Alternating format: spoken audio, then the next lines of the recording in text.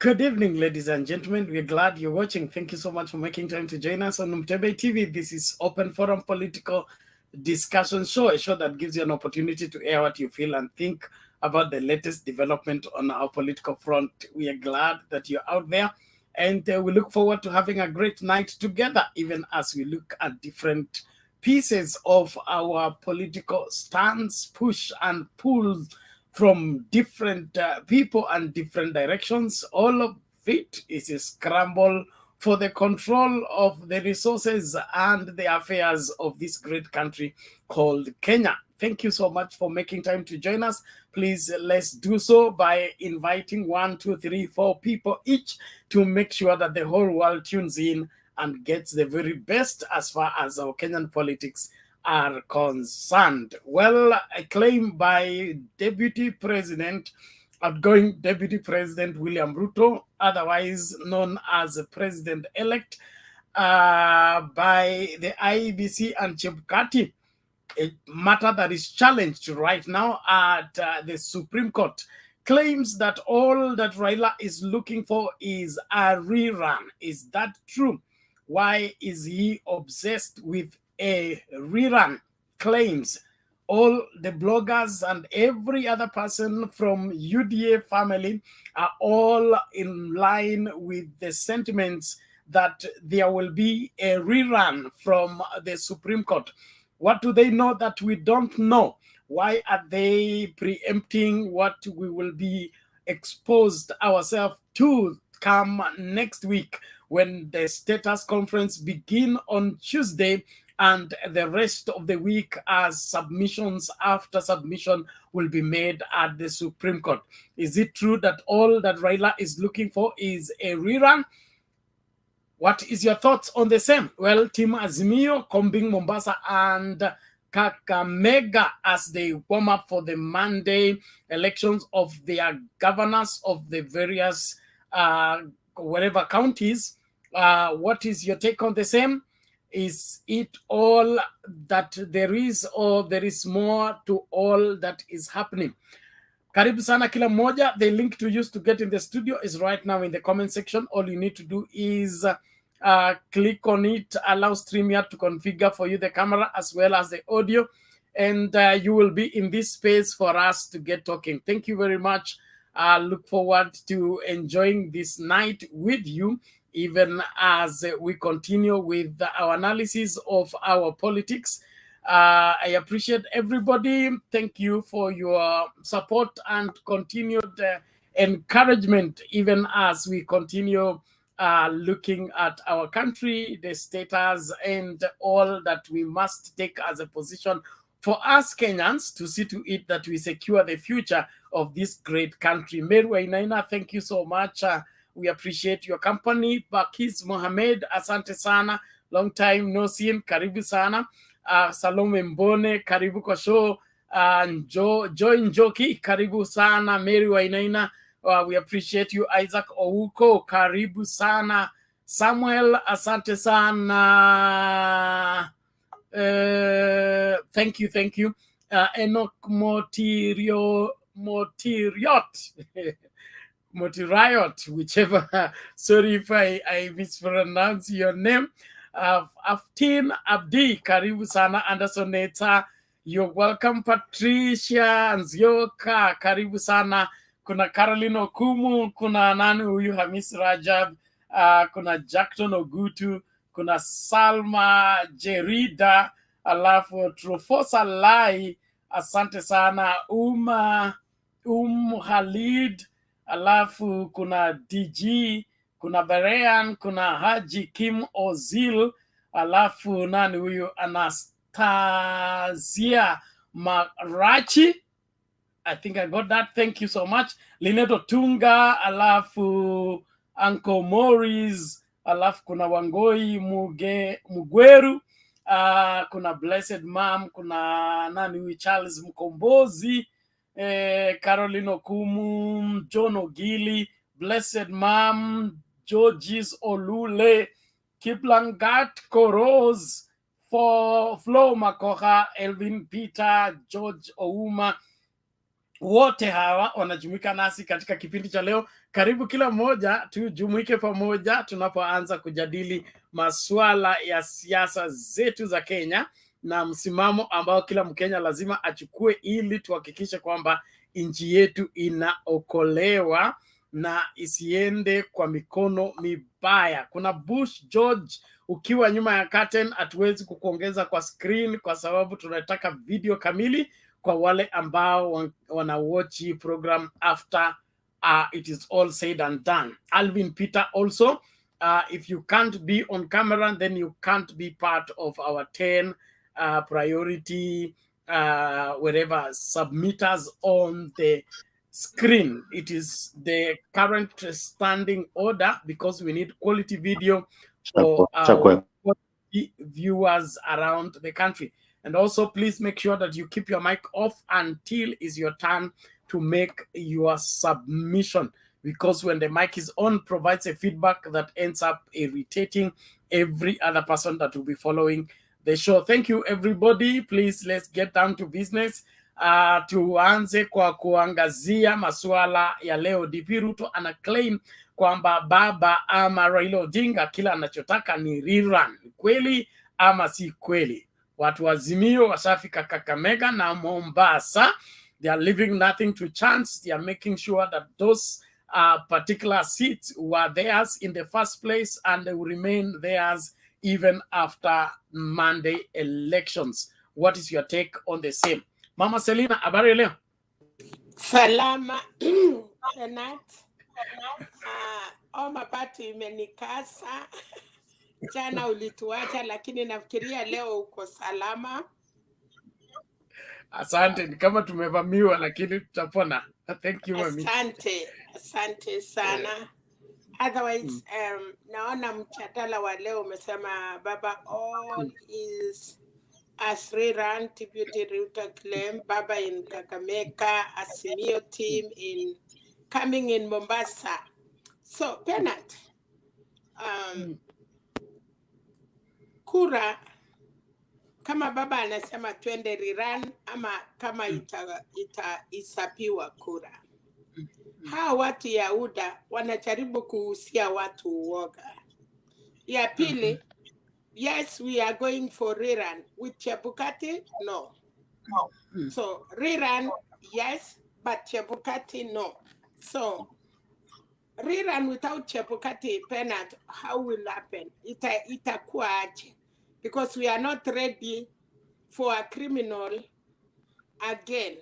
Second, naona Mutiambai ameenda leave. Naona watu wanasema ule Deputy Inspector General Hamud, whatever the name is called, in the acting, na yeye ndiye alikuwa naonekana akiwa Bomas of Kenya. Was he in Bomas of Kenya because of Kenyans, or he was in Bomas of Kenya because of Kenya Kwanza? We need to understand that. Second, Bernard, mambo ya Mombasa na Kakamega, najua Azimio watafanya liwe lalo waweze kumaintain, kwa sababu Mombasa ni Kakamega ni ngome la baba. Na wakati tunaona baba akiwa na big evidence, hana shaka.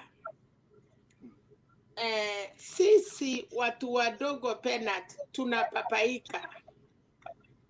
But it's like baba kuna kitu anajua. And because kuna mtu acha nini, kwa sababu najisikia ama niache Bernard. Yes. So baba anasema ana tatwisi, na sisi tumepanic kama supporters because sisi wa Kenya hatujui what is going on, na sisi wa Kenya tunashangaa ya kwamba kwa nini hii tendo ilitendeka. Nikirudi nyuma kidogo kufikiria vile Uhuru alikuwa anatuambia, na shangaa Bernard kama baba kama kawaida akakubali kurisk upresidency wake ili ukweli ipatikane kwa Wakenya, kwa sababu kama aliwachilia kila kitu, mimi bado nashangaa ya kwamba kama watu ya baba Huda wangekuwa kwa Bomas of Kenya, for real, ile kitu tungeongea saa hii Kenya ni kitu ingine. So I think baba kwa njia ingine kama kawaida ana tamaa, anataka sisi wa Kenya tupate ukweli. So I'm wondering Penat, ya kwamba niliona saa hii naona Kenya Kwanza ama Kwisha wako na 52 lawyers of which inaongozwa na Ngatia. Tunafurahia kwa sababu tunataka Wakenya wajue ukweli. And Penat Chebukati, nimesikia vile chief agent ya baba alikuwa anamuuliza maswali na alikuwa anakataa, so which means Chebukati knows. Mutiambai ametuambia mambo mingi kuhusu Venezuelans na ametoa wasi, na imenishangaza Penat kwa sababu walikuwa na kila kitu, na Chebukati alikuwa anasema ni officials ya IPC. So I don't know Mutiambai kuenda site ndiye akuwe witness ama kunaendaje. Najua panelist wenzangu wanaweza fananua, but to me tusiposimama na nchi yetu Penat, kama tunawachia watu ya kutoka nje wakuja watutawale na rigging ikafanyika mpaka KICC, and for real we are wondering what is Chebukati still doing. Yeye pia atatangaza hiyo uchaguzi ya Monday, na hii mtu Penat sijaona bukusu wako na kichwa ngumu kama Chebukati. I think it's not even a bukusu. Nafikiri mtu anatoka Uganda huko kwa Museveni. I've never seen a man like that. Baada ya pipi yake Wekesa utatuambia. Because baada ya pipi yake kutoka na kusema muombee huyu mtu. I sympathize with women because sometimes we live with animals. Tunaishi na binadamu wanyama wenye wanaweza kukuua na kukumaliza kwa nyumba. You know, that man is a very dangerous man.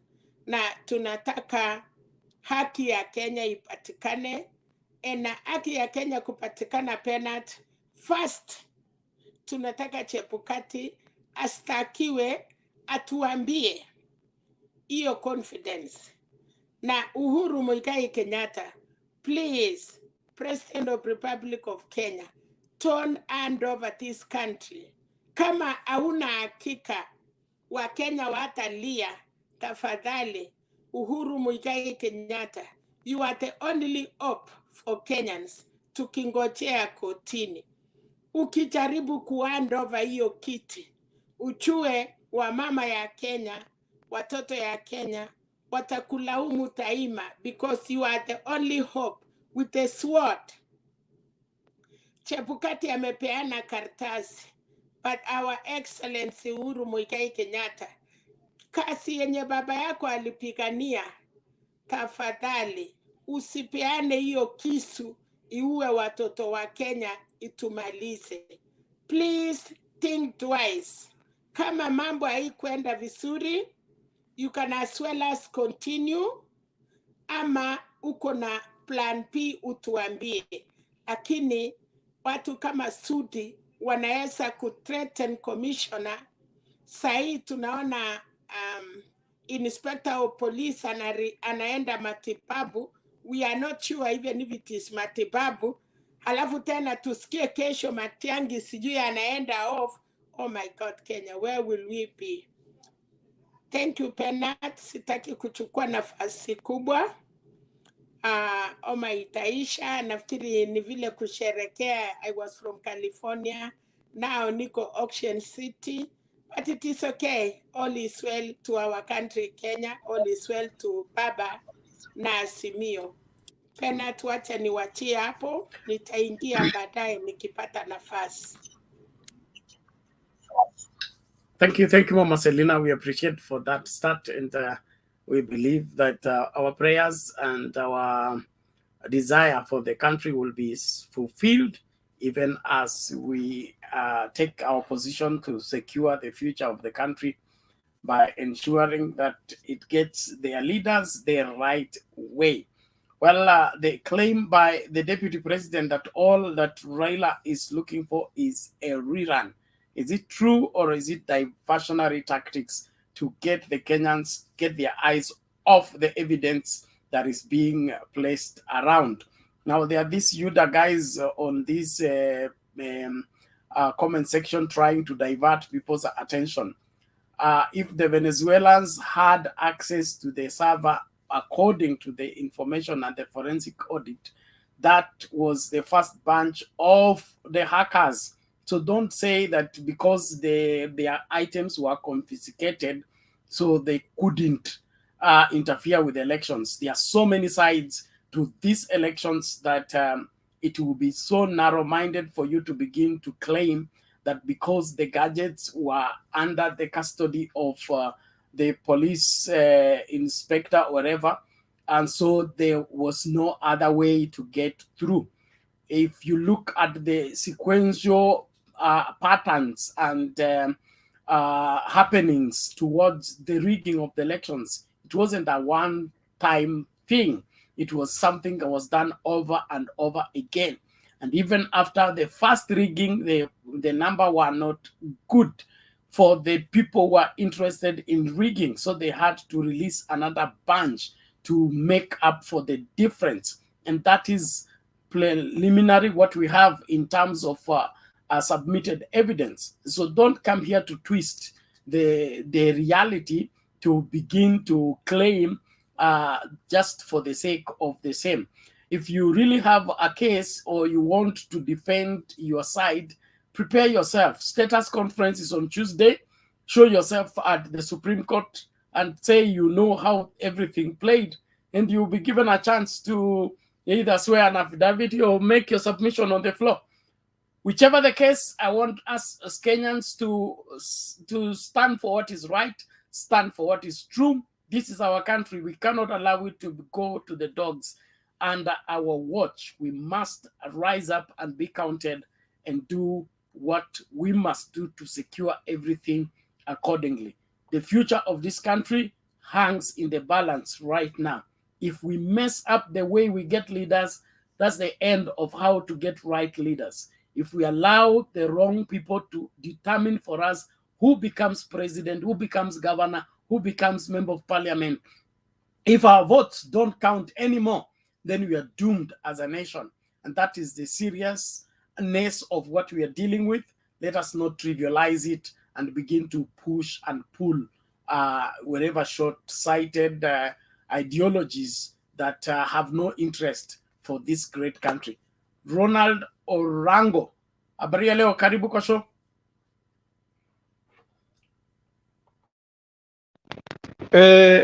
Asante Bernard kwa utangulizi mzuri. Mimi ile kitu ningeongelea, we in Azimio sisi hatutaki rerun.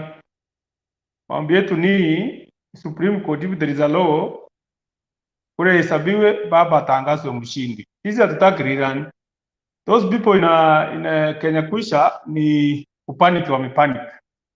Because hata nilifuatilia leo hiyo Kenya kuisha ilienda kotini, Kindiki anaulizwa swali kama wako na evidence. Naona wanaangalia, Kindiki anaangalia chini, hataki kusema, anasema eti tuko na kesi kotini, hatuwezi kuongea maneno ya kotini. Unajua as by now tunajua nini baba amesubmit kotini. The evidence that is submitted in the court of law tunajua. Ili nini imewekwa kule? Nini ilifanyika? We know. So nile tunangojea tu Tuesday hearing ianze. Tuone vile say that two way, either rerun ama baba tangaze kwa mshindi. So another thing that niliona leo ni there is a lawyer called Julius Sorenge, ni Julius Sorenge petition. Anahagi ya kwamba there's an auditing firm in Kenya, KPMG, I think everybody know that. Ilikuwa na audit IPC about the registered people are registered. They were cleaning actually the register.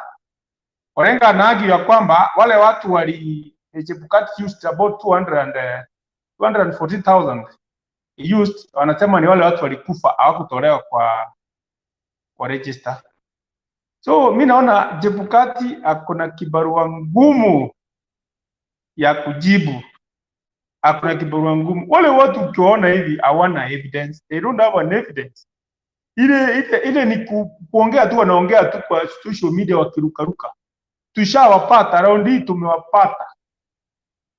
So the difficult question wenye utatuanza sasa kuanzia hiyo Tuesday ni kwamba the boarding stations yenye kura mahali zilipigwa, watuambie ukipiga picha ukipiga document picha iko na PDF, ilifika aje Bomas ikabadilika kwa PDF? Those are the difficult questions they need to answer from Tuesday. Ilibadilika aje on the way ikakuwa PDF, which means for those who know IT wanajua document is badilisha on the way ikienda, kama imepigwa JPEG ni JPEG inaenda the other side, so they know what they did. Bernard, hii ni bombshell bwana, tunangojea tusikie. So tujipe moyo sisi wana Azimio, we must win. We are winning this case. Now we are going either to the Papa Tangazo ama rerun. Tujipange Uhuru Andrea mpaka 2025 ama 2026 ndio tupige kura. Asanteni sana. Okay, asante Orango, we appreciate that, and it's good that we seek what is required. Tukue wa Kenya ambao tunapenda ukweli na tungependa kujua ukweli, sio wale wanakimbilia na kusimama na njia ambayo haifai. What we make wrong now will live with us for the rest of our lives, and so our children's children will either be happy we were here, or they will be cursing our graves that we did nothing to salvage them and secure for them a great future. So please, let's all adhere to the standing orders. Your mic must be off always until it's your turn to speak. Ningependa tumsikilize Bwana Wekesa, hata akikuwa dereva naye pia akona la kusema. Bwana Wekesa, vipi? I'm fine, Bernard. I must confess that today you are exceptionally smart. Huh? They said YouTube is paying me very well. You are always smart. You are always smart. You are always smart, but today you are exceptionally smart. I'm envying. Anyway, thank you for the opportunity you have accorded me. I've just seen someone, I think on the comment section, the comment has moved up. He says that we need to be careful. We are dealing with a different client. The name has betrayed him. Anyway, this is our country, and nobody is allowed to spread fear or intimidate anybody. We are here to defend our constitution. We are here to defend our motherland. We are here to speak the truth no matter who comes to power. Akina Herodi walikuwa na wakaenda, kina Nebukadnezar walikula nyazi wakaenda. So people will come and go, but the nation will live on. And if you think because there is someone coming to power, it will muzzle us, no. Some of us are brothers of Jacob Juma, and we still espouse his spirit, and we live by that, and we appreciate that there are even leaders who come and want to deal with condescending voices, but we will be strong and steadfast in what we believe in and continue to make this motherland proud. So we will speak our mind. So then let me say that today a lot of activities have happened. I want to begin by 3 statements that were made yesterday.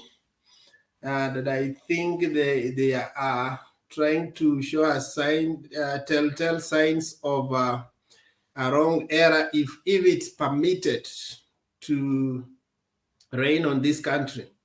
One, I had Rigathi Gachagua in Rongai talking about he has come to put the last nail on the coffin of dynasties, and then Sudi talked about commissioners, some of them beginning with the county commissioner of Uasin to resign because that is not what they expected them to do during the season that they were campaigning for presidency.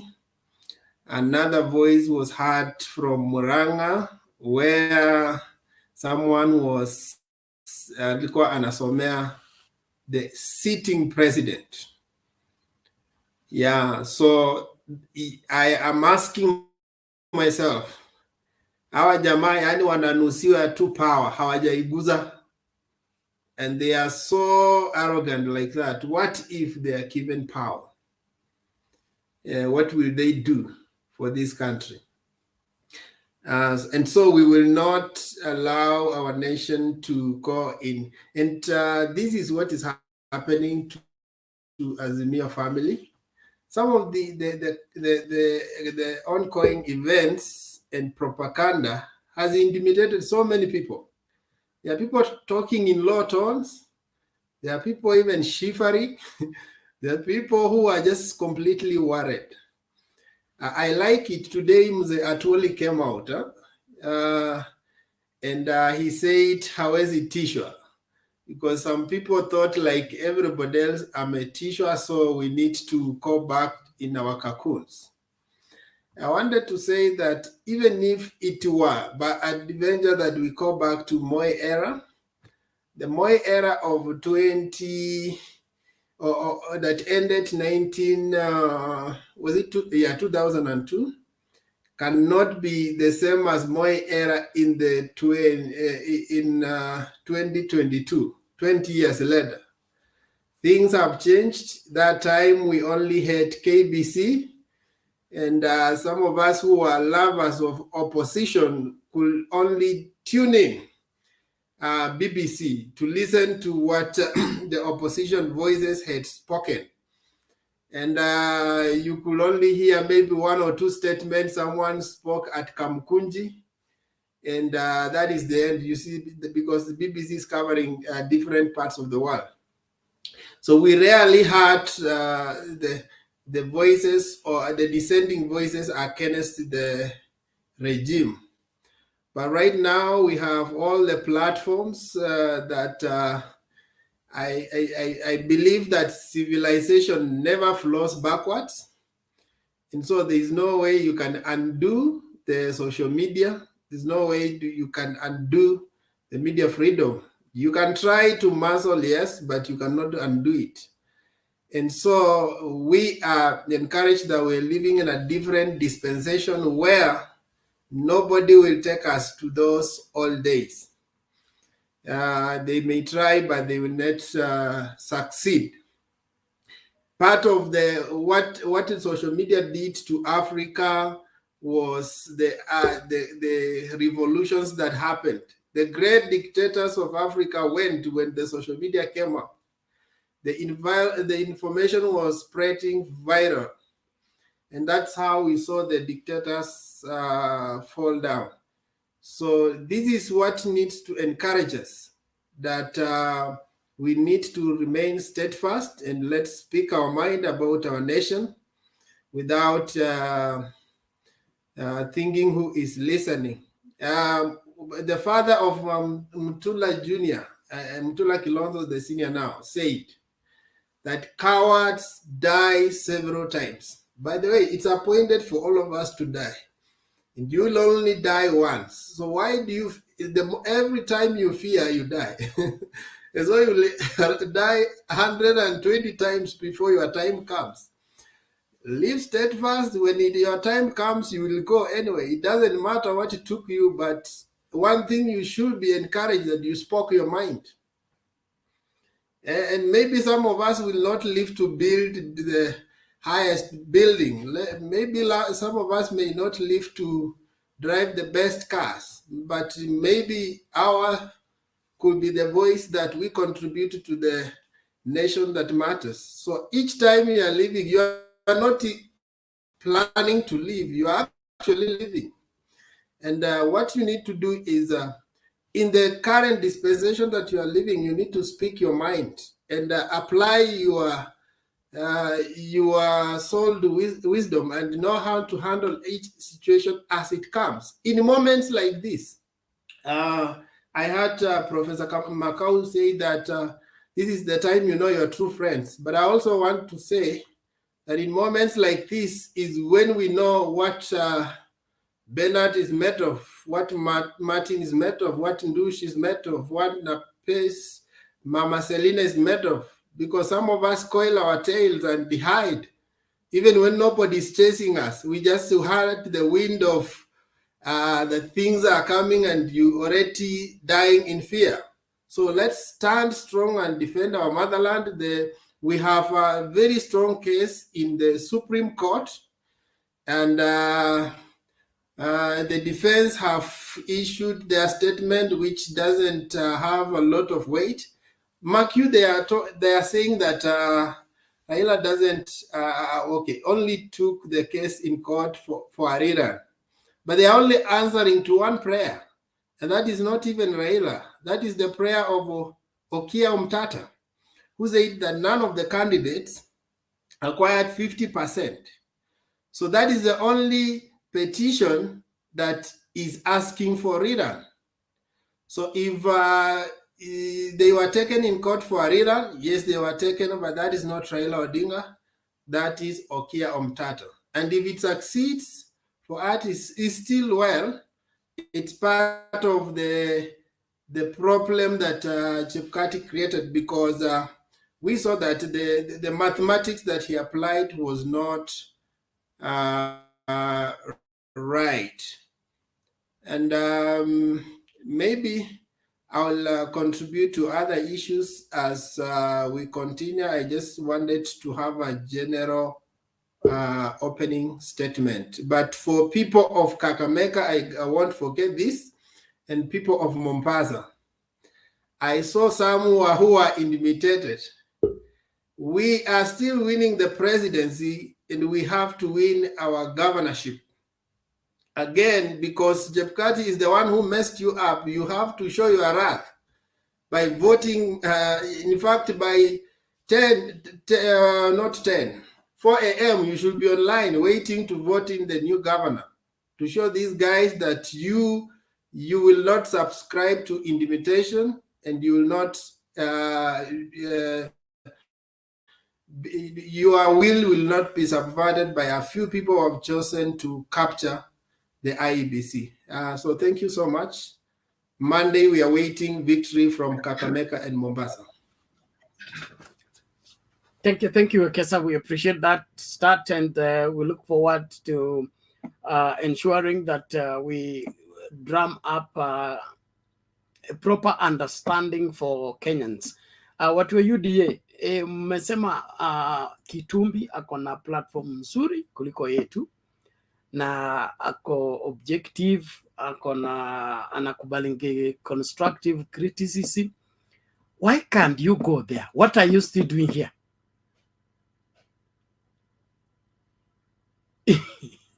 Go and constructively criticize Itumbi on his platform.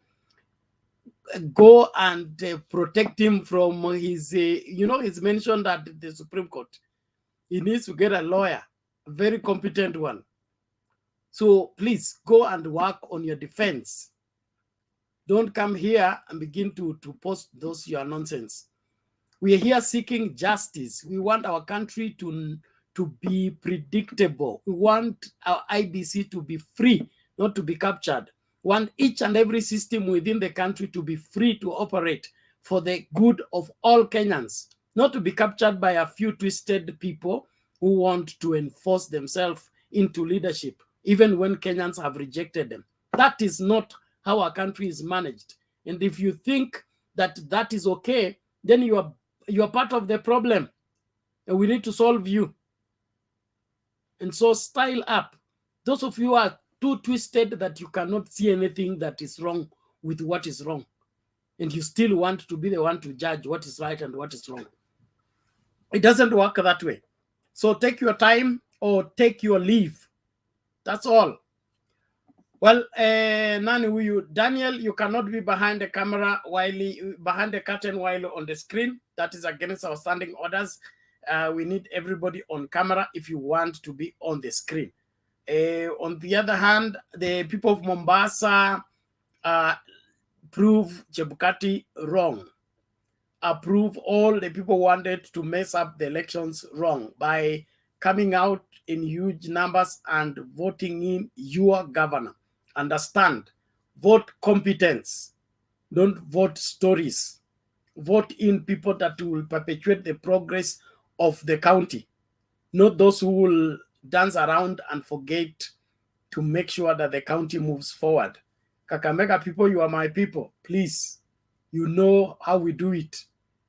Let them know that we don't subscribe to children leading us. We believe in elders, and the elders have always shown us the way. We have followed that way, and we have not collapsed. So get out. It is Monday only. So shamba utaenda hiyo siku ingine. Amka mapema, piga kura, chagua governor ambaye ataendeleza kazi ya Oparanya. Oparanya has done exceptionally well. The 10 years, we want somebody who will build on that. Not the one who is coming to loot. The one that Oparanya did and loot the one that will be remaining. And thereafter come and complain. That must not happen to Kakamega, and that must not happen to Mombasa. Those of you who are so twisted that you support corruption, corruption will eat you to your grave. Corruption will eat everything until you will not have space for where to be buried. If you think corruption is good, check around the countries that have allowed corruption. Please, especially young Kenyans, wake up and understand that whatever that is being fought for right now is for your welfare. Baba doesn't need to be president. He's not desperate about it. If he was, he would have grabbed it. He would have used any machinery to get it. He wants to establish a presidency that this is how things are done. Elders show the way. Young people who follow elders don't go astray. Don't be misguided. Whoever tells you to go and insult the president is a bad man. He sends you to go and insult elders like Atwoli. He's a bad man. He tells you to insult Raila Odinga, an elder. He's a bad man. He's setting you up to your downfall. Na unaangukia tu kama mjinga.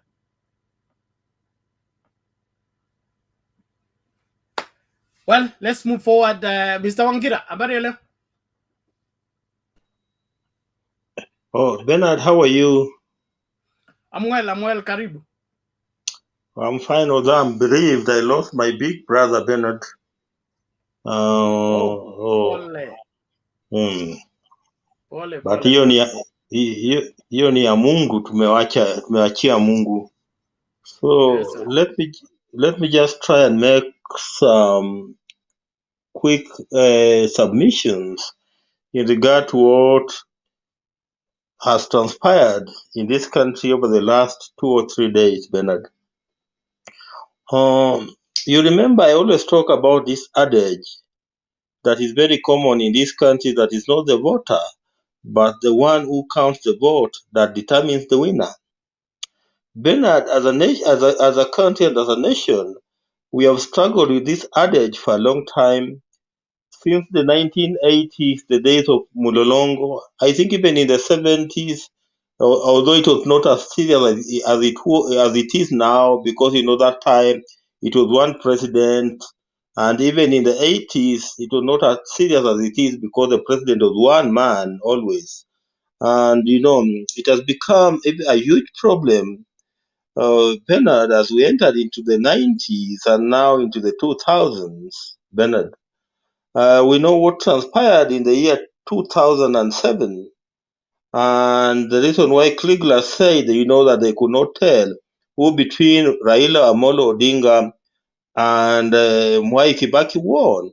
But, to some diplomats, they are saying that was a diplomatic way of telling Mwai Kibaki that he did not win the 2007 general election. We were in it in 2013. We were in it in 2017, and we saw a whole election nullified, the first in Africa and the third in the world. And we are at it today in 2022, Bernard. Today, there's what we call the body language. I observed the body language of Kituri Kindiki and Madame Bosley. As they were presenting their replies at the Supreme Court. And I saw a team that was not as confident as they were when William Samoei Ruto was declared president-elect on the 13th. Was it on the 15th of this month? To me, they didn't sound a confident team. And, they looked at disturbed people, And now I know why they were disturbed, Bernard. The reason why I believe they were disturbed the first is because of the report that was released by the Directorate of Criminal Investigations, what we commonly call as the DCI, in relation to the Venezuelans, Bernard. And this is a very incriminating report for some of us who have read it, Bernard. It raises issues, Bernard, issues that could interfere on the issues that could, if proven true, then these issues could have interfered on what was supposed to be a transparent election on the 9th of August 2022. And even before the ink had dried, Bernard, now there is a commissioner at the IBC called Justice Nyagaya. Bernard is among the 4 commissioners who dissented and disagreed with Chebukati on the 15th of August, 15th of this month, when Chebukati decided to declare William Samoei Ruto president-elect. And I am happy with the strategy that has been taken by Raila Odinga and other petitioners in this particular commission. They are citing commissioners on individual basis. In fact, if you look at the Raila Odinga's petition, you'll discover that William Samoei Ruto comes at the tail end, is only respondent number 9, the last respondent. But the IBC, Wafula Chebukati, and every other commissioner at the IBC are being cited as respondents individually in this particular petition. And I believe that that particular strategy will help us unearth a lot of things that happened prior to the 9th of August and even after the 9th of August, up to that period of the 15th of August 2022, when William Samoei Ruto was declared president-elect. Bernard. This gentleman called Justice Nyang'aya, if you read his affidavits, he cites the Kenyan Constitution, a document that I always look at here, and I always quote this document here, and he goes to Article 88 that creates the IEBC, which is the Electoral and Boundaries Commission, Bernard. Then he goes on to cite presidential petition number 1 of 2017, Raila Odinga, Kalonzo Musyoka against IBC and Wafula Chebukati and others, a petition that I've also cited on this particular platform severally. And he says that in that particular petition, the court was very, very clear that Kenya deserves a free, fair, and transparent election. Then this gentleman called Justice Nyagaya says that, he was initially the guy who was supposed to head the ICT department at the IBC. Then 2 days to the general election, that mandate was removed from him, and he was given a new mandate of becoming the protocol man. Protocol, what protocol means? Protocol kwa Kiswahili cha kawaida ni ule mtu wa kukaribisha wageni. So he was removed from being the ICT head to now becoming a protocol guy.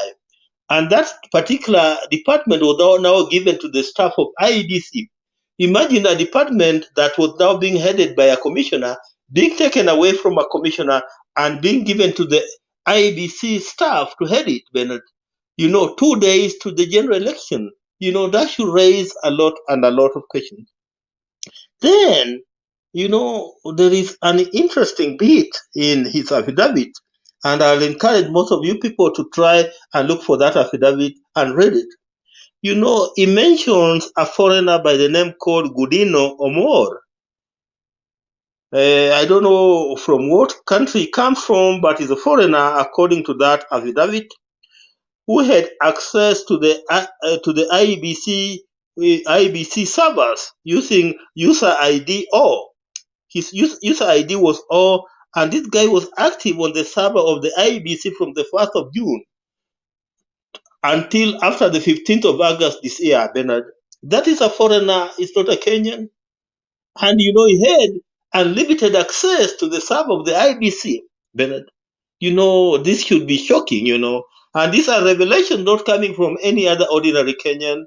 These are revelations from a commissioner of the IEBC by the name of Justice Nyangai. Then he goes on to say, Bernard, that there were three other staff of the commission whom he has named in his affidavit, and I don't want to go on this platform naming IEBC staff. I don't just want to name to name IBCs, but if you read the affidavit, their names are there. He says that these three commissioners, had access to the server, and they could upload some results.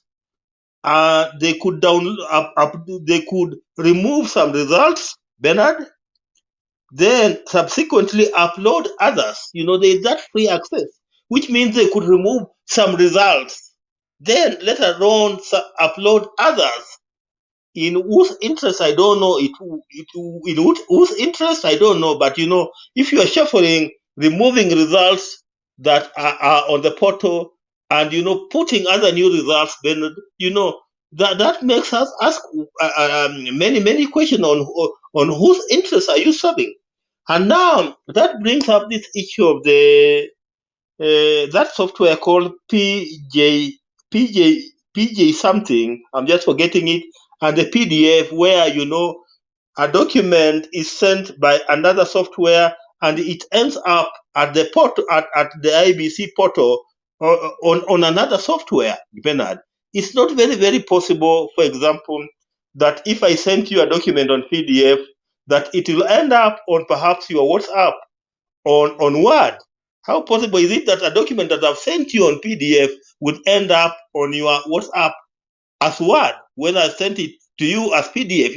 Those are questions that are being asked, Bernard.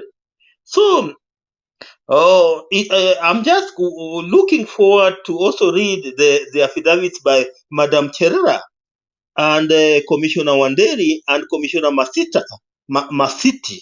Bernard, these are other three commissioners who have also dissented, because I've read the first affidavit from one of them, who is Justice Jagaya, and I'm looking forward to reading the affidavit by Cherera, Wanderi, and Masiti, so that I can see the reasons why they did not agree with Wafula Chebukati, when he was announcing William Samoei Ruto as president-elect. But given the information that we are now piecing together, what has come up from the DCI and what is now coming out from Justice Jagaya, now I agree with our chief agent at Bomas of Kenya, the Azimio la Umoja, Raila Odinga's chief agent, that perhaps, Bomas of Kenya was a crime scene.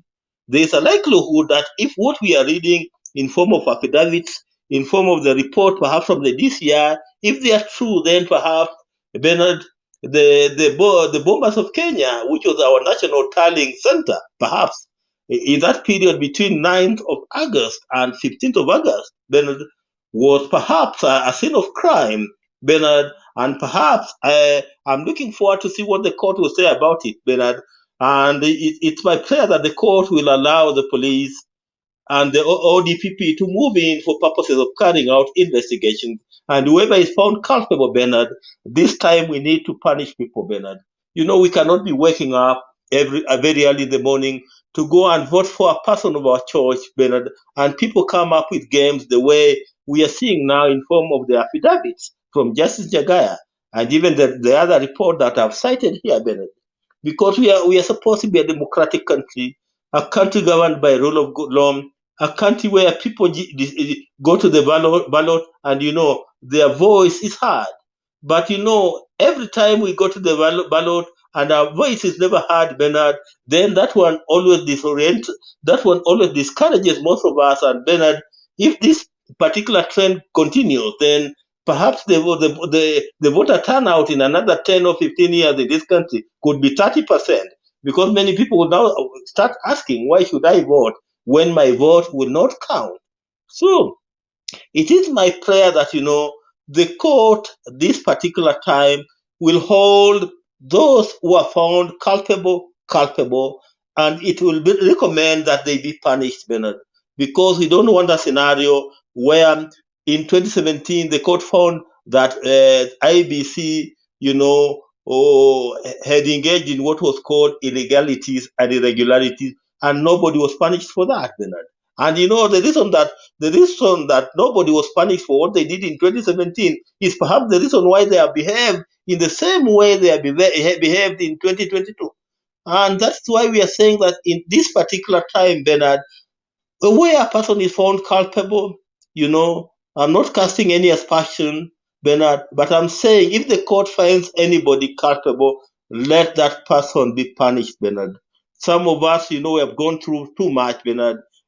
Anytime you feel that your election has been lost, you spend 2 weeks mourning, you don't sleep, you don't eat well, Bernard. It's not a very easy thing, Bernard. So we are hoping that, Bernard, that we are going to get our justice from court, Bernard. And perhaps for even, I know there are people even church ministers, and I was watching a wife to a church minister who is pro the other side, and he was praying that the God in heaven give us justice, or and he was praying for the Supreme Court to give justice. And I hope that she was praying genuinely that the justice should be served to whoever. It's my hope that she was praying that justice be served to whoever deserves justice. We should not pray for the sake of praying that because you belong to Camp A, and even if the Camp A is wrong, and you keep on praying that the Camp A should get justice, and even where they have committed injustice to other people, Bernard. We must be a country that is governed by justice, even when we are talking about peace. Because where there is justice, peace will automatically prevail, Bernard. Let me just leave it at that and allow somebody else to come in. Thank you for allowing me to come in earlier enough. Asante.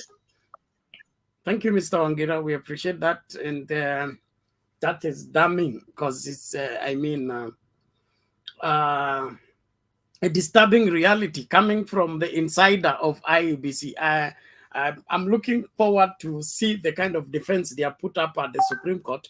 But if the insiders are telling us the mama crocodile is sick, we that live on the land believe whoever that is coming from the water telling us mama crocodile is sick. So we don't need to go inside the water to check whether she's sick or not.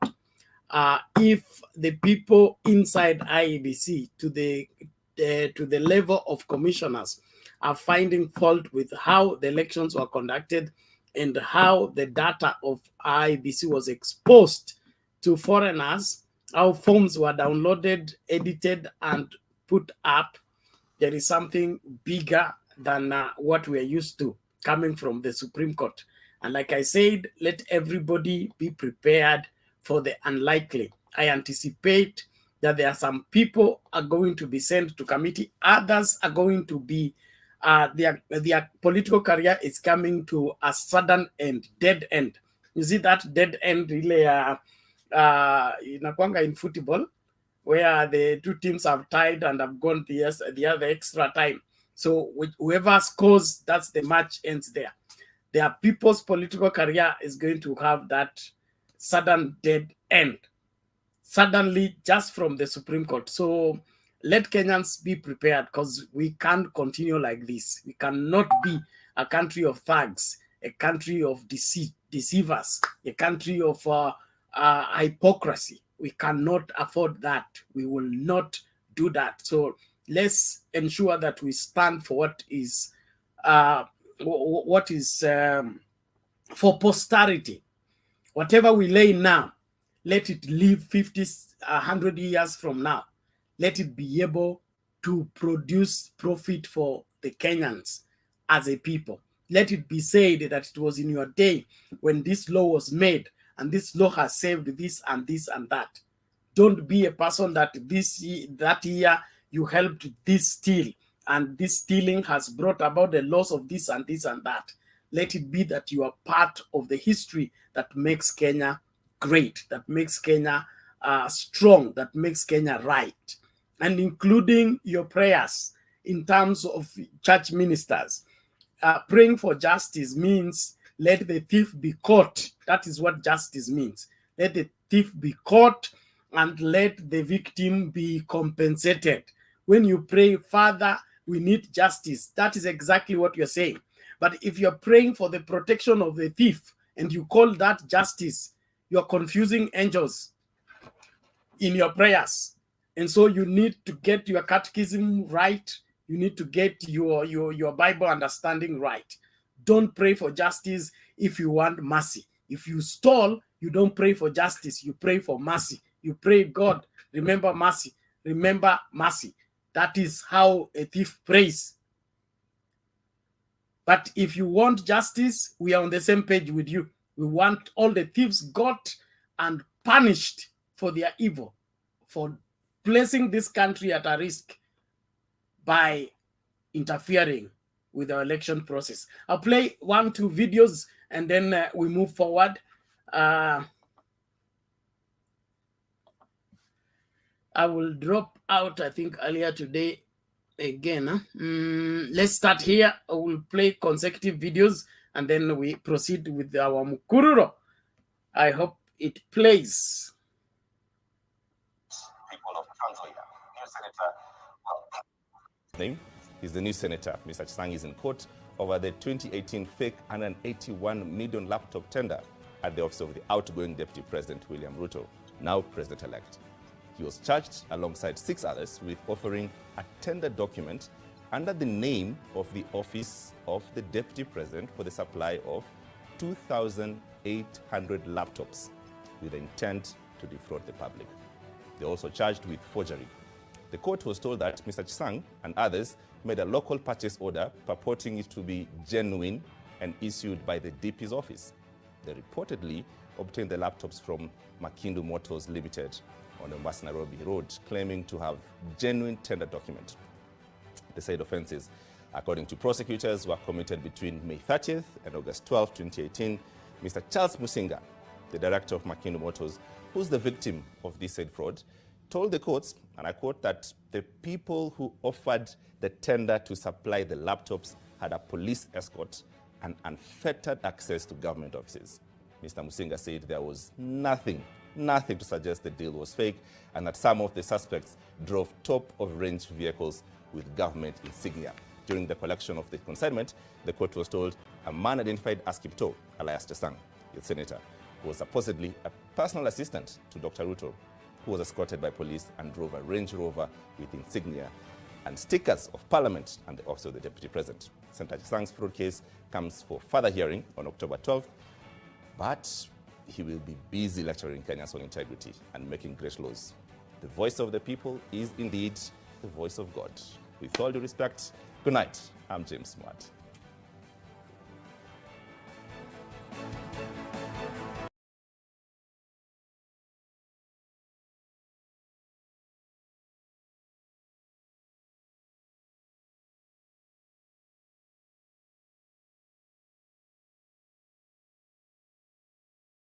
Forensic audit on the IEBC network system in an ongoing standoff on whether the poll agency system was infiltrated. The DCI says it reached a decision after being convinced that the exhibits in possession of 3 Venezuelans arrested at Jomo Kenyatta International Airport had substantial IEBC data.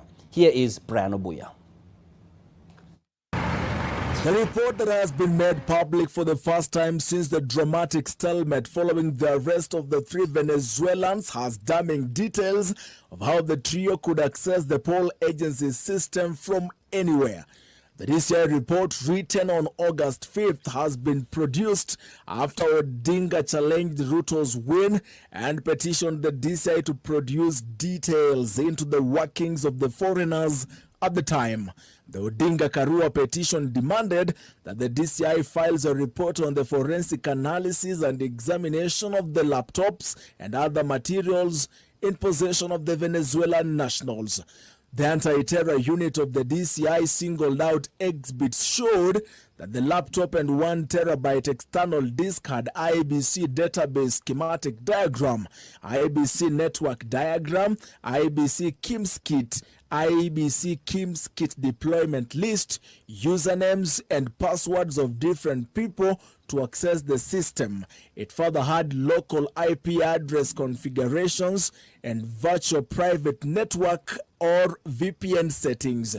Jose Gregorio Camargo Castellano was found to be one of the IBC system administrators and with unfettered power to remotely access the entire IBC data. Jose Camargo Castellano also had the capacity to add, delete, edit, or manipulate in any manner the entire poll agency. It has shown that the IBC election system administrative rights were in the hands of 21 individuals, and of which 19 are foreigners and only 2 Kenyans. The Odinga Karua petition had sought an order to summon DCI boss George Kinoti.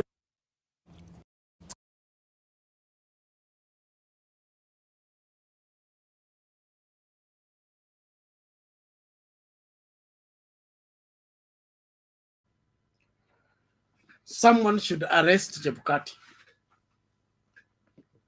Let Chebukati be arrested even before this hearing begins.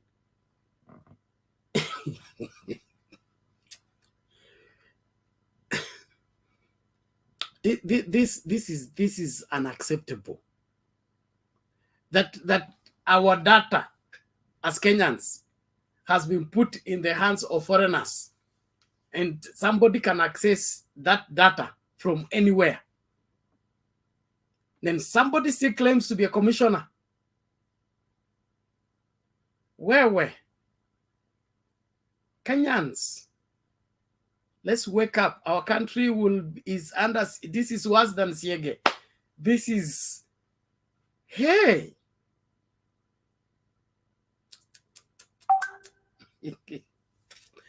Nene kuna mtu anasema anataka mtu akue president. President wa nchi gani? System ya machambasi. In fact, there is one very close friend of mine who was swindled into that laptop supply thing. They supplied laptops, they were never paid, and instead they were accused. Everything fraudulent on the doorstep of the deputy president. Now elections also. Let's do something about this. We can't play games anymore. Chebukati should be arrested, be behind bars, atokenge committee, akikuja Supreme Court. My suggestion. Nehemiah, karibu. Na huyu nabii. MC wewe unalalanga tu mapema namna hiyo.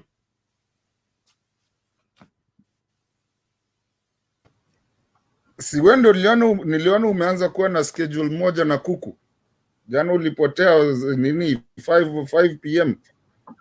Wewe unajua kuku are very sacred in our place where we come from. So stop mentioning kuku. Oh, pole. Nimekuza roho bwana. Pole. Acha ningeenda na kuku entered.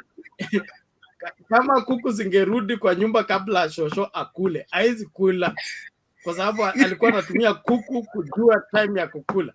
Alafu wewe unaanza kusema nini? Ai, nimeguza ingo. Ai, pole bwana. Okay. Pole. Leo nimeanguka mtihani. Wachia hapo. Nehemiah, your audio is not working. We can't hear what you're saying. There is something wrong with your audio configuration. Rekebisha hiyo kwanza, alafu utarudi baadaye. You need to come out of the studio and then get back to configure it right. We are not hearing nothing you're saying. So please let it be fixed first, if you can hear me. Asante sana. So wale wote ambao mnasisitiza kwamba uchambazi, ukora na ukorofi viwe sehemu na constitution yetu, katiba yetu, tuhalalishe corruption, tuhalalishe ukorofi, hao ndio wanasupport nini? Corruption.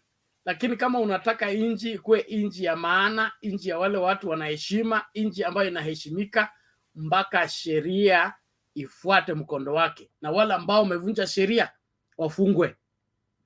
wafungwe kuanzia Chebukati.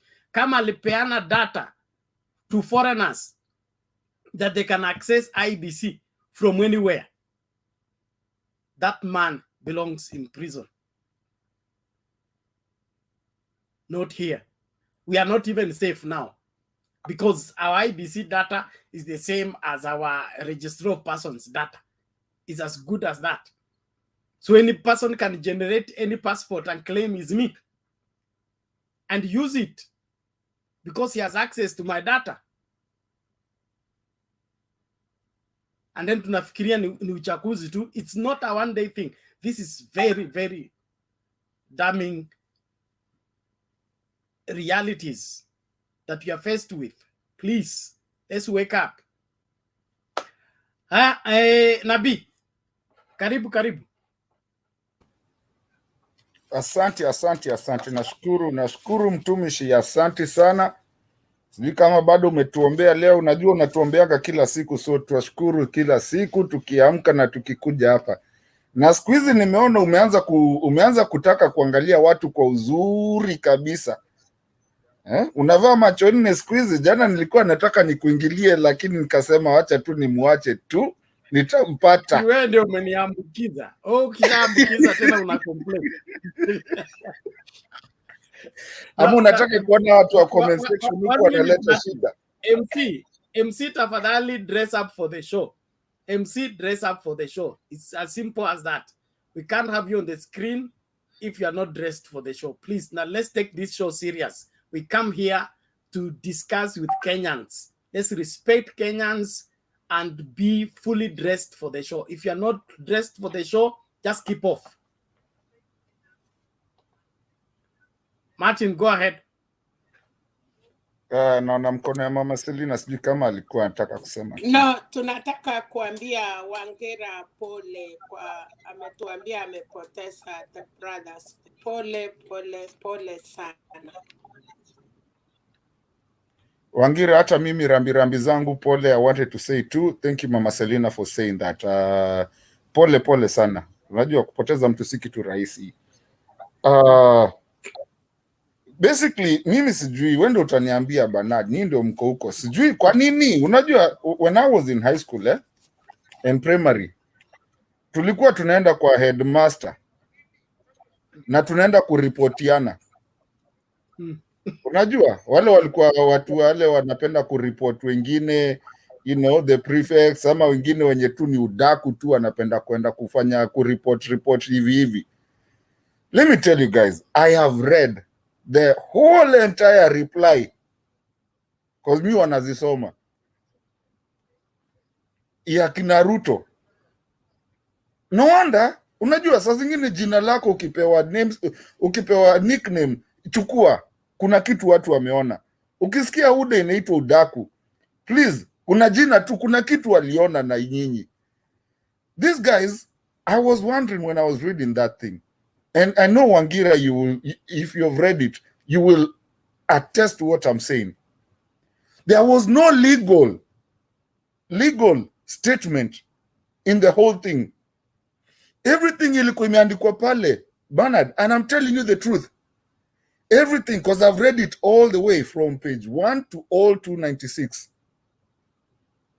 Everything ni kitu yote tumesikia kwa campaign trails, muganga, sijui nini, watu wakubalingi kushindwa kura, sijui nini. And you go back and think, I mean, have these guys taken our law courts and our judicial system to be mali ya kwenda kushtakiana, unaenda kushtaki kwa mama yako ama baba yako ama nini? Don't they understand that this is a legal system? There's nothing genuine. I mean, kila kitu ni kitu yote tushasikia. Go read it. Pelekea mtoto yako mwenye alifuata campaign. Atakwambia na si ndio walikuwa wakisema. Baba akosaki sijui ukata kunini ati akishindwa sijui nini. Yani it's so lame that I feel sorry for the people that we actually thought were good lawyers of this country.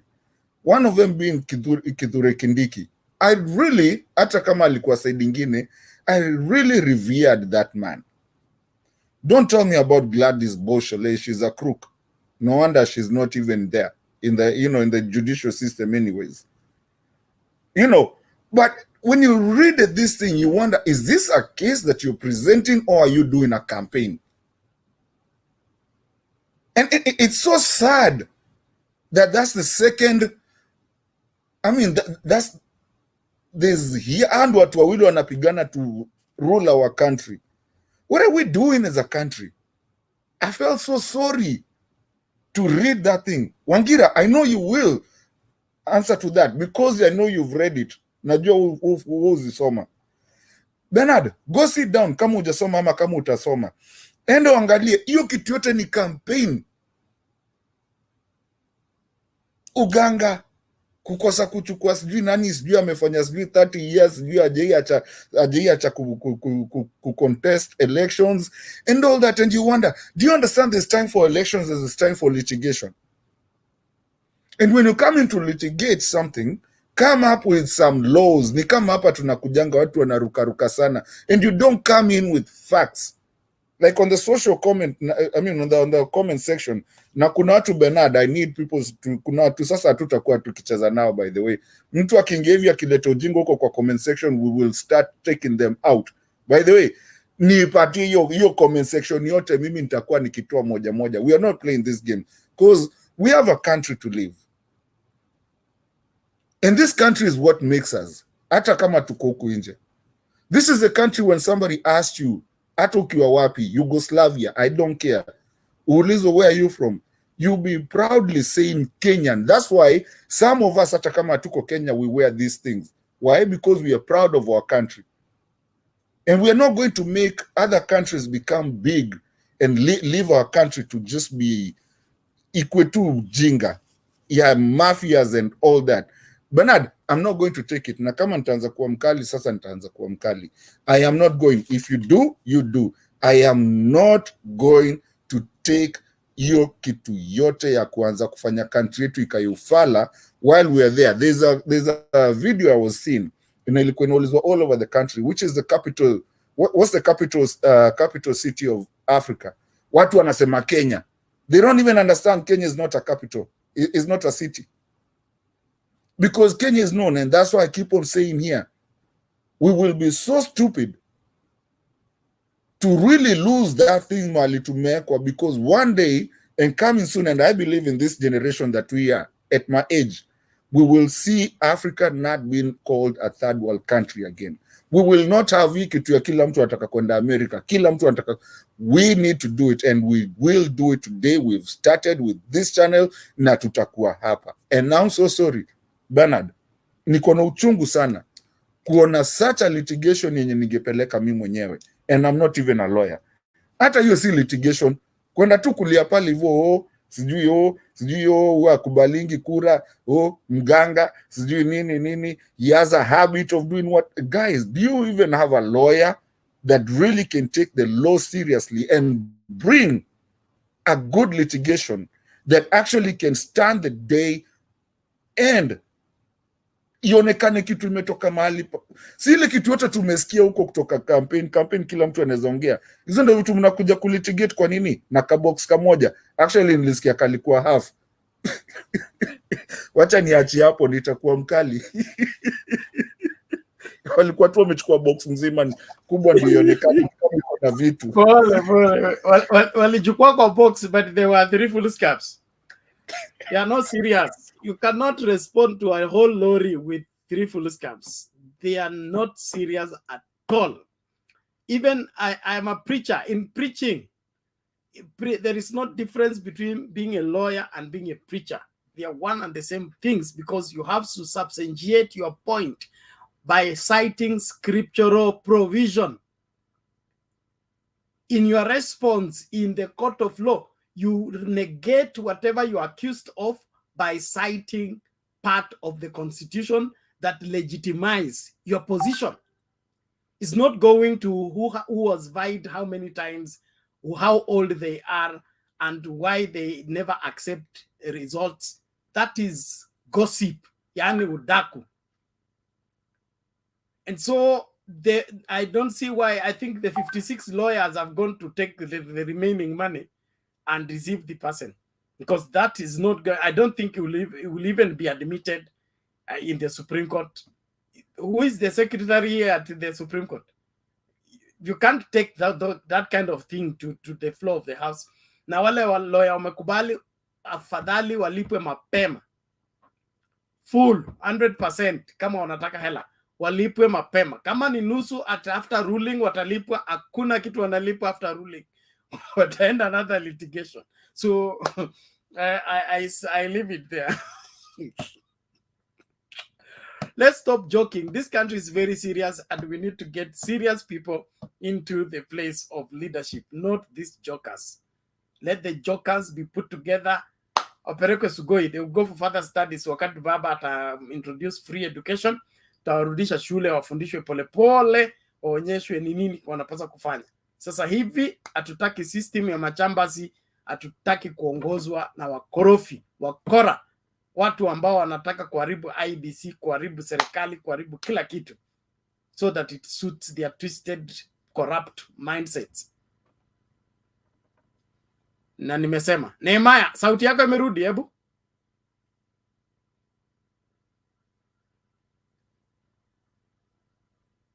Unmute. The mic is beside your name on the screen.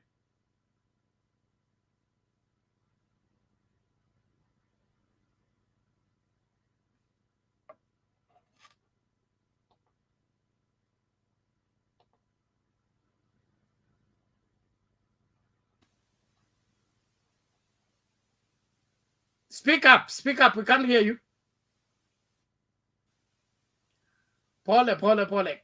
Kama unatumia simu, tafadhali anzisha simu yako afresh. Restart your phone. Switch it off and then switch it on back. Hauna sauti na hiyo inamaanisha you are not well configured.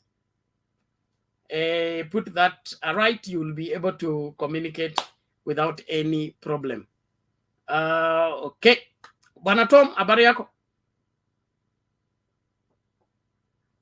Mzuri sana Bwana Bernard. Habari ya wenzangu. Habari ya wenzangu pia. Naona wako salama. Niko fiti bwana. Siku ya leo nimeona ilikuwa siku ya submissions hao wenzetu. Wamepeleka vitu zao na nimeona wakiwa na mstuko, wamestuka. Kwa hivyo pande yetu tunaona mazuri iko mbele. Bwana Bernard, mimi kwa upande yangu, ndugu yangu, uchaguzi aina hii sijawahi kuona. Nimevote mara nyingi sana Kenya yetu hii.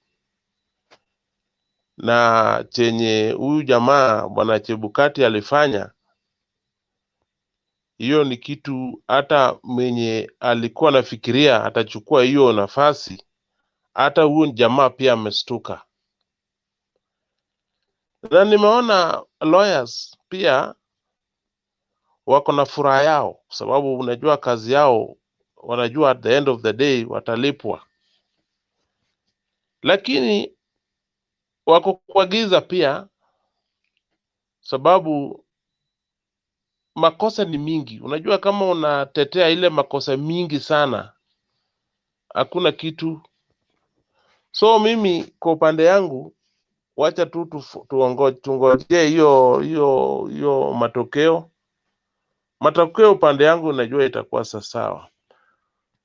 Haya, leo ukiangalia campaigns kule Kakamega, vile hali ilikuwa, watu bado wako na sisi, watu tuko sawa. Bernard, mimi kwa upande yangu, mimi nimeweka tu Mungu mbele. Mungu tu tuweke mbele. Hao wangwana wacheze vizuri huko, kila kitu iwe sawa. Na kuna kitu moja bwana Bernard, ukitaka kujua hao watu si watu wazuri, kule Siaya kuna jamaa alichaguliwa, sijui alichaguliwa kwa position gani kule Siaya kama MP. Huyu jamaa anakimbia na certificate, anakuja naye pande hii ingine. Mimi hata nashindwa ni nini Kenyans wanataka. Sijui ni pesa mingi ndio wanataka, sijui ni nini. Unajua mahali unaelekea si area mzuri, bado unakimbia tu na certificate ya wananchi. Walikuchagua na ile party walikuwa wanapenda. Wewe unatoroka na hiyo party, wakati umepokea hiyo certificate unakimbia unaingia kwa hiyo giza ingine, na wajui ni giza.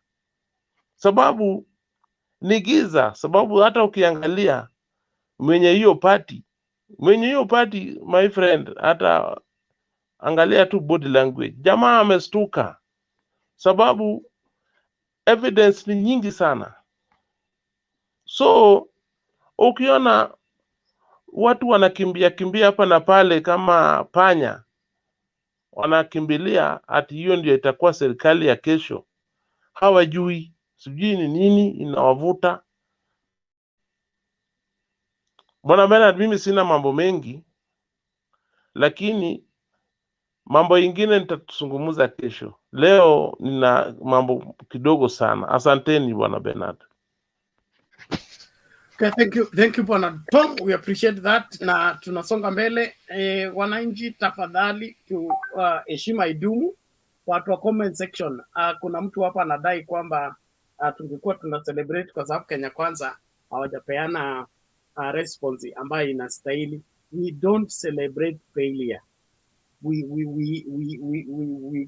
call it what it is. It's a failure, and them bearing our ID and claiming to be lawyers, and then they do something that is substandard, that we being lay people find fault with it, is an embarrassment to this country.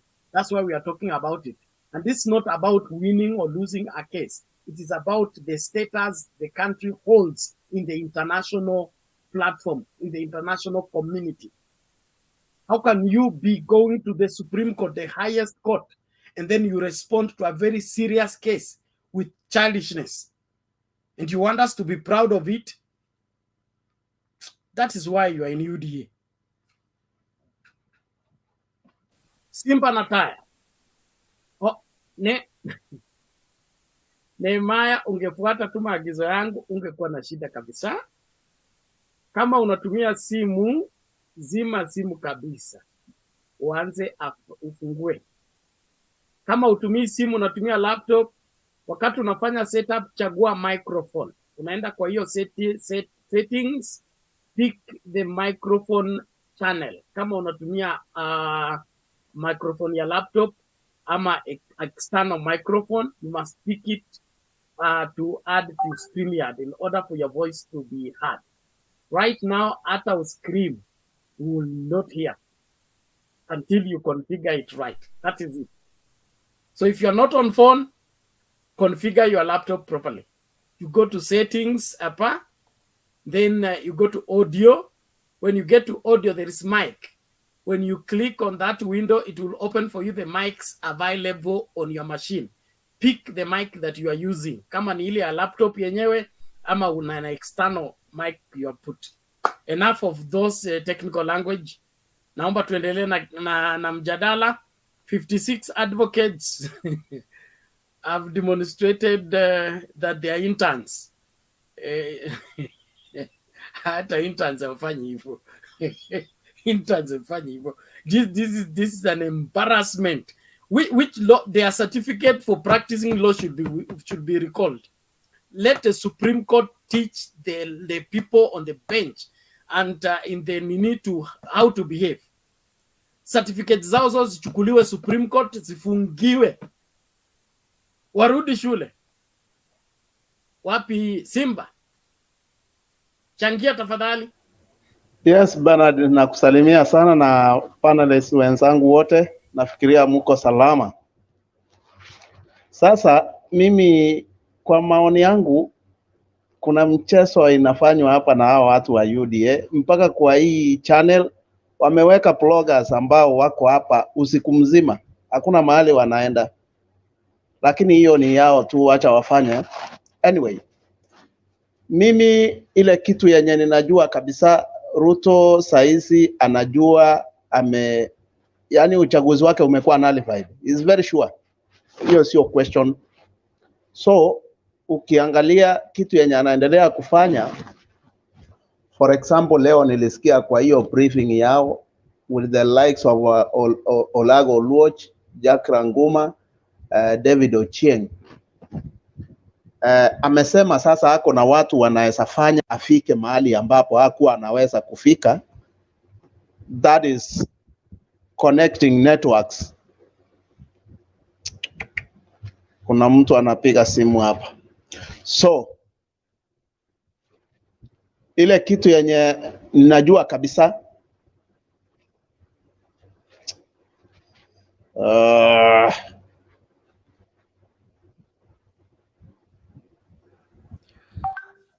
Unaitwa kwa ofisi? Enda kwa ofisi kwanza. Asante lakini. Thank you everybody for keeping it at Mtembei TV. As you continue watching, make sure you invite 1, 2, 3, 4 people to join into the discourse. We are discussing matters Kenya and the post-election manenos. The deputy president, outgoing, says all that Raila is looking for in the Supreme Court is a rerun. How genuine is that? Is this litigation all about a rerun? Kenyans need to ventilate on the same. Azimio team combing Mombasa and Kakamega. This is their stronghold. Will they carry the day, or the mischief may mess up their carrying the day in their various gubernatorial contests, both in Mombasa and Kakamega? We need to hear you say something about the same. And all eyes on the Supreme Court status conference is on Tuesday. Today, people are making response to the allegations, or rather to the petitions that were made at the Supreme Court. And we are, looking keenly at what they submitted in response. And in our opinion, it is wanting. It's not anywhere closer to what they're accused of. And so probably this is the beginning of the end of that entire exercise. But we look forward for something better for this country, better legislation, better presidency set by the Supreme Court. And we want heads rolling from the Supreme Court. We want heads rolling. Hii story ya kwenda kusikiliza kesi alafu una masaji mtu unamrudisha kwa ofisi ikome. Chebukati inside and all the participants wafungwe, then elections to be conducted in a free, fair, verifiable, transparent manner. Going forward, we should know the result. Going backward, we should get the same results. Not this business of somebody coming and, using foreigners to come and elect for us a president or whoever that they want to elect for us. Hiyo haitawezekana. Well, tumsikilize Big kulikuwa na Olara kabla ya Big J. Olara, vipi? Salama sana na asanteni kwa kuendelea kushangilia ukweli Kenya. Hiyo kitu Raila hapiganii kwa sababu yake, na sisi hatuko hapa siku zote kwa sababu ya Raila peke yake. Tuko hapa kwa mawili tu, haki na vizazi vijazo. Na vizazi vijazo hawatakuwa hapa kama hakuna haki, kwa sababu hawatapata hata mti mmoja wa kuimiliki. Najua kuna watu wamiliki ardhi, wakamiliki hewa, wakamiliki ugatuzi, wakamiliki kila kitu. Hakuna pesa kutoka kwa serikali inamfikia mwananchi, hakuna kitu. Hiyo ni machungu ambayo inatufanya tunakaa hapa saa nyingine mpaka usiku ya manane hatujielewi. Lakini tunakumbusha tu tunaelewa. Tuko hapa kwa sababu tunataka. Kuna mtu anaongea? Okay, tuko hapa kwa sababu ya mwelekeo wa nchi baadaye.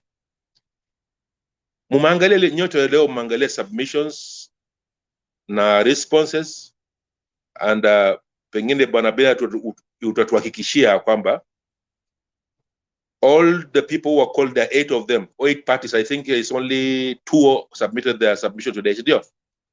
Are we expecting some other 7 to come in? Kwa sababu kuna hiyo respondents wao wote. Are we expecting them to come in, or they can bring a consolidated one, especially those IEBC commissioners, the 3 of them who are remaining, who refused to go Chebukati way? And if that is something to go by, nilikuwa nataka wachanganyuzi kama kina Martin hapa, na kwanza mzee Wanjira ametoka, nilikuwa nataka aende atueleze vizuri, kwa sababu najua amechukulia kitu jukumu lake ya kuisoma. Na bwana Martin, ujongelea upande ya serikali imenyamaza kwa nini? Bana nilimuuliza hii maswali jana, mpaka wa leo the only minister active is Minister of Education. Is there an internal memo ambayo pengine we're not privy to? And is it out of normal that the government can only have one minister speaking? And today we have a IG claiming he's sick, he's somewhere else. We pray for his safetyness, and I don't know if he's excommunicated, I don't know what, but there's something running down in this country. That silence is so loud. Even the process now which is going about here, it gives us some overdrive of thinking. Ingekuwa serikali inatoa msimamo kwamba we had a peaceful election and we are moving forward, it's only the UDA is praying with the church leaders that the country is safe, and the church leaders went to him, and church leaders went to Raila, church leaders went to national. It's only the church leaders and UDA claiming the country is safe. And we are saying the country is peaceful.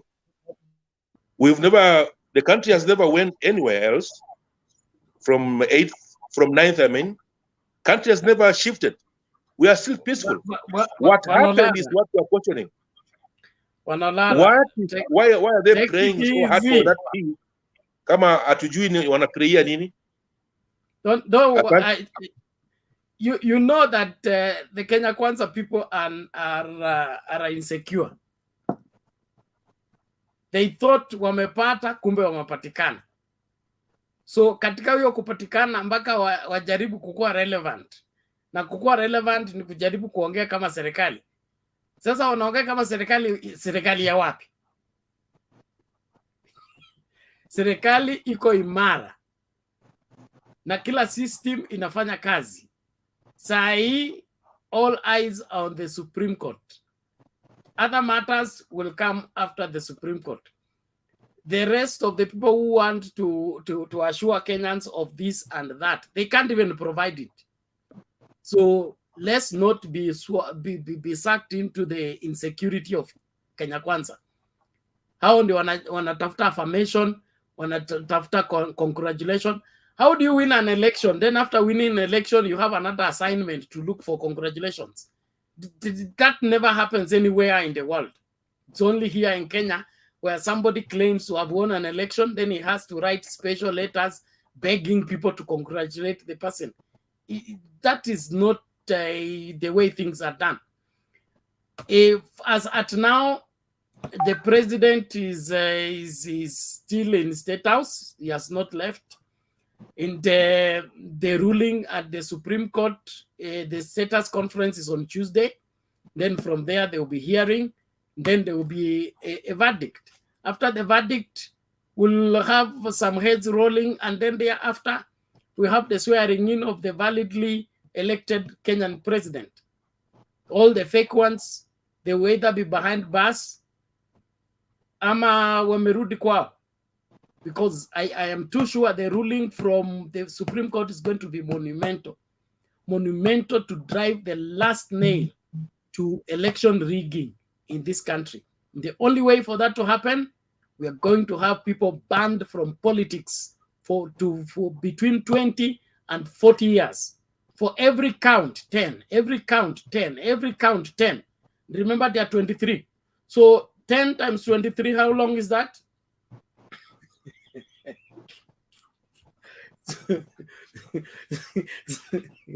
So watu wajitahidi kufungiwa siasa kama ile miaka ilipeanwa kwa nani alikuwa anaitwa Luke on longer sentence than his years.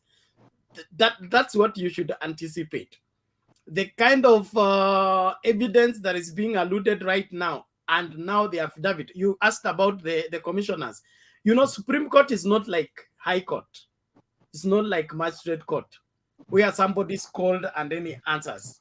Supreme Court, everything is done orderly and decently. If there is an allegation against you, you swear an affidavit as a response, and all that is put together. Then those will be considered, and then the ruling will be given. Your affidavit either will be valid or will be found wanting.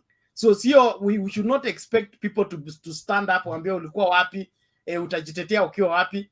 That drama is not in the Supreme Court. So all those commissioners are going to swear an affidavit if they have not, in response to every allegation that was done. That is why we are finding the lawyers for Kenya Kwanza as jokers, okay? To have gone to the Supreme Court with a piece of paper counting their campaign slogans and their campaign stories on how the campaign went and who has not accepted results. You have found the server was hacked. How do you respond to it that somebody does not accept the results? You need to prove it was not hacked. You need to prove you did not have a hand. There is 1.2 million votes in Mount Kenya that voted for president only. You need to tell us how the people of Mount Kenya love the president so much that they forgot the MCA. They forgot their women rep. They had nothing to do with their governor. They say, governor can wait. We must get the president first. So they entered the booth and they were given the president paper. They marked and threw away the rest of the papers and went. We need that explained in the affidavit, in the response. Lakini story ya kutuambia mganga akubali mashtaka atajiapisha na hiyo maswala yote, those are good on top of vehicles deceiving ignorant Kenyans. But in the Supreme Court, you need something heavier. You need some brains that are working. So for Mr. Lara, I think you should relax about the government. The Minister for Education is talking because education is on right now. The other ministers are at work. I have inside information, especially the internal security are at top gear, doing great work, collecting evidence. Ukusikia mtoto wa nini anaitwa nini Kiharu akilia jana ati walikuwa kwake wakichukua evidence. Watu wako busy, sio lazima wapige trumpeta, kazi inaendelea. So relaxini kila moja. Yes, Martin, quickly please.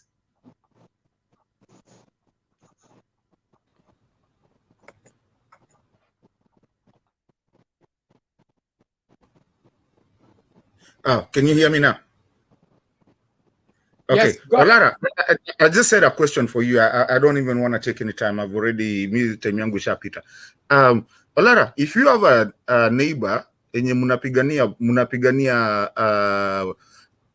boda na unataka kwenda kumshtaki na unaangalia kule boda yako ilikuwa imefika, utaenda kumwambia venye utaenda kumshtaki, nitakushtaki siku fulani, hapa ndio boda imefika nini, ama utaenda mwenyewe bila kumwambia? Are you going to expose your secrets with them? You go down and start working. Wachana na government. The government is working. Like Bernard just answered that question. I wanted to answer like he answered. But now, what do you want them to come and tell them that, oh, mumefanya hivi na hivi na hivi? Kwani ni mali ya kushare siri na zile kila kitu yenye mnafanya? You work on your own. Wachana na government. Okay, Bernard, niendelee kidogo Dakika moja tu, sio kidogo. Kidogo sana. Unajua, in a country where an election was run, and especially if the election looks like our elections, we need assurance from the head of state to tell us Kenyans something. But he chose to keep quiet. I think people could have read his body language while he's speaking about keeping quiet. Maybe that's why he avoided that appearance. Maybe he will come with a more certain thing after the 14 days elapsed. Lakini najua kuna watu wameangalia vitu mingi kuniliko, especially Mr. Wanjira amerudi hapa, anatueleza zaidi. Nitakuachia Bernard uendelee na hii mambo yako. Hiyo mambo unajua kuchambua vizuri. Sisi tunadokeza tu, lakini hongera sana. Wewe umetukip, and you've keep not hope, you've keep the justice that we want to see alive. Because for you, even Ruto comes tomorrow, we'll still be here criticizing. But the other thing you ongelea, the activists around the Jubilee, kina ule honorable nani ule kwa navaa kofia na kujaga ana bash kina Ruto, some big analysts who bashed Ruto out. Nobody of them come back and say that hatutaachie nchi mwizi. Sijui kama walinyamazishwa ama ni uli Jeremia Kiada amekuja kusema kitu, lakini watu wa Jubilee wote wale walianguka. They are still touring the same road. Hawaongei kitu. Sasa tuangoje after Supreme Court. I think the judgment will come, then they will speak what they knew. Asanteni sana. Thank you, Bwana Lara. Just leave it there. If there is a teaching we teach in the church, he said, what do you do when God is silent? Okay?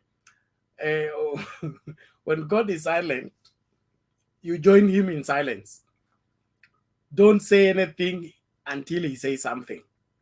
But if you choose to speak for him because you found him silent, you end up being caught guilty of what you are not supposed to participate in. So as at now, the government is at work. The people who are victims of the rigging are busy gathering data, gathering evidence. After the ruling of the Supreme Court, you will see the lineup of the petitions. And there are some petitions that may just end up at the Supreme Court, in the sense that the ruling at the Supreme Court may render some seats vacant. Like where the number of registered voters are more than the votes, are less than the votes that somebody got. That according to the law, that entire wherever for that particular constituency need to be put off. That means direct by election.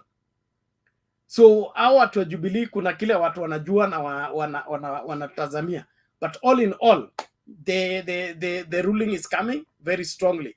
Watu wa UDA mko free kukua hapa, lakini mkileta agenda ya UDA hapa, aswa kama iko kinyume na Wakenya, tunawakandamiza. We will not entertain you here. We don't have even president-elect. William Ruto is outgoing deputy president.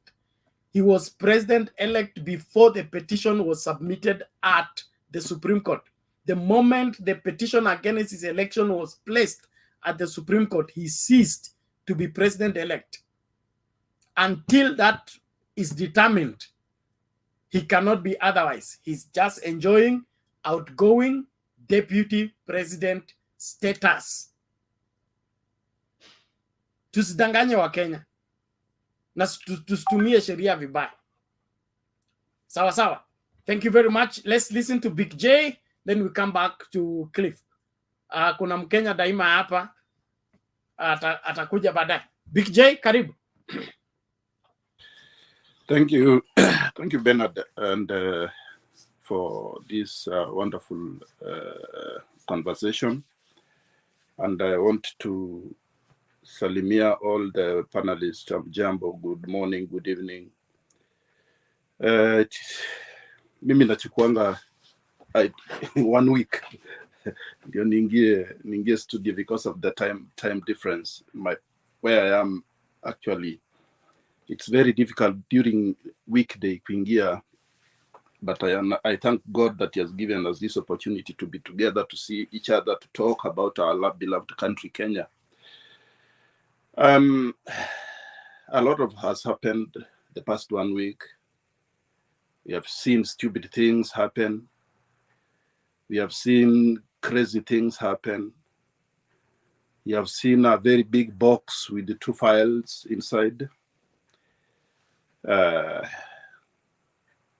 You know, Bernard, hakuna kitu kibaya kama mwizi. Let me tell you, mwizi. Nakumbuka when kwa familia kuna mtoto mdogo, ukiwa watoto wadogo, kuna wale walikuwa wanapenda kuiba sukari. Watoto wanaenda anachukua sukari analamba, na akilamba hiyo sukari inabaki kwa mdomo kando. Mama akiingia anaangalia sukari, ana mtoto anajua sukari obviously watoto wamekula sukari. So anaita watoto wote, anawaambia kujeni hapa, nani alikula sukari? Ula alikula, aliiba sukari akakula, ndiye anasemanga sijakula, sio mimi. The first respond anatoaga response ya kwanza, na sukari iko kando ya mdomo hivi. so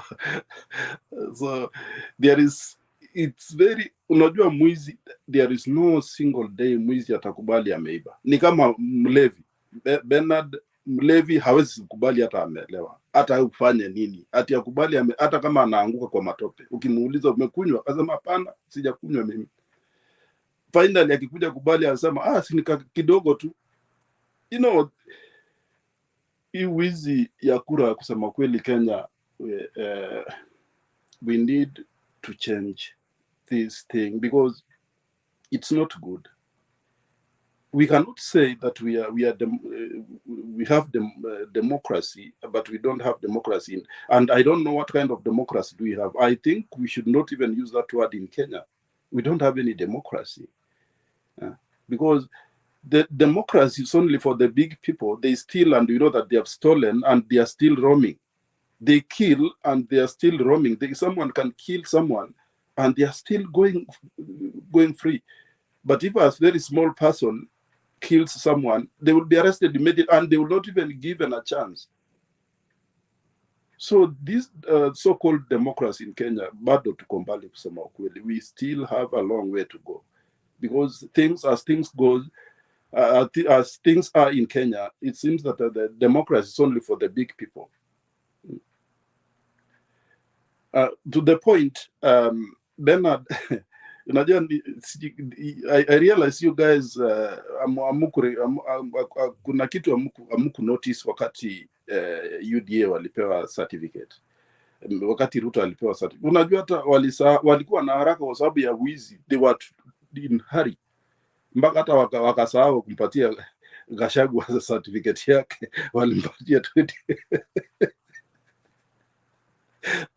walimpatia tu DP Ruto na wakasahau Gachagua. You know, 2013 2017 najua Uhuru alipewa na na Ruto alipewa, but this time Ruto peke yake alipewa, Gachagua kupewa. So I was very shocked. That's why I was talking about sugar. Unajua mwizi anaibaga haraka haraka na atoke, because they have a very limited time to do whatever they were doing. But definitely, kusema ukweli, this election has a lot of things to I think, I pray to God that Supreme Court will bring it so that it will be the end of stealing votes in Kenya.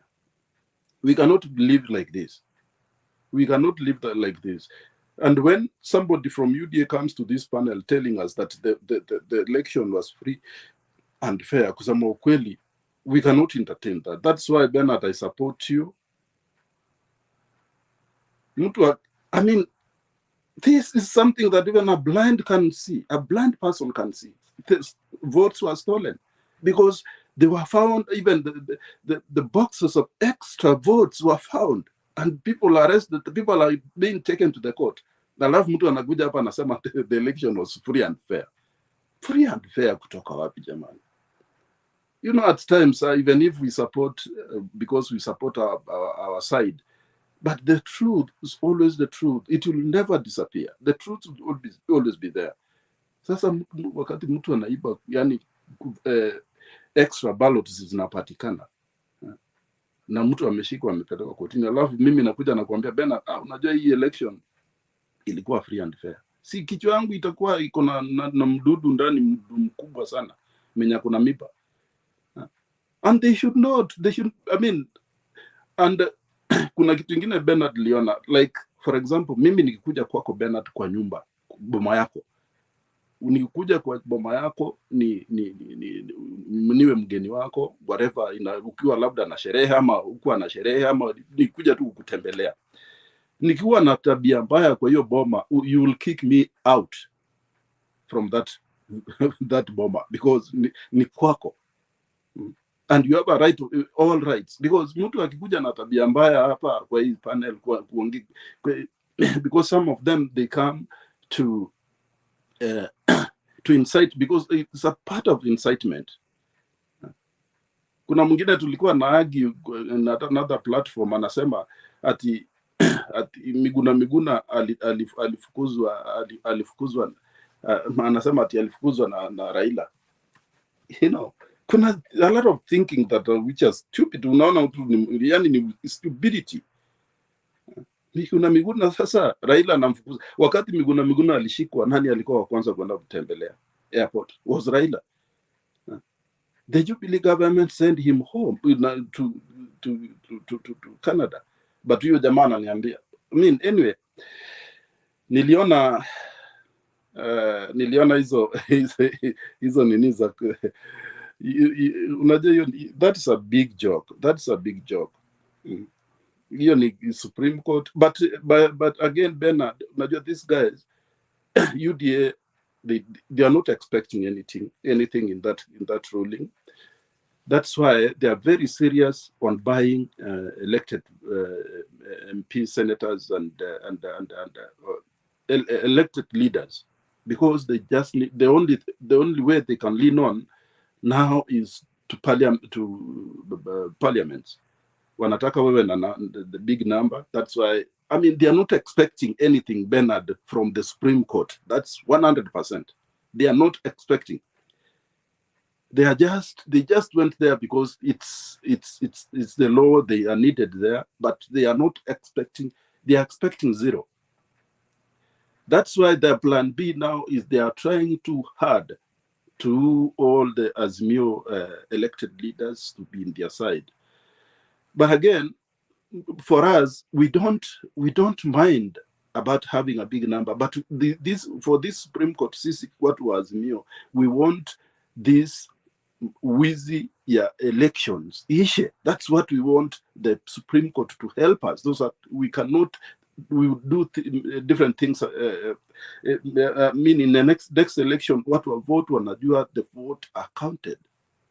Everybody's vote cast is counted. The winners takes. So I think Bernard, kusema ukweli, vile nimesema kwanza, Kenya, freedom ya hiyo nasema democracy ya Kenya bado tuko mbali. We still have a long way to go, and the only people who can help us realize that democracy is Baba and Martha. And we are praying very hard because, these two people, unajua ile kitu ingine tena unaona watu wa MPs wanatoroka nini. Njia ya corruption, wizi. That is a cartel ambayo Baba aliongea, he talked about the cartels. And fighting cartels, it's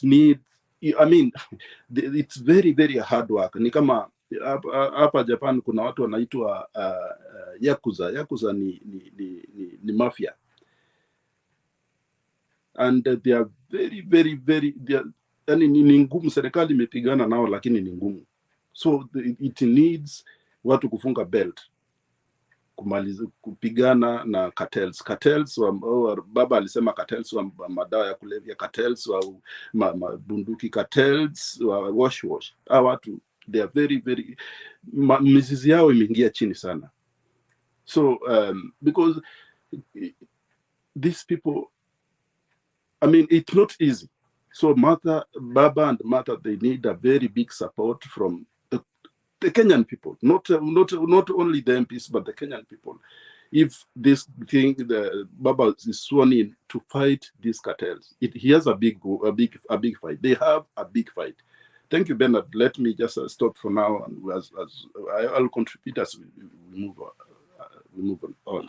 Thank you.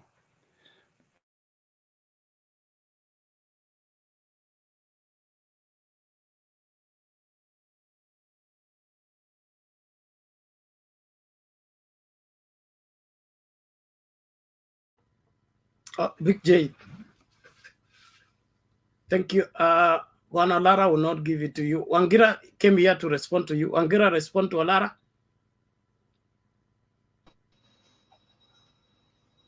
Oh, thank you, Bernard. When I was just at the back there, I heard Olala say that, I disappeared. Then I decided to come. And I want to respond to him on two issues. The issues of the commissioners. Unlike, I said it earlier here, that unlike the other petitions that we have known, the presidential petition number 5 of 2013 and the presidential petition number 1 of 2017, where it was the chairman and the IBC who were the respondents. In this particular petition, all the commissioners have been cited as either respondents or interested parties.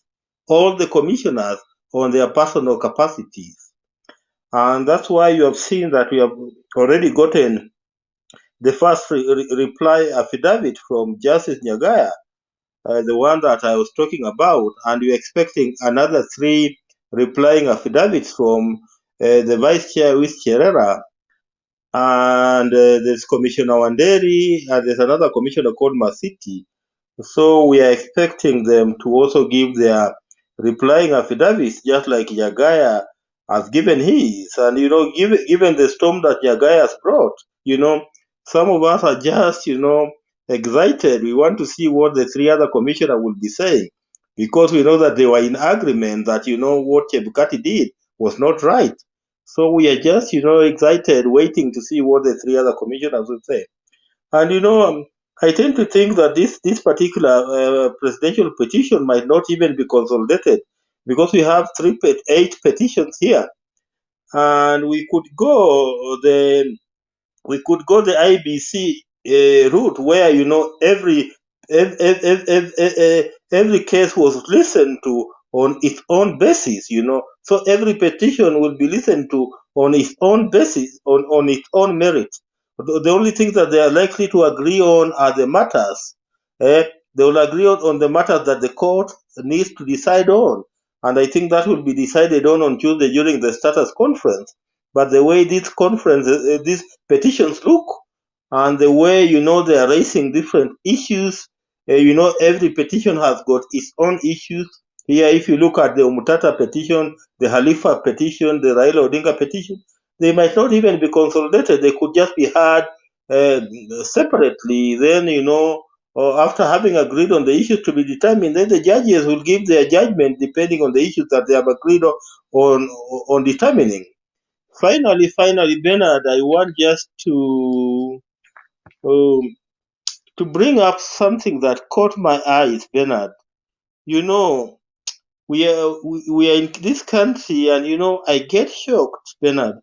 I was just reading that particular affidavit by Justice Nyagaya, and it's interesting, and I will invite you people to go to paragraph 43 and paragraph 44 of that petition. And he raises very, very crucial things. I'm just quoting that, then I'll just finish. Nyagaya says one thing, that I do not understand the circumstances in which it would have been necessary to pull down results already uploaded from the polling stations and later re-upload the same. Then he finishes by saying that I am also aware that the previous pulled down results were uploaded afresh. There were amendments to Form 34B. Bernard, listen to what a commissioner is saying, Bernard. People are pulling down already uploaded forms, then they are bringing in new ones, and then they are tampering with Form 34B. And this is what a commissioner is saying. This is something that should be worrying any Kenyan in this country. No wonder the Kenya Kwanza people did not have anything to say other than going complaining that Raila is always a perennial loser. We are not discussing whether Raila is a perennial loser or not. We are discussing circumstances under which the 2022 presidential election was bungled. Whether Raila Odinga is a perennial loser or not is not an issue in this petition. The issue is, was this election bungled or was it not bungled? Let me just leave it at that and allow somebody else to come in. Thank you very much. Asante sana. I can see kuna kuridhika kila sehemu. Nashukuru sana Bwana Ongera to set the record clear. As Kenyans, let's uphold what is true, what is valid. I'll play one video, and then from there we will listen to Cliff as we wait from Kenya Daima. Let's listen to I think 2 consecutive videos.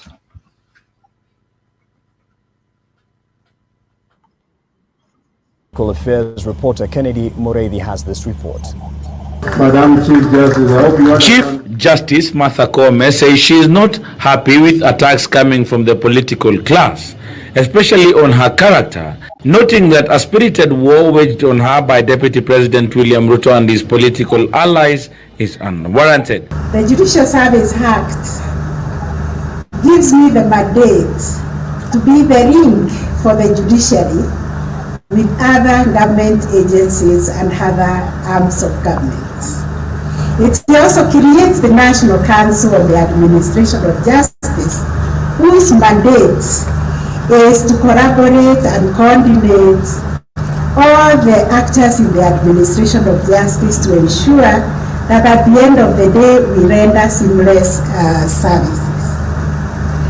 So I ask myself, when I come now to meet politicians, what will they say about me? According to the head of the judiciary, she is doing her work as per the statutes of the Constitution, noting anyone attacking her must first acquaint themselves with the provisions of the Constitution to engage from a point of facts. That independence of the judiciary is deep, is fundamental. It cannot be taken away simply because I have sat with other agencies of government, with the politicians. We are required by our Constitution to collaborate and coordinate our affairs. No one can act in a silo and be able to deliver for the people. On Wednesday, while on a tour of Nandi County, DP Ruto and his lieutenants expressed their objection to the inclusion of Justice Koome in the Election Preparedness Technical Committee, implying this is a plan by the state to subvert the will of the people in the 2022 general election. CJ Koome assured the DP and his team that she is clear on the jurisprudence and role of her office, which she is going to honor. If Chief Justice cannot participate, cannot make sure that there will be peaceful election, wait until when people are fighting is when she is called upon to make judgment.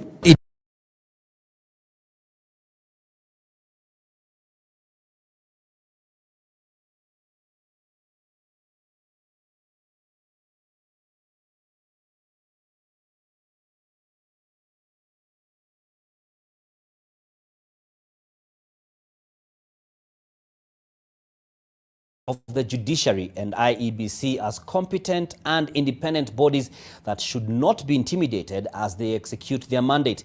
The DP says his opponents in Azimio la Umoja One Kenya want to dissolve the Chebukati-led IEBC should their petition at the Supreme Court as he welcomed a section of Nyanza leaders into Kenya Kwanza, as Bridget Ngana now reports. The Movement for Democracy and Governance is the latest party to be welcomed into the Kenya Kwanza fold, led by Ugenya MP-elect Daniel Ochieng, alongside former Kisumu Governor Jack Ranguma, former Kisumu Senator Fred Outa, and former Kisumu West MP Olago Alwoch, who say that Nyanza region should not be in opposition this time. Largely, Kenya Kwanza stands for peace, stands for justice, but above all, stands for all of us growing together without leaving anybody behind. We can never, as a country, grow if even a single part of the country, even a single human being in our country is hungry, lacks, or is in want. President-elect William Ruto saying he is concerned by the intimidation by Azimio to discredit IEBC as the Supreme Court prepares to begin hearing the presidential petition. We are aware that our competitors destroyed the Kivuitu Commission. They destroyed the Hassan Commission. They now are on a mission to destroy the Chebukati Commission. We want to tell them it is not right, and we will not allow them. Because for us to live in a secure, predictable, democratic society, we must build our institutions. Mr. Raila Odinga joined government with this understanding that they have the system and no single vote is going to be stolen because they have the deep state and the system. Now imagine they have lost together with the deep state. So that tells you the elections were free and fair. Ruto insists that independent institutions must be given room to exercise their authority. We want to move the country to the next level. Please allow the judicial system in Kenya to make a determination of the issues that you have taken to court. There is no need, there is no reason why anybody would want to lecture the judiciary on what to do. The Supreme Court will start hearing the 2022 presidential petition next week. Bridget Ngana, NTV, Nakuru.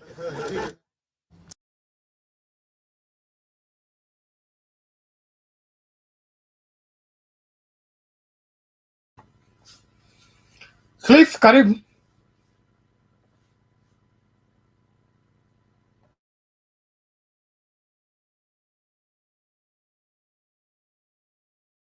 Cliff, unmute your mic is... Unasikia? Hamjambo? Hatujambo, vipi huko? Niko salama kabisa. Karibu. Nafurahi venye tunaendelea kuchangia. Mimi sina mengi leo ya kusema, lakini kuna jambo moja nilikuwa nauliza. Leo niliona ambaye alisema ati anaenda sijui ni wapi, alafu akaachia deputy yake kazi ashikilie mpaka arudi. Sasa na hiyo venye ilisemekana, unajua hata mahali nilikuwa watu wameongea maneno mingi. Sasa hiyo ni mpango huyo mtu huyo, sijui ni huyo deputy yake, yeye ndiye alisaidia Ruto hapo huko Bomas. Mliona venye alimleta akamkalisha, alifanya mpaka sasa ikabidi Chebukati amemtangaza. Kuna uwezekano ati kuna game inachezwa hapo na mahali tunaelekea kuja kusaidia mambo ingine mbele. Sasa according na venye watu walikuwa wanaongea, sasa mahali nilikuwa hata mimi nikaingiza baridi kidogo. Sasa hapa hata sasa nikashindwa, mbona mtu ambaye aanze kupeana, na huyu mtu tuliona alisaidia Ruto huko Bomas. Sasa hiyo inaendaje? Okay. Anyway, hiyo Thank you, Cliff. sasa hiyo ndio nilikuwa nauliza. Okay, asante kwa swali lako nzuri kweli. I will have this to say. The matter we have at hand right now is beyond police. It's beyond the police commissioner. It is in the Supreme Court of Kenya. The president of the Supreme Court of Kenya ni Mama Koome. Okay? Ule uamuzi unatoka Supreme Court. Kazi ya polisi ni kwenda kuitekeleza. Hata polisi hawezi kuwa kama mtu ambaye atakuwa Supreme Court anaweza kuwa huko kama witness if he participated into gathering evidence, lakini ruling ya Supreme Court inategemea those 7 judges. Whatever they rule, wakisema arrest Chebukati, that's when police wata move to catch Chebukati. You say arrest these particular people, the police now will act on the order that the Supreme Court gives. The Supreme Court does not take order from the police commissioner or any other person. Tunaelewana? Lakini najua Wakenya tunakuanga wazuri sana kudadisi siasa na kusoma siasa kwa kila kitu. Kama mtu ameenda matibabu ni matibabu ameenda, tuamini kila amesema kwanza until it proves otherwise. Lakini Supreme Court si kama Bomas, tofautisha. Supreme Court ni iko upeo mwingine tofauti kabisa, si kama Bomas. Na yale mambo yalifanyika Bomas, is part of evidence. Is part of evidence. If you had won the elections rightly, how come this and this came into action? So it's part of the proof that this thing was not conducted rightly. But hakuna mtu, polisi hawezi kupeleka mtu kuapishwa. So let every Kenyan understand the law. And then kuna wale walikuwa wanapinga that the president-elect is there. There's no president-elect until the determination of the Supreme Court. If there was no petition at the Supreme Court, then we will be having president-elect. As at now, we don't have until the determination is made. That is how the law is read, and that's how it should be interpreted. Any other way, ni fake tu, na kwa sababu watu wa UDO wamependa fake, tunaacha hivyo na fake yao. Kama Cliff umemaliza, tuende kwa Mkenya Daima. Bwana Olara, tulia. Kuna Mkenya amekaa hapa sana, wacha malizi alafu nitakupatia nafasi. Mkenya Daima. Habari zenu? Salama, namna gani? Mama Selina, mtu wangu Mato, Big J, Alaro, Cliff, Wangira, mjambo? Jambo. Okay, mimi nashukuru Mungu kukua kwa studio, tuongee kiasi kidogo ndio tuingie kulala na tuongee na Mungu. Bernard, mimi tu niko kwa shida hawa watu wa Nyanza. Sasa watu wa Nyanza wanasema wameenda huko na kule, nayo wananchi wamechamuka.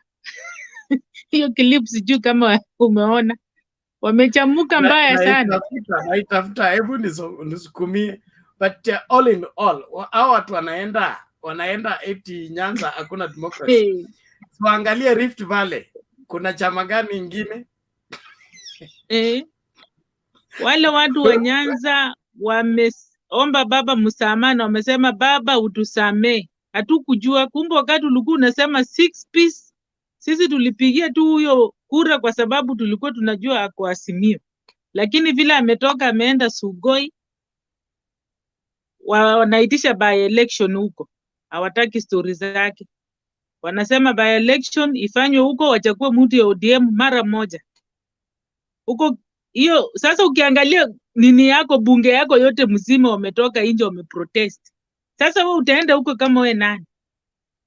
Utaenda kama nani na watu wenye wamekuweka kwa kiti ndio wao wameprotest before hata ukunywe chai ifike kwa tumbo.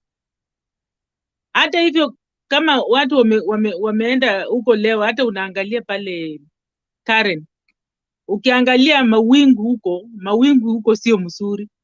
Mawingu huko ukiangalia hata hii uso ya watu wageni wamekuja kukutembelea, lakini uso yako haina furaha. Mama Selina, nimekuja kwako kukuja, hata una furaha, unaona nitatoka saa ngapi? Hey, umekaa uso imekataa. Yani maneno yako sasa imefika kingoni, hata watu wakisema wanapigania maneno ya huyu mtu imefika mwisho. Ni kuongoje tu Supreme Court iongee maneno, ikishaongea maneno yake and then we'll know the way forward, because saa hizi tunaangalia makosa yenye mtu amefanya. Pia Kenya iko na sheria yake. Wewe ukipatikana na makosa, you are not allowed to run to any elective seat. You are not allowed to go to any office. So mkondo wa Songo iko inaingia hapo. After kumaliza ya president tunaingia kwanza kufata mkondo wa Songo, because huwezi kuja kuleta crime kubwa kama hii yenye umeleta alafu ifike mahali bado tutaenda kusimama kwa gari juu unaanza kulecture watu. It will not happen. This Kenya, wacha watu wakae chini, Supreme Court ifanye kazi yake ya kisheria. Nao wajionyesha ya kwamba pia na hao wanajua sheria kushinda hata sisi wenye tuko huku nje. Hao ndio tunawategemea. Ndio siku ingine mtu asiwahi kufanya kitu yenye wamefanya hii. Hao watu wamekosti watu wengi sana. Hao watu wamekosti hata kama saa hizi tunaongea, lakini ndani ya roho yetu tuko na mauchungu ndani ya mioyo yetu. Kwa sababu saa hizi watu wangekuwa tunasherekea, tunajua ya kwamba tarehe 30 hiyo yenye nafuata sijui on Tuesday, ingekuwa saa hizi sisi tunasherekea president wetu ambaye tulikuwa tumeongojea. Huwezi niambia mtu aliwin free fair election na uhesabu ni kaunti ngapi yeye alikuwa anaongoza. Mzee Azimio kuanzia Turukana uende mpaka wapi Coast region yote, mzee ndiye amekuwa amechukua hiyo nini zote, ndiye amekuwa kiongoza mpaka wanaona wanaiba kura zake. Wacha ukweli usemwe, mwenye anasikia uchungu asikie. Mwenye anaona ati mtu anasupport maovu ndiye aitwa Iron Lady. Hata sisi naye tuko kwa Mtembei, sisi ni Iron Ladies wa Mtembei. Sisi ni Iron Ladies wa Mtembei. So hakuna haja mtu ati anakaa huko anasupport maovu alafu watu wanamsema the Iron Lady. The Iron Lady, the one we know only is the Martha Karua. We don't know the Iron Lady another one. Mwenye amefanya kitu yenye watu wanajua wamefanya. Si hao wenye wanatoka saizi kwa mistuni wanakuja hapa tu wanaanza kusema Iron Lady. Iron Lady wa gani? So mimi ninasema pena tuache watu waangalie mwenendo vile watu wanatembea. Hiyo mwenendo yenye watu wanataka kujiweka ndani. Kwanza hao watu wa Nyanza wao wenye wameenda huko Karen kule. Wale wajaenda huko watikuenda, wameenda huko kutafuta pia ni nini Ruto huwa anapea watu. They are very stupid, let me say like that. Wakae manyumbani kwao waongoje mtu wao. Wanasemanga mtu wenu hata kama ni mbaya, kufa na mtu wenu. Usiwache mtu wenu anaenda kuanguka kwa moto, kufa na mtu wenu. So hao vile wamefanya namna hiyo, watu wa Nyanza wamewakataa. Hakuna dakika wataenda na hiyo chama zao huko. Hiyo chama zao wabebe kwa briefcase waende naye mali walizitoa. Wasirudi huko nayo. Na hata mimi nina support hao watu wa huko. Wameangalia haraka na wamekubali. Sasa yeye hata sasa ataenda kusimama huko kama nani? Kama ni hiyo by election inawezekana wafanye wachague mtu mwingine, because hatutaki wasaliti, watu ni wasaliti. So mimi naye nitaongezea kuongea maneno ya baba amekuwa Kakamega. Kakamega wamefanya kampeni yao, watu bado wako sawa. Hawajaibisha baba ati wamekasirika na baba. People they are still loving Raila. Raila bado watu wanampenda. Ni ile haki yetu ndio watu wataki kutupea haki yetu. Haki ya Raila ndio inafaa kupewa. Watu wako bado na Raila. Na sisi hatutaki kuenda hiyo Rilan. Hatutaki kurudia kura. Wacha wapatie tu baba kura, ni wahesabu kura zake, wadeclare baba. Kwa sababu kusema kuenda tena kuanza kupiga kura ingine na bado basi bado iko na mapanja na kunguni zimejaa ndani. Kama ni kukubi kunguni zote zitolewe, mapanja zote zitolewe, waweke tiles mpya. Kwa sababu hatuwezi kukubali hii maneno kila siku kila wakati. Kila wakati watu wanapiga kura Kenya, hakuna siku watu wanapiga kura na amani waseme hii kura mwaka hii ilikuwa mzuri. Vile watu walienda kupiga kura, wamepiga kura vizuri, wanaongojea kura zao sihesabike, lakini unapata mtu mwingine huko anaenda kuchukua kura na wanaharibu. Hiyo kwanza Chebukati amekosa sana. Alafu leo anasimama kule kwa matanga huko, hata hana aibu kusimama huko. Ingekuwa ni mimi ningesimama kwa hiyo matanga na kusema nimekuja kuresign kwa ofisi kwa mbele ya matanga ya huyu kijana ambaye amelala hapa. But hawezi kwenda kusimama kule mbele na kusema ati sisi nini commissioner walipigwa kule ndani. Commissioner hao wawili tena wako kwa na Chebukati, ni yeye peke yake alikuja pale. So anataka kujifanya yani watu wenye walikuwa Bomas ndio wanaleta hizo fracas zote. Yeye ndiye analeta fracas. Kama si yeye kutangaza vitu yenye hazina ya ukweli, yeye ndiye ameleta fracas. Asijaribu kusimama pale ati watu wanadhulumu watu wa IBC. Yeye ndiye analeta fracas yote. Wewe wakati umepatiwa kifungu ya safe kwa nyumba yako, kama wewe ni accountant peke yake ndiye anajua ni lock gani ndiyo inafungua safe. Dakika. So watu wasijifanye ati wanajifanya hapa sasa ati hao anajifanya yeye sana, anasahau ya kwamba yeye amefanya kitu yenye haina uhusiano mzuri na Kenya. Sisi Kenya tunataka right yetu. Tunataka right yetu na right yetu ya Wakenya tupewe. Sisi tunataka tupewe right yetu. Tunataka turudi nyumbani, sisi tukuje tukae nyumbani kwetu na amani. Hatutaki ukuje kukaa nyumbani kwetu na shida. Ndio sababu shida imetutoa tunakuja nje za watu kuja kufanya kazi. So sisi tunataka right zetu. Tunataka kurudi Kenya kwa amani. Hatutaki kurudi Kenya kuanza kukaa Kenya tuanze kusafa. So watu wenye wanakaa chini wakiongea midomo, wanapiga midomo. Most of the people wenye wanapiga midomo pale chini kwa comment, watu wengine sana hata ukiwafuatilia sana ni maisha tu imewashinda. Yaani ni yule tu mtu hajai kaa akatafuta ajue maisha watu huwa wanatafuta namna gani. Wale ni wakupiga midomo, hao ndio wenye wanatumika, hao ndio wenye wanatumika kuumiza watu wengine. Hao ndio wanatumika kupatiwa pesa kidogo, nenda ukafanyie mtu fulani kitu fulani. But that one will not allowed. Nashukuru Bernard.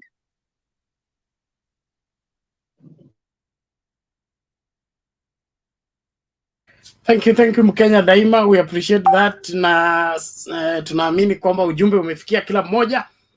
Wahusika wote wamakinike, wale wavunja sheria washughulikiwe. Hii kesi isiwe kesi kama ya kawaida. Kama mtu alihusika apate adhabu ya sheria kulingana na mujibu wa sheria.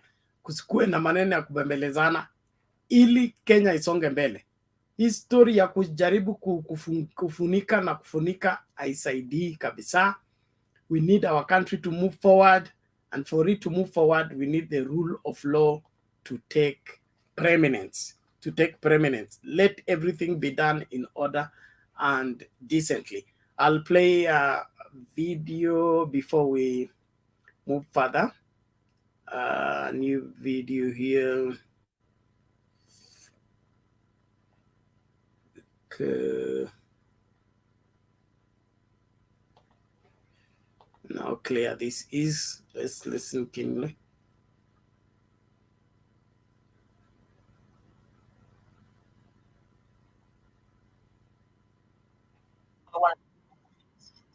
This election on behalf of Raila Odinga himself. Just walk us through exactly what your gripe is with this election in terms of how it was conducted, how the results were announced, and how the votes specifically were tallied. We have three main limbs of the complaint that we've taken in the petition to the Supreme Court. The first is which that when the commission sat down to decide on what the result of this election was, the chairman usurped the powers of the commission. And despite the fact that the majority of the commissioners were saying that that was not the result, where the result that he had come with as chairman, he proceeded to leave the meeting and to go and announce that result. And we are asking for the nullification of that result, because then it is the decision of the chairman and not of the entire commission, as is needed by the constitution. And the second limb is that even with the inflated figures that the chairman pronounced as the result of the election, then the declared winner still did not have a 50.1 win, 50+1 win. But what the chairman did is, first he declared a turnout figure, then realized that the turnout figure that he had declared meant that his preferred candidate could not get 50+1, and therefore he revised the turnout figures lower, despite the fact that the turnout figures that he had pronounced had been generated from technology by the Kim's kids. And what I complain, of course, is that there are too many illegalities and criminalities that were involved in this matter. And this is almost tantamount to a criminal enterprise commandeering the electoral body. It is important to note that, you know, the election chair himself refutes some of the claims that Odinga's team is making. One thing that you did note is that there were sort of 4 election commissioners who basically said that they would not sign off on the results. They agreed with you, for lack of a better word, that there were indeed discrepancies. Now, it's one thing for you guys to prove that there were discrepancies. It's another thing to prove that the discrepancies were so great and so widespread that it would essentially nullify the results of the election entirely, and that Raila Odinga actually won and not William Ruto. What evidence do you have, not just that there were discrepancies in the election, but that these discrepancies were so great, were so vast, were so widespread, that they would have changed the outcome of this election entirely? We have evidence that shows that there was a system in which results that were being transmitted from polling stations were first being staged at some place, and then a decision would be made whether they were favorable or not before being uploaded. And therefore, we have taken to court, and that's why you saw us with so much documentation. We have taken to court numerous documents of duplicate Form 34As, which is the reporting form from the polling station, all reporting different results. Earlier, before this election was held, the chairman had proceeded to produce 2 separate books of Form 34As, and we went to Greece and found out that that's what he had done, came back to Kenya and took up the matter with him, and he admitted that he had printed a parallel system for reporting of results from the polling station, but he promised that that book would not be used.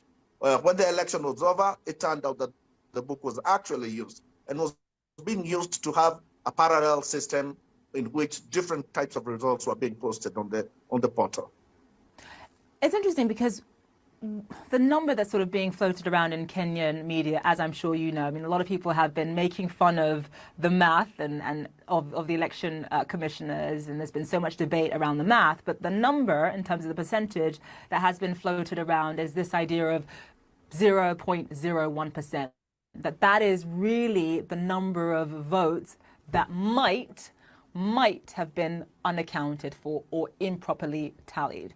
Now, a lot of people are saying that, listen, even if you took that small number and gave it to Raila Odinga, it wouldn't necessarily change the outcome of the election at all. Do you have different numbers? Do you have different math, for example, compared to the election commissioners that would change the outcome of the election? And if so, have you presented them publicly? Can you do so on this show today? And have you presented them, those numbers, to the Supreme Court? Yes, we have put those numbers to the Supreme Court, and we'll be able to show that nothing makes sense mathematically in this election. From the declared voter turnout to the actual number of votes that he declares in his final result, they do not match. Even within that form itself, the calculations of the chairman on different figures, again, do not match. And as I said, we are going to be able to show in very many different forms of results in which Raila Odinga's votes were deducted and lowered, and that William Ruto's votes were added. And we have separate and duplicate forms, all announcing different results. And we'll show that our votes were in the hundreds of thousands that were compromised through this system of dual reporting. I think it's important to note that you are making several claims about this election. You know, I want to make it clear to our audience that we in no way can verify your claims or have verified your claims. That is the job of the Supreme Court. The Supreme Court has 14 days to do so. So we shall find out what they say. Just walk us through what you are expecting at this point in time. Are you expecting a recount of the votes, or are you expecting a rerun, a complete rerun of this election, similar to what we saw in 2017? We have given the court several options, which the practicability of which would depend on how the case turns out. For instance, we have asked for a retally of the votes. But before you even do the retally of the votes, we have to do an audit of the technology and of look into some of the ballot boxes that are there. If it turns out then that we have proved our case, that there were parallel system forms going around, then the court would not allow such a recount, because then you'd just be recounting numbers that are on fake forms. Second option, of course, is that the court could declare that there be a runoff on the basis that none of the candidates ever achieved 50+1. The practicality of that is then that you have another election in 30 days. The third option is that the court could annul the entire election as having not been conducted in accordance with the Constitution. And the effect of that then is that you have a fresh election that would have to be had in 60 days. Okay, and just my last quick question is that in 2017, when there was a rerun, Raila Odinga boycotted that rerun. Will he actually take part if there is a rerun this time? Just quickly, sir, because I'm out of time. We have asked the court to consider whether, if it were to order a rerun, that it would be conducted by the same commission. Because in 2017, when we were told to go for a rerun, the Electoral Commission was asked to repair and to amend all the things that the court had pointed out that were wrong. And they flatly refused to do so. And we were then saying that there was no need of going back to have an election conducted by the same people using the same methods that have put up the wrong report. That's why Mr. Odinga boycotted it. All right, Mr. Mwangi, thank you so much for being with us. And thank you. Okay, go ahead very quickly. Well, I was just saying that this time we have asked the court to consider that if it were to order a new election, whether we would have it run by the chairman, Mr. Chebukati, who we accuse of electoral offences. Right, so you want different commissioners this time around. Okay, Mr. Mwangi, we have to leave it there. Thank you so much.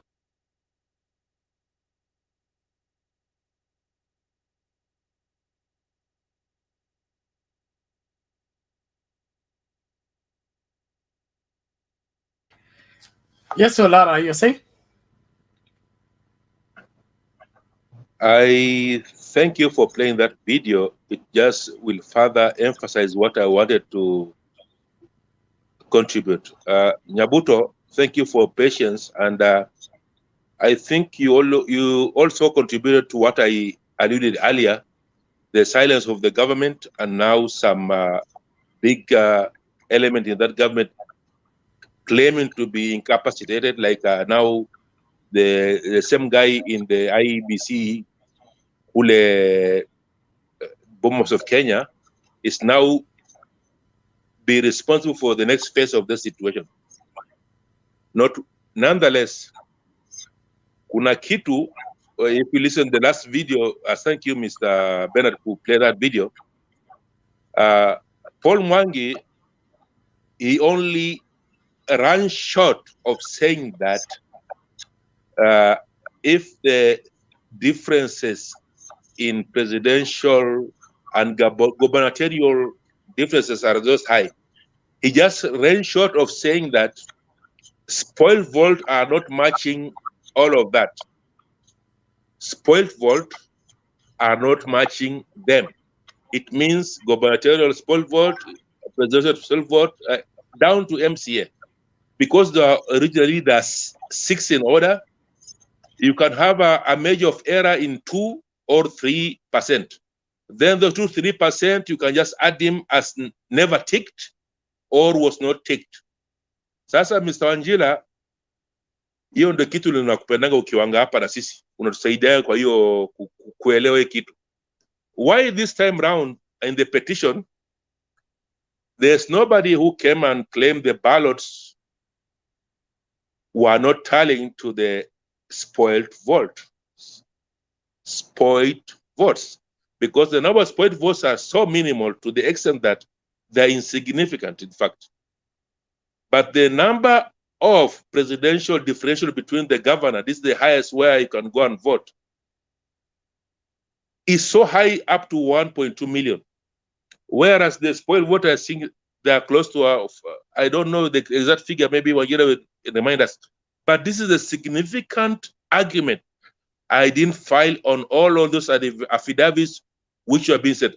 Hopefully, one of those 3 other members of the IBC who are indicted in the same petition of Raila will come up and arguing the same ballots. Why the ballots are not accumulatively reflecting the turnout, accumulatively reflecting the lost votes accumulatively. Sasa bwana Bernard, nitaachia hapo, najua kuna Wangira hapa kuna elimu zaidi, because I wanted him to ask that question. But I asked him to just to kumchemsha, ndachemke vizuri. Asanteni. So thank you Bwana Olara, we appreciate that. In the claim of the suppressing of Raila Odinga's votes and inflating of William Ruto's votes is where that matter is covered.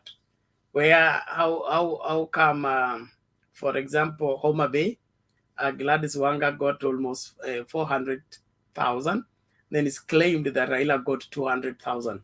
The same with Kisumu. How is that possible? Then when it goes to this other side, the president got more votes than the governor, than the senator, than every other person, to the tune of a difference of 300,000, especially in Mount Kenya. So that is part and parcel of the petition, and will be part of the proof.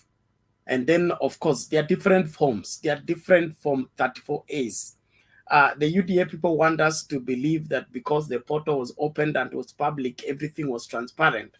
But what is coming out of these elections is that there are 3 to 4 Form 4As from the same polling station, bearing different results for the candidates. So which of these 4 is right? Which of these 4 was used to tally the presidential election? And why was it used to tally the presidential election? Secondly, that Form 34A was not just transmitted. There is hard copy that the agents were left with. There is the one that was pinned on the door. So those carbon copies are more reliable than the ones that are downloaded, especially when the form is sent as a JPEG and then it arrives as PDF. It means it has been tampered with, so it cannot be relied upon. So if all the PDF that Chebukati used to tally the presidential were wrong, and the court pronounces itself as they were tampered with, then it means the entire election process for the president is done unconstitutionally. Somebody tampered with it, so the result coming out of it is not the will and the decision of Kenyans. If the court so finds so, then it can give those options, either rerun or fresh election. That's what Mr. Mwanke was talking about. Martin, unasemaje? You know, Bernard, most of the time we talk here and we think people don't listen. I just had a couple of calls, and People are telling me, Martin, can you substantiate what you're saying? And I want to ask this opportunity to just read something about, because I'm looking at Ruto's, what they did today. And for the people who are watching and wananipigia huko kando kando, let me tell them, I just want to read number 17 of his. And I said, this guy is answering this thing as a persona, not as somebody who's been represented by anyone. I will go to number 17. At number 17, he says, and this is repeated all over mpaka ufike page 290 thing. Nitafanya tu mbili peke yake. This one, and then I'll go to the first page. So number 17, this is where it starts. My advocates have advised me that. Now, first of all, if you're doing something, advocates don't advise anything. They say, my client is this 1, 2, and 3, and 4. Why are you answering as the persona non grata? Number 2, so that's number 17. A, the polling station, you ameambiwa, si anasema ameambiwa, my advocates advised me this. The polling station is the true locus for the for free exercise of the voters' will. B, the voting, vote counting, and declaration of the result of the election were conducted at polling stations in a free, fair, simple, transparent, accurate, and verifiable manner. Umeambiwa. C, the tallying and verification of election results at National Tallying Center were based on original forms. Umeambiwa. Remember what he started with, to start with that. Bernard, let me run real quick to my first page because I knew I had that one. Let me look at that. And so that people really understand that some of us, when we come over here, we just don't come here to rant and jump around. It's something that we've done. I am the Deputy President of the Republic of Kenya, President-elect. The presidential election was held in 9th August, the election. A copy of certification of election that the second respondent issued to me upon declaration of the result of election, annexed hereto marked WSR, remember that's William Samuel Ruto, number 1. A copy of the publication of the result of the election in the Kenya Gazette is also annexed hereto marked WSR 2, William Samuel Ruto 2.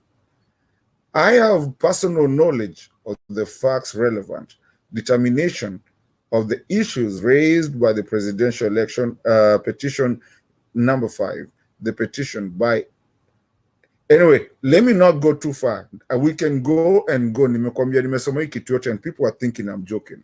First of all, amejita hizo vitu zote na everything he's calling WSR. He's acting as the person of the person. Yet you have lawyers. Everything, unasema hapo hivyo, my advocates have advised me even na hivi. Anybody that knows, when you go to court, you don't speak as the persona. It's the lawyer that speaks to you, for you, says my client, everything that they do.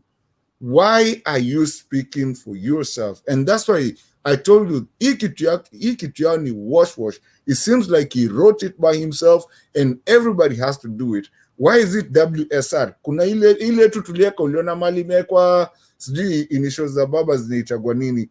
You know, R Raila Amolo Odinga, AROD or whatever.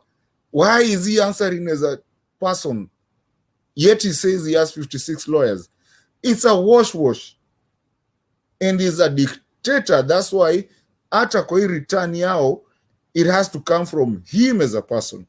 I'm so sorry, Bernard. Nimepigiwa masimu hapa hivi wewe kwa nini unasema sijui nini. And na nikasema nitaiansa hapa. And I think Olara had also asked me that question. So I had to bring it in. I have the whole thing with me. If you want, send me your number. I'll send it to you. Read it. Thank you, Martin, for that. And let's listen to this even as we continue the conversation.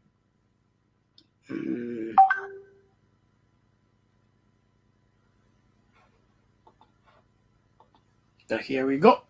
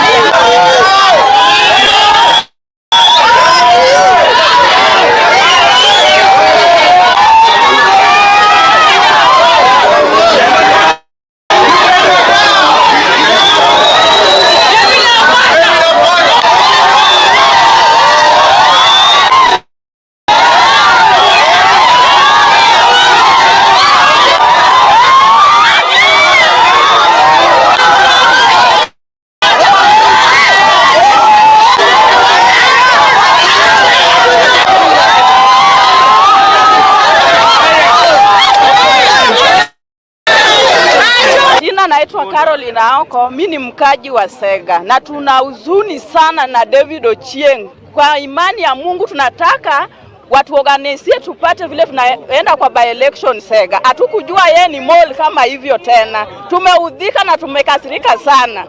Ni hayo tu kwa sasa hivi. Kwa majina naitwa Onyango Joseph. Na nilikuwa mtu wa MDG, lakini hii Kenya amefanya kwetu sio kitu kipoa. Kwa majina naitwa Onyango Joseph na nilikuwa mtu wa MDG, lakini hii Kenya amefanya, ameenda UDA, sisi hatujaenda na yeye. Ameenda na hiyo anao watu wake na party yake yeye mwenyewe, si hatuna maneno mingi. Sisi sasa Kenya imebidi tufanye, tumerudi kwa baba, sisi ni watu wa ODM. Kenya tunaomba tu by election, if by any means tunaweza fanya by election, ifanyiwe, si turudi ODM, tupeleke mtu wa ODM. Hiyo tu. Sisi hatumtambui kwa sasa, hatumtambui kama MP wetu. Gudhodo Kotieno, mkaji wa hapa Sega. Kenya David Ochieng amefanya, tumekasirika sana. Hatukujua eti anaweza enda yeye mwenyewe huko, akienda huko Kenya kwanza hiyo ajua ameenda yeye mwenyewe. Sisi kama watu wa Ugenya tumebaki hapa na tuko na baba Raila Amolo Odinga. Hiyo tu. I think the country has been treated to some shenanigan. What we watched today is like a migration of bees or a migration of wild beasts that we have only seen in the Rift Valley. Remember when the animals migrate, when the waters get finished, they migrate back to their homes. I want to urge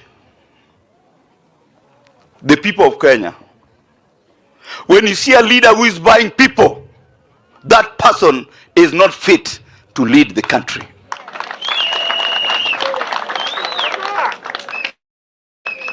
I want to say that the people who have gone to sea or people who have gone to Sugoi, those are skeleton. They are holding on to skeleton parties that have no membership in Luoland. Those people going to Sugoi They know in themselves what they are going for is money and nothing else. Money and nothing. And I'm urging our people of Nyanza, please know your leaders. Know your leaders. When we were telling you that MDG and UDM were Sugoi parties, some of you refused to agree. Today you can acknowledge that indeed MDG and UDM were parties that were belonging to one man in Sugoi. I can tell him, you can buy weak people, but God will bring forth strong men and women like Elisha who will stay strong. I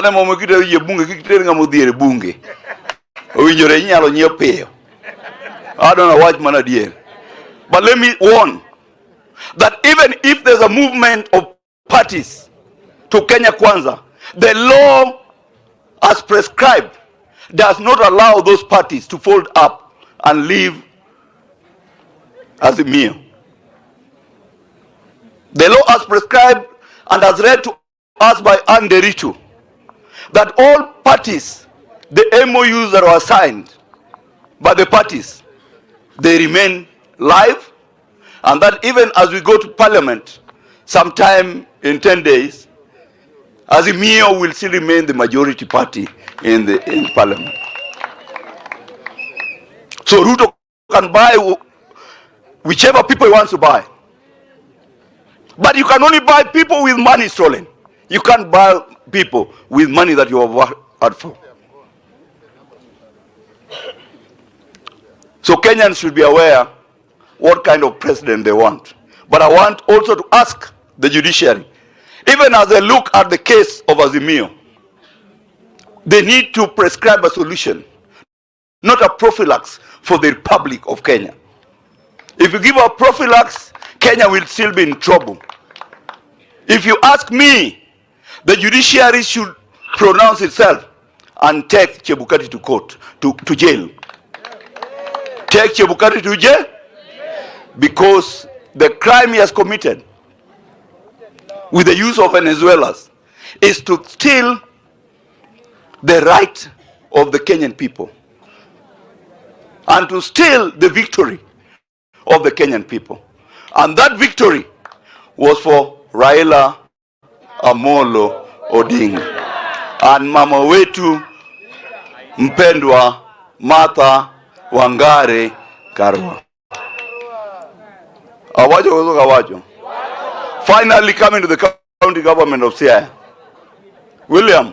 Also join my colleagues and specifically the MCS and the MP for Game that have spoken before me in condemning in the strongest terms possible the charade, the purported defection by our friend David Ochieng and his ilk, Mheshimiwa Outa and former Governor Jack Ranguma to Kenya Kwanza.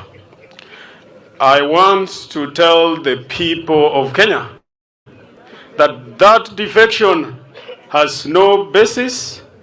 It is an exercise in futility and it is not going anywhere.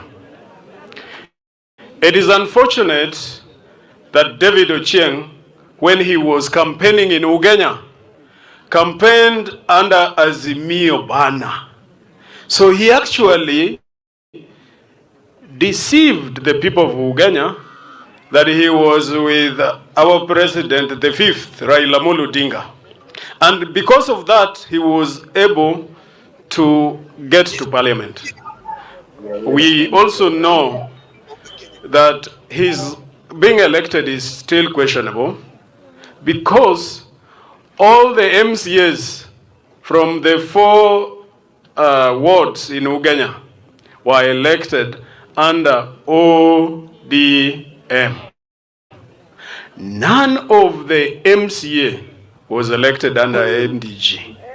How then does it turn out that all MCS are ODM, and then suddenly, through some miracle, and with less than 1,000 votes, you get an MP from a completely different party. We want to warn David Ochieng that his days are numbered, and that if he has chosen out of his own volition to go to Kenya Kwanza, we want to remind the people of Kenya, and specifically William Ruto, that he has not acquired any following by allowing David Ochieng to be in his party. Because David Ochieng does not have a following of note. We remain firmly in ODM under the leadership of the Right Honorable Raila Amolo Odinga, the 5th President of the Great Republic of Kenya. And, you know, I am a very prayerful man, William Uduo, and this is why 10 years later, my prophecy has been fulfilled. On the 6th of September, Kenyans are going to rejoice because the courts, the Supreme Court, is going to vindicate us. Raila is winning this thing. Raila is going to be the 5th. Raila is going to be the 5th. And we believe in their leadership. Raila as the president and Martha Karua as the deputy president. Adum kose kadum. Koro.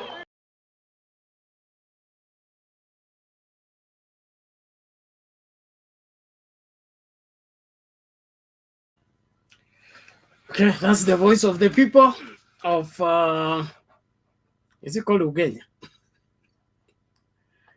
Wamekataa mbunge wao kwa kujaribu kujiunga na Kenya Kwanza na kwenda kujifanya kana kwamba my question is how many political parties are in North Rift? Independent, how many independent members of parliament made it? Do we have any member of parliament on chama cha mashinani, KANU, that made it to parliament? So how do you complain of the dominance of ODM in Nyanza and go to join Kenya Kwanza that has only UDA? Every other thing in UDA, I mean in Kenya Kwanza, is nothing except UDA. Yes, Mama Selina. Yeah, Bernard, he has killed all political parties in Rift Valley. Amemaliza yote. Kwa hivyo Rift Valley sahi ni UDA. Ameenda Central, amefanya the same. So, hii watu ya Nyanza kitu mzuri ni wa recall. Wa sign petition, wa sign yote, the whole constituency. Waende wa sign kabla hata achapishwa. Bernard, waamuke wa sign ifike parliament. Thank you. Thank you. There's a provision for recalling your member of parliament, and this one was a fraud. So even if they petition the High Court,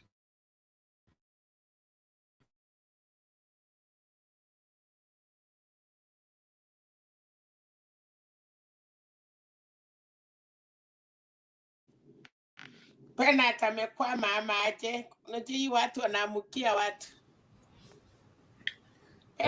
Inakaa Bernard amevamiwa. Ladies and gentlemen, let's keep on. Kuna mikono mbili zimesimama. Bernard akirudi atachukua ni tatu. Wewe kwani kumeharibika huku?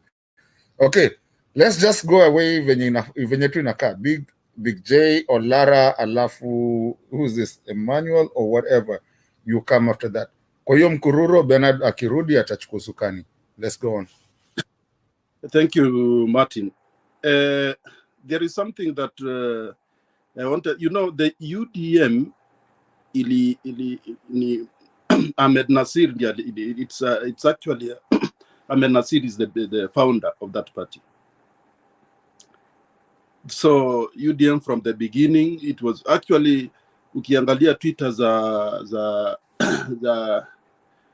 Kipkorir, he was complaining that why do you start a party with the UDM to confuse ODM supporters? So UDM definitely, UDM ni Ruto by Ahmed Nasir. Thank you.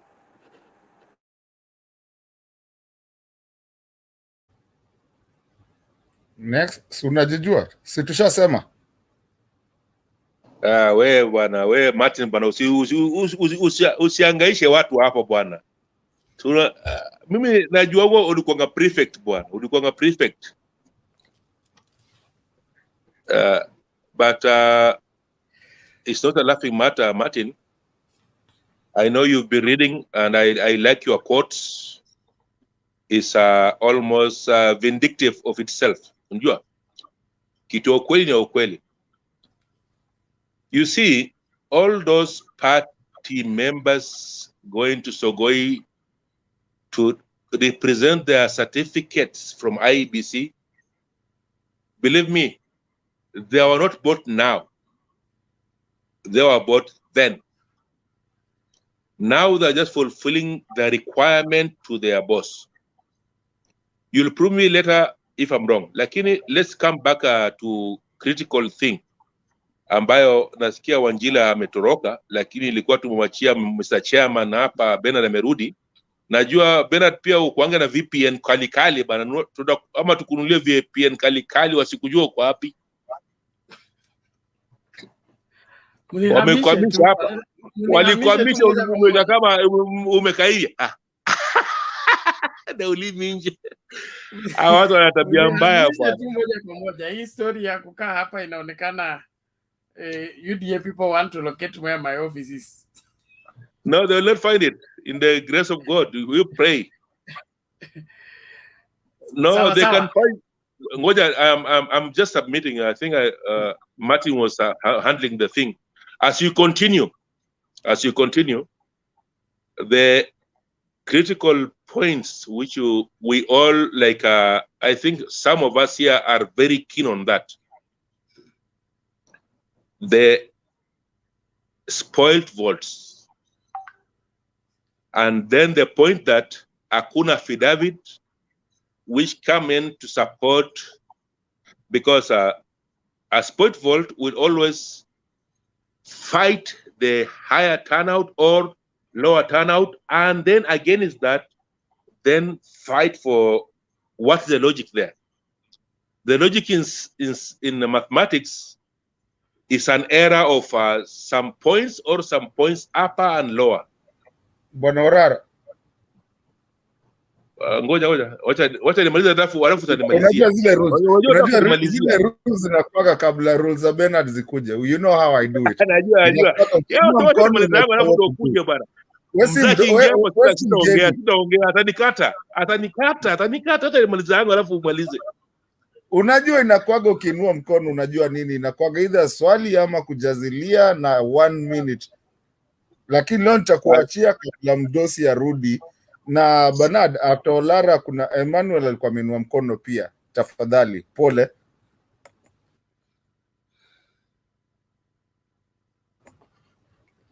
Unajua rules, usitugonganishe kichwa mimi na Bernard. Akona rules zake, mimi na kwa gana zangu, lakini maliza tu. Sasa nimalizie basi. Sasa hiyo mambo ya spoiled vote, Mr. Bernard, na kuomba sana, concentrate on that element, then we can allow those guys who have never submitted there, they're listening to our conversation now. The spoiled vote and the ratio of the presidential numbers is very critical. I think the lawyers here, Manjira angeongea zaidi, lakini wacha niache tu hapo.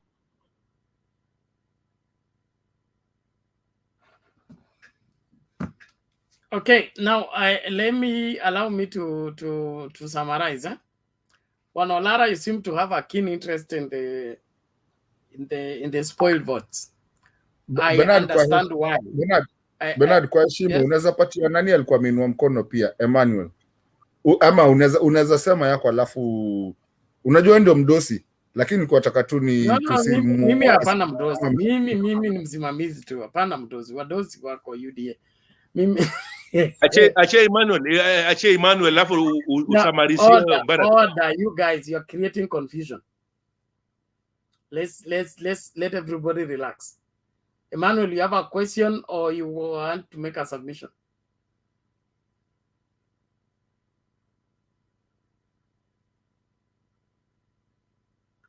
Emmanuel, it seems your audio is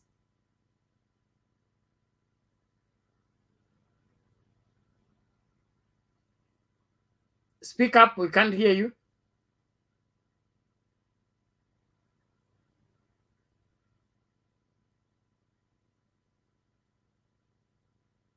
Okay, Emmanuel seems to have a challenge with the audio.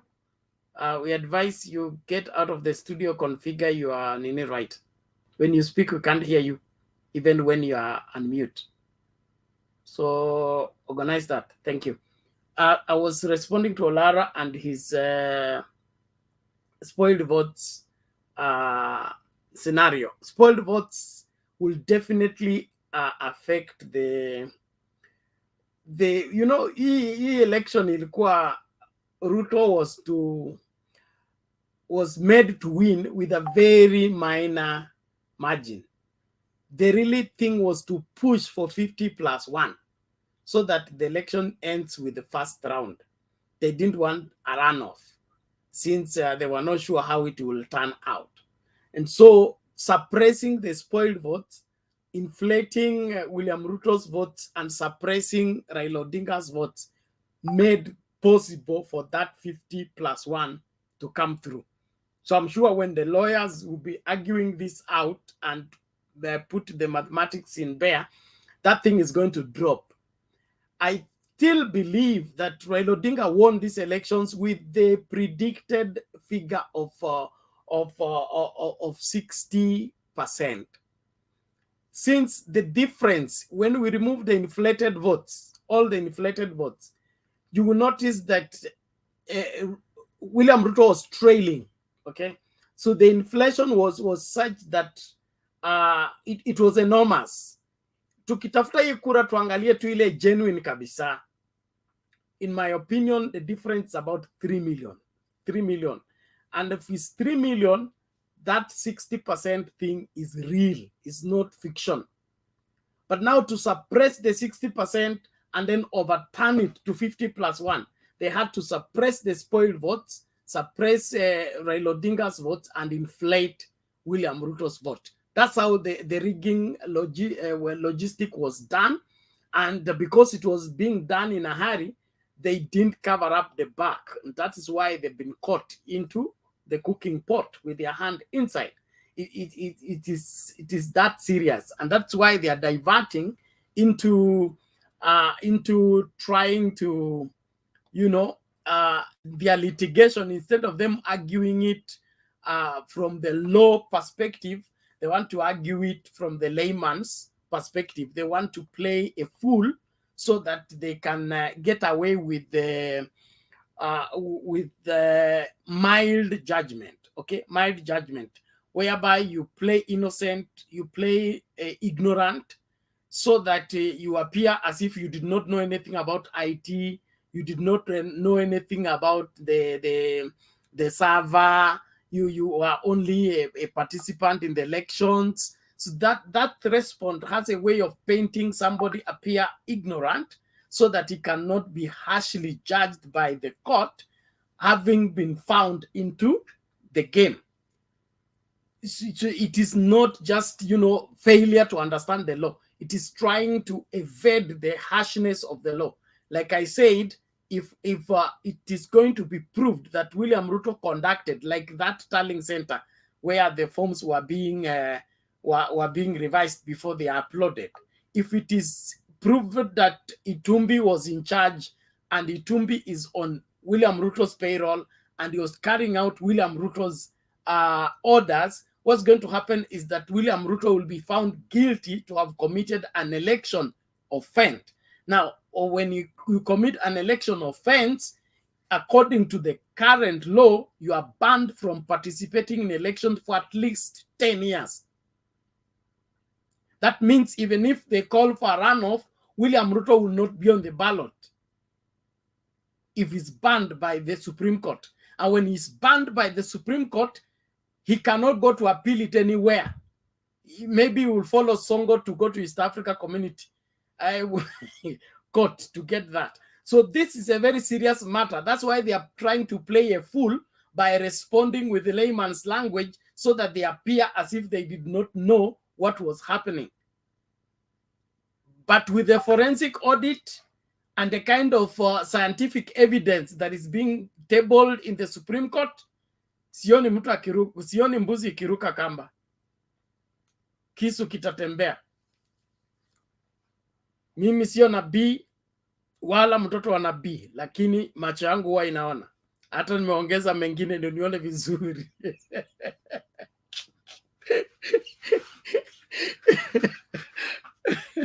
So naomba hivi Bwana Chairman Martin, I want you to take the chairing since I'm marked out. Ngoja wewe uko na uchokozi sana, lazima ungemaliza hivyo. Mimi sichokoza, mimi nataka watu waelewe. Ili watu wasikuwe shocked. Watu wasikuwe shocked. Hata wakata miti wa Sugoi inaonekana hata kukata miti itahitajika. Watu ni kama wheelbarrow itakataa kutembea. It is going to be a serious matter. So I want Kenyans to be aware that something very serious is coming from that Supreme Court, and some people's political career is coming to a dead end. Bernard, before you go, and no comment tafutia watu because hata leo sitakaa sana. Leo kuna naweza kuwa niko na date bwana. Unajua? Maybe nimeitiwa. That will wait. Kila kitu hapa Kenya kimengoja Supreme Court. Supreme Court. Mimi niko hapa. Hata ukienda kwa duka kununua unga wanakuambia Supreme Court kwanza. So sasa unataka pia mimi ngoje Supreme Court. Na mengine ngoje pia. Unataka pia mimi ngoje Supreme Court. Everything will be ruled at the Supreme Court. Kila mtu angoje.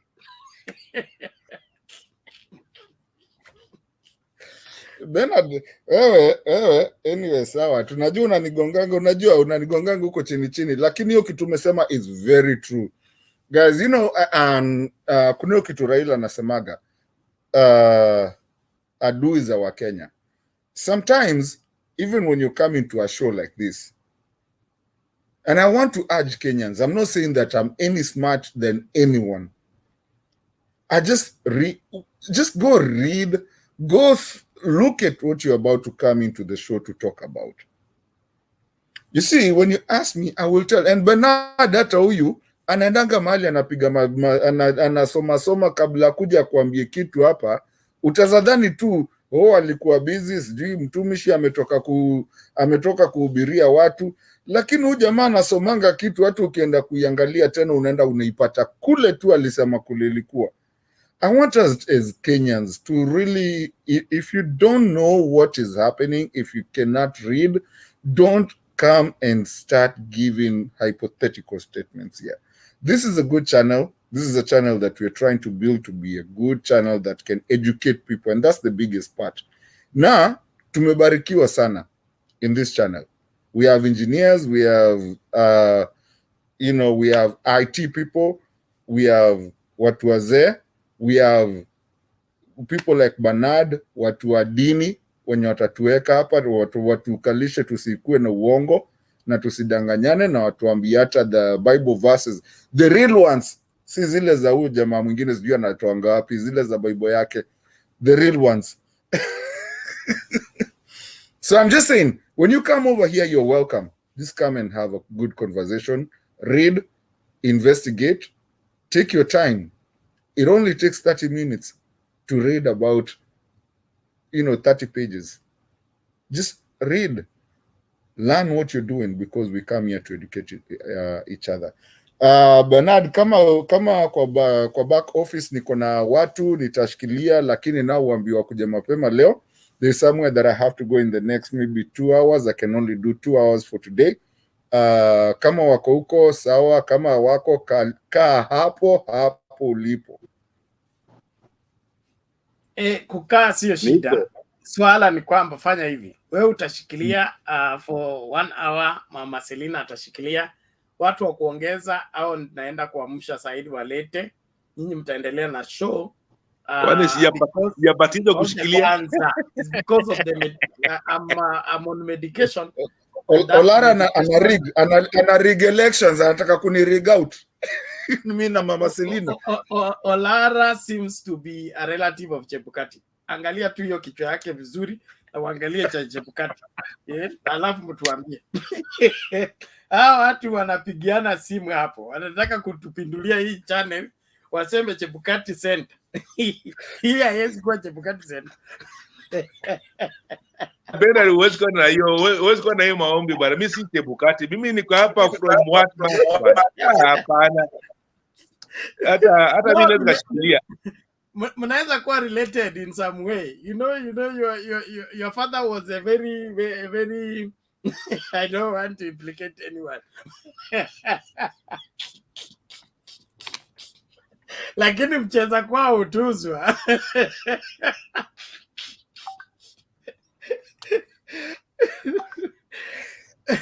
You can play far and near. You never know now. but DNA it decide your maneno. All the same, thank you. I think it's good for us to have a crack before we proceed with the conversation. Asante sana. Bwana Emmanuel, ulikuwa unasemaje? Let's check if your audio is back.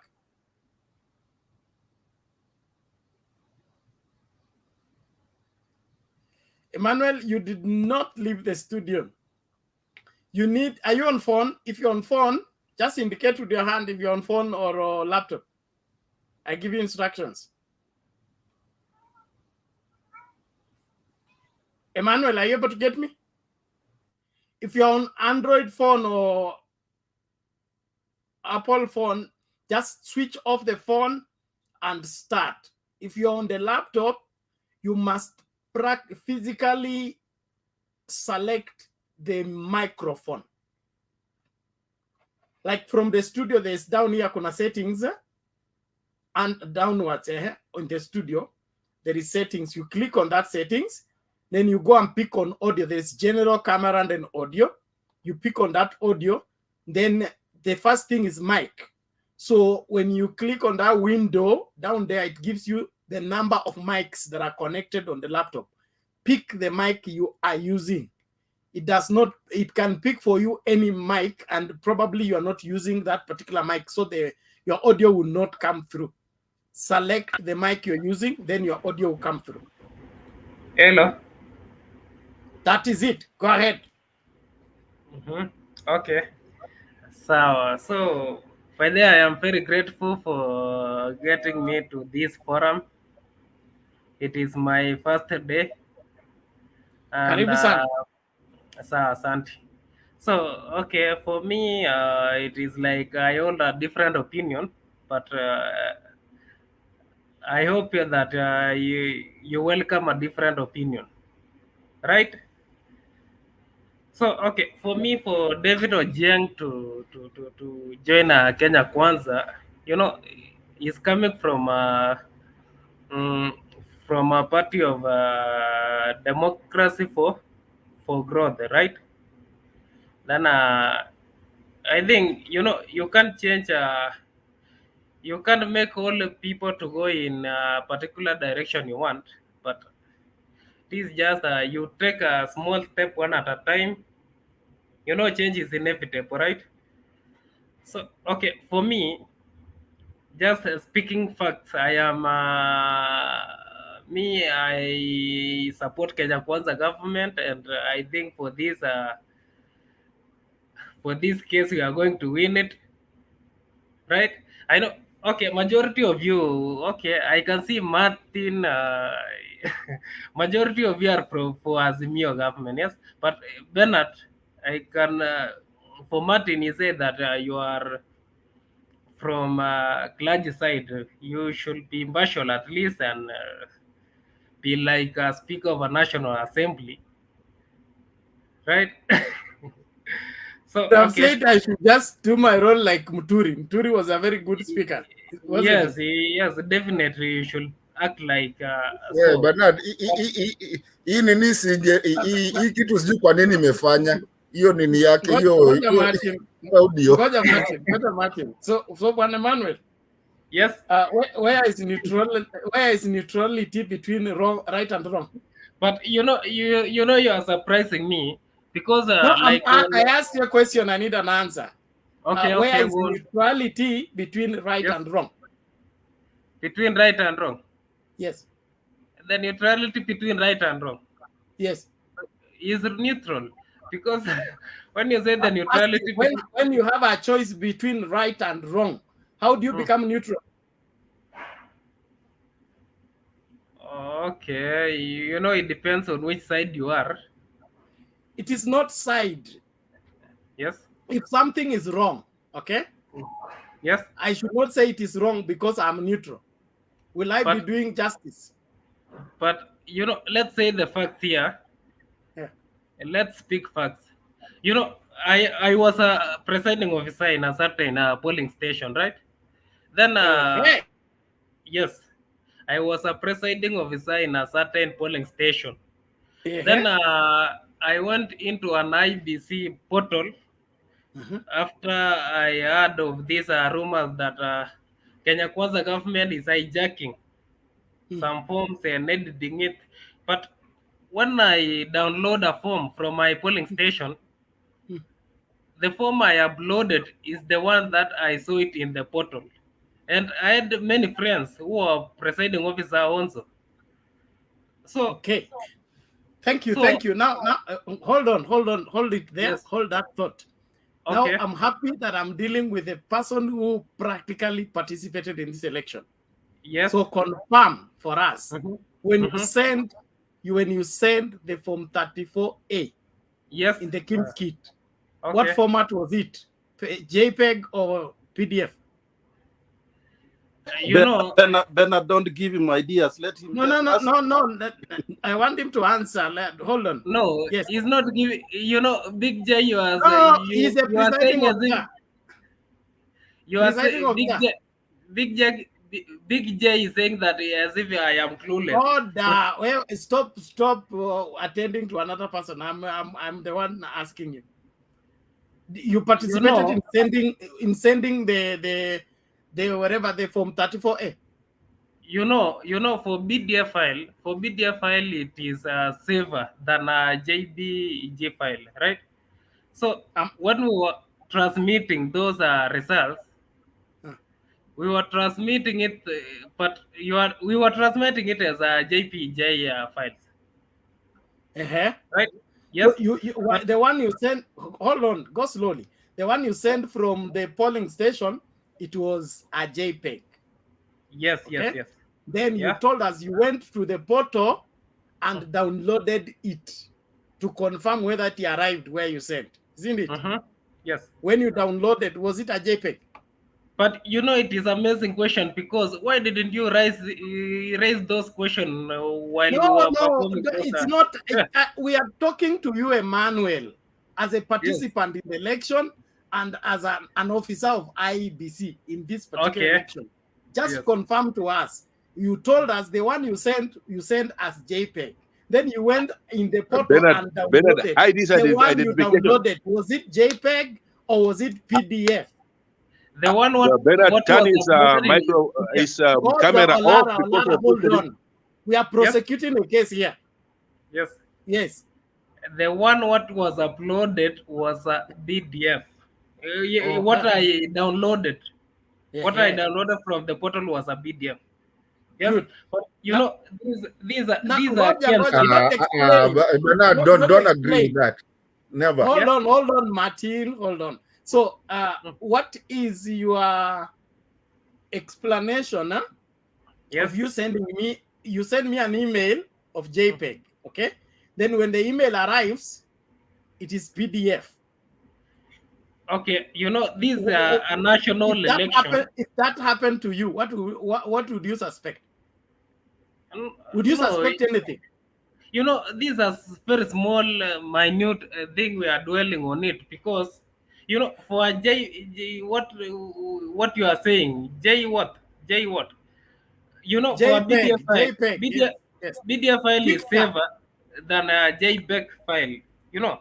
Why? So, Why is PDF safer? you know, for PDF we can't, we can't edit it. It is not like an image, you know. But I've just given a very Bernard, this sure. guy is trying to Goja, Mama lie. Selina. Mama Is that Selina, relax. Please relax. Thank you. Emmanuel, let's do this. Thank you. DJ is here. Yes. The IT guys are here. They will help me. But from my experience, okay, I've told you I'm a publisher. So Yes. I deal with some of those things you're calling JPEG, PDF, and all that. I can inform you reliably that PDF is editable. Okay. Like, for example, there's a book I'm working on for another apostle. He sent me a PDF version. Then there's a paragraph he wanted expunged from the book. So all I needed to do is get an editing software that can edit PDF. And we are able to expunge that particular paragraph and then balance the book and then be able to publish minus that particular paragraph. Okay. So what is not editable is the image, okay? Because you have to convert it before you are able to edit it. You get that? So the reason why the schemes kit is supposed to send an image is to make it impossible for somebody to do what? To alter what has been captured. Okay. The only way for it to be altered, you have to get that image, then convert it into an editable format like PDF. Then using PDF software, you can alter the figures and you can still reburn it back to JPEG. Only that the file you're uploading will not be traced to the KIMS-KIT, will not be traced to the polling station. Okay. It will be now a new file. All right. Okay. Okay. Okay. I respect your experience. I think that is an added advantage from pastoral activities. Yes. Then my question is this. Yes. My question is this. Why is the results the same from all my friends who are presiding officer? Why is the results that is in the portal is the same as what we are downloading? So you can just give me an answer for that. You said from all your friends. Yes, from all my friends who are presiding officers at their respective polling station. Okay. Now Yes. that's a very interesting way to look at it. Just hold on.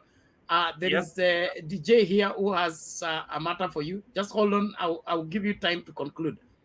DJ. Emmanuel, mi niko na swali. You've been a PO. So let me tell you, you're not the first person who has been a PO. Some of us also have been part of this IBC system, and it's not this year, even way back in 2017.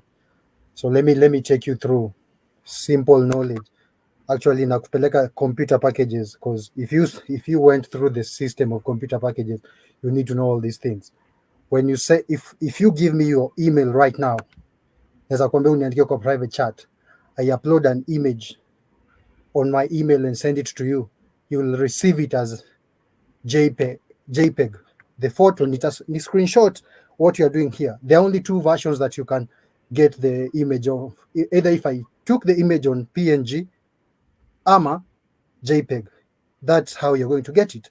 You final product haiwezi kuwa PDF unless there was an intermediary that tampered with that same document, relax, and ran it through a scanner for it to, when you run the image through a scanner, when you're going to scan your ID, itumwe kwa email yako, inakuwaga picture, but you'll get it as PDF, number one, because it has to be run through another program. Hiyo mashini ya IBC, the KIMS-KIT, haujaishika mara ya kwanza saa, unaelewa? Sisi tumezitumia before and we know how the files are sent.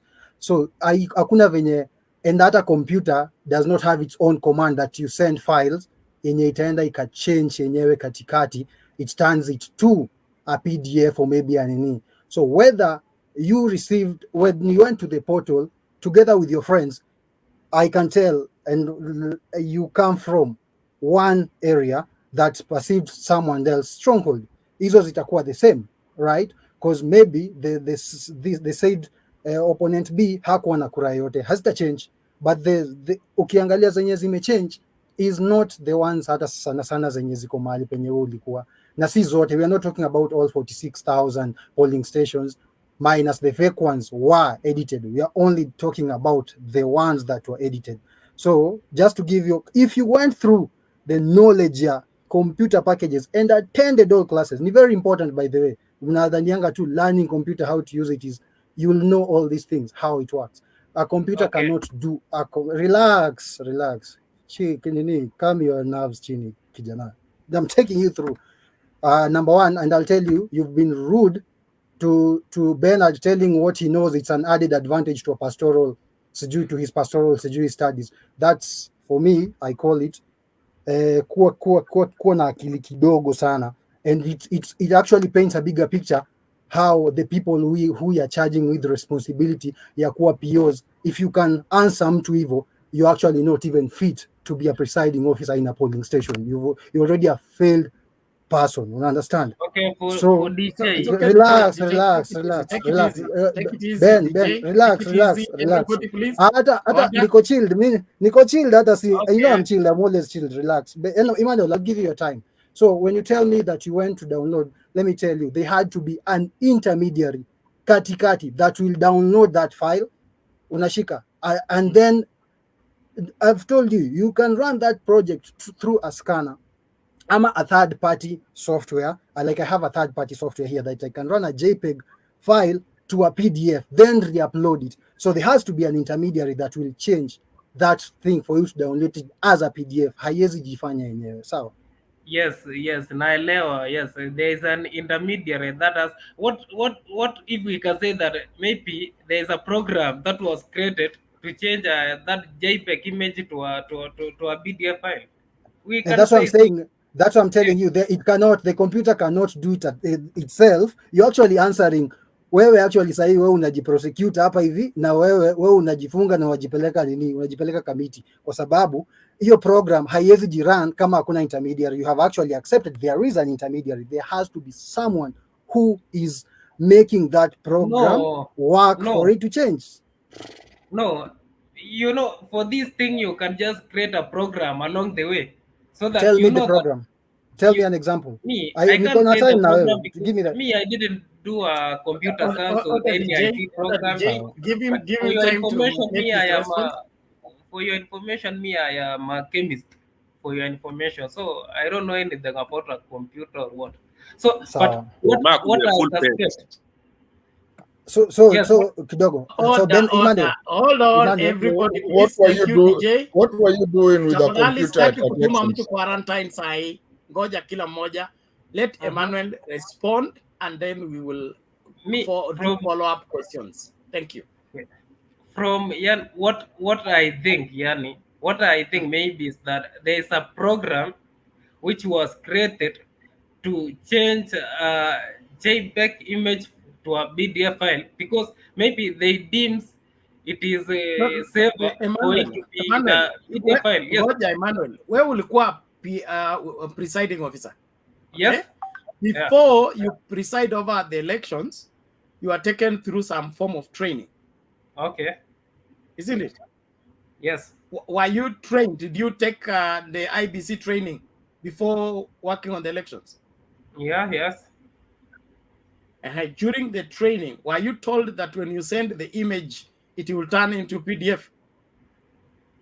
These are just arising issues, emerging issues No, along the way. it's not arising issues. If I am going to send a document and the document will change, like for example, if you send me a JPEG, then it turns into PDF, then that is not the message you send. That places questions. The origin of this PDF ni wapi, kwa sababu ile umetuma ni JPEG. Secondly, kuna mtu anasema the issue is with the figures. I would say that most of the figures on Form 34A, a large sum of Form 34A, the figures are accurate.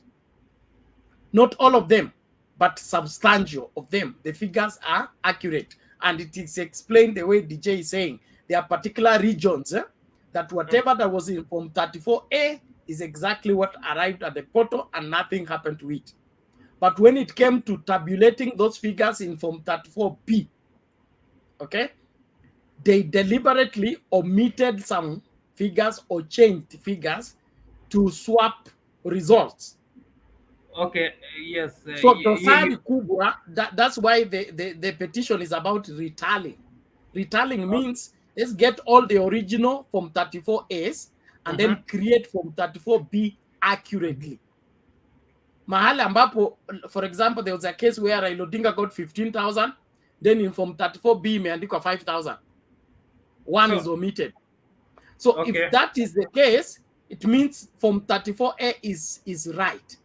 But Form 34B has been messed by retallying. And that's why they needed to do what? Verify before signing. That's what the agent were asking. Before we sign this Form 34C, can we verify it with Form 34B to be sure that the figures in A were transferred rightly in B, then from B they were transferred rightly to C. Yes. Okay.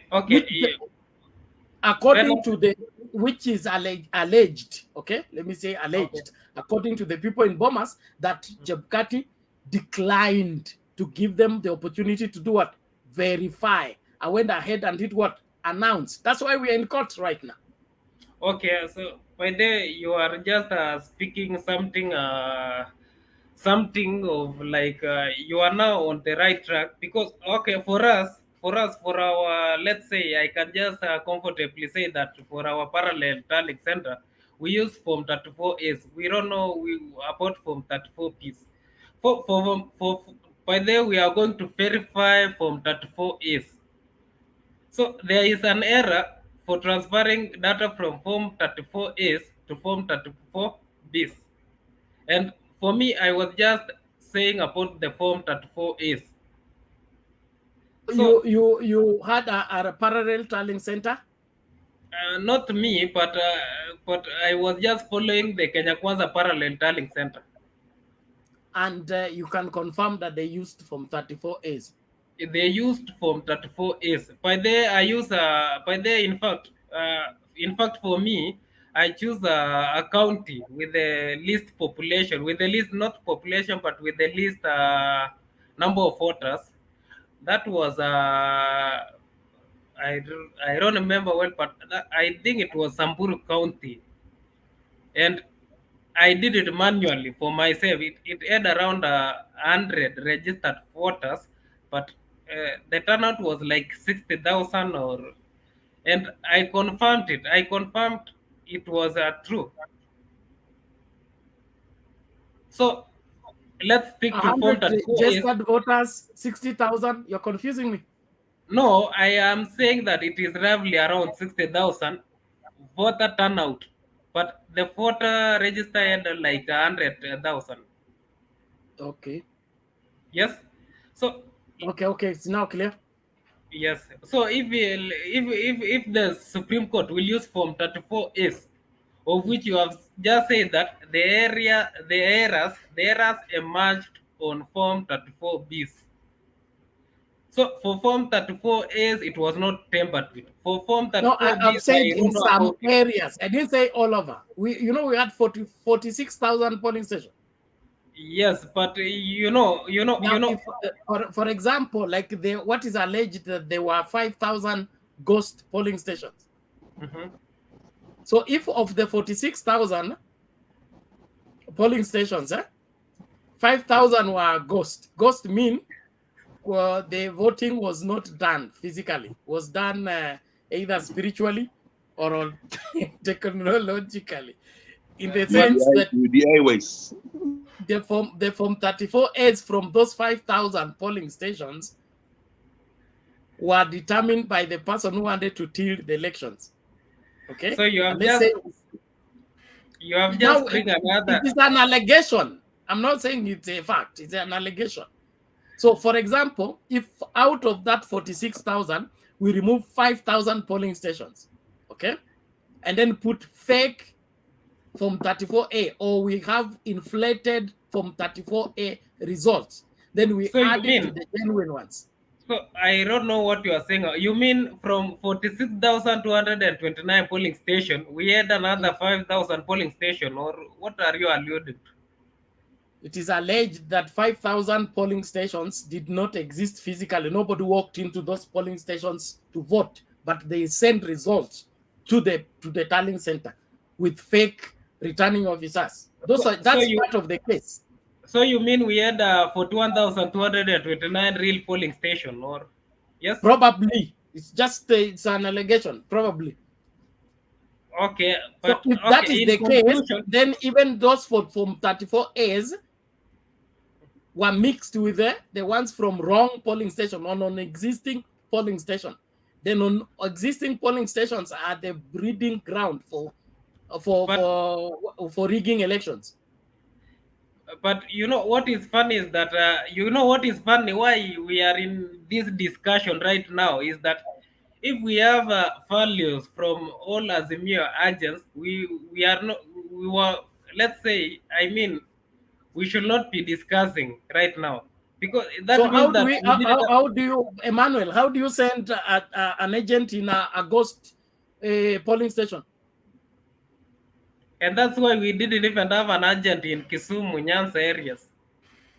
So you're accusing us for what you did not do? No, I am accusing you for not doing your work, for not So you performing. did not send an agent in Kisumu. You wanted Maybe us that's to why. send an agent. Where did you not see an Azimio agent? In fact, In the in our polling station areas, where you were, there were no in fact, Azimio agents. there was me agent in my polling station, but many Thank of you. Then they were there. So Bernard, the claim that Bernard. they were not there, so it so is in your creation. Now, so by what is the your let's values? So that means that you had your parallel tallying center. What was your parallel tallying center telling you, or what Bernard, was before your he goes, vision? hold on, Juan Emmanuel. Let's conclude this. Let's conclude this there. I don't think it has an end. Okay, Tunakutana Supreme Court. Okay. okay. Mambo yote iko Supreme Court. Mambo iko I know Supreme you Court. will change the topic after I'm not 5th September. Emmanuel. What Yes. is left for you to say that you are not to say? You are to say. Okay, for me, in conclusion, yes, by the I like you, Bernard, how you are running this forum. Okay, in conclusion, let's wait for the verdict that will be on next month, and maybe I'll have a chance to meet you because I am still in Kenya. Unlike most of you guys who are in diaspora, maybe I'll join you later in diaspora. There's no problem, Emmanuel. We are here to stay and we must make Kenya great. That's why Thank I you want very us much. to discuss like people who are patriotic and Yes. wants the best for this country and not Okay. just for a political party. So this Forgive. discussion is not about defending UDA or defending Azimio. It's defending what is right for Kenya. What is Okay, right for but Kenya. once again, thank you for letting me in. You're welcome. Everybody's welcome here. The only thing we don't tolerate here is propaganda. Okay? When somebody comes up with something and he wants to make us believe the thing when he knows it is wrong, that is an insult to our intelligence, number one, and an abuse to our freedom of speech in the country. For one, we cannot use wrong things to do right things. It will not help. And we are also careful about the next generation. The generation that's coming after us, what are they learning from us? That you can lie, cheat, rob, and still become great. Is that a script you want to give to your child to learn from? I'm sure you don't want. By And the so, Bernard, I am a good student. I like the way DJ took me to pee. But sorry for the earlier statement. I like you. I have been following this forum for a long time. So thank you, Emmanuel. No, we appreciate it, and let's keep the conversation going. I want you to be an extension of a better Kenya. The reason we stay awake all this night is because we want a Kenya where when my children remain behind, they will have a country they will be proud of. Sisi hatutaki kujulikana kama nchi ya wanyang'anyi, nchi ya wezi. And then when we have left our children, even we can't rest in peace in our graves. We'll be rolling every minute because we don't know the state our children are in. That's the reason why we're here, and we want the truth. We want justice. We want our systems to operate free of undue influence. Undue influence is where umepereka like kesi ile iko kotini, okay? Imepatikana huyu you are guilty, but mtu anapiga simu anambia huyo mtu afungwe. Okay? Then the phone interferes with all the ruling because the law doesn't count, it is the phone that counts. We don't want a Kenya like that. We want a Kenya where when we go before the seat of justice, we get justice. Whether we have the money, we don't have the money. Whether we are rich or poor. That is the country that we can be sure that our children, when we leave them behind, they will be safe. If nobody defends them, the law will defend them. If they are being abused by their uncles, their sisters, their brothers, the law will defend them. That is the Kenya we want. And that is what I want to champion even as we continue with this conversation. That we'll have a people who are thinking beyond elections, beyond political parties, beyond political persuasion, to a persuasion of the dream called Kenya, ambapo tutakaa na uhuru, amani na umoja, okay? Haki ikiwa ngao na mlinzi. We must get that shield back. Haki iwe ngao na mlinzi, then tukae na uhuru, amani na umoja. Lakini tukiomba amani na umoja na tutaki kuangalia haki ikuwe ngao na mlinzi, hapo ngoma ndio inapanda. Mababu zetu waliona kama tutakuwa na amani na uhuru, lazima tukue na nini? Na umoja, lazima tukue na haki ikue ngao. That's where we are, and that's what I'm insisting on. Thank you very much. Please mute your mic, Emmanuel. I want to give Big J 1 minute. If you have a question, then DJ. Alafu tusonge mbele tafadhali. Thank you, Bernard. I want to let my younger brother Emmanuel understand that we have been here for some time, and we understand how many people come here. Some of them come, they say that they are police officers, but they are fake police officers. That's why we are very careful. We need the facts, That's why definitely we have to interrogate you, but not because we have hatred. Nobody hates anyone here. We don't hate anyone. Manuel, nobody hates you, but we hate rumor mongers, and there are people who come here lying, openly lying. Because if something is wrong, it's wrong. If something bad happened, we have to make it right. That's what we are advocating for. Nobody hates, because sometimes when supporters of UDA come here, they think that we hate William Ruto. By the way, we were with the William Ruto in 2007. We were working together. And so, I mean, this politics, sometimes it changes, but the fact is we have to stand and correct the mistake which has been there before. Thank you so much, Ben. Asante Big J. DJ, quickly. Me nilikuwa nataka tu kuambia Bernard, or from what Emmanuel was saying, if you're keen enough, I told you here how IBC system, how IBC is compromised. Emmanuel says he was a PO, but he's passionately talking about someone. I rest my case. You get what I mean? Yeah. Thank you, DJ. It's okay. We are observers. Yes, Martin. Mi niko na swali tatu tu. Swali yes or no inaisha hivyo, ama ajibu tu. Emmanuel, ulikuwa PO na uliupload kila kitu, si ndio? Yes? Ulisign? Your signature ilitokea kwa PDF ile side nyingine?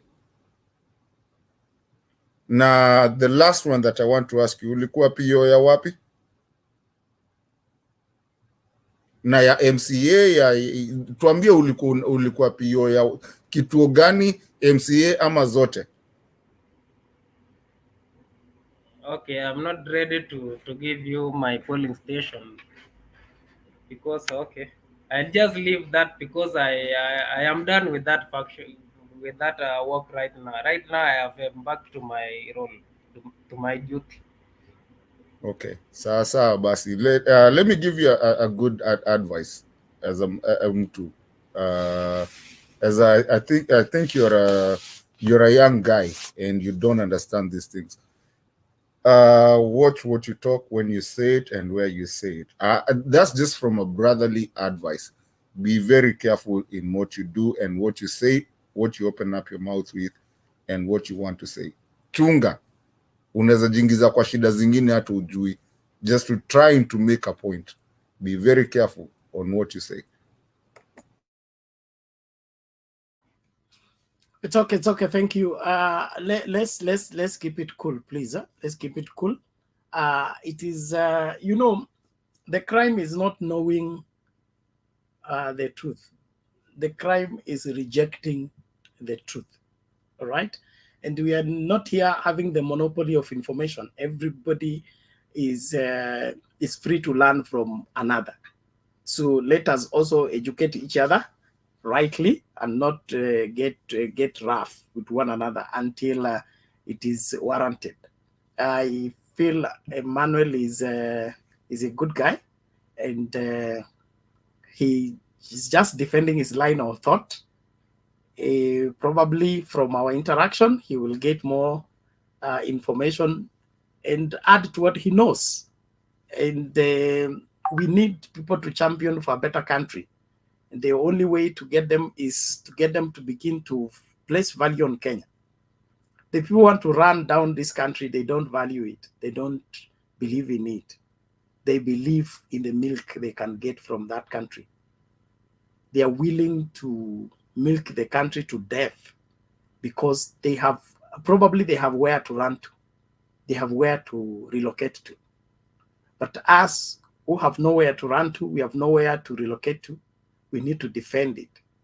And one way of defending it is let's all shift from defending political parties and begin to defend the country. Because the country is bigger than political parties, is bigger than individuals. With that, we'll have a ground where we can meet. But the moment we are digging in Azimio, then these ones are digging in UDA, we'll all be going apart. And somebody is out there to take advantage of that division and be able to strike us when we are not even noticing. So please, let's take it easy. Let's ensure that we navigate each other from the known to the unknown, and then add to what we know. That's how growth takes place. When I add to what I did not know, I add something to it. So please, let's not get too much into getting personal in our debating. Now, kwa mujibu huo, naomba kwa jina la Yesu hiyo topic isalie hapo. Masuala mengine yako mbele ya Supreme Court. Supreme Court itaweka hii mambo wazi, tutakuwa tunaona kwa TV. Tutaona zile form 34A. There have been claims that there are some polling stations that have about 4 form 34As. All of them came from one polling station. Then we'll get all that to verify. There were carbon copies of the form 34As. So the court will choose which form to believe. Is it the carbon copy? Is it the uploaded copy? Is it the downloaded copy? Is it the sent picture? Well, whichever they decide on, it's what will carry the day. But all in all, tutafute ukweli, tutafute haki. Hiyo ndio jukumu letu kama Wakenya. Haya, naomba sasa Sister Juliet ameng'atuka. Oga Martin, I have found Julia. Julia is around. She will be adding the people on the screen. You can debate, and I think you will hand over to her as soon as you are done. Okay, before you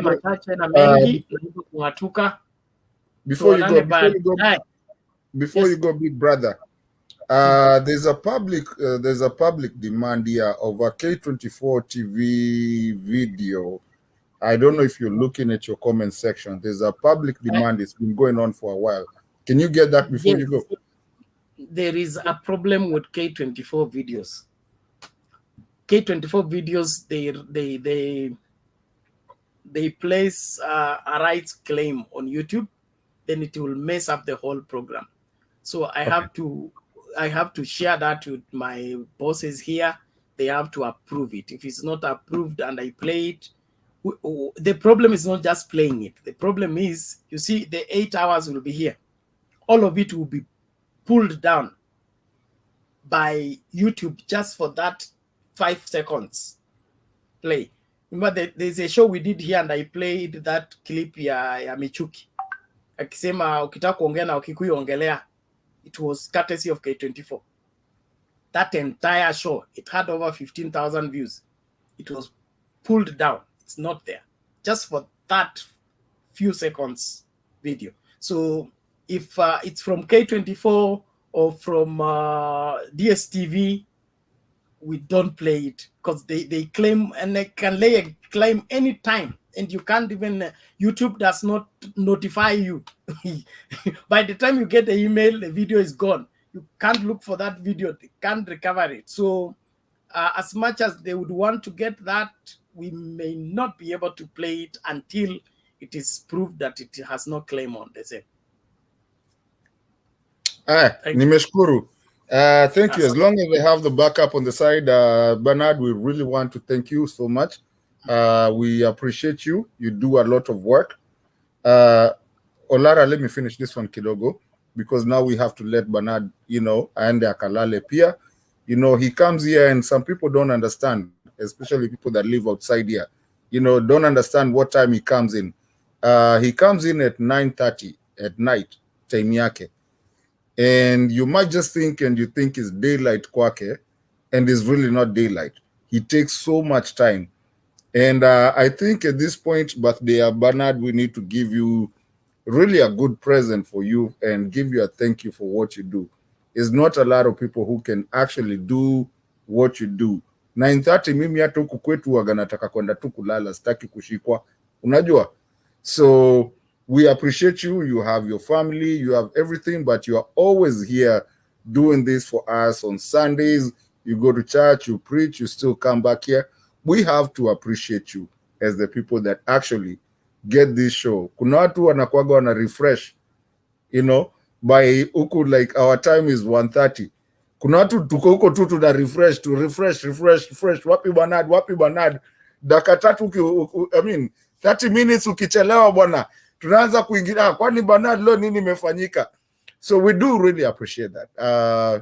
As the people, on behalf of the people in the comment section, on behalf of the people that actually watch without commenting, I think we do appreciate you. Those numbers that you see there, all the people that, those numbers unatuambia, 250K watching and everything. I, on behalf of them, will take this opportunity, hata kama wengine wajanipatia opportunity, to really thank you and tell you to go have a good night. Kesho ni Saturday. Sleep well. Kuwa sawa, najua lazima pia uende angalie Biblia inasema nini, manake uko na pia ni mtumishi. Lazima uende pia angalie your sheep. So we thank you so much. Go have a good night. If Julia is behind taking care of me, she does a good job. Nitamskuma akuja within the hour. Thank you. Asante sana. Na watu kama Sospita hawa ukwe blocked. Don't tolerate anybody who is bringing here negative energy and trying to discourage Kenya from going the just way. Mtu kama ameamua hataki kujifunza, hataki kubadilika, atupwe nje. Akae nje. Hata Biblia iko na waambia huko nje ni umbwa mwitu.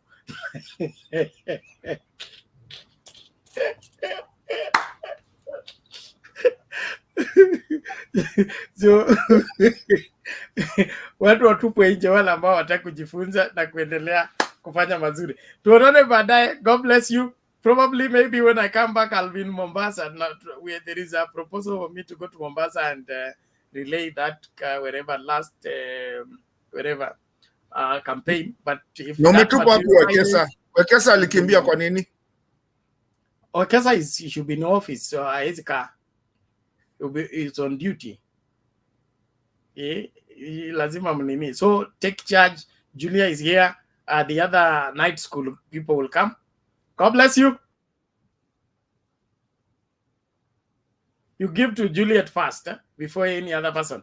All, yes. Thank you. Hey, greetings everybody. Nimekaa thought I was just going to disappear now, but it's greetings to everybody. Pastor Bernard, and it's great to see all of you. Been listening, Mama Selina, Martin, Deto, Big G, and of course Alara, John, Adams, Walton, Cinema, and of course Emmanuel from Kenya Kwanza. Been listening carefully and just following the whole circus, should I say the circus that Kenya never seems, or Kenya seems to always amaze the whole world. So my comments here tonight, as I'm listening, Amasazle nasikiliza, we never seem to, we seem to, let me put it this way, appetize the politics, maybe around the world. So I think it's quite interesting, and I think that what is really your camera is like a doll. Just come close to the camera, please. You can't see me? Achana na Olara ameanza kutakuangusha. Achana, don't mind Olara. Olara is a very funny guy. No. She's not clear. She's not clear. Guys, hey, order, guys, please. Bado hatujafika hiyo open session. Thank you, Matthew, for taking part in that. So, Kenya inazidi kutushangaza, but listening to all of you, asante. Chebukati Wafula has a lot to answer. I said it, and I will never stop saying it. I said it in May, I said it in June. The irregularities that were happening with presidential election, I know some of you challenged me, but I'm glad that you're seeing the outcomes and you're seeing that what I said was right. So I champion what is right. And I believe that with Kenyans being calm, I hope that what Baba has produced, and you know, when I saw the boxes and evidence coming and them carrying, I said, that is exactly what our court needs. We want to see the court looking through those evidence. We want to see the court, and especially ensuring that nothing is missed out. That is the challenge for the court here. When I said it last time, and I said that what was happening to presidential candidates, aspirants, and I meant every word that I said, and thanks to Mtimbe TV and others, and especially your show that gave candidates, I was saying voters, think very carefully what we are saying. And so when this thing is happening now, and you can see, and Chebukati Wafula is a man of himself, which is what I said. I said to you people, in my case, an activist took my case to court. So I was happy because I felt at least there was some Kenyans listening. And that's great to see that. So ninawaambia wa Kenya, as you wait for this Supreme Court, and the challenge here, I have one or two comments or solutions that I feel really needs to be addressed, which is what I will be saying. And thanks so much, Jackson Oguta. I can see you were saying you were waiting for me to come. Thanks to all the fans. I have been getting a lot of questions and calls following your TV program here, and people just asking me questions. And that's nice in a way, because it means people are wanting to really participate in civics education and understand what is right and what is wrong. What is wrong is when you've got trust in people who should look after the election, and then other things are appearing. That is what is wrong, right? What is wrong is when you expect greatness in our nation, and then we see the kind of things that are happening in our country, that becomes dishonesty. And that is why I kept saying Chebukati Wafula is responsible for this mess. I haven't stopped saying that. And I know some of you will, at that time, were thinking otherwise. And I was the first person to challenge that because I believe in a great nation. So that is what is wrong. So I'm delighted. So solutions. The first thing I would want to see is, I would want to see that the judges, some of the judges, let me say it's not all that is bad. Some of the judges that actually perhaps or seem to be collaborating with Chebukati Wafula. I want us to question, when I said to you guys that the 2/3 gender rule was not met, what happened in that case? And we have to be honest with ourselves, fellow Kenyans. We have to be honest with our sincerity and our honesty. What happened? 2/3 gender rule, which is what our constitution stipulates. And indirectly, Chebukati Wafula, the returning officer, decided to take that matter to court. And which judge ruled out for both Azimio and for both Kenya Kwanza? They ruled out, the two candidates who I had called in the election to be dismissed, they ruled out they should continue.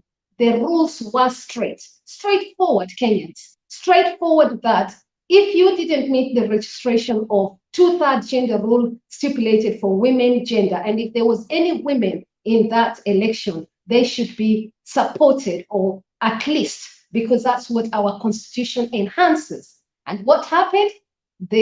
Your man decided, the judge is going to rule out. What did I do next? I actually called upon those judges as well, perhaps to be taken to court as well, because that is where corruption starts, fellow Kenyans. So my point is, and many other things, I could list a whole list, and thankfully people are beginning to see. There's a big list, yeah? Do we have a great constitution in Kenya? Of course, I'm proud to be a Kenyan. I'm proud to love Mama Kenya. We are all proud. And what is really happening right now is enhancing and accurately making sure that Kenyans can see the woods from the trees.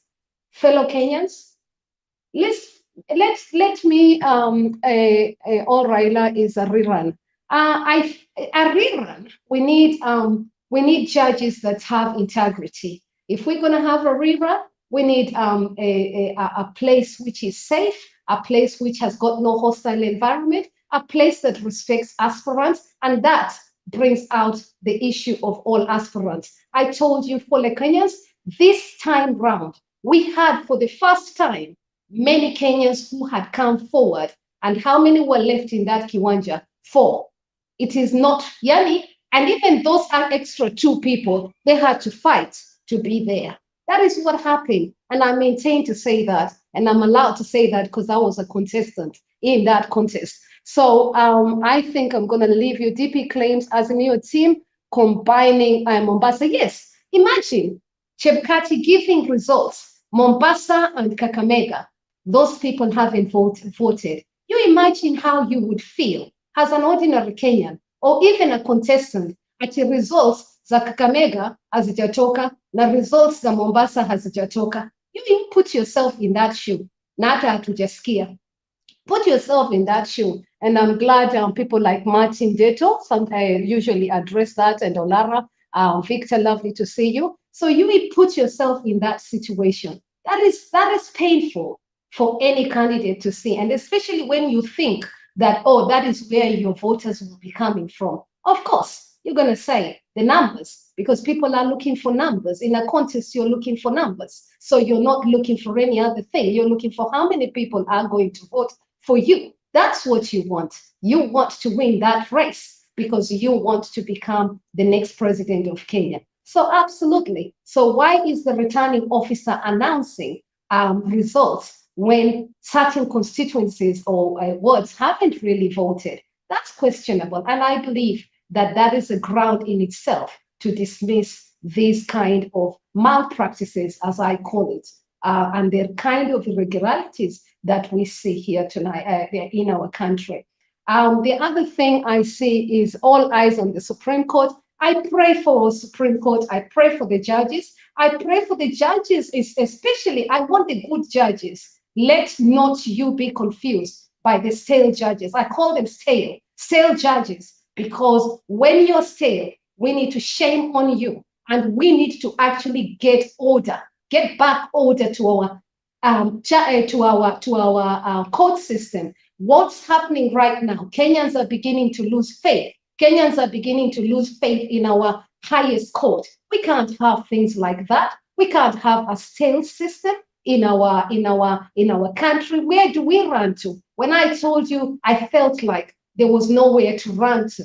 I felt that way, and that was just me. How about all the other presidential candidates and the people who really want to go to court? Sadly, resources is also a problem in our country. What is happening to that? You've seen this week, mumeona nyi wenyewe, watu wale wanataka kwenda kotini, even Chebukati side 2 point something, like I think 2 point something billion, spending that kind of money. How many of you Kenyans have got that kind of money? What is going on here? So mi nawauliza wa Kenya, why have we created such a system in the whole structure system? And that is where I said to you, we needed great transformation in this country. We need great leadership in this country. We need people who can govern this country. We need a system that works. We need a system that is able to arrest people like Chebukati and Wafula and a fight and say, yes, these candidates were supposed to be on that race, and these candidates in itself, and every one of those candidates, I speak for all of them.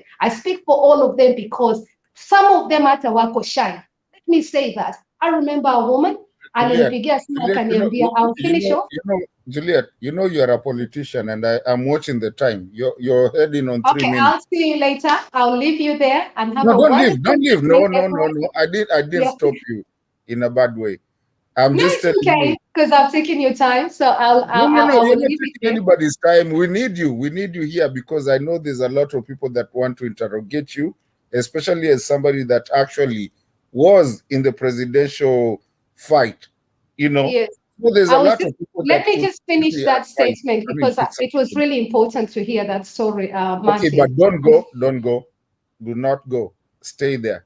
I've been here 4 hours, Martin, and I have to go home. Seriously. I'm sorry. Just give us at least I give us at least 10 minutes so that we can talk to you as somebody that actually took a stab on a very I important. took my time, but I think that it's only fair that if I finish what I'm saying and then I was just about to go. But let me finish this story on behalf of that woman that got in touch with me.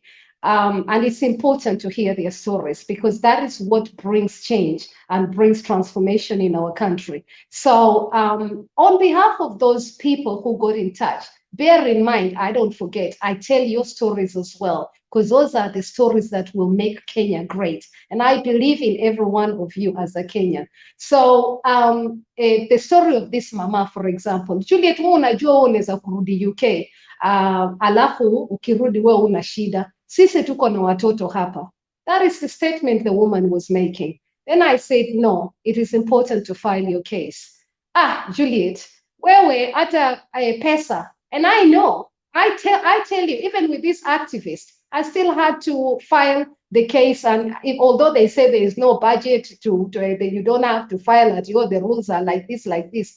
Printing, for example, hata ukienda kwao, printing costs and everything, you're still asked to cover for those costs. So I can justify to you, I can show you the receipts and what I was requested for. I'm not a person who is hiding that. I want people to learn how to be honest, and I want people to be able to see what aspirants go through. For women, I've talked about gender because I really love to promote proportional representation, and I love that because I believe that that is the future for today, future for tomorrow, and we need to be supporting even our men, and our men need to be supporting women. I'm going to leave it there, Martin, but I believe in a great nation, and I believe that Chebukati Wafula needs to be put in front of the courts with the right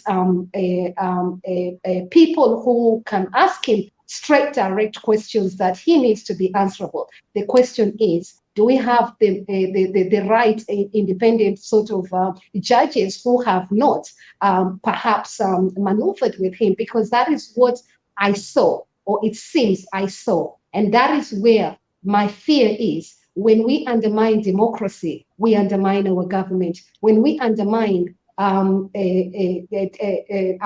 government, we undermine all of us, not just for today, but for years to come, for our children, for our women, for the men of this nation, for the freedom fighters that have fought for freedom, for every one of you. So I leave it there. I love you all, but I want us to celebrate. And I thank Mama Selina for, also supporting me, even despite she was arguing. But I want to say to Mama Selina, I'm pleased she's seeing the outcomes of these things. It is important to also understand that these challenges are real. These challenges are not at all. This is not what happened. When you see ICT men, experts telling you, you know what? These forms were actually reduced from Form 34A to Form 34B. Na unasikia, kwanza zile zilikuwako zinakuja, hizi ndio zilikuwa right, lakini hivi, whatever. So you can imagine those kind of ICT men jobs being undermined in every way, in every shape. That is what is happening in our country today, saa hizi. Mimi nimekaa hapa ndio niwasikilize, because I believe in good justice. I believe in every woman. I believe in every man. Chebukati Wafula, you better tell us exactly what went on. Why did you behave in this manner? Chebukati Wafula, they called me the Titanic, whatever they called me. Did they say the Titanic ship? Yes, I'm still here, and I thank God I'm still alive. I thank God for every person that has stayed calm. We need good justice, Kenyans. We need a system in place that can serve Kenyans. That is what Kenyans are all asking. That is why every program is asking for. That is what Kenyans are crying for. That is what Kenyans want and expect of us, Martin. So I ask, and I'm hoping that judges, you are the heads. Nyinyi ndio sasa kila mtu amewaweka. With lawyers, let me tell you one quick story, just 10 seconds. The lawyers hata wanasema, wengine hata wanasema ati hawataki. Maliza alafu watu wengine, kuna watu wanataka kukuambia kwa sababu unataka kukimbia. There's so many hands, but all of a sudden you're coming to a conclusion, and then all of our conclusions starts so lawyers, with the lawyers hata wengine wanawaambia hata hawataki. You've seen what is happening between the lawyers. So lawyers wanakuambia, we don't want our name spoiled. Why are lawyers saying that? Because they know. Wanajua. I leave it there, Martin. I submit. Thank you, Juliet. I mean, sometimes pia ukikuja kumaliza maliza. Unajua unamaliza alafu unakanyaga gia tena, unaongeza tena, inaenda tena. I've timed myself. I know how many minutes I spoke. Okay. 5 minutes, 4 seconds. Yes. It's okay, Julia. We admire you. We really admire you. We admire you and what you've done. And even you to throw yourself for that seat. Not a lot of people can actually do that. So we do admire you. What you did, Mama Selina, I'm coming to you. What you did, not everybody just wakes up and does that. Yes, we know politicians, throw themselves out there. You threw yourself out there, you've been known. Maybe kuna watu wamekupata, wamekusikiza, na kuna watu maybe you have calls that. And that's how you start a career. So we do admire you for having being a presidential candidate in our country, regardless who thought whether you would get it or you will not get it. You're now talking about what should have been done and what is being done. You know where the right is and where it's not. So now, here's one thing that you have to understand. Once you throw yourself into leadership like that, kuna watu wengine tuko kwa leadership and people come and ask us questions. Once you throw yourself into leadership like that and you come into a forum like this, you will not come here like Mato, who just comes in, nobody knows what I do, natoka, si kila mtu ataniuliza.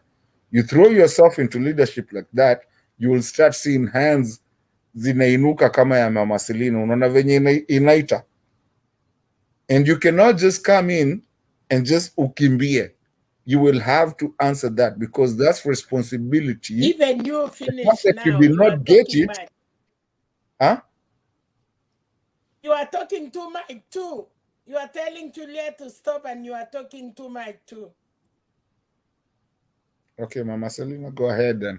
But Mama Selina, I'm trying to say something. Listen, okay, I'm the moderator. Let me moderate. I'm just saying, Juliet, here's the thing. When you go to leadership, like I am here, like Mama Selina is trying to cut me down, even though I do respect her, is that as leadership, people will ask you questions.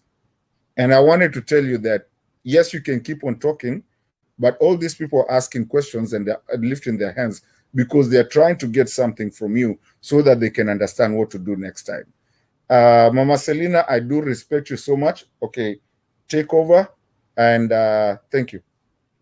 Okay, Juliet, I want to say thank you so much. And again, Martin, when some people like Juliet get time to talk, we waste a lot of time with these people from, they don't say nothing and we listen to them and you integrate them. So when Juliet come here, she is among women. So if I see her, I see 10 women.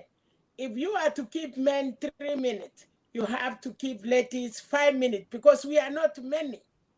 So you cannot cut her short because she has something to say. That is experience. She has been the presidential candidate. We are not yet been there. She can talk more because our country is panning. Nchi yetu inaisha.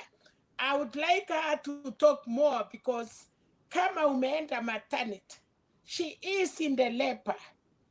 She can tell us what is inside that maternity house that we don't know. Okay, Juliet, Mama Selina, I respect you so much. I really do, and you know that. what is I respect you so happening? much. You came But to Mama tell Selina, when I'm doing this, Juliet has spoken for so long, and you know I've never disrespected women. I know where you stand with women, but I gave her so much time, Mama Selina. That Please is why don't I bring that say, women card that on is it. what I say. Let's just have a conversation. I gave her more than anyone. Please, Mama Selina. Okay, you want us here or you want to unataka tukue ama unaendelea? Because I will Nataka tell, mkue, lakini Mama nauliza Selina, don't hivi, attack me as a Martin, moderator, please. I will. Okay, guys, let's continue. I have all due respect to Mama Selina. You guys know that I've given Juliet so much time. And Juliet, you know I have no problem with Should you. I respond to that, Martin? Sure, Mama. Yes, you can. Thank you. Martin, let me tell you, you know, it actually feels sad sometimes. Every time I speak, if you look at all your shows, and I want you to go back into all your shows, I get interrupted. It's quite rude to get interrupted many a times. I timed myself today, and actually, you can look back when you go back how many minutes I spoke. And it sounds, I waited from around 9:30 until almost, I was just about to go actually. And so when somebody is speaking here, it's important to actually, it's very important to actually make sure that you are listening. It looks like people are not listening and you're rushed. It's actually disrespectful. So let me just leave it there. And when women are also speaking, if I think what would be nice, maybe have a card, you know, like something like, oh, you've got 2 minutes left or 1 minute left, and that maybe is a solution for this kind. And it's not about competition at who is speaking or whatever. It's about solutions, and that's what I believe. I've had a lot of fans from Yom Tembe TV who have reached out to me to say we're speaking a lot of sense and they would love to hear me speak more, but they feel that I've been cut. And that is something I'm giving you feedback on, an honest opinion. But anyway, I'm not here for that. I want to appreciate all of you here tonight. And I think if there's any questions, it's absolutely important to have those honest conversations. And the conversations are what exactly is happening in the IEBC office. And that is why it's important to speak to the right people. And I think that's what Mama Selina is saying. it is important to speak to the right candidate. If you could even get the candidates who were actually presidential candidates and even bring more, you could probably get more outcome. I think that is what Mama Selina is saying. So I appreciate her because she's also fighting for women's rights. So we champion that. On behalf of any other questions, I can see Olara maybe wants to ask a question, and then I will be going home because it's quite late here tonight. And so I waited. Try and when people have stayed and everybody is speaking, try and distribute the chat. Some people are not as strong to tap in. And so that's my feedback to you here tonight. In terms of leadership, because you were talking about leadership, don't always assume that people don't have leadership. To go into presidential election as a candidate, it means you've got experience. So it's important to also appreciate the level at which somebody is being addressed with, and that's really, really important. So yes, I think that is absolutely 1 minute. Hello, sorry, that is somebody. So I've been left by that taxi. So yeah, so I leave that to you and Santi Martin, and I want to appreciate all the moderators. The moderators have a tough job. You deal with different people, different communities. I think that try and appreciate the level at which the engagement is happening, because that is what is important. Okay, Juliet. Yeah. Once again, I will do it, and I'm so sorry. If you want to hate me, hate me, Okay. but I love you. Juliet, you know you don't know how to stop, eh? You keep on going, and Mama Selina will hit me again. Here's the thing. Once you say you're coming to close, close it, because I have people who are lifting hands here as a moderator who want to ask you something. And then I'm there waiting for you. You say, okay, now I'm finishing, and then somebody else, you know, and then you keep on moving to the next gear. You know, you're changing gears. I would really, I mean, this is I moderate here, and I'm here. I want people to talk. You see, you say if you're closing, let people answer you, question you. Don't say you're running away. Let people open up their eye. I mean, open up and talk to you. I had already said I'm leaving earlier on, just before Can you take called at least 2 questions then? Yeah. Can you take 2 questions? I can, yes. Okay, thank you, Juliet. We really appreciate you. And don't get me wrong, Sinobaya, it's just that, you know, I have a job to do here. So Olara and I think Fred Ulukomenu up here. Fred Ulukomenu up here. Okay, so Yes, those are the 2. I'm going to ask a question. So can you take those 2? Olara, go for it. Santi Martin. Juliet, nobody's against you here. Okay, And, don't worry. My taxi has added another 30 minutes, you can see, so that's good. So you've got exactly 20 minutes to 15 minutes, actually. Yeah. Maybe you can detox a lot. You can detox better. Come here fresh and answer some questions. The topic today is the positions around the IEBC. And we have spent a lot of that moment, and you've been given around 12 minutes, all the positions you never answered in one question. So today, the main question was spoiled vote. Spoiled vote in presidentials were not counted, and we have inflated votes upper on the presidential only. So as a contestant in a presidential, and please angle your video correctly, your camera, because we have to see your facial impression when you reply back. So what is your take on no affidavit was submitted on a spoiled vote? And the spoiled votes, it was justifies why the presidential votes were almost at 1.2 million. So as a former presidential candidate, or contestant, if your vote were there, should you consider the spoiled vote of were not counted correctly to tally to those inflations of that presidential vote? In fact, you can also speak on that in context of women reps, and according to how many governors were elected lately due to your influence. How, you can just reply on that context. Okay, thank you. Thank you, Lara, for that question. So I try to keep to the topic that is running on the line. So I was just commenting on the line. Do you mind But the question answering there. both questions at the same time? Can the other one, or do you want to do Olara's first or Mumanyi, both of them at the same time, so that we be fair to other What people? would you like to do? I leave that to you. What would you like, Martin? I'd prefer you answer both of them because it was just 2 and not 3 or 4, so it won't bombard you.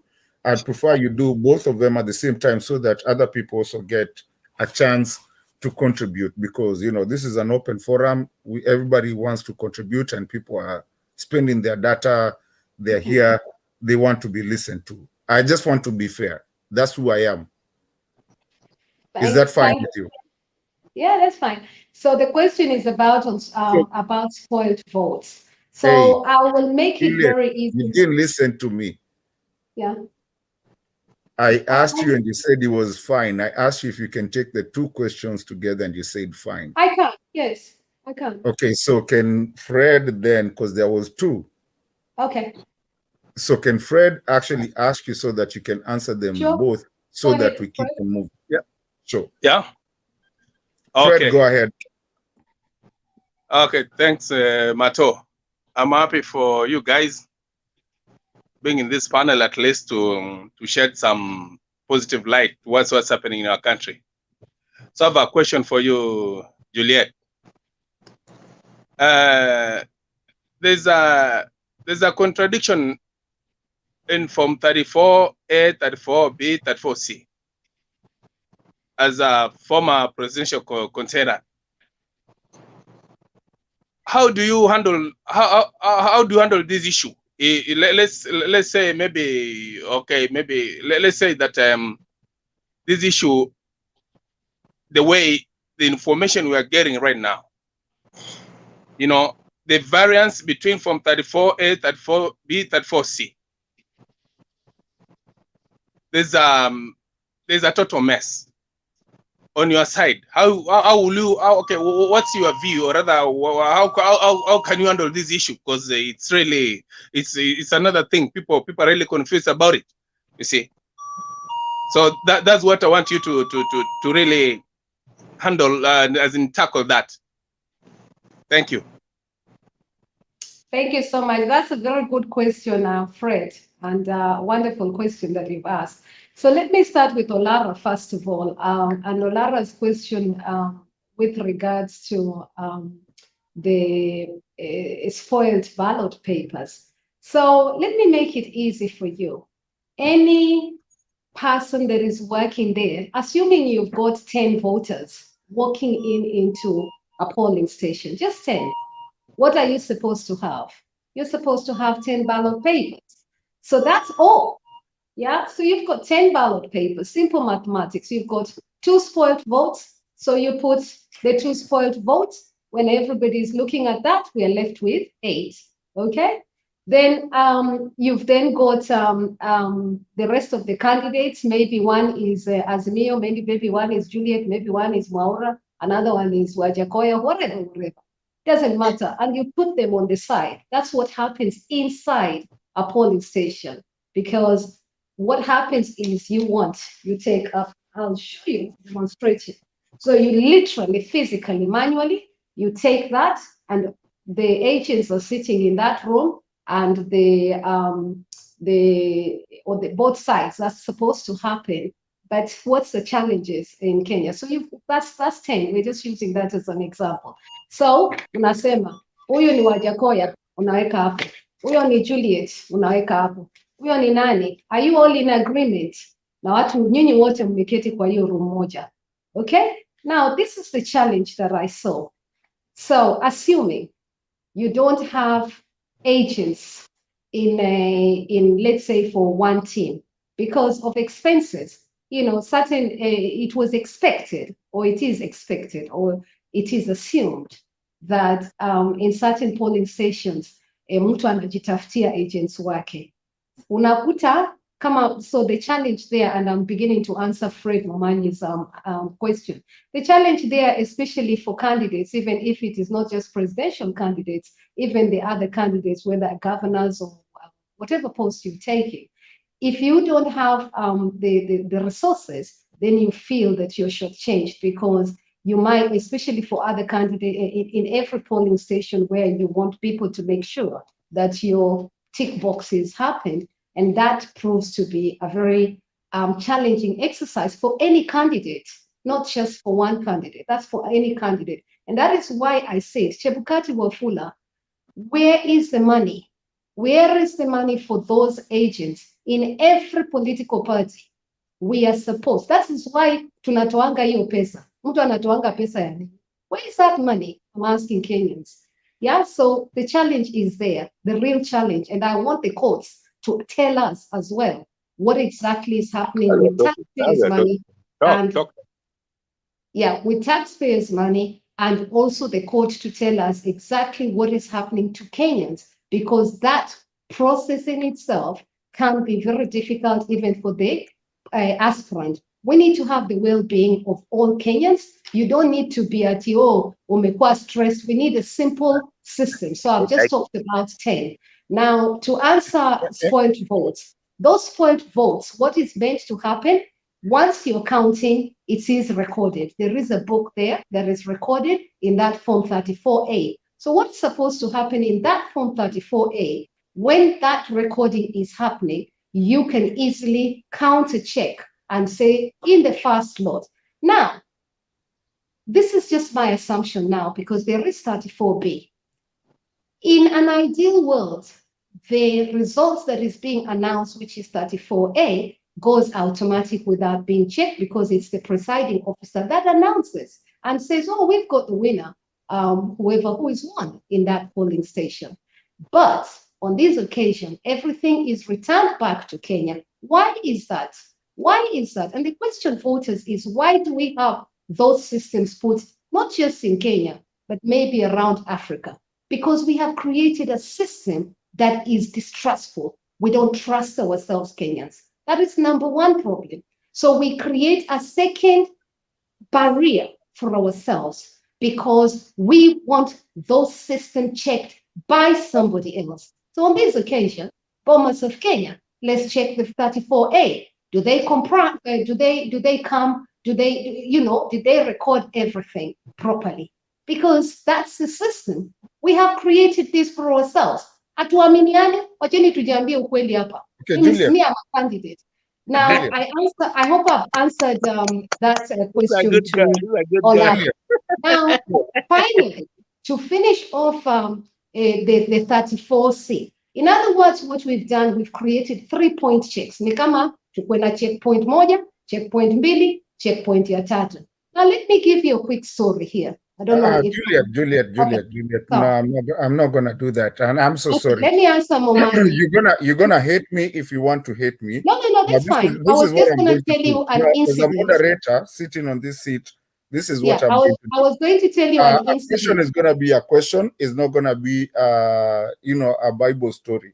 What we're going to do? I was going to tell you an incident of a good example about IBC, because writing. What I found out, I just wanted to mention that even writing simple things, in some occasion, unapatia mtu ID yako, that's what I want to tell you, lakini hiyo ID mtu ana change number, na umempatia mpaka ID yako. That happened to me, and I'm saying it here live to you. Akona ID yako, lakini copying of the number of what the ID is, and I can show you the evidence behind that. Not once, not twice. So I had to ask myself, is this deliberate, or is this dyslexia, or what is happening? And I actually brought it to the attention of the IEBC on one occasion, because I found that to disbelieve that copying a number can actually be a problem. And that is just in that kind of, I had to give you that story to see the kind of challenges that we face in even the whole system in itself.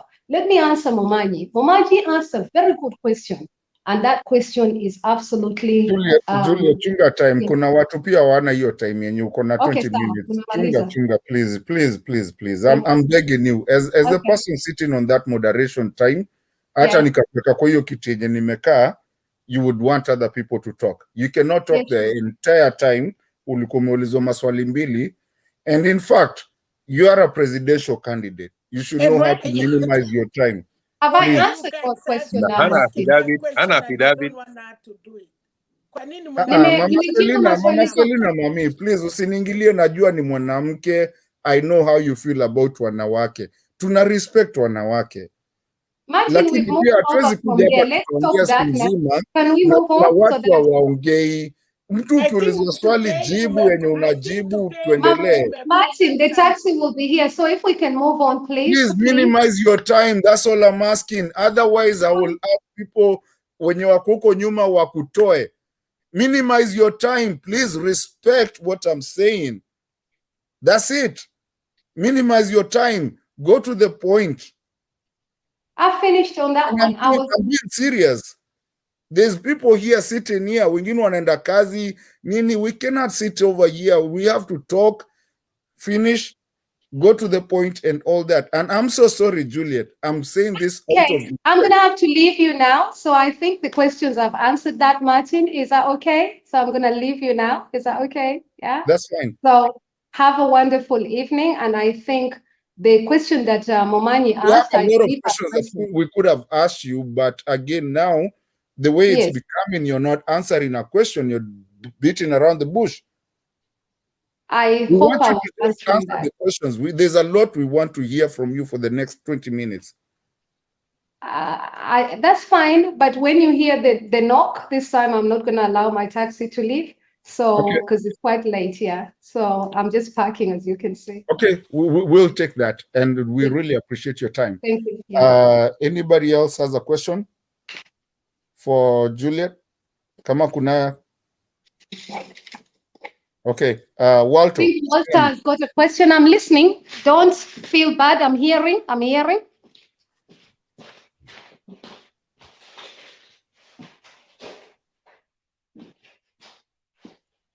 Okay, how are you, everybody? I'm hearing the question. I'm just I hope parking. everybody is okay. To me, it's not question. To me, is about this forum. I appreciate everyone who is here, and also I used to come here, and I'm also thankful. But I think in this forum we should put a time limit, because we are so many people, and we need here to. So many people need to talk. So I think we should put a time limit. As a leader, as I hear you are a leader, and some of you do not see that wanawake wanaonewa. So let's put that time limit, because people are many. That's all. Thank you.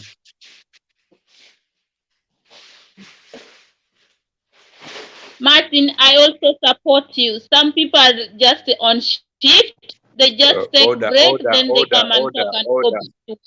Order.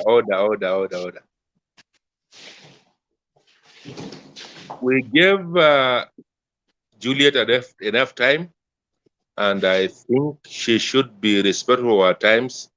But she's a good listener, and she's been listening to us. And as Martin came back now, Martin, you are trying to moderate Juliet, and all the panelists here in agreement that you have to move forward. Okay? Okay, Martin, take over. I don't moderate Juliet. When I'm here, I'm moderating everybody. And you gotta go back and look at your dictionary, what moderation is. If you ask a question, and in fact, I've given her a lot of time, all I need is an answer, because even me, I have my question that I want to ask her about, because this channel is not a channel to come and argue. This is a channel of coming to educate people. And especially when she's sitting in that chair that she had to go there, we need to know, did she have to pay to be... Take out and just move forward. Please. No, she's not going to go out. See what in Kenya, we learn. but she has a right, you know, to answer. Na anaweza tuelimisha wengine, the people that maybe might want to be, you know, want to run for something again. But again, if you ask something, please, guys, there's a lot of people. I have 8 people here in this channel right now, online. Na forfeiting the people who are watching us. We have to move on because everybody's views is valuable. Fun, watu wengi wameniona nikimoderate hapo hivi, I really don't even moderate and you know, I don't give my inputs. I let go mpaka mwingine akuja. So basically, until Juliet comes back and the questions that were there, ladies and gentlemen, I really ask for your forgiveness. Kama kuna kitu imeenda vibaya hapo and you don't like, we love every Kenyan, every lady, every person, and Juliet is back. I guess, is there a question huko may answer so that we go on? I guess my question will be, how much did you have to pay to be a candidate? And because we have to educate people, and also how many what was your party, and how many MCAs? And Juliet, this is not in a bad way. How many people did you garner in your party that you ran with? This is not to tell you that you did not get anything, or you did get. I don't know. I'm asking nicely, so that people understand, so that we know how to support you. It's out of goodness, and so that these other people that are here can understand what it means of multi-partyism. Do we have parties that go in there and don't get anything? Do we have parties that go in there and get 3, 4, 5, 6? That would have been that's a good thing. What was your party? You are a presidential candidate. You were. I don't think you are right now, because I think that's gone, Sindo. But it's okay. But we remember you, and maybe next time when tutakuchagua. But tell us in your name of the party, and how many you garnered. If not, that's fine. Next time, tutakukumbuka, you've made your name. So don't feel like I'm attacking you. I'm not attacking you. I'm just trying to let people understand, if you go in there, that you can fail the first time, but maybe the next time you won't. That's how Kina Raila started. That's how Kina Ruto started. So we want you to educate us, some of us that really would one day to have that. Don't take too long, because there's people here who have not said anything. Tell us your party. Tell us what you garnered, what you made, and how it worked out for you, and where you stand right now. Precisely. Usikimbie kwa bush, please. So Martin, the party by now, you should know it. I think it is not right for me to even tell you that. So I'm not going to give you an answer. I'll make your research so that you can also learn in a good way. So I'll not tell you the party here. I have refused, so that you can research and be a good moderator. So I'll leave you with that one. So I'll pass on that one, because I love people to be here and follow the stories. I've been here enough times, so I'll not answer. How many candidates did we have? On top of my head, because it's late, let me answer that question another time, because it's quite late and I feel that I'm exhausted. But we had loads of MCAs and candidates. The challenge is to find candidates in the whole of 47 counties, and that is the challenge for many parties that are coming in, and that again comes with resources. So let me answer that one. The last question you've asked in terms of what goes on behind the scene. What goes on behind the scene is, sadly, in some cases, if you've not got good chairpersons or committees and stuff like that, some of them are still looking into coalitions, or not even coalitions. Maybe they think there's something out there good enough. I feel that in terms of civics participation and civics education, I feel the race, I have said, equal access, accessibility to all the candidates at the same time. That is absolutely important. Respecting the guidelines, respecting the rules that are placed on this occasion. we had a guideline which Chebukati Wafula or the IEBC, let's say the IEBC puts that, and those guidelines sometimes are broken, especially with the bigger parties. And that is a challenge, Martin, to give you that, because it means that the candidates who are coming, they don't have equity right at that time. So what that means is other candidates become disadvantaged. So if you're going to run a race in UK, for example, if you're going to run a race, all of you start the race at the same time, not wengine walianza this time. And if you're going to have any expenses, those expenses as well need to be declared. And in some cases, those expenses are also limited. In my case, when I ran for 2010, I ran to become a councillor. In some cases, you're not even allowed to spend money because that is seen as bribery to anybody. And I believe that that is what Africa needs, because I've learned from the best. And I love to say I've learned from the best, and I believe in a system that works. There is challenges here as well, but let's learn from the best. So I thank God that I got that experience in 2010. And that gave me an insight of what good democracy, you know, we have to be honest with ourselves. When things go wrong, we run to the West. Or when things go wrong, we feel that why is this not happening? And so sharing those experiences and sharing those learning steps is very important. So I think I've answered you, Martin. Yes, yes, you have, and thank you so much for that. We really appreciate. Juliet, don't get like I'm being hostile to you. No, it's just that you know, we shouldn't take too long when people are mourning. I feel that sometimes I'm a coach, by the way. I'm an international coach, and take this from me. So quick one before I move on to the next person. Quick one. Okay, just a quick one. Let me give you a top tip.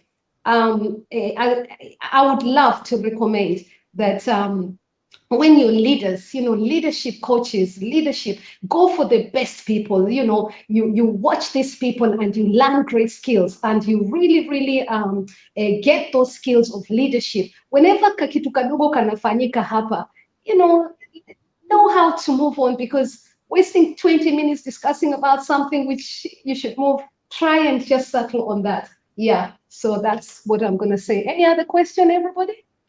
Quick one for me. Unless we mkono. What do you think that you would have done better as being the first person? I mean, the first time for you to go for that, I mean, to pull that bold move. What do you think you could have done better? What did you see? What did you understand? Just, and please, Juliet, please, tufanye haraka. People need, unaona watu wameanza kutoka. Tufanye haraka, let's not have what do I think I should do better?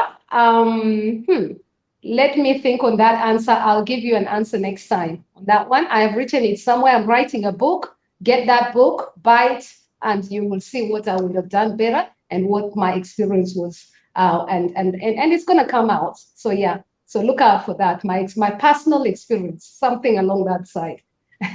So what would I have done better? Olara was here. Did I answer your question, Olara? Did you feel satisfied with that answer? Yeah.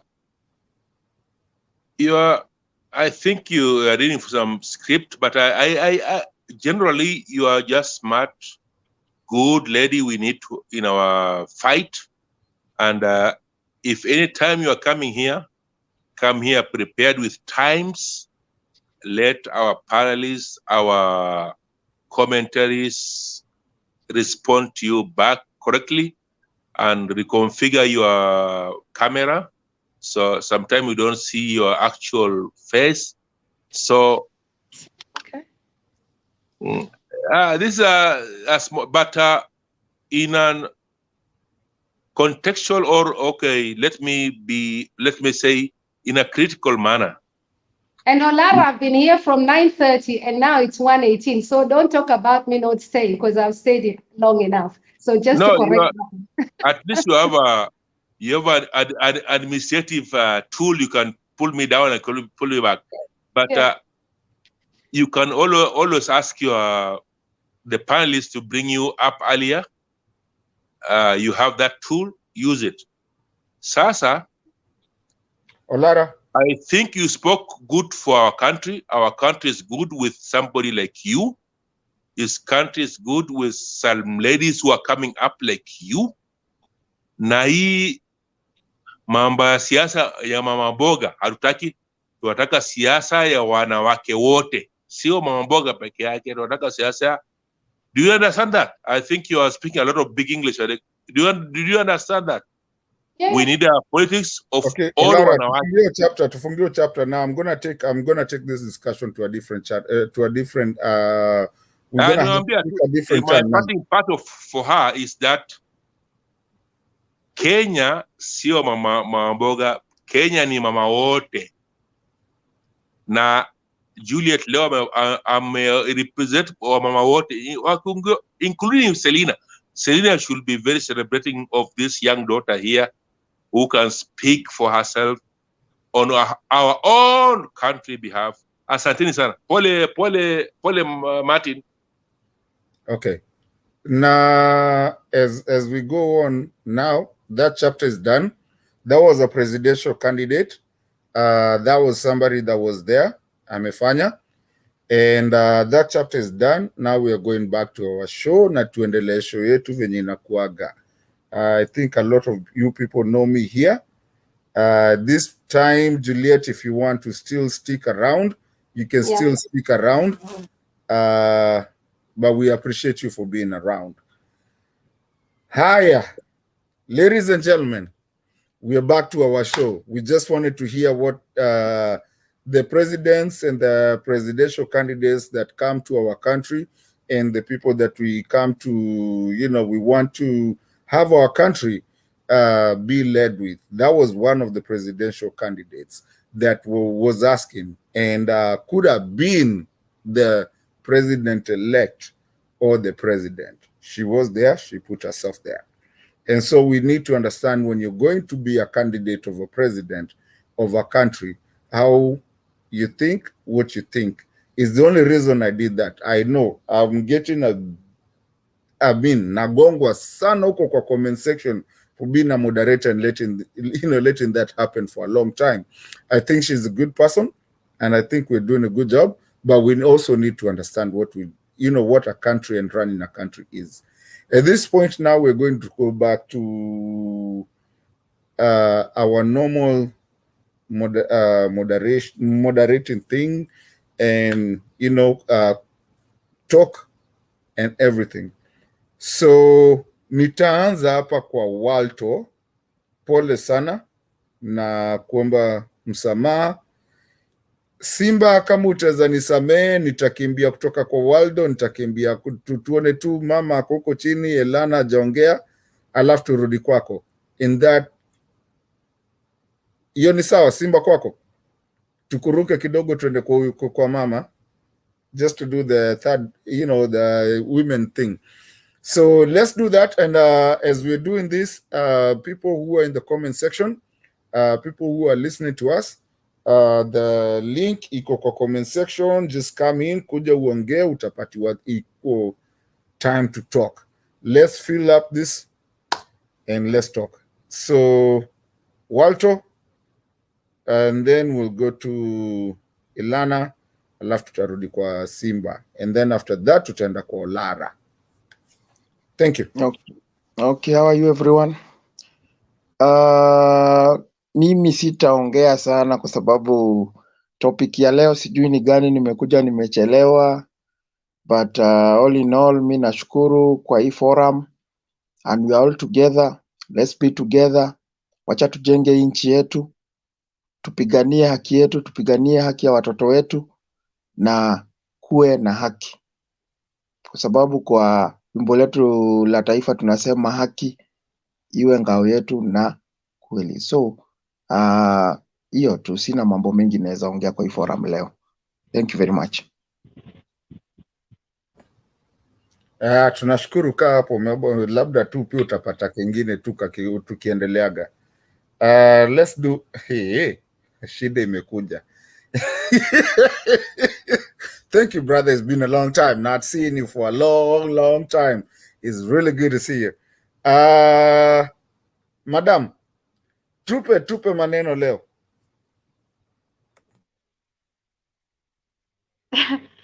Hai, habari ya kila mwananchi mwenye ameingia kwa hii show na wasalimu wote.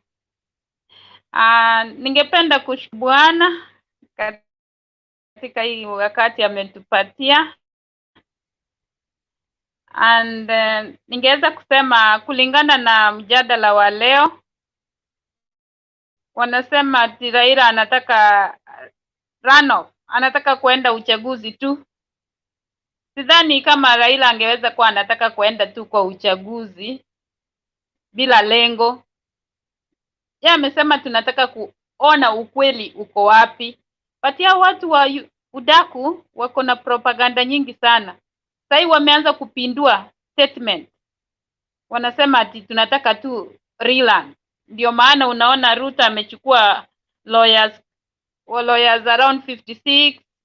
Chebukati naye amekuja na wake, IBC imekuja na watu 22 kutoka kwa law firm, na mwingine amekuja na Chebukati mwenyewe sasa as a person has come with 4 law firms. Imagine kama walishinda hii uchaguzi, mbona wameenda kutafuta malawyers? Na hiyo ni pesa yetu inatumika. Imagine kila law firm kama watakuwa vile nimeona watakuwa wakilipa 100 million.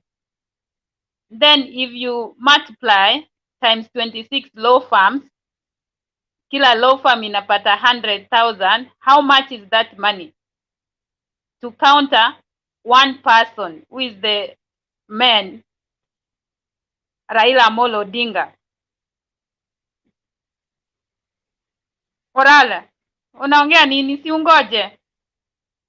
Siungoje nimalize tafadhali. Billions is billions, not millions. Olara, please, let's have some kind of decorum. Tafadhali. Ukinua mkono acha uitwe. Olala, nimesema I've seen from the news, from the social media, that Chebukati 4 law firms. And then the IBC commission has gone for another 22 law firms. But each law firm is going to be paid 100 million. I haven't said the amount of money that was used during election, the 41 billion. I'm just saying how much they are going to use to argue their case in the Supreme Court, which is a lot of money. And this is taxpayers' money. We are going to pay Chebukati and the commissioners to fight a single petition in court. And yet, in back of their mind, they know that they stole, or there was some irregularities happening with the just concluded election.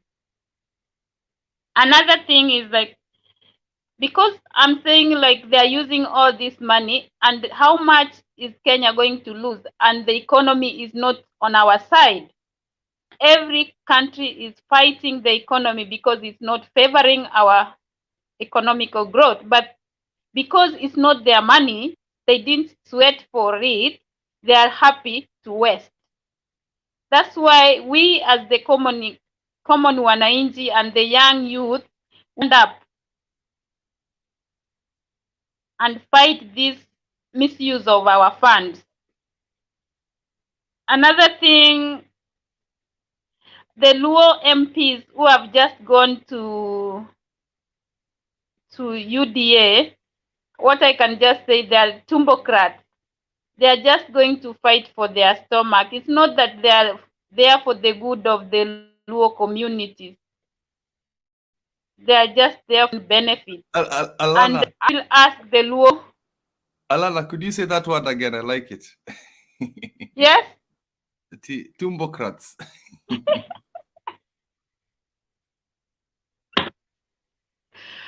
And I'll ask the youth, hawa sasa kazi yao imeisha. Huko Luo Nyanza hakuna kuonekana tena maishani. That's how they've spoiled their reputation and their name in the community. We don't want such characters. If you chose that I'm fighting this liberation, stand there, we are going to die. Nobody is going to be alive. And if the economy, how are we not dead if they are going to bring foreigners to ruin our economy? We are already dead. So ni mwili tu, tunatembea tu, ungali mwili tuko hai, lakini kindani tumekufa, because our parents are going to suffer and we cannot afford to even give them medication. So our Tumbokrats wa Jaluo, I'm sorry to use the name Luo, but they belong to the Luo community. I'm happy to be mentioned like a Kisi. I don't shy away, because Kenya is community. We are tribes. Before I'm a Kenyan, I'm a tribe. Another thing is, before, when it may be out of topic, but I was trying to think. Before we went to election, the US said there will be chaos in Kisumu. They were just fighting our mind because they knew they are supporting the UDA presidential candidate to be a president, so that the Ruos can start fighting and throwing stone, and Raila will be put in and be told, you are always a person fighting who is fighting anything that is good. But I congratulate everyone. The Luos remained peaceful, even as much as we were hit.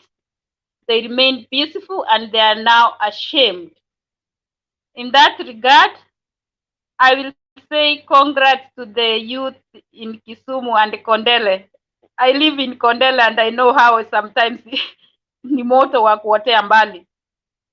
So, Kevin, can you read Kevin, can you read my chat on the app? Maybe I'm related to you and I don't know you. Thank you. Mato. Okay. Mr. Kipril, najua umekuja kunichokoza tu. Wewe nakujua kabisa. Umekuja kunichokoza hapa tu, but that's okay. But ladies and gentlemen, at this time, Relax, Mato. Tulia niseme wewe nimalize. At this time, I'm gonna let Kip run this show for now. I'm here. I'm not running it. You're still in charge. Ni kiti yako. Ngoja hata this is your seat. Yeah, you're in charge. Unaona vile unageuza mapicha hapa. Give me a few seconds. I really want, okay, if I'm running, I really want to, but there's a guy here, Kip, if really, with all due respect, brother, there's a guy who's been here for a long time. Kevin has not said anything na amekuwa hapa for a long time. I feel bad, you know. Ama cheze yenye wawili. Can you, either you or Kevin? Hata kivonge. Please. Na confirm kama ni cousin ama relative wa Alana. You must say. Amekuuliza with all due respect. Twende kazi, Kevin. Hello, vipi? Nashukuru sana kwa nafasi. Ongea na sauti. Ongea na hiyo sauti ya Raila. Sema kwanza uanze na aya. Okay, what I can say, I'm also so grateful for the chance to be in and also to give my submission. Okay, what I can say is concerning the issue of the so-called mass movement of politicians towards the UDA side. This is something that was planned earlier on. It's not something which is new. Most of these guys we are seeing right now moving there, it's not that they're moving right now. They moved long time ago. So this is something that was created so that to bring a confusion on our side, so that people can see like there is a lot of disorientation on our side. And another thing that I can say, I've been seeing some claims like on our side that we didn't have enough those guys who look after elections on our side, the agents. I don't know whether those claims are true or they're false, because there are claims by most of the UDA guys. They're saying like mostly on the Rift Valley side, we didn't had agents on some of the polling stations, and if somebody maybe has some information, can clarify to us to see whether it was true. And then another thing I would like to say is that I myself, I believe Raila Amolo Odinga won these elections, and whatever that happened, it was something that which was planned long time ago. Chebukati knew what was happening. Chebukati had planned very well. Whatever that was going to happen, he was going to announce William Ruto to be the so-called president-elect. So as of now, what we are waiting, let's wait the case that is in Supreme Court. What we were saying, there is an evidence that there was massive rigging, and if Chebukati will be held accountable, then he must go to jail, so that to serve as an example, because we cannot be running a very expensive election. Because if you look at in Africa and actually almost in the world, our election is very, very expensive. And with all those security features, with all those papers printed outside in our country, and yet we end up having an election which is not free, which is not verifiable as we expected. That's what I can say as of now. Haya, haya. Acha nikwambie kitu moja Kevo. It's not normal. I don't know why Kenyans feel like it's normal. It's not normal. We spent 41 billion for IEBC to take care of my vote. And we're being asked to pay extra for agents. It's not normal. You have to reverse the thinking. You're blaming us. Whether Azimio had agents or not is irrelevant. But we did have agents. We did have agents, but walikataza kwenda huko at 10 o'clock. But why are we justifying having agents? I don't understand. Kenyans, kuna kitu mbaya kwa kichwa yetu hapo. All of us thinking that that nikukuuliza mimi nikiendanga kwa bank kutoa pesa, my own money, do I have to go with that agent for the agent to look at the tender that is being given by the bank to tell me that is 100 Kenya shillings to confirm and verify that it's 100 shillings? No, I trust the way we trust me going to the bank, and I trust the teller is going to give me my cash. That's how my vote should be. My vote should be protected by IEBC. I should not even be, I should just go closing my eyes and know it's okay. But why should we have worries as Kenyans that nimeamka asubuhi, Chebukati amenionyesha instructions, nimeona mzee akitembea hapa, kwanza na kipara kama yake, lakini yake na shine sana. Sababu najua anytime he appears on my screen I have to wipe it. So Atman is too greasy bana. Chebukati alituonyesha hizo vitu zote, how we need to vote nini, then he already decides for us that Ruto is the president.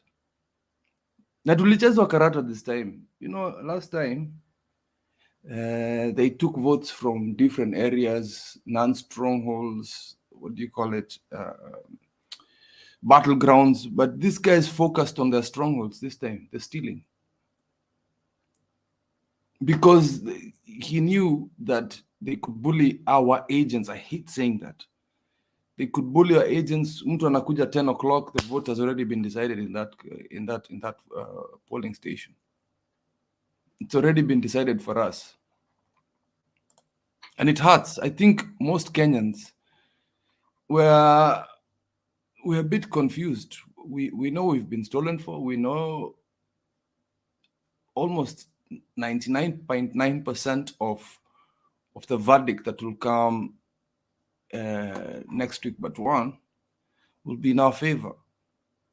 But the least likely one is the one that we want. We want Muzet to be announced, because the other alternatives is just taking us through a cycle. 2013 there was a problem. Oh, we'll solve it by doing blah blah blah. Next time we'll solve this. We do this technicality thing. We put to Kimski to do Neka portal Neka, all these complicated things for nothing. The more complex it is, the more easier for them to steal.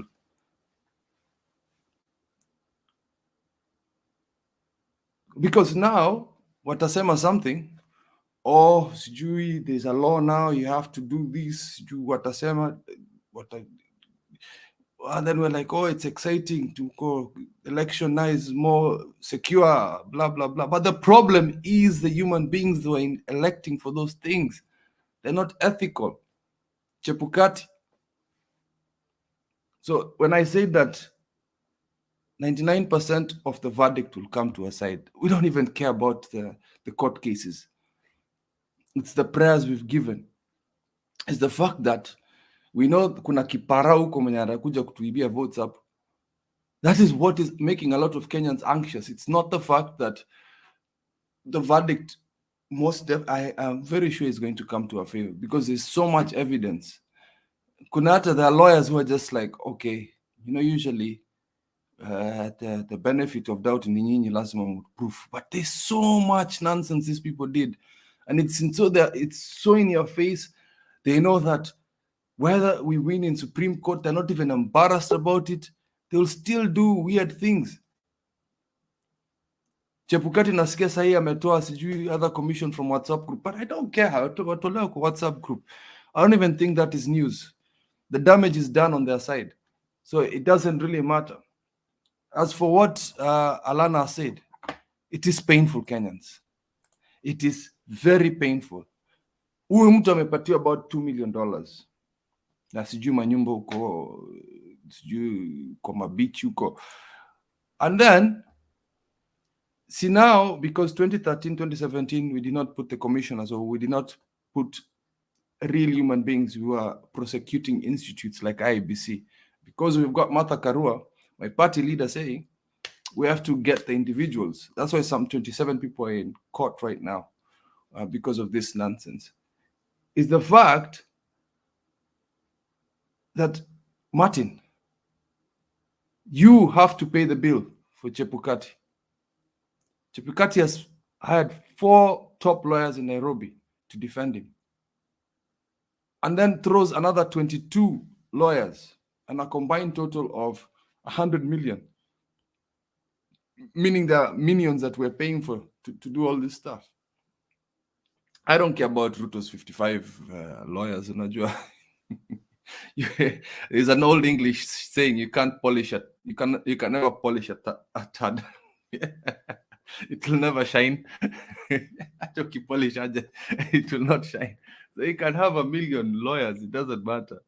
The amount of nonsense those people have done, it's just too much. So for me, it's just the amount of bill we are paying, and it hurts us Kenyans. In my life, I'll never see 100 billion. But these guys are just throwing money like it's 41 billion. Which country pays 41 billion for an election that we already know the results of?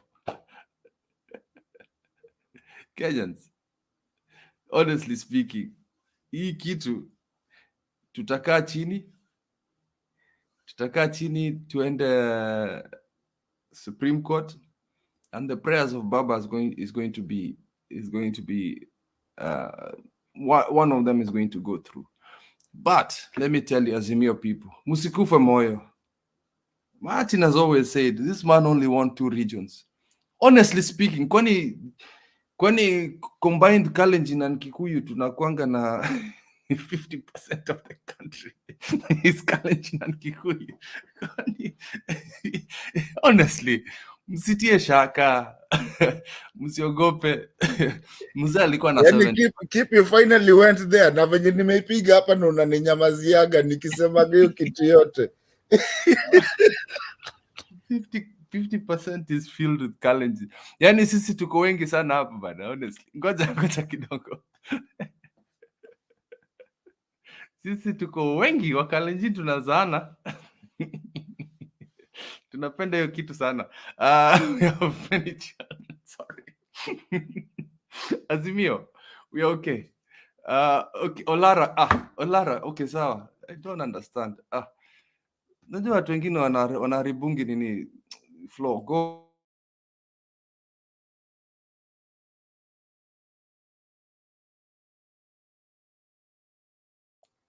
Go for it.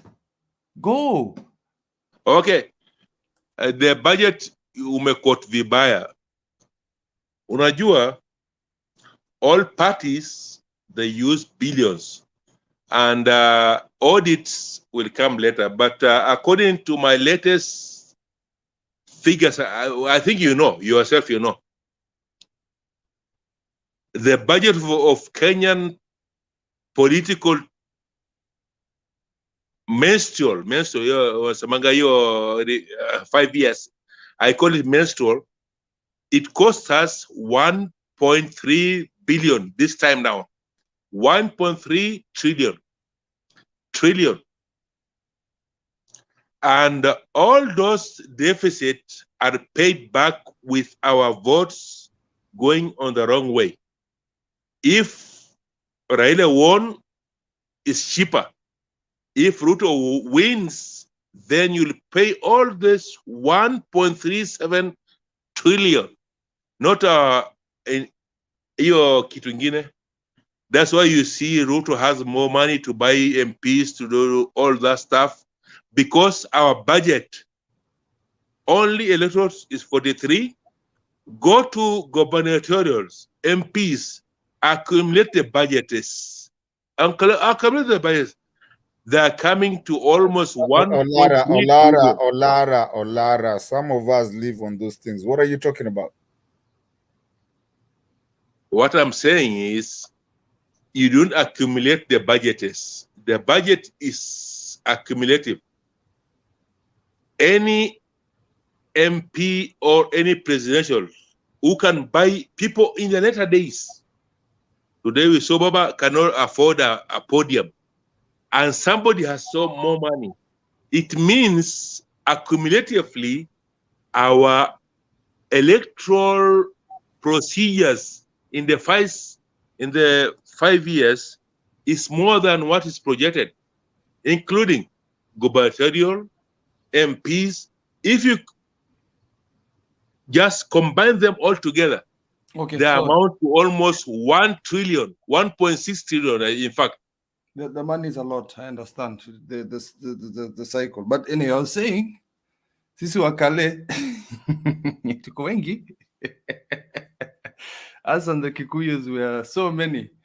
Goja Walter, utakuja. So, so people, msitie shaka. If hata Chebukati akiwa, we don't care. We'll this time tuko na Martha Karua.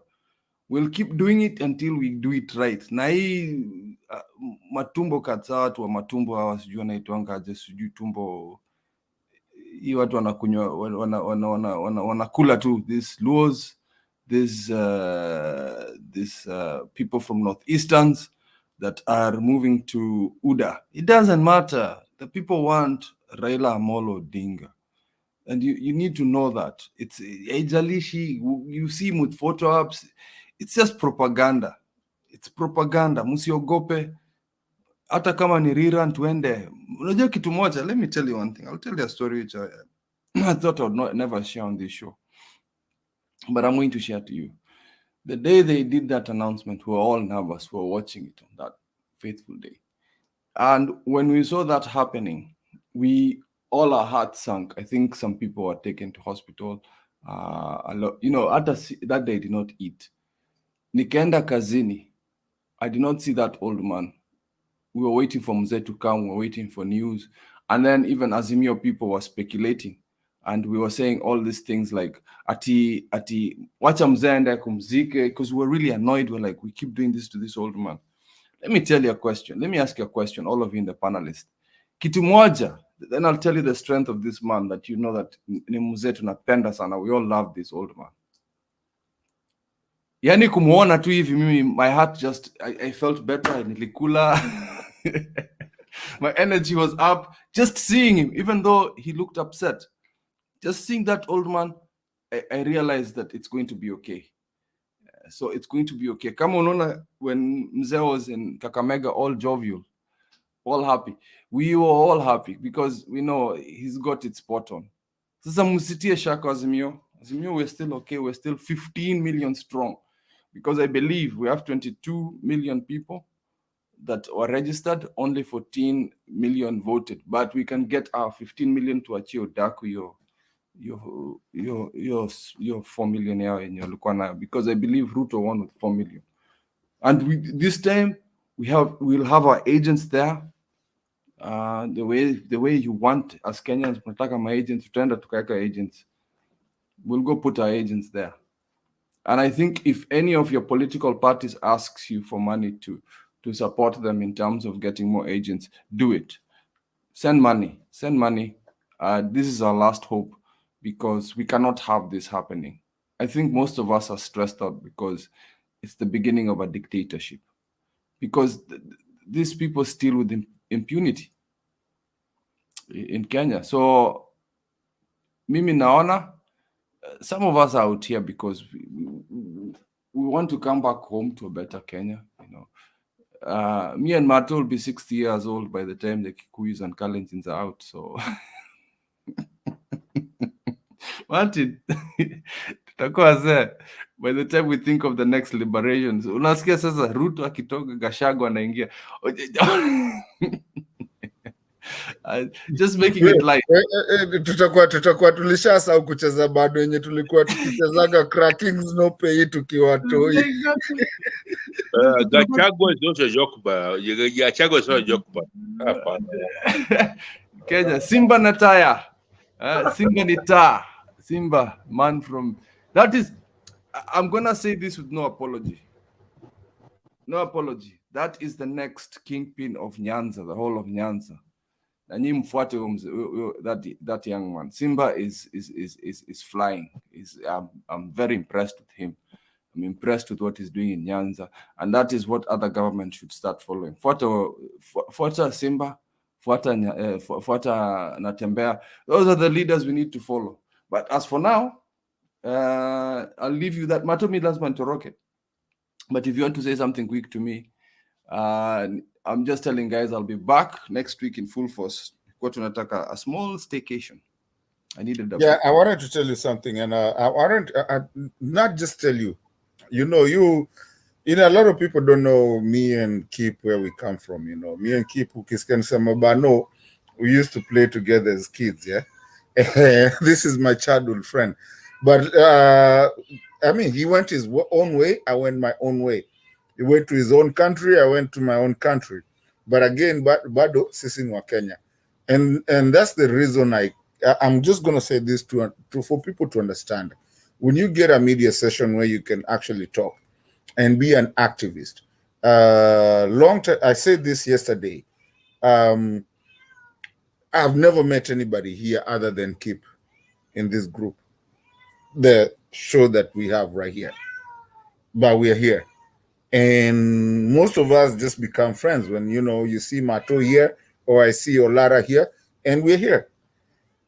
Is that thing of when you remember Sabasaba.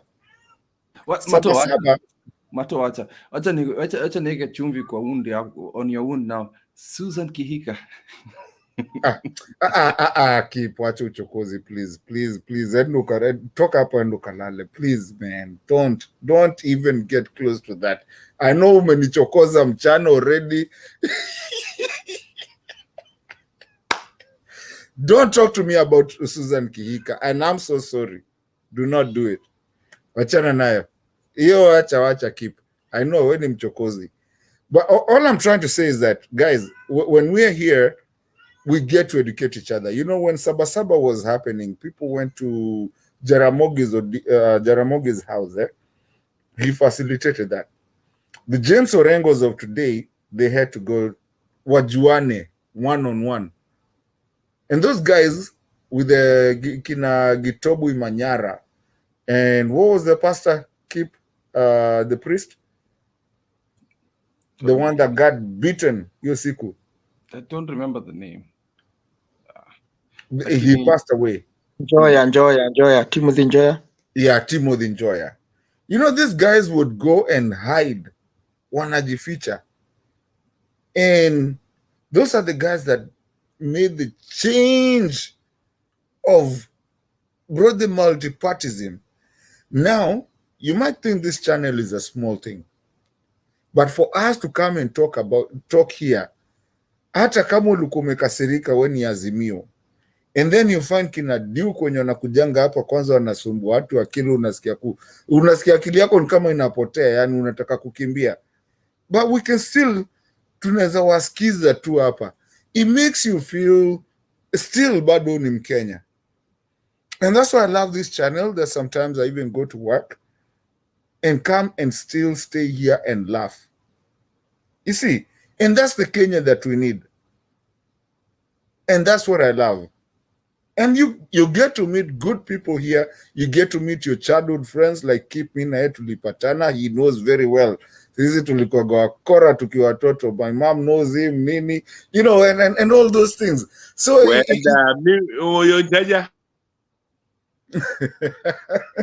yeah, but I'm just saying that we're here to talk. But anyway, we keep unaniharibia show yangu bwana. Unajua nangoja kina Julia wakuja, wewe umekataa kushikilia. But anyway, I have a show to run. Nashikilia, mimi nashikilia paka asubuhi. Nitakumzika kidogo alafu nitarudi baadaye. But yeah. Mimi nashikilia paka asubuhi. All right. See you in a bit, Martin. Thank you. All right, take care, brother. All right, ladies and gentlemen, we're back to the show. You know, sometimes lazima tukwe pia na, you know, commercial break. That was a commercial break. We had to do that. Anybody that is willing to come in and when you want to skiza huko kando, if you're listening to us, if you're in the comment section and you can come in, just go look it up. And there's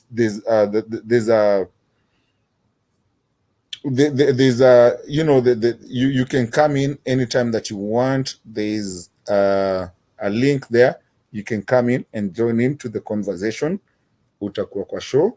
Let's just be nice to each other and let's have a conversation. You can make your jokes. You can do whatever you want to do, but also let's talk about our country. I appreciate anybody mwenye amekuja hapa, wenye wako hapa saizi na wenye wako kwa comment show, kwa comment section.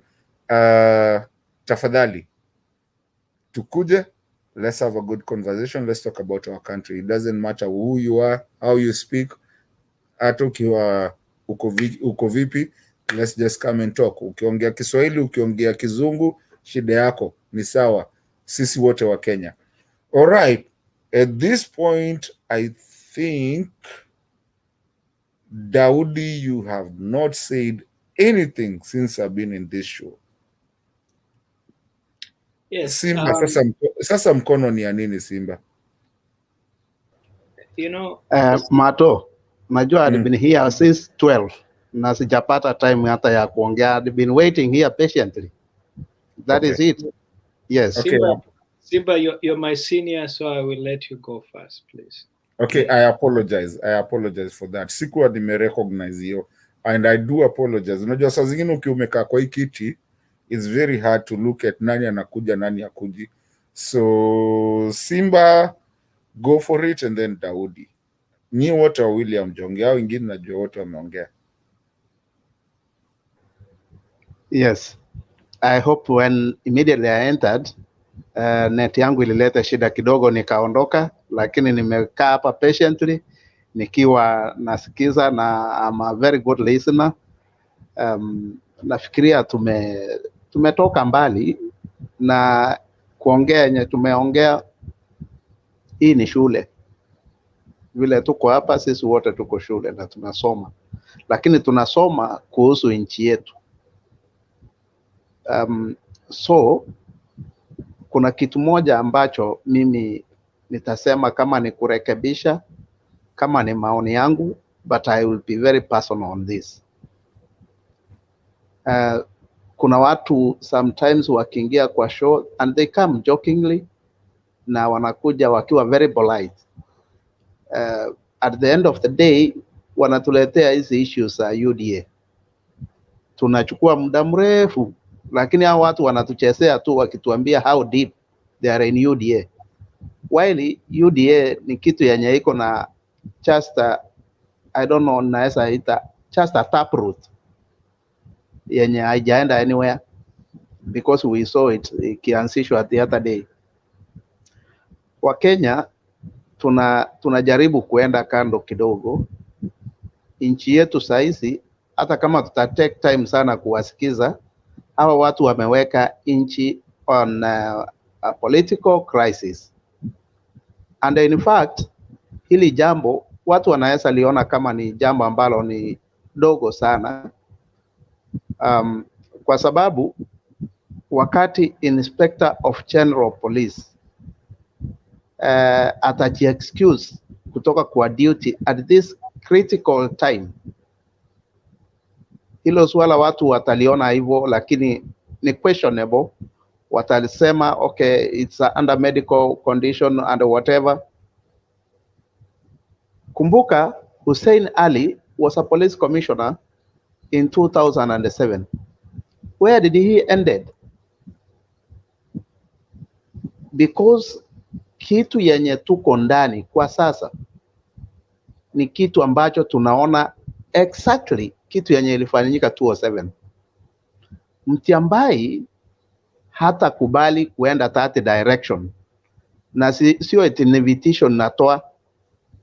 This is a fact. Mahali tunaenda kuwe na makosa hata kidogo katika hii mahakama kuu, we will not find ourselves where we are now. Kwa hivyo as we reason out, wacha tuangalie yale mambo ambayo tunaona kama yanaweza fanyika. For example, Martin, nafikiria kulikuwa na turnout mara mbili kwa general election moja. On record, first tumeambiwa figure yenye ilikuwa 14,466, 780. Baadaye tuko na same figure ya 14,326, 951 kwa general election moja. Where will that happen? Kwa nchi gani? Hata kama nchi yetu watu hawajasoma. So ile kitu yenye tunatakiwa tuambiwe kutoka Supreme Court, was there any criminal or crime committed either by the chairman, kwa sababu tumeambiwa mpaka kuna foreigners wenye walishiriki katika a general election of a country ambayo tunasema we are a democratic and a sovereign.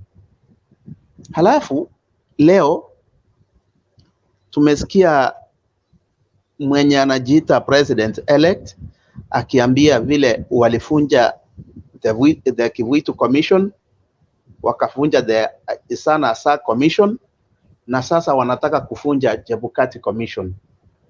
Ni commission gani tuko nayo at the moment?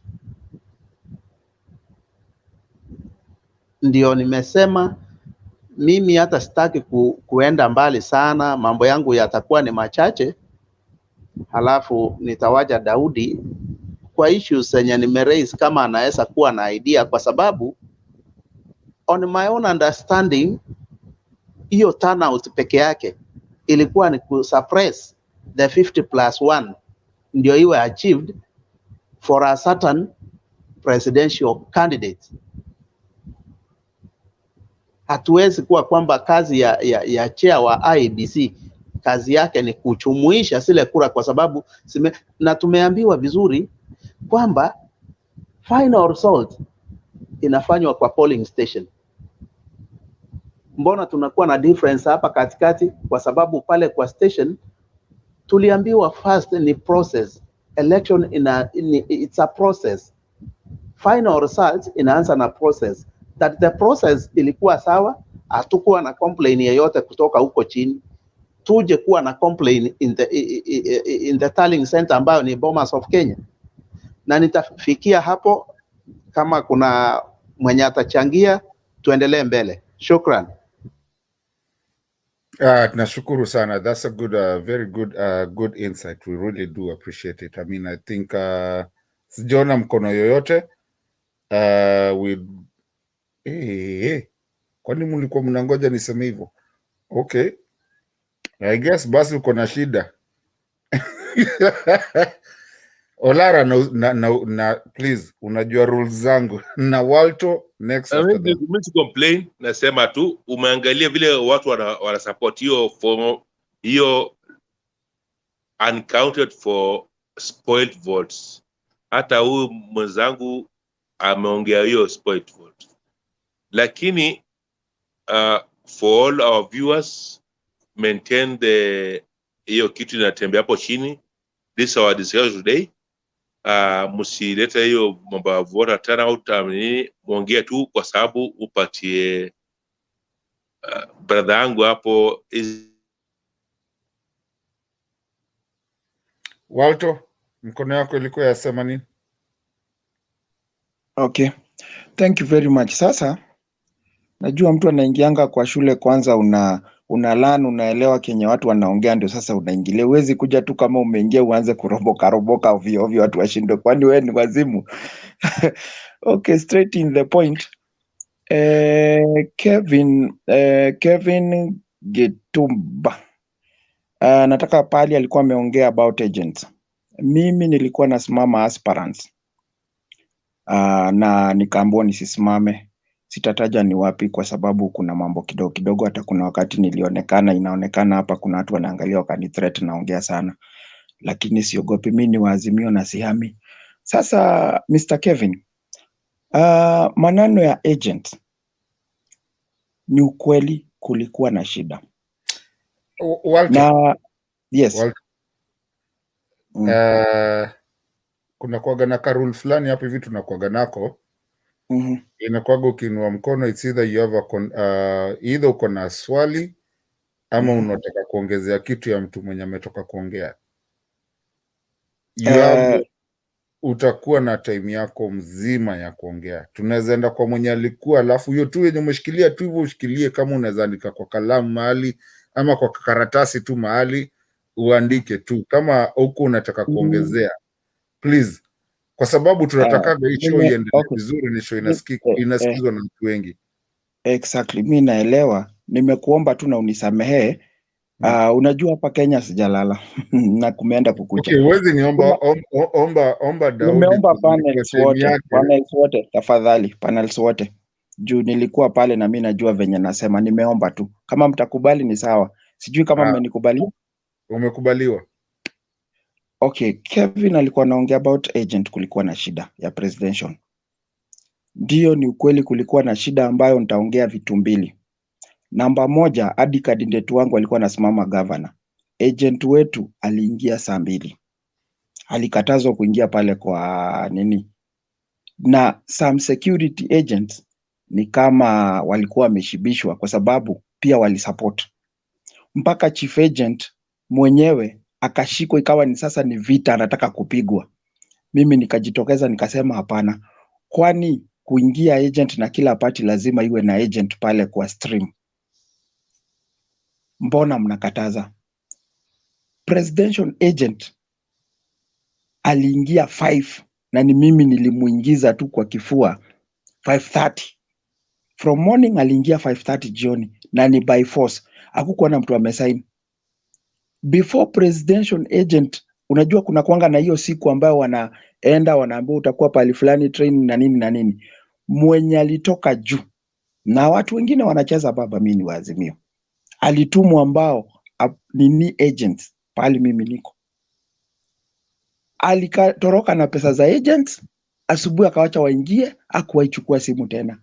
mpaka kuna watu walijitolea volunteer, na mimi ndio nikaitwa, kuja wewe ndio uko kwa chama fulani, enda usainia hawa. Tukaenda tukasaini hadi karatasi, hata saa hii mmoja ako na karatasi. We have photos, we have vitu zingine mingi ambazo tuwezi ongea.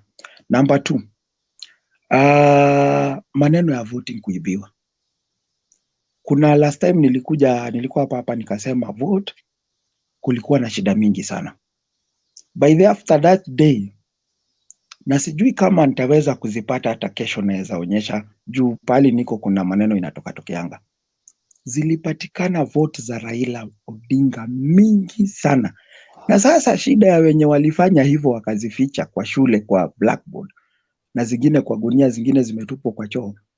Already zilikuwa zimehesabiwa na zikatumwa. So wali make blunder. So hiyo tu ndio nitaongea.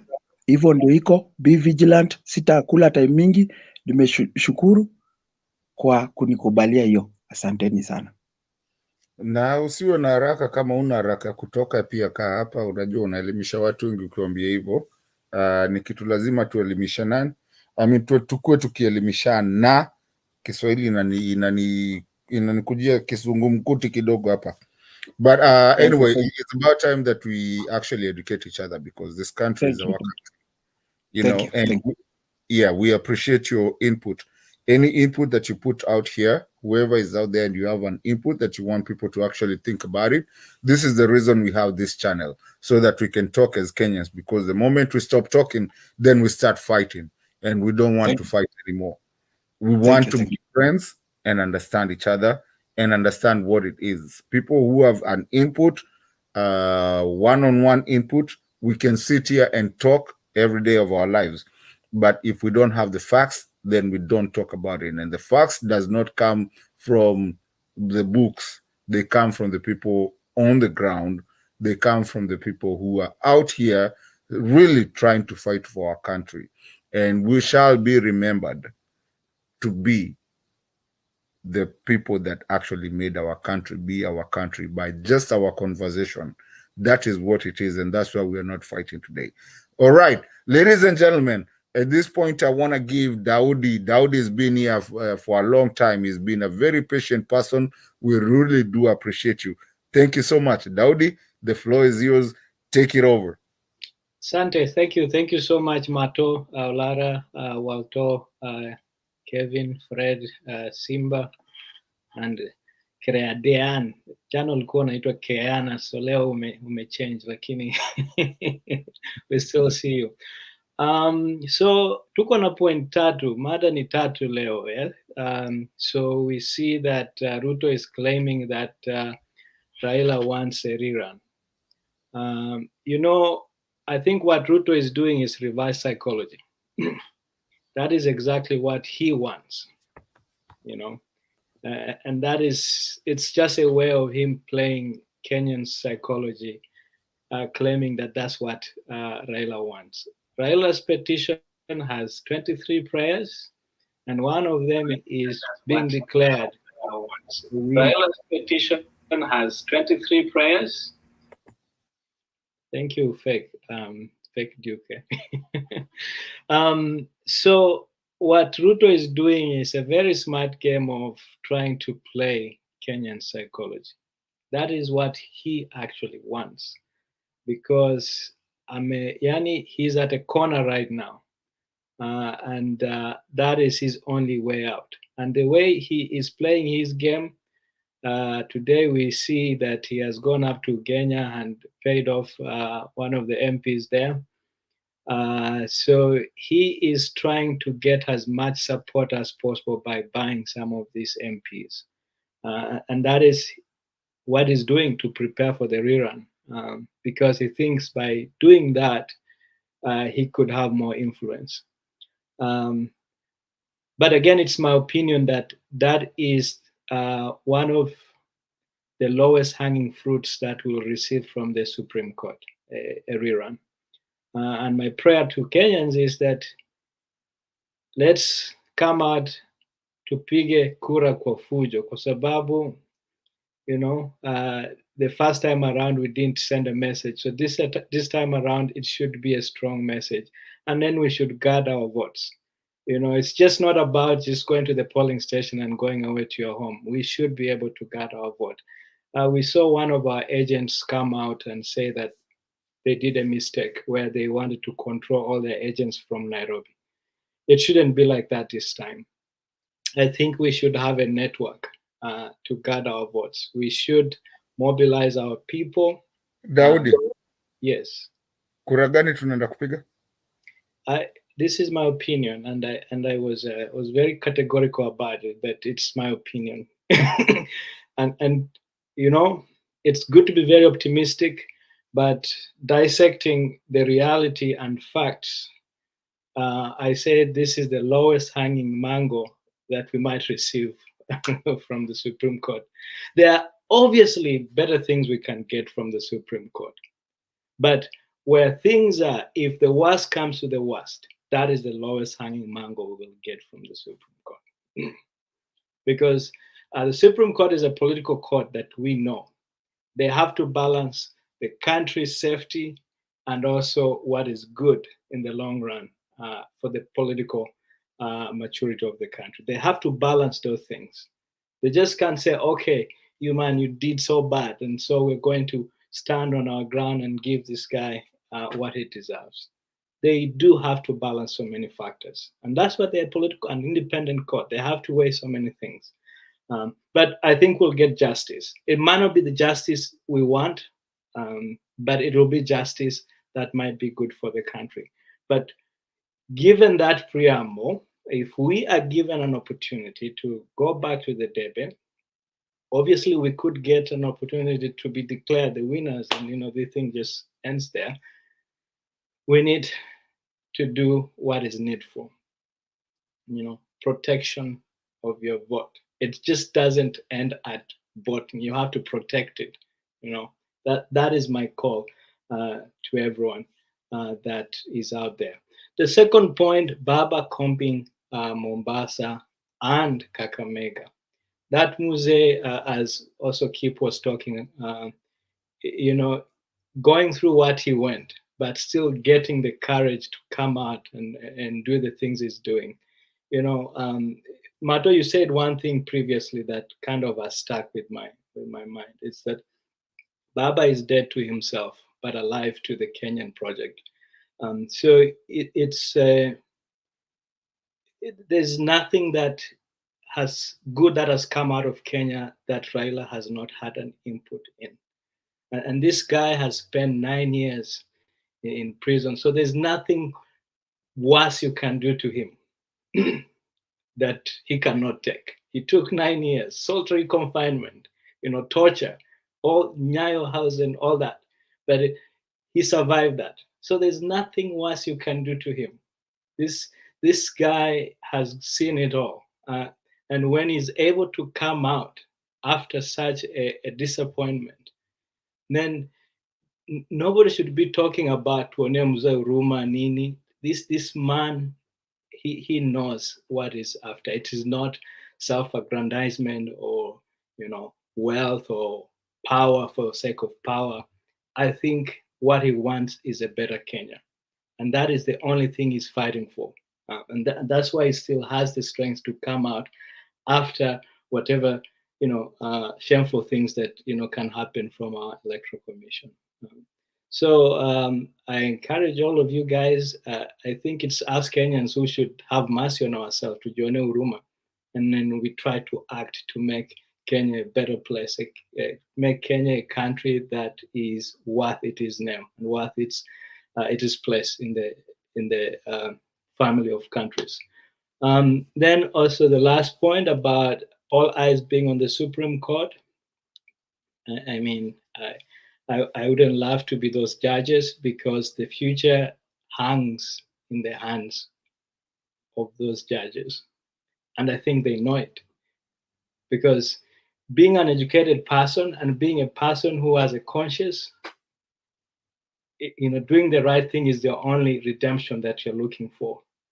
And if they make a mistake to be, bought by the other side, that's when you begin to slide off. So I always say the most expensive thing that any one of us can have is integrity, you know. And the moment you lose that, then what value do you have? So my call to anyone in the judiciary who is listening to is the moment you have integrity and you uphold that integrity, you will never regret. So we saw how Kibuitu died. I mean, and obviously we can have a debate about that. Whatever happened, you know, he was a honorable man, but you know, circumstances he found himself. But it should be a lesson for many of us that, you know, if you do the right thing, history will honor you. You know, it's just simple as that. You do the right thing, history will honor you. You do the wrong thing, history won't honor you. We'll forget about you after you just remember somebody and you're like, oh no, just don't want to remember about that person because of just like Chebukati. Who will want to remember what he's done? I know the Kenya Kwanzaa people are happy for this season, but as Kenyans, he is that thorn in our history psyche. We don't want to remember about the person called Chebukati, you know, 1 or 2 years from now, because he's blemished the history of the country. Not only has he blemished the history, he has wasted a lot of taxpayers' money. It's your money. It's my money. It's your mother's money that guy has wasted. And we just let it slide like that. No, you should be angry. You have a right to be angry on what happened. So that's just my message today, that while we are going to court, there are some things that we should have righteous anger towards. A person who wastes our money, not only our money, but time, our emotions, our future, our history, that is wrong. That's really bad. So, I mean, we ought to be angry. But, you know, anger is anger, but we should be hopeful and we should be optimistic about the future. Thank you.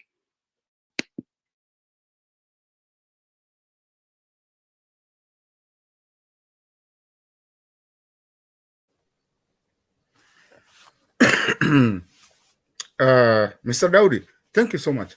Thank you for what you said. And I'm just going to be, you know, I've been moderating here for a while, but sometimes I come easy because I'm just an easy guy. I want to say what you just said was very nice. And the way you came out of it, because sometimes I sit down and wonder, do we guys understand that this Kenya is not about Daudi, is not about Mato, is not about Olara, is not about everybody that is here? This Kenya is about us. This is where we come from. This is our country. This is huku ndo kwetu, huko ndio nyumbani mama yako, na in fact your umbilical cord, if you want me to call it that way, iko ilizikoko.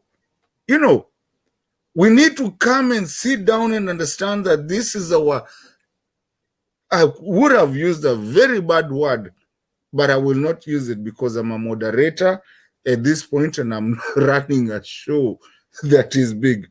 Lakini tungepatana nawe kando, ningekuambia kitu ingine ushtuke. What I would have just said, I would have used a very bad word. We need to understand that this is our country. And it doesn't matter who Ruto is, who Baba is. It does not matter. It matters what is right and what has to be done. And who's going to do it? Is it our grandfathers? Is it our great-grandfathers? Is it our fathers? Most of us here have kids. We've grown of age. We are not here to wait for our fathers to come and make our country for us. We're here to make that country for us and for our kids. Your kid is waiting for you to make a good country for them. To make a good country that is not ruled by mafias and by people who make money who go to what is it called? People who go to trying to be public servants to just go make money. Okay? It's about time that we stand up for that country. If Mau Mau, kuna watu wanajiita saizi watu wa Mau Mau. If Mau Mau never said that we are going to fight the white man, and white man they are not bad people, they are good people.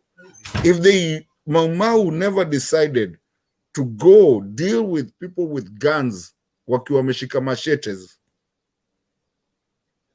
we would have never been where we are today. Now, those guys had the ability at the time to just hold the machete. That's all they were given.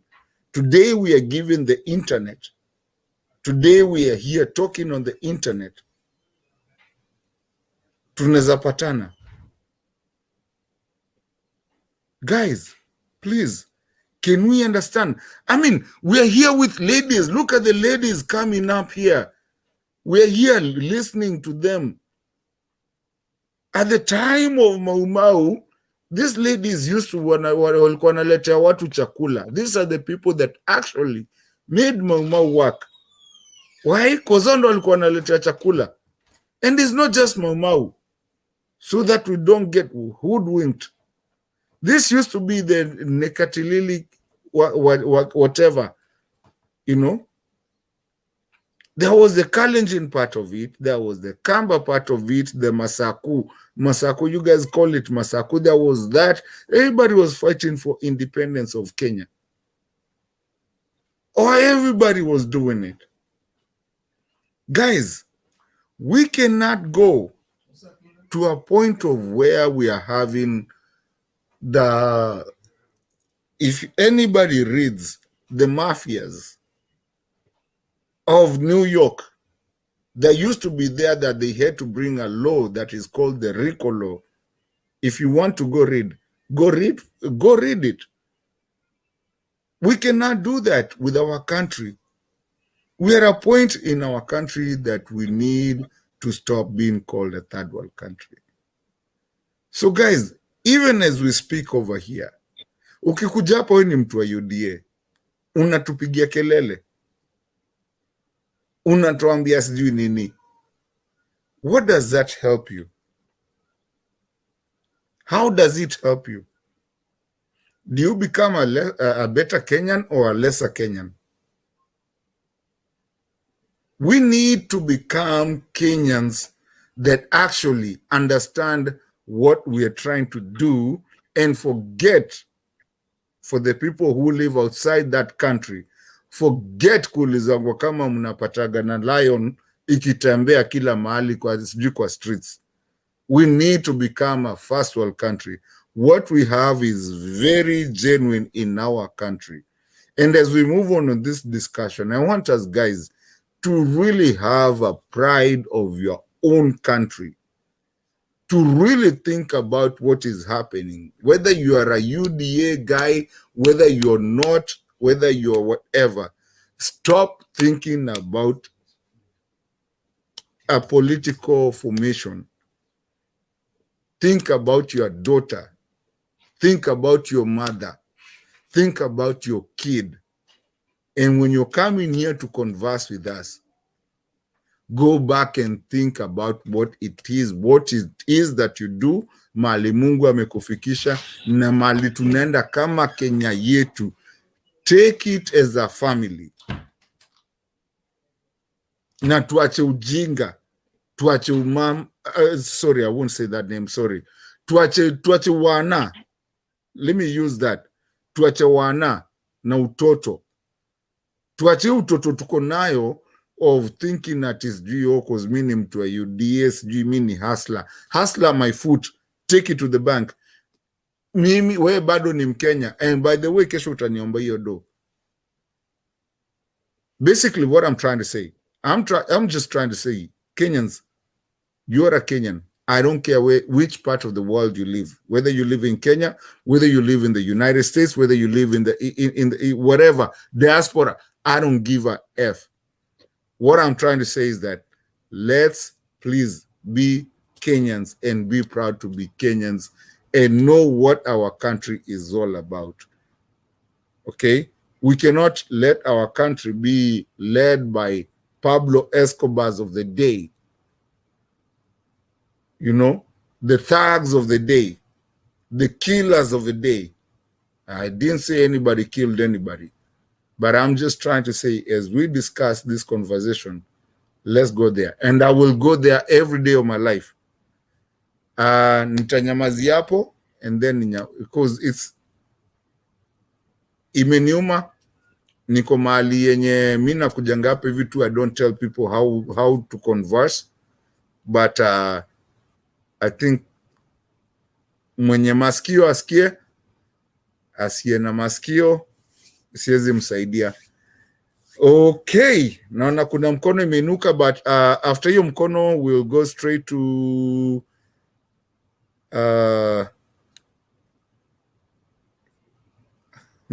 hiyo jina sitaki kuita, hiyo sitaki kuita fake because I don't like it, but Duke lady,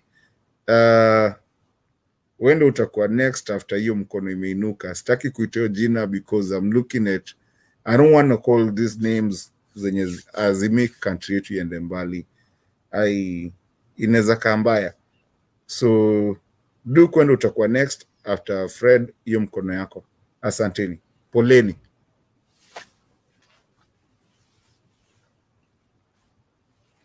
Oh, mimi? No. Mato ni mimi ama?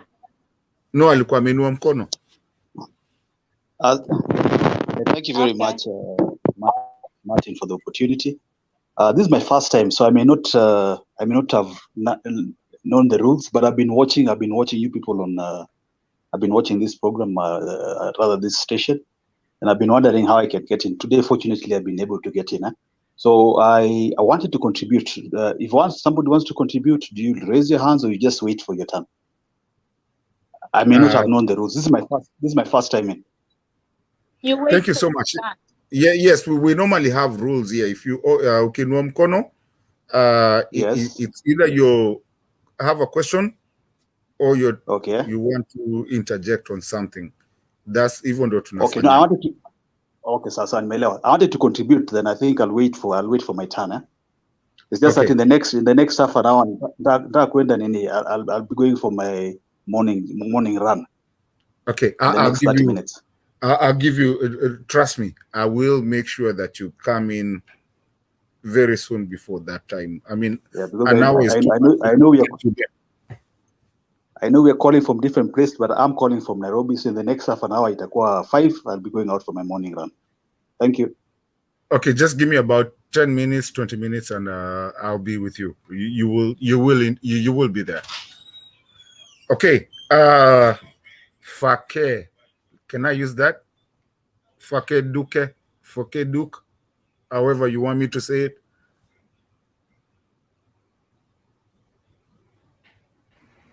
Unmute.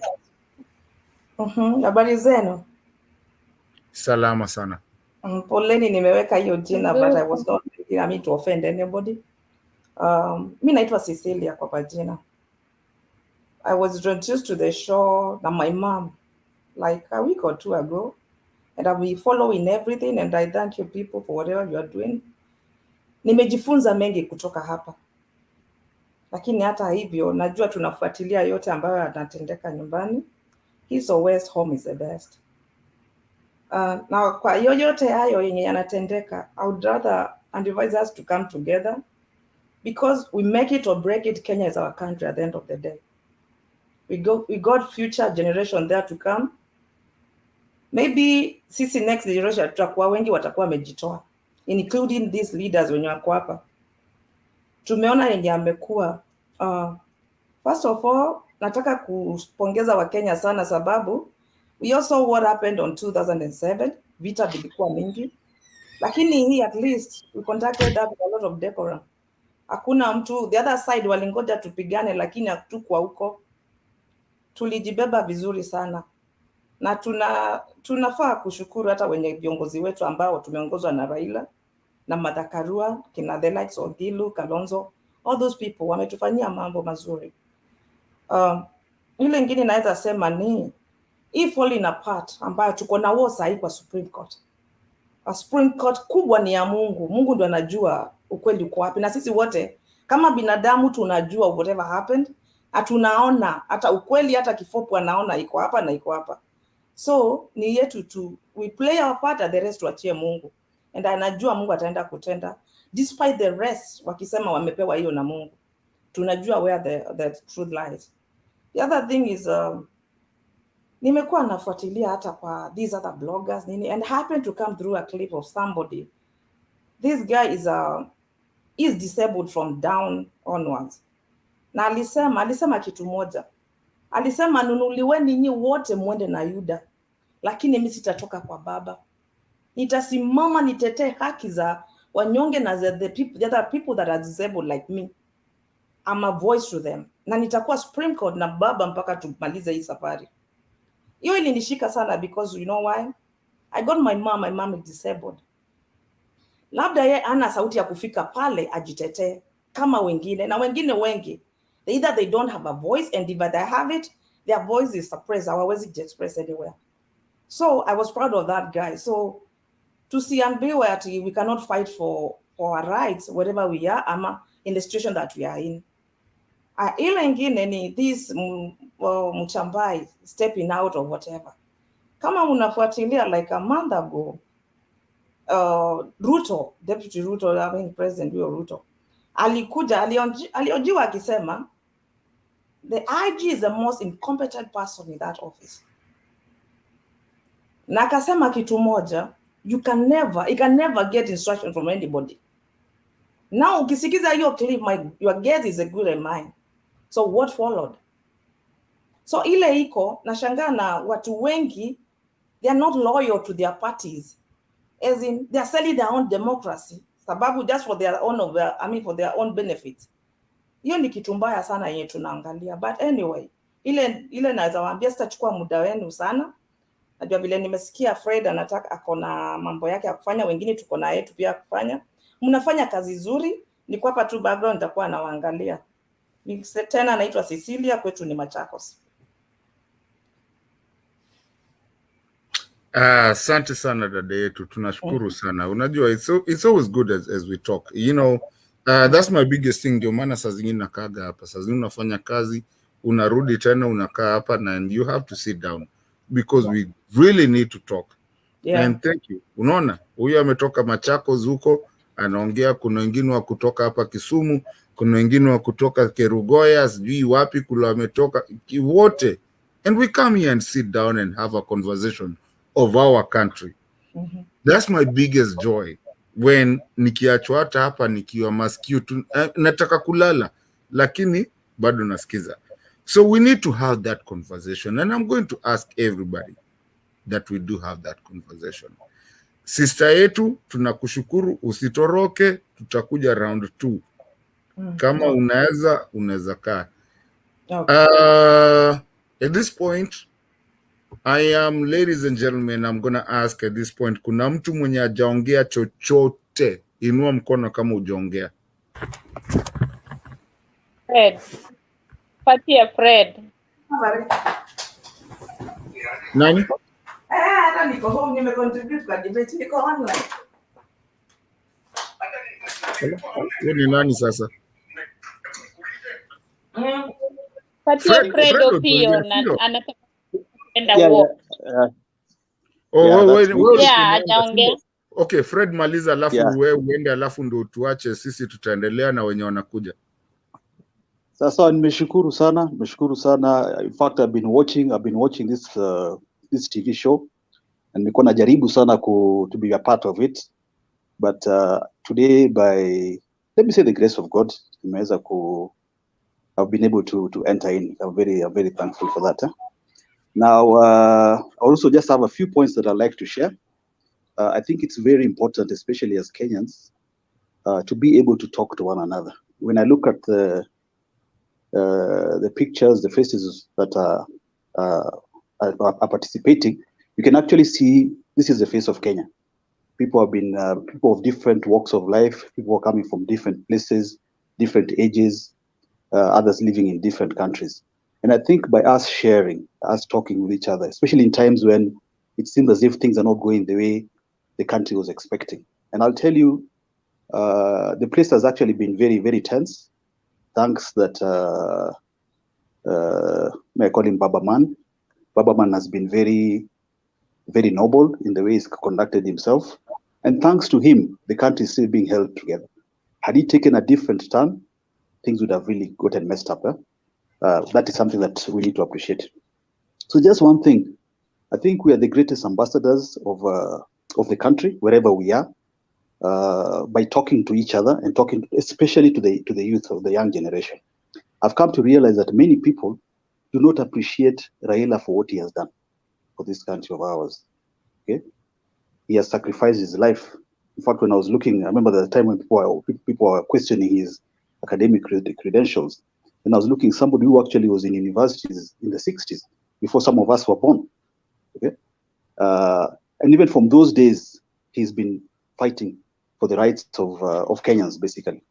The political space we enjoy, at even this situation that we have, that we can even discuss political matters, we would not have had this if not of him.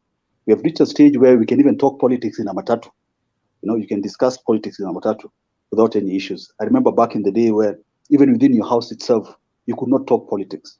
You had to use different names for different people because you don't know. Your wife or even your husband could actually be an informer.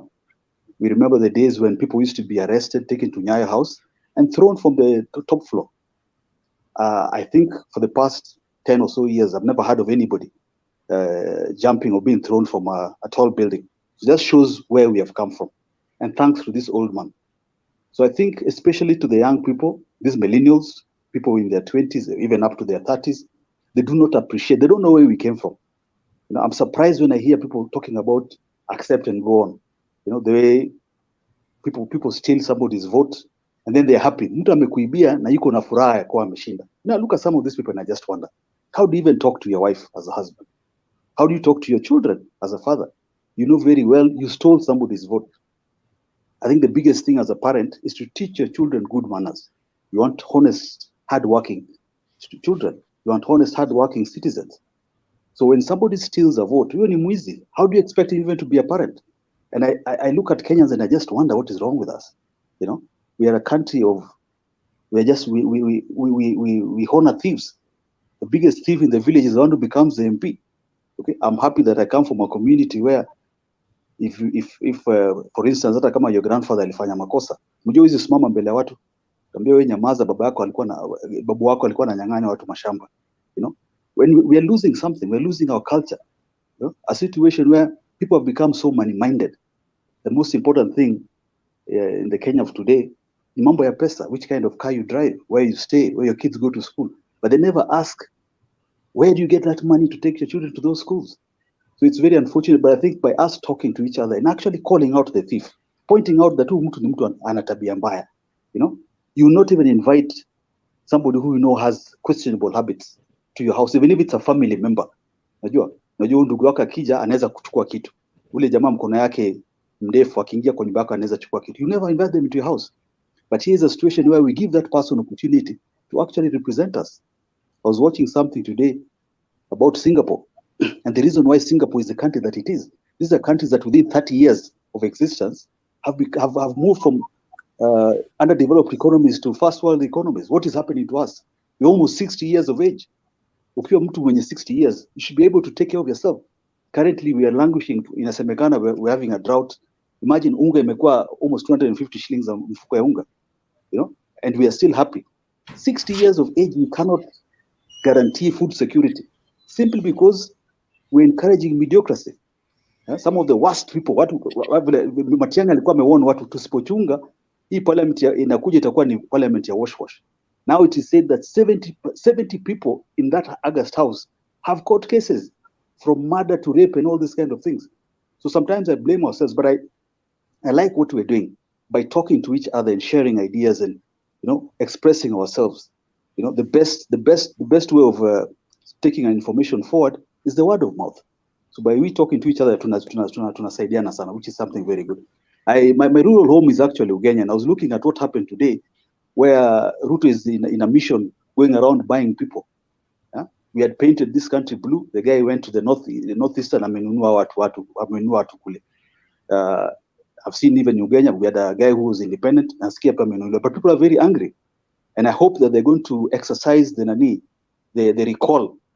The new constitution actually gives you an opportunity. If somebody is there and anafanya, you can recall it and let him go to the ballot and say that is a Ruto man, and let's see whether he's going to get that seat.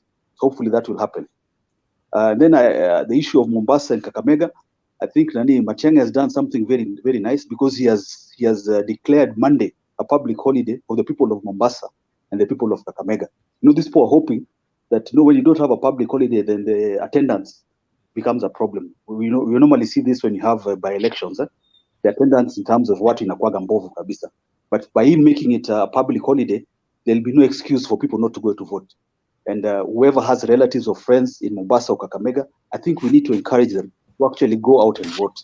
Because by coming out in large numbers, walikuwa wamefanya very strategic, by having those places removed. And these are the areas that were actually some of the strongholds for ODM, strongholds for Baba. So if actually he can demonstrate that he gets maximum votes in Kakamega, maximum votes in Mombasa, to be a very good referendum towards their bad behavior. Then I think another thing, the biggest mistake I actually even wrote to the party that when they're fighting against an adversary. Sorry? Anza kuchunga time, eh? Okay, sir, I'm winding up.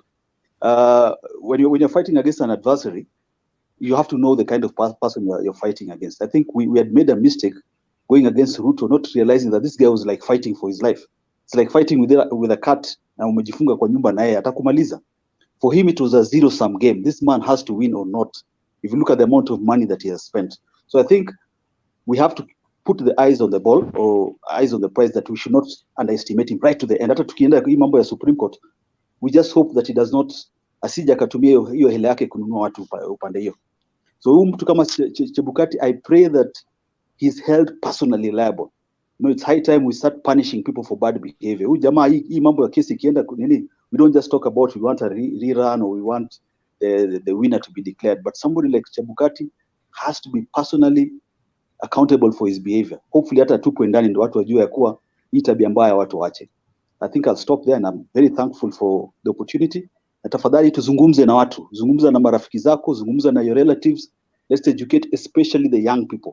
Wajue ya kuwa pali tutoka sehemu mbaya sana, the Nyayo eras. Na tusipochunga, this Ruto man is just a student of Moi. Tutaenda same pale tumetoka tena.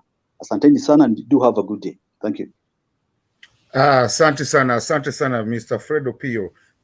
That's a very good insight. Tunashukuru sana venye umesema. Na usitoke kama si lazima utoke, usitoke, ndio najua. Unajua? Kaa hapa. We have a conversation. We normally have a conversation because people are listening to us. This is education. It's an educational forum that we do here.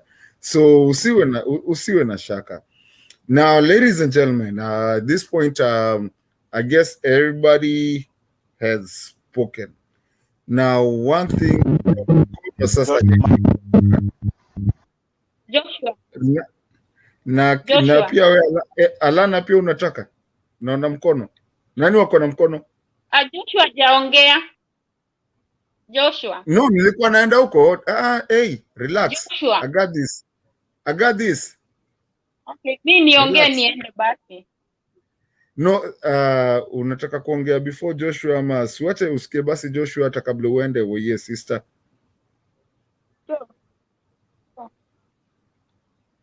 Keep going.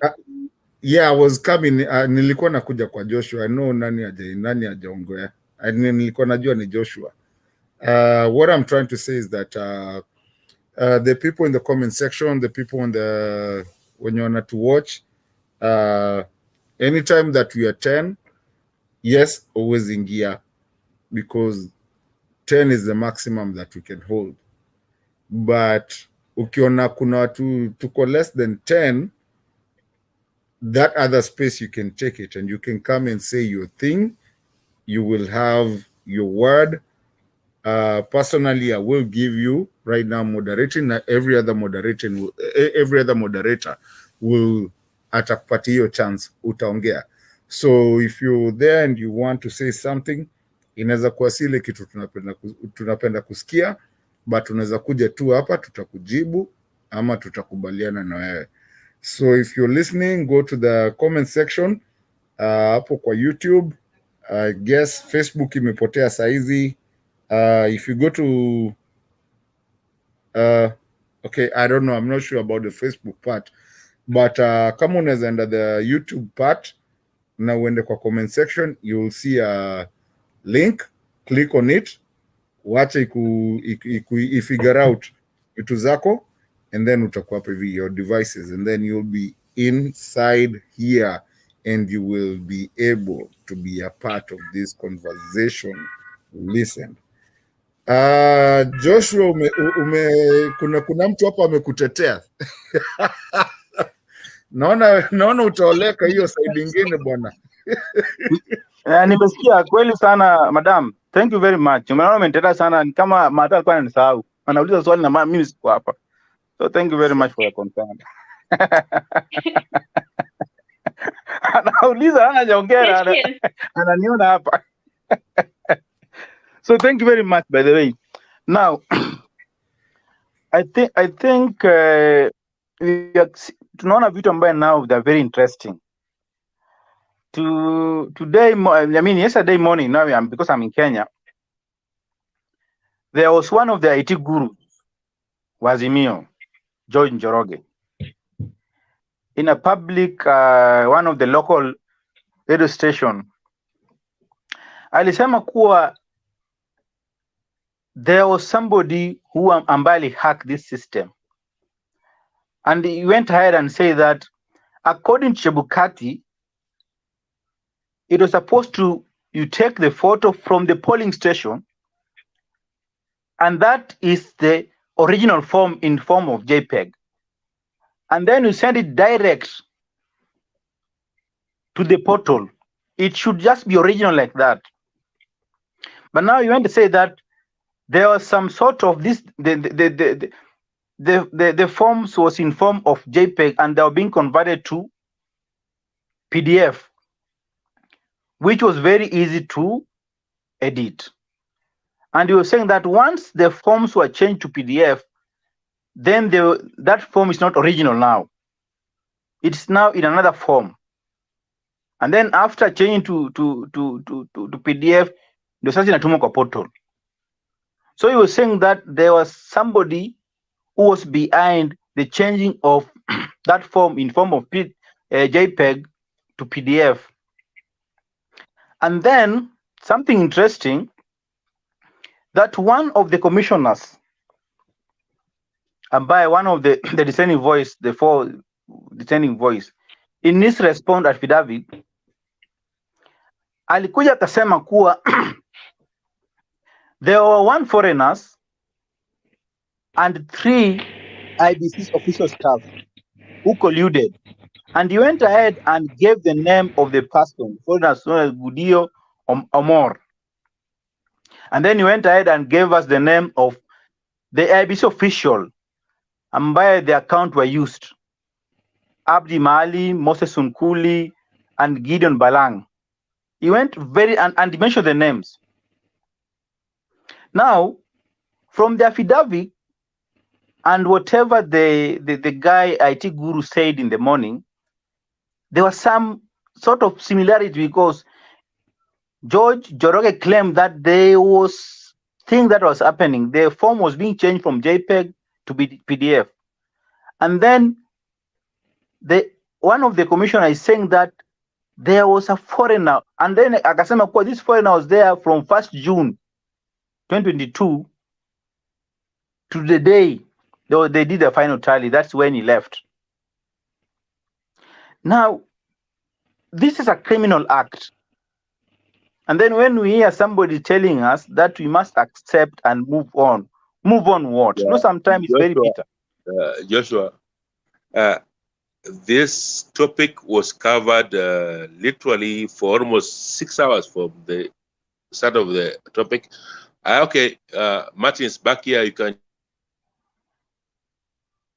Lara, I think that I'm making my submission because I was not there. I'm just giving me a submission. I didn't know whether it will discuss or what.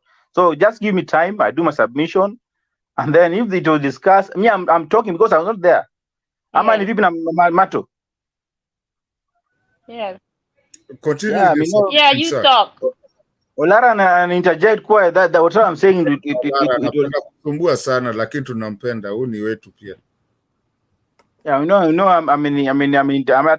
koroga kidogo, but let me come back to where I was. Now, I'm saying that the issue of being told that we must accept and move on, yet the commissioner ambayo had a dissenting opinion is saying that there was some foreigner, there was a foreigners and 3 IBC officials that colluded to interfere with the forms. The forms are being edited.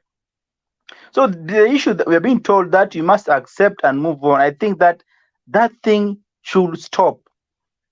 And then I saw Chebukati in a funeral of one of the official of IBC, Musyoka, returning officer of Mbakasi East, and some sort of Chebukati was like emotional, which I think that was just pretending. It was some sort of emotional, and he was saying that it cannot be possible that each and every 5 years they are losing the IBC official.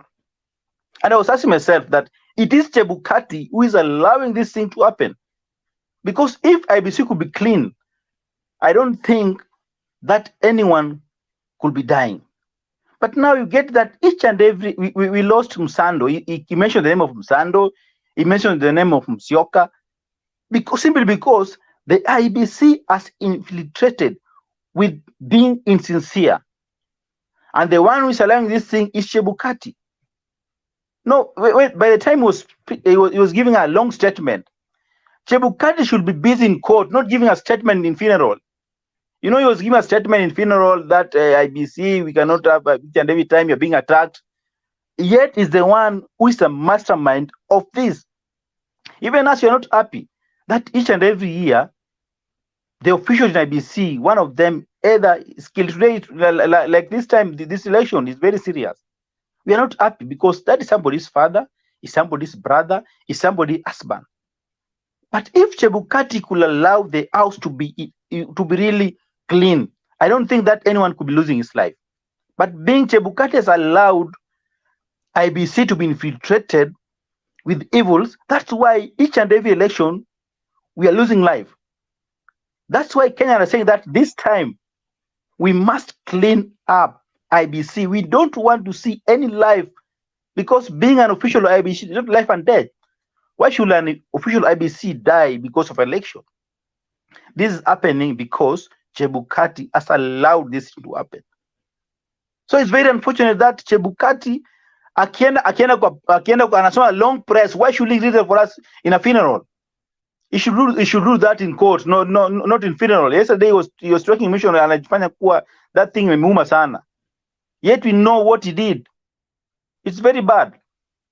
They played with us. I remember there's a time they played with us before election, claiming that there's some official there was some clerk, I don't know what they were sacked. I don't know. You know, sometimes you just hear they were doing monkey business and then they were sacked.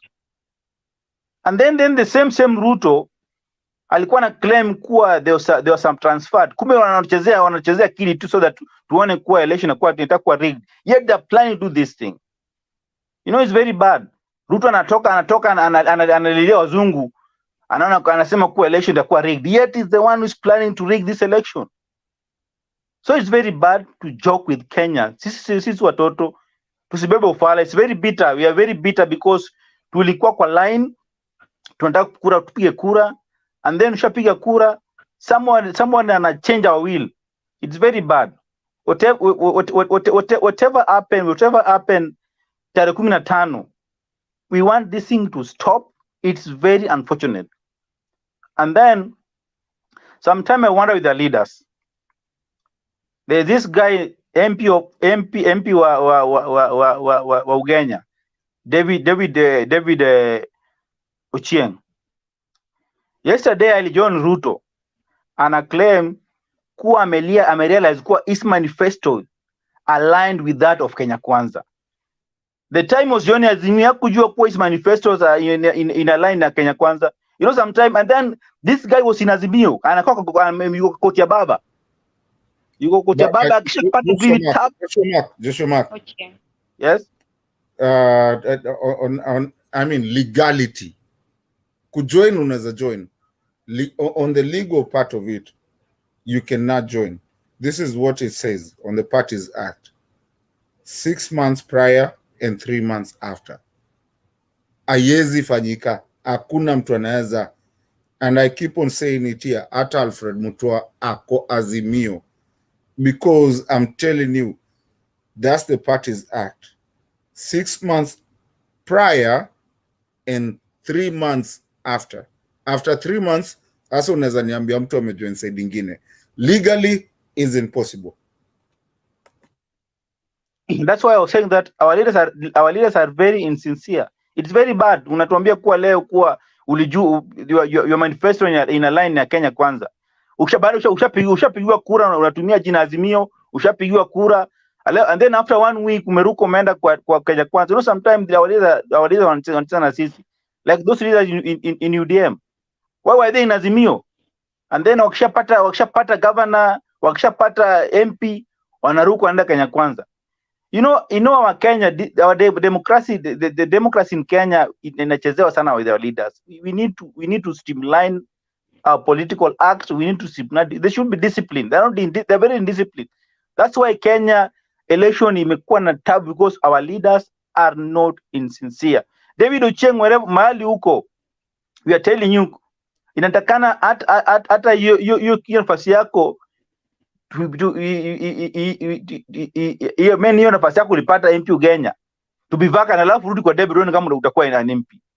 You know, you should not joke with the electorate. Unacheza na akili yao, wakisha kupigia kura, baada ya wiki moja umeruka umeenda si wapi. Unaumiza watu. People are really suffering because of you, because you cannot you know, we still bado tuko kwa ile hali ya still morning, and then there's mtu ambaye tulimpigia kura kwa njia safi, ameruka ameenda mahali pengine, and then we expect you to forgive you. So David Ochieng, wherever you are, umechezea. So I don't have much to say.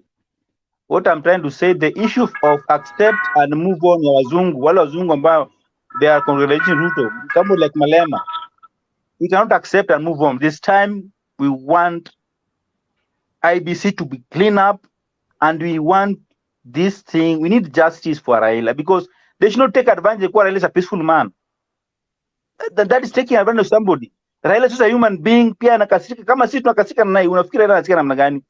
So they should not take advantage kwa anamuibia, atakubali tu. Baada ya miaka 5 anamuibia, atakubali tu. No, that's very wrong. So we need justice, and we want, we demand that Raila must be the president of Kenya. Kama kutakuwa na any peace, we just need a Raila to be president. Thank you very much. Thank you so much, Joshua Mark. That was really powerful of that. I don't even think nigeza patiana statement kama hiyo. Yet I've been here for a long time. I really appreciate that. That's a good one. Ladies and gentlemen, at this time I'm closing up to, you know, my time ianze kuisha. My boss is here, Richie is here. But nitamu-override too just for a minute, because I need to hear Mr. Guru, and I also need to hear his Richie's you know, input on it. I'm still on the chair kidogo mpaka niachie my boss. Pole boss. But ladies and gentlemen, this channel has taught me something since the time I started been in this channel. It has taught me that it's not about Mjaluo, Mkamba, Mnini. And I'm very proud to come here. And most of the people that know me here, they know I'm a Kamba. Okay? Mix, ya Masai. But nobody cares about that. We come here and speak of our country. Because our country does not care about, are you a Kamba? Are you I don't care. You know, who are you? I mean, it doesn't matter. Are you a Kenyan? Yes. We are Kenyans. I've been invited places just through this channel. Unaambiwa ukifika hivi kuja Kisii, Mbiore, Mbiamono.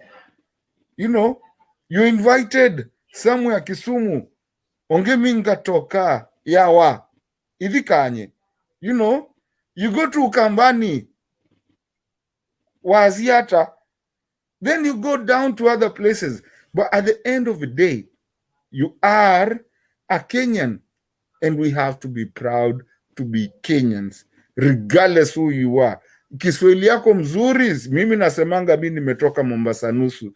Unajua, pale ukienda Ukambani huko Sultan Hamud huko utapata Mkamba na anajiita huko Mutua Muhamud. Ndio utajua anaongea zote mbili, kwanza imebomoka. But at the end of the day, they are Kenyans. And in fact, now we are going to East Africa, to where Congo is using the same passport that we are using. We need to really go back and stop the cartels and the stupidity, forgive my language, of being so power hungry that you can even kill your fellow men. We need to go back to be where we are one country and we don't care who is where. Nikikuja Kenya hivi watu wote mnanionanga hapa, tukipatana kwa street mnaniambia Mato vipi. Na nikiwa na hata ukitaka kuja unasema niko na jamaa anaitwa Mato. You know, ako mahali fulani UK, in the Arabic area or whatever, kule alienda tu na si wote siku moja tukuje tupatane. So we need to really take care of our country. Naona hiyo mkono, but hiyo mkono naweza omba ikue ya dakika 5, I mean ya less than a minute, actually half a minute, so that I go to Mr. Guru, because I want to hear what Mr. Guru has before I give mimi unajua sasa nimegongwa, mdosi amekam, because before niachie mdosi aseme yake, alafu mimi nichomoke niende nikalale. I thank you guys. Hiyo mkono basi. Tell me where you come from, then I sign out. No, you don't have to sign out. Wait. Kuna mkono mbili. Kuna ingine alafu tunakukuja. Sawa Mato. Buda, umeongea ya ujua umepatia philosophy yote, hiyo philosophy. Alafu by the way, Uhunye akitoka atufungulia Kongo. Na hapo Kongo ndo kuna mazuri yote. Alafu kiujinga unafikiria Uhunye atawachia, anafungulia Kongo atuachilie ubaya wa Kongo aende kwetu. And by the way, yes, Mato, I want to interject. What's up? Our sister is asking to leave, but I want to interject. Hold on. Hey, it's not okay, bwana, because you know you cannot speak something about it's not okay, my friend. Order. You know you cannot argue somebody not kama Ulaya is not okay, anyamaze bwana, because I don't think that is very sober. That's a fact. You cannot use it. It's a public forum. I have seen that comment. All the videos are just commenting quarantine haraka saizi. Wameni commentia hapo chini, sijaongea. Okay, mtaenda quarantine haraka. Sasa huyu jamaa amekuja hapa comment. Order. Order. I told you, you will go to quarantine. Okay. Ilana, are you trying to leave ama bado utakaa? Because nataka niachie mdosi.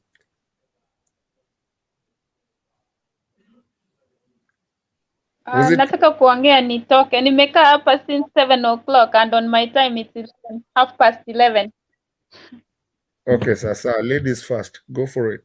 So if you can allow me to talk. Yeah, go for it. The floor is yours.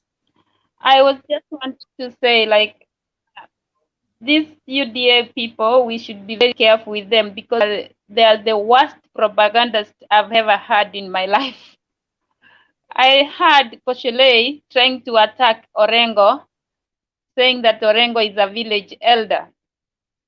And Gladys Koshelei is saying she's the most senior lawyer in that UDA staff. And then I was asking myself, Orengo has never been mentioned in any corruption scandal. But I remember, if I'm not wrong, when I was in high school, I think Koshelei was chucked off from the judiciary because he was corrupt. She was corrupt. So I don't know where she can get this in this thing that she is more senior than Orengo. And they are trying to force Uhuru Kenyatta to speak. If Uhuru knows the case is in the Supreme Court, why should they push him to the corner that he come out and speak? He's still waiting. He's giving the judiciary and all the departments that are independent to have the independence that they've been asking all along. So now they are becoming like Mr. Jesus. They are now on the right side. They want to say, can you speak up?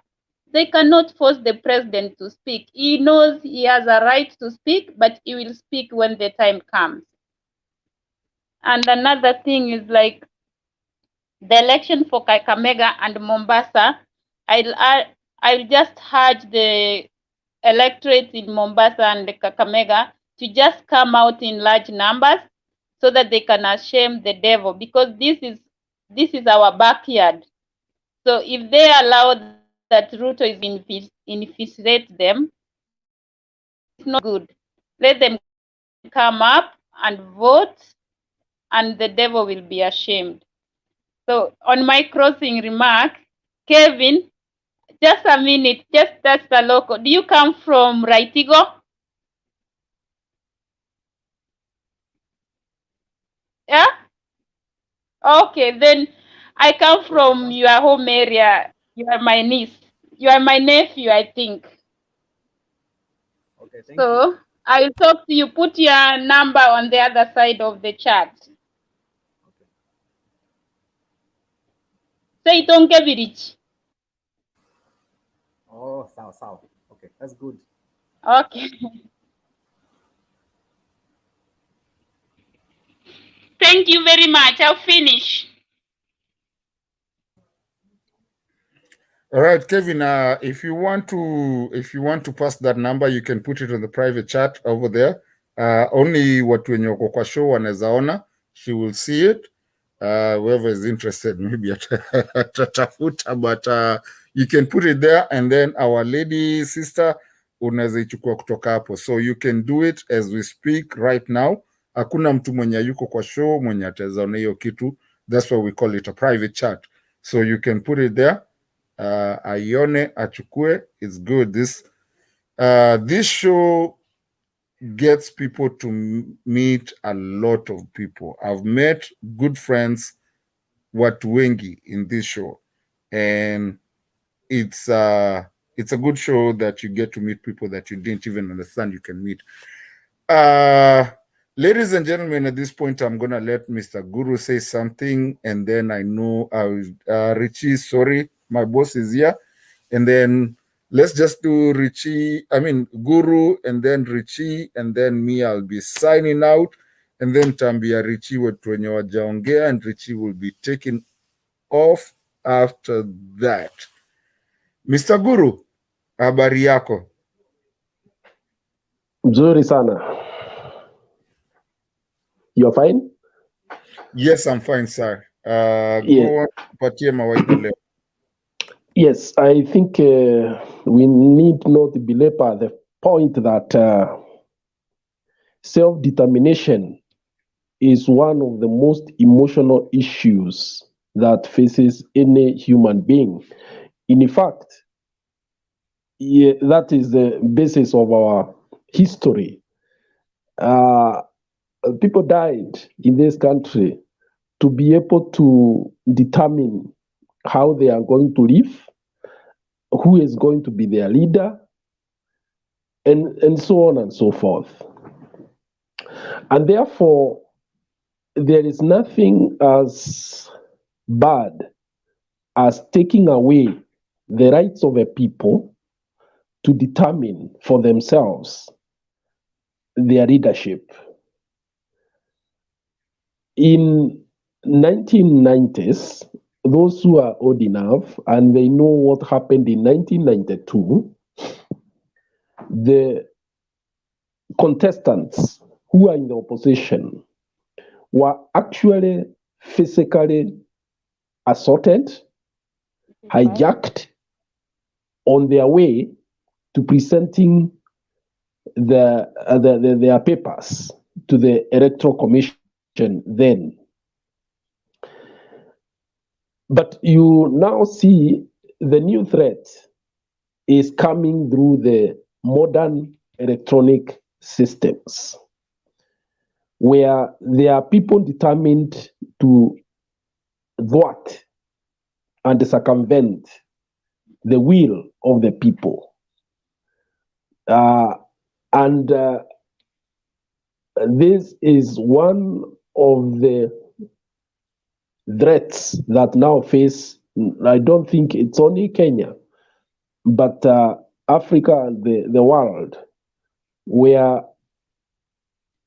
electronic gadgets, electronic systems are used to circumvent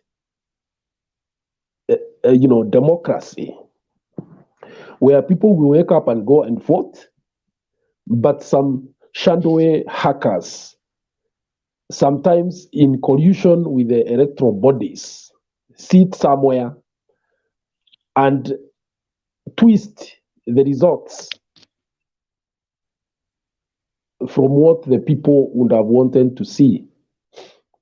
Right now, it is not even difficult. It's a bit difficult to know even whether your governor was actually the one who was voted in by the people. When you have a corrupted system like the one we have, where you have people deliberately interfering with the results, altering. I am meant to understand that we could have fallen into the hands of intense international interests. So this can mutate into another form of colonialism, where your elections don't mean anything, and they are directed by some foreign powers in collusion with some political elite with the purpose of taking advantage of our country. That is why even those who celebrate what happened, this is not about individuals. This is about the country. If elections are bungled, there is nothing to celebrate about. You may love that Sugoi man so much, but if he gets power through underhand means, you are putting your future in a very perilous path, because when you will want to remove him, you may not have that power. When the systems are captured, like I hear has happened in some countries like Cameroon, where you can handily change the president, Paul Biya. He doesn't even go to the country. He spends most of his time in Paris. And whichever time you call the elections, he will win because he's made sure that every system that conducts elections, right from the security to the electoral body to the media, and everything has been captured in his favor. So let's be serious here. We cannot beat about the bush. I think if, and I can see Baba is getting aged at his, at this level. But if there is one duty that he must exit, if he's going to exit the political arena, which we hope will not happen, if there is one final thing that he must do for us, is to fix our electoral systems once and for all, because it is the only heritage that we have. The fact that you can determine who becomes your leader, not some people somewhere seated with their own interests that we even cannot understand what they are. So I think as we wait for the Supreme Court to make its determination, as Kenyans, we must start and debate. And this is a good forum. Do we want bungled elections because we want to put people from our ethnic backgrounds? We don't care whether they come to power through the right way or not. Or are we going for the right thing, that whoever wins, let that person win in an open, democratic, fair, verifiable way? That is the only thing that can assure us of political stability, economic progress, and respect for human rights. When leaders know that the power belongs to the people, they respond to your needs. But once they know that they can always manipulate the systems and get to power without your input, then you are entering the danger zone. Asante sana.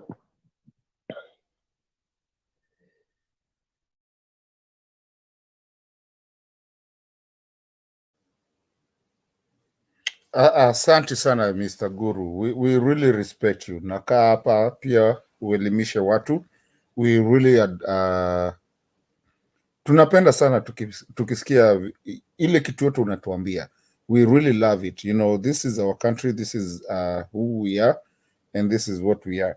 And normally, most of the time, I always say, you know, this is our country. At the end of the day, regardless where you are, it is what it is. Ladies and gentlemen, as you all know, I'm getting to my time to get out of this, to sign off. Hii kama sita sign off, maybe nikiwa na lingering issues nitakaa hapa hivi mpaka nipewe time yangu. Normally, my boss is here and I want my boss to say naonge atuambie just before I leave or I decide to stay. It's a weekend. Mr. Richard Makiadi, vipi? Tupeleke Kongo, tuambie vipi mambo Kongo inakuwa aje? Unajua sisi tuko sawa hapa, wewe ndio mkubwa bwana. Vipi leo vipi? It's your time. Can you hear me? Yes, and I'm welcome. Thank you, Mato, for holding the studio together for the while that we've been away. I want to say hi to all the panelists. Naona kuna Kevin Getuba, Daudi O, Fred Opio, are you there?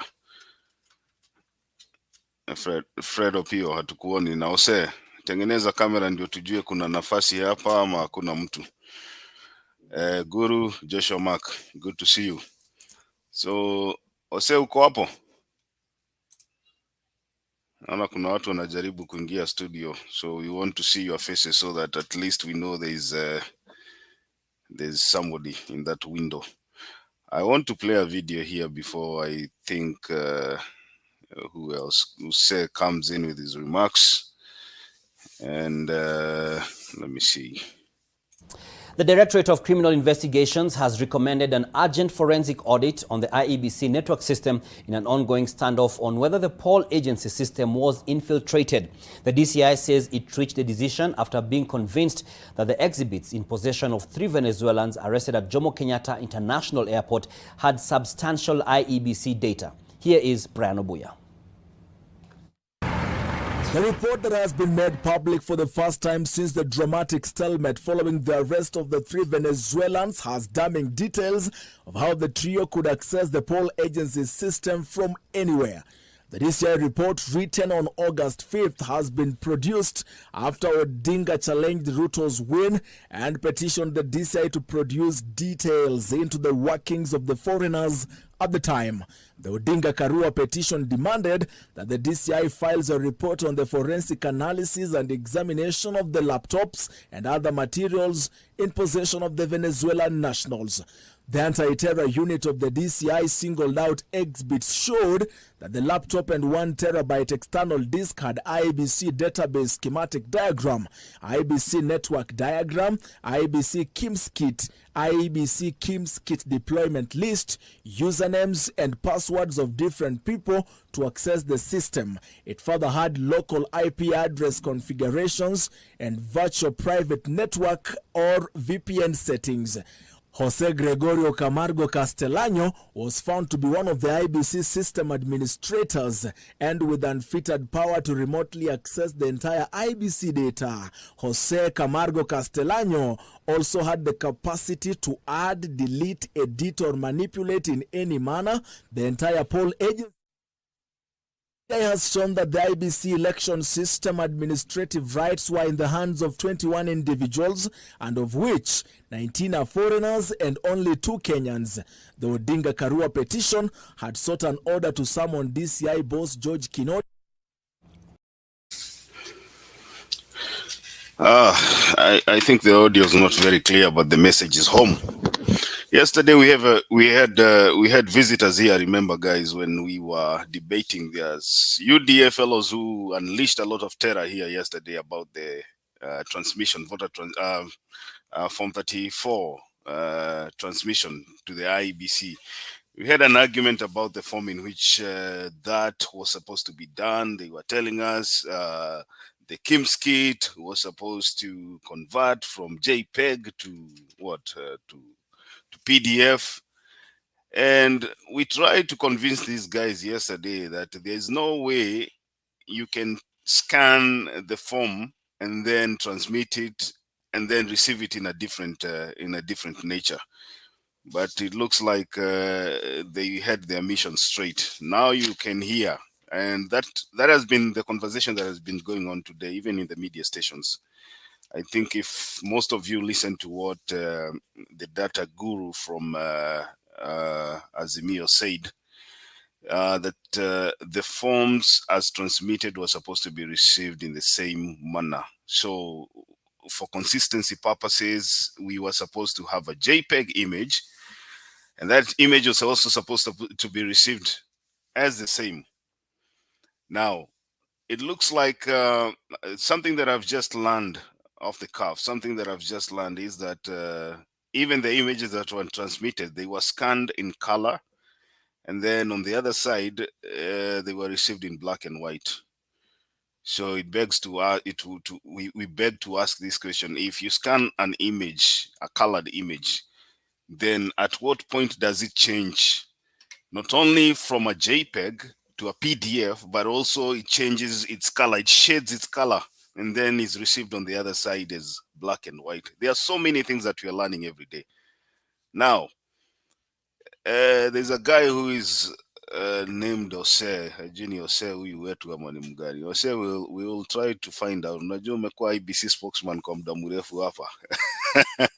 We will try to investigate your interests in IBC, because it looks like Ose, another Ose from Venezuela, had access to the IBC system.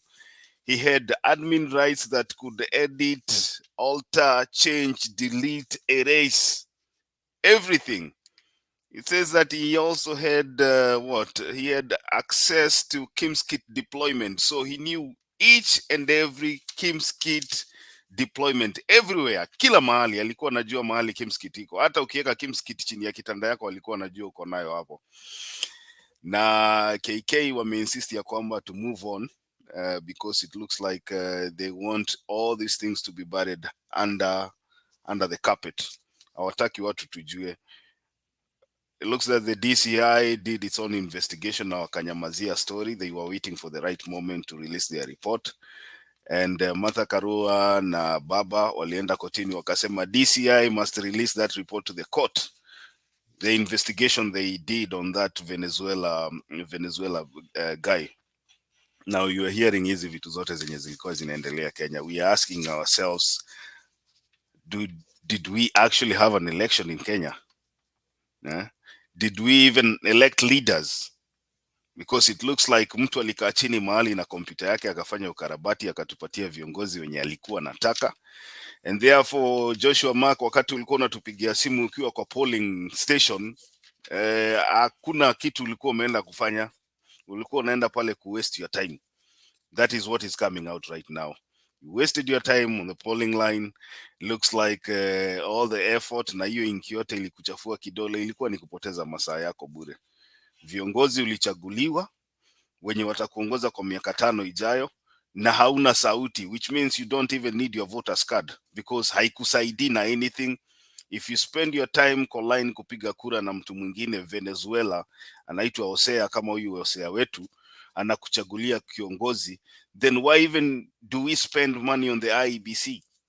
Na Chebukati leo nimemuona huko kambani anataka hata kulia, anasema alipigwa sana Bomas, anasema yeye na Gulie na sijui Bolu ama nani walitandikwa sana IEBC, ndio maana hawakuweza kuannounce the remaining over 20 constituencies, 27 constituencies.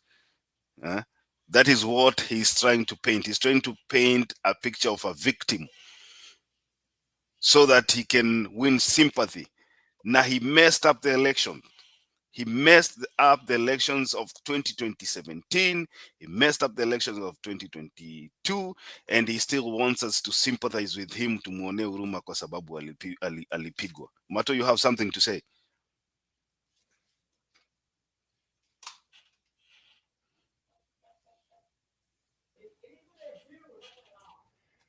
No, brother. I just wanted to give a kudos and say a good night for everybody. I wanted to leave out, nitoke, mumekuja sasa, hata stone ako hapo hivi. So I just wanted to say good night and we'll see you guys tomorrow. Okay, Safi bro, thank you. Good night. So that is what is happening right now. Now, there are funny changes that are happening in the police force. I don't know if they are significant enough. I don't know if they're election related. But I think Kenyans should keep an eye on what is happening in the leadership of the police. It is not just by coincidence that the commissioner decides to take medical leave at this particular moment, when we know very well that the Supreme Court, beginning next week on Monday, is going to start deliberating on issues relating to the election. Now, there's a breakaway. Nimesoma kwa Nation newspaper ya kwamba Chebukati amevunja WhatsApp group ya commissioners. Finally, it looks like kimeumana huko, kila mtu sasa ni kama atabeba mzigo yake. Kila mtu, you have heard and you have seen the response by Justice Nyangaya. I think I pronounced his name correctly. Yeye anasema there were 2 guys, IBC officials, that were deployed purposely to hijack the process. In the middle of that, download the forms, do a lot of changes in there, and then upload them to favor one candidate. And he has evidence. He has given us the names. These guys were telling us that we have a frivolous case. Walisema hii sisi hatuna kesi, tunaenda kupotezea judges masaa. We cannot prove that the election was stolen. Today, they have released a battery of 56 lawyers, including the shiny guy, Ababu Namwamba, to try and defend William Ruto's case. We are asking them if they believe that we have no case, kwa nini wametufungulia lawyers wote? Sababu inaonekana these things venye walikuwa naichukulia rahisi, it seems that it's turning out to be something that we will never ever expect to see ever in a country where we say that we have democracy. And I love to see this thing kick off on Monday so that we can learn even more. Every day as the days go, inaonekana tunajifunza kitu mpya. Na inaonekana so far hawa watu ni kama wamekamatwa ile sehemu hatutaki kusema. So when I see a press conference being called by the so-called Deputy President of the Republic of Kenya, telling Raila Odinga to let the judiciary do its work, I am surprised, because the judiciary has its own spokesperson ambaye anaweza ambia politicians wawachane nao ifanye kazi yake. So Deputy President wa Kenya, shika lane yako, you are respondent. Wewe ni respondent kama mtu yeyote mwingine. You are respondent as Chebukati, you are a respondent as Moya Bulu, you are respondent as Joshua Nyang'aya, you are respondent as Cherera. Kaa kwa lane yako, wacha kuambia watu ati waachane na mahakama ifanye kazi yake. Mahakama inajua kazi yake na itafanya kazi yake. Watu wakutane kotini. Kama ulishinda, tutakuachilia. Sisi kama Wakenya tutasema congratulations. Sisi we are on the other side. Tutasema congratulations, endelea kuongoza taifa. Kama hukushinda, tutajua. So stop telling Raila to to not comment on issues that he himself presented before the Supreme Court of Kenya. He has a right to say what he wants, as long as it does not interfere with the case that will be before the Supreme Court. So let me leave it that. Let me leave it at that. I'll get another opportunity to comment on that issues, and so I want to welcome Daktari Kuser. And as you come in, tafadhali utuambie kama unajua jamaa anaitwa Jose, huyu kutoka Venezuela. You might be related in a way. Karibu.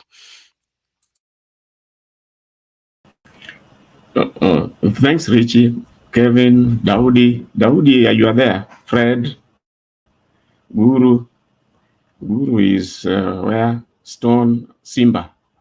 Simba we lazima uogope mvua kwa sababu ukinyeshewa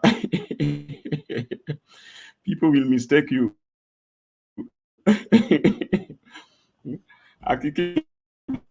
Sawa.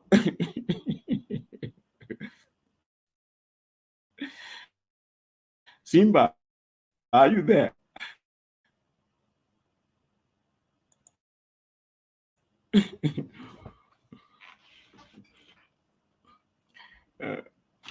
Today our topics are Raila wants Ariran. There are allegations that Raila wants Ariran. Allegations that Raila wants Ariran, but I think it's just one of the narratives they have been trying to produce. If it is like you know that there are more serious things to come your way, but my take on that is that if there is a rerun, to that will be very welcome, because I know it looks like KK expects the worst. They know that there is sufficient evidence actually to declare a winner from available information. The available evidence, if it is properly scrutinized, it should actually give Baba a win. Now, to try and dissuade the Supreme Court, they want it to look like even a rerun, I think, would be okay. And then they would say that that would be actually a win for them. It's like there is a tournament, and a team, the underdog team is fighting very hard that in first and second, if the projected number 4 happens to be the runner-up, to them it will be like they have taken the lead, the cup. That is why I think personally, I think if the DP is talking about a runoff, it is like that would be good enough for them. But if you look at their activities, you see, even instead of campaigning, you realize that the Mudavadis are talking politics of a runoff. If you check the current speakers from the KK side, it's like, bring the runoff. We want to win. In other words, they are trying to imply that a declaration would make things very, very bad for them. And they know that there is sufficient evidence. According to me, I do not know whether this idea that there were chaos at Bomas would amount to an election offense for Azimio. Because remember, for them to be declared winners, they should not be having any election offenses. Then there is also this common talk about congratulations. If you are present in Kenya and you have seen the way things have gone, some people think that if there was to be any congratulations, it will work well to influence the Supreme Court to think otherwise. And that's why you see everybody is talking about the congratulations. Congratulations from President Uhuru. They seem to think that that would mean that the president has recognized the president-elect. And now, as Daudi was saying, move on. Are you the one who was saying move on? No, it was Mark. No, I'm not about moving on. I'm about justice. But, Are you the one who was commenting about let's move on? Yeah. And you see, these people are really dying for a recognition of the president-elect by the current president. They do not know what they need to do. If he had a price, I'm sure they'll pay it. Now you have seen what is going on around trying to buy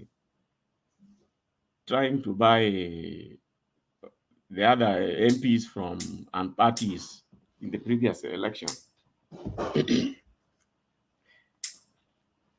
Well, it is all in preparations for this elections of the speaker and this purported runoff.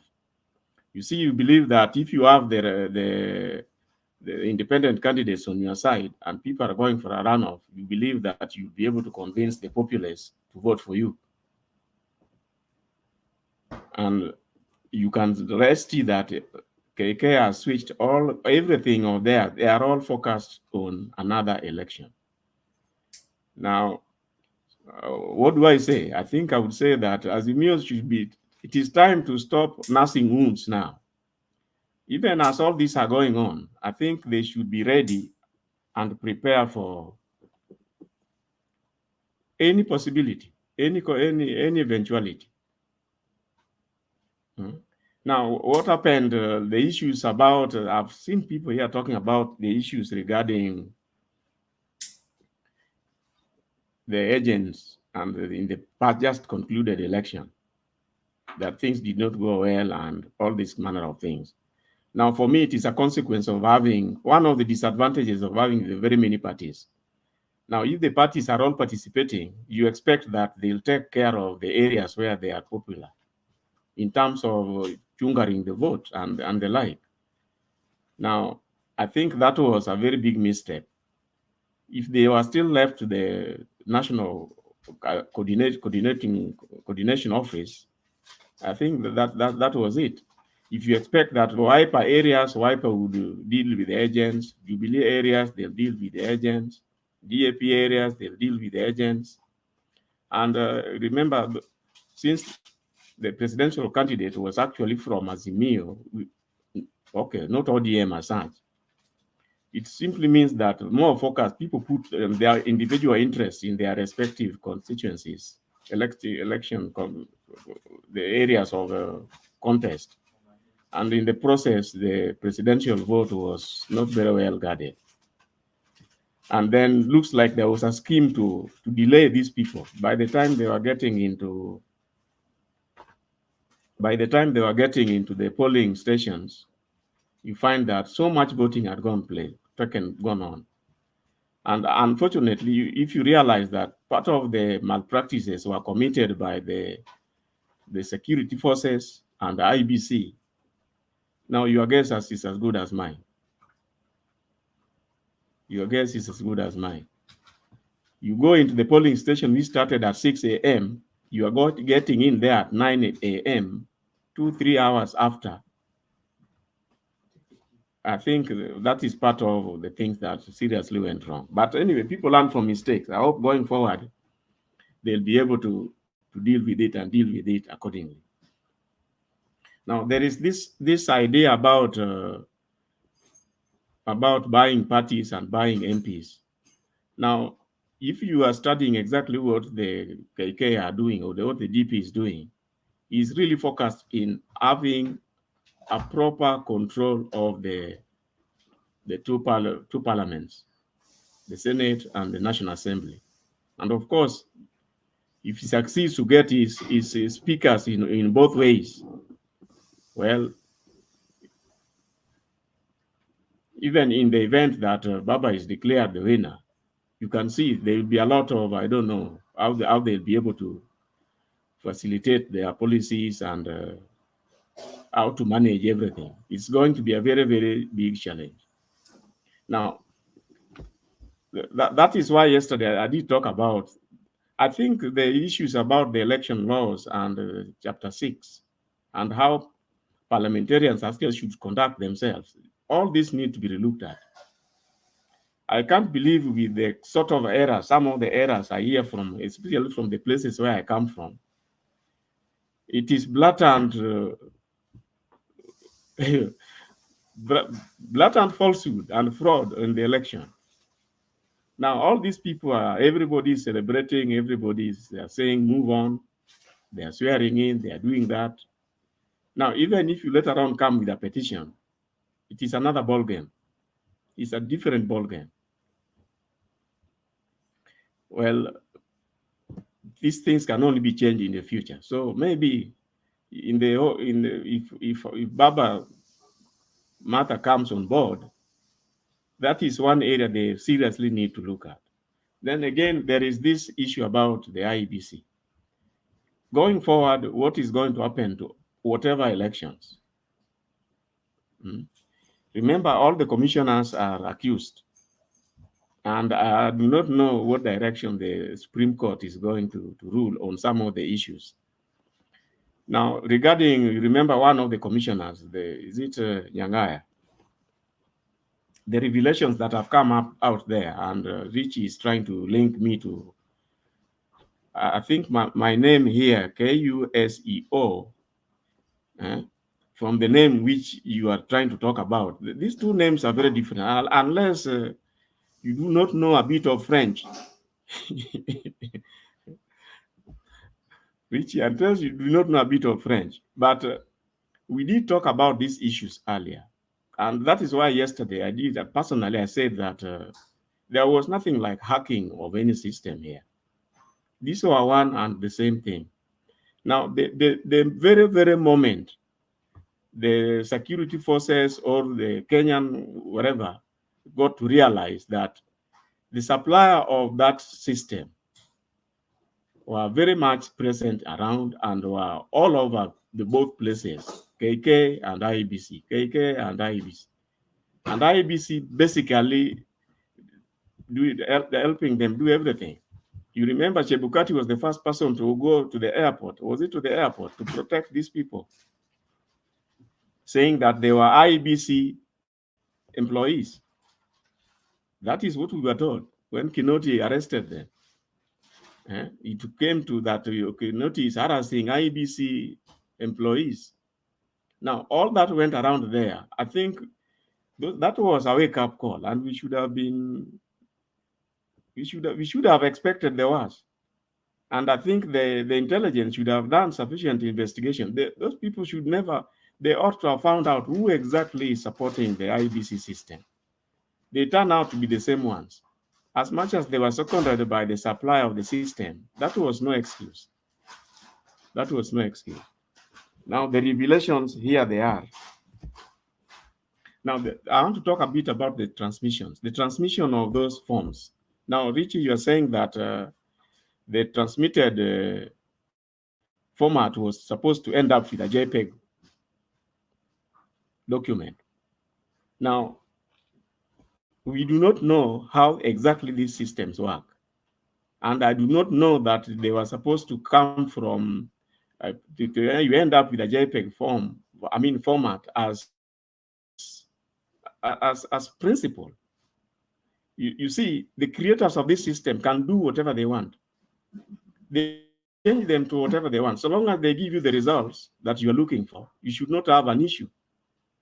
Now, if it is found out that the format was supposed to be JPEG, then you have an issue.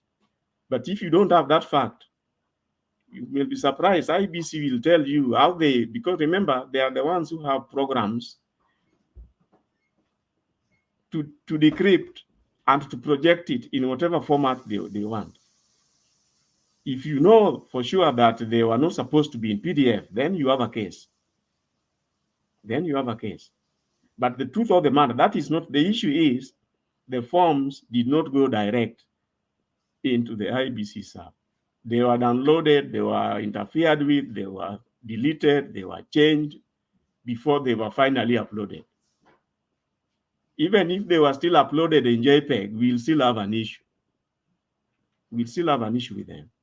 So that has come out very much from the affidavit of Nyangaya, and I think that is very much in support of the Azimio, one of the Azimio pleas regarding the interference, and that they are demanded the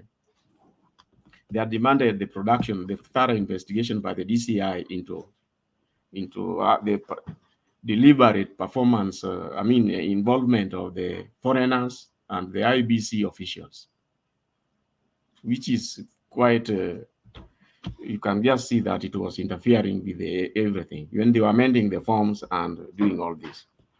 And then I would just want to repeat it for the sake that the so-called Form 34A, whatever ended up in Bomas cannot be referred to as the original, because it passed through the PO, passed through the arrows, and that is where the alterations were taking place. By the time they got there, the people at the back end of the server were busy trying to harmonize the amended, the altered forms to reflect what was sitting in the server. Anyway, thank you.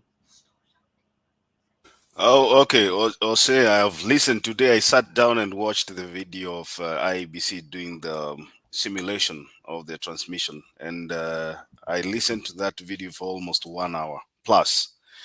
Looks like the form was supposed to be transmitted as JPEG with a digital signature. That is a fact.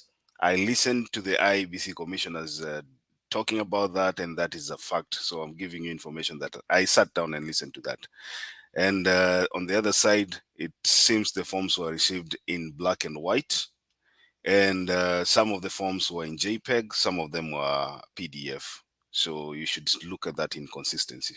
The encryption and decryption take place as they had promised. Forget about encryption and decryption. If that happened, then we could not be having a form from Lagera constituency being uploaded in Starehe constituency. So everything failed. Simba Netaya, karibu.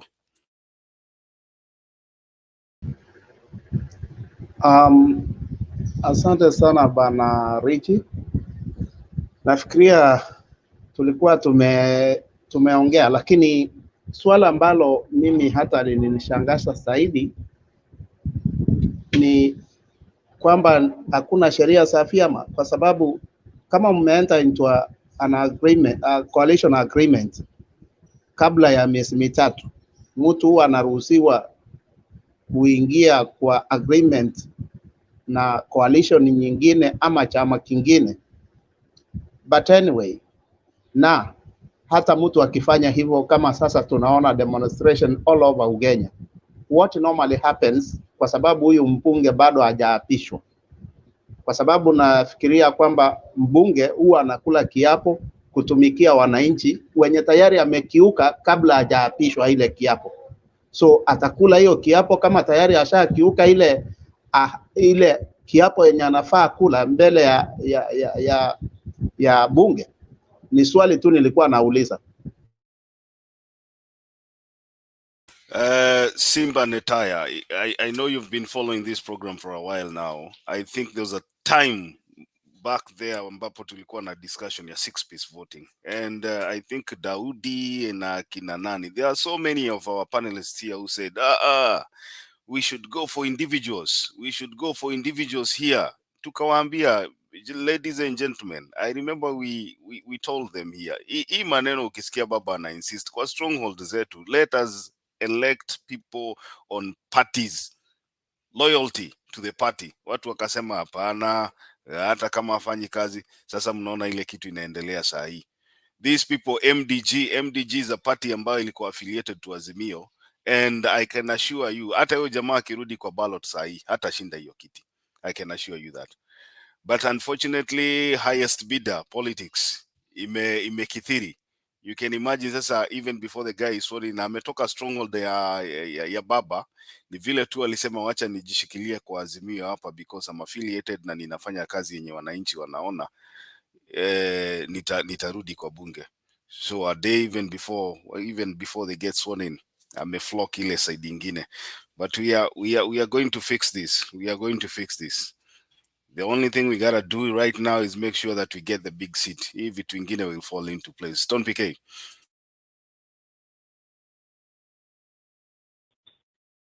Thank you so much, Bro Richie, all panelists, Jambo.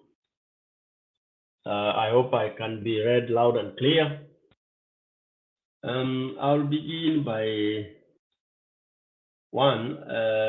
All Raila wants is a rerun, claims DP. You don't need to discuss about that. That is nonsense. Raila reiterated in Kakamega. For those if DP had not listened to Raila when Raila was busy in Kakamega, he made it very clear. Yeah, nobody wants a rerun. It's Ruto who wants a rerun, and you wonder if he won. Why does he want a rerun? Hiyo ni yake. Anything that comes out of Ruto's mouth, it is his own thing. You know, he vomits what he has in his belly. Azimio in Mombasa, Kakamega, yes. Hapo wanafanya mambo kwa mpigo. Revenge is coming. Azimio people are mad. They are, yani wanataka tu opportunity to hammer AK. Kenya kwisha will, hata kama saa hii wakienda contestation ya chairman wa deep anywhere, usimame na yellow, utaonyeshwa mambo ya ajabu.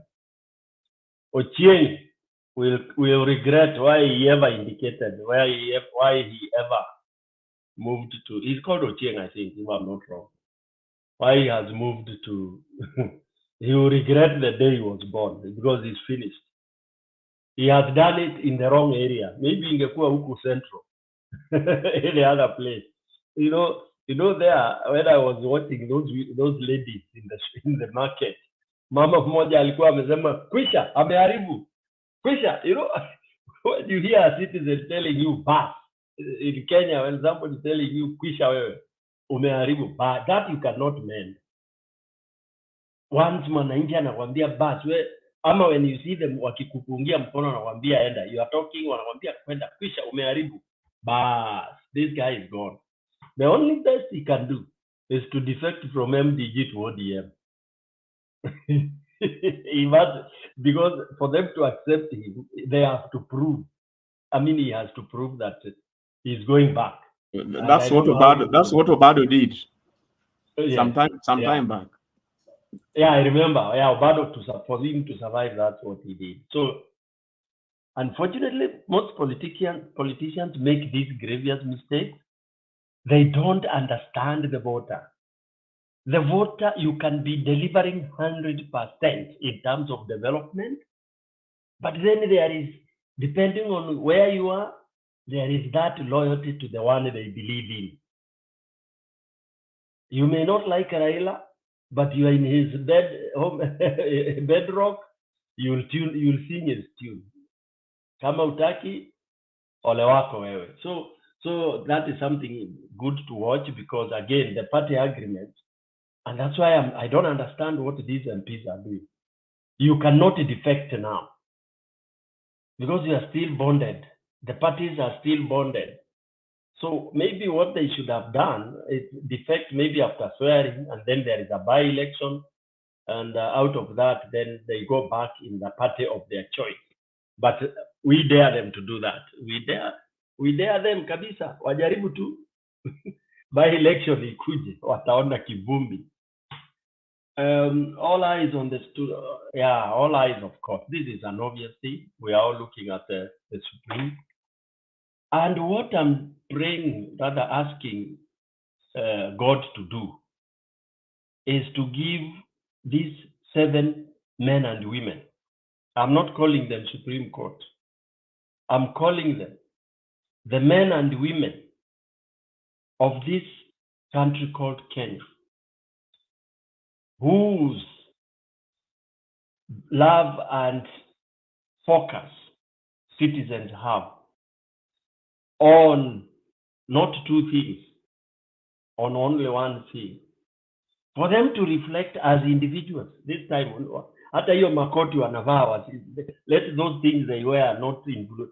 They are supposed to stand. Mtu akiingia asubuhi akioga Monday asubuhi, taking that shower, because I know they shower in the morning, they ask themselves, you remember, I've done my research, and in Kenya, these days there is nobody who hums songs or prayers while showering.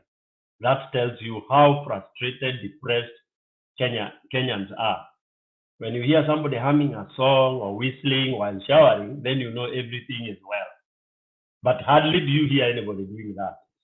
So for them, I'm praying that when they will be taking that night shower, ndio waende wavae suti, dereva akuje pale awapeleke, they just do one small prayer in whatever mother tongue they have.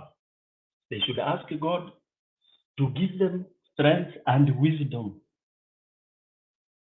and appreciate that they are in a political court, and the politics is for the people, by the people, and that whatever they are going to do, they are going to make a political decision. A political decision will either ban or make this country. And then waseme, ewe Mungu nisaidie. Individually, they should not go there saying we are at the Supreme Court, nini, nini. When you sit on that bench, sit as Stone PK, Kuseo. Saa hiyo tumejipromote sisi, we are the judges now. Judge Kuseo, Judge Stone PK, Judge Duke Kamariba, although we are at a favor, on a lighter note, at a favor KK, no problem, it will be 6 versus 1. So, you know, they should look at themselves on a very serious note as Kenyans who should know that they live in Kenya from now, henceforth, until God takes us away. That number one, they will live in this country, they can't go anywhere. Number two, it is them that will make a decision that every other Kenyan, even Kenya Kwanza, they are looking at them. Let them exhibit what befits this country politically and economically and in terms of posterity for the future of this country. Lastly, they ask their God to help them make a decision that will not burn this country, but uplift this country. Well, burning doesn't mean people rioting and fighting and all that. We can burn for a period of 5 years. When we are all bankrupt, the country is finished, there is no this, there is no that, only the rich survive. It's as good as burning the country, because the poor will be languishing in the poverty, which they are as of now, but whatever decision they will make will aggravate or salvage the situation. Let me pause there for the time being so that somebody else can come in. Richie. Asante, Stone PK. Duke Omariba. Good morning, good evening. I want to start my submission by saying that scrutinizing this petition by Azimio, there seems to be a difference in what they are trying to tell their supporters and what they have actually submitted as the petition. In the public domain, they are trying to agitate or to excite to incite their supporters to cause chaos, because when you listen to them at public rallies, they are trying to say that they want the Supreme Court to announce them as the winners. But if you have read their petition, there is no one petition where they are claiming that they won. Actually, if you have read all the 9 petitions, and which can actually be compressed to 4. The first is that they are trying to talk about forensic audit. They want forensic audit because they think that the technology which was used was compromised. So they went and audited. Dakika moja, Duke. What do you want to say, PK? You are muted. Duke, with all due respect, you are beginning by misleading us and misleading the listeners. You are saying that the petition is not agreeing with what we are saying in public. What are we saying in public? We are simply saying the election was bungled and we are the winners. It is simple as that. Are you limited in English? Please don't tell us. We are not contradicting ourselves. It is one objective. We want to remove you. We want to take that fake paper you gave yourself. Period. Wacha kuanza kusoma kizungu mingi huku. Thank you. Aya, endelea, Duke. You know, I'm actually talking about what the Azimio readership say, what Raila Odinga is trying to say. You know, you compare what they are saying to their supporters and what's actually in the petition. So the court will use what they have already submitted as their petition. So if, for instance, you are asking for forensic audit of the technology which was used, you are giving grounds that the commission was compromised. Therefore, that means that the outcome may not be fair. And that is where they are talking about the tarring in the 27 constituencies, which was not included, but it was included actually. So that's what I'm trying to say. First of all, read the petition. What does the petition say? What do they want the court to do? And imagine if the court do that, what will be the outcome of the?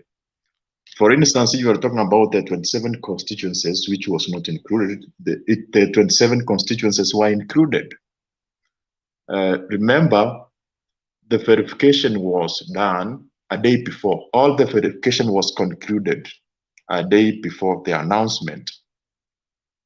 And what happened is that the 27 constituency which were to be read when Chepkati was to announce the final tally were not read, but the constitution talks about declaration of results per constituency. And declaration means actually like giving a formal communication. And it does not limit that formal communication to an individual reading or announcing. So you can do that formal declaration by maybe giving a written notification to media or uploading to the website.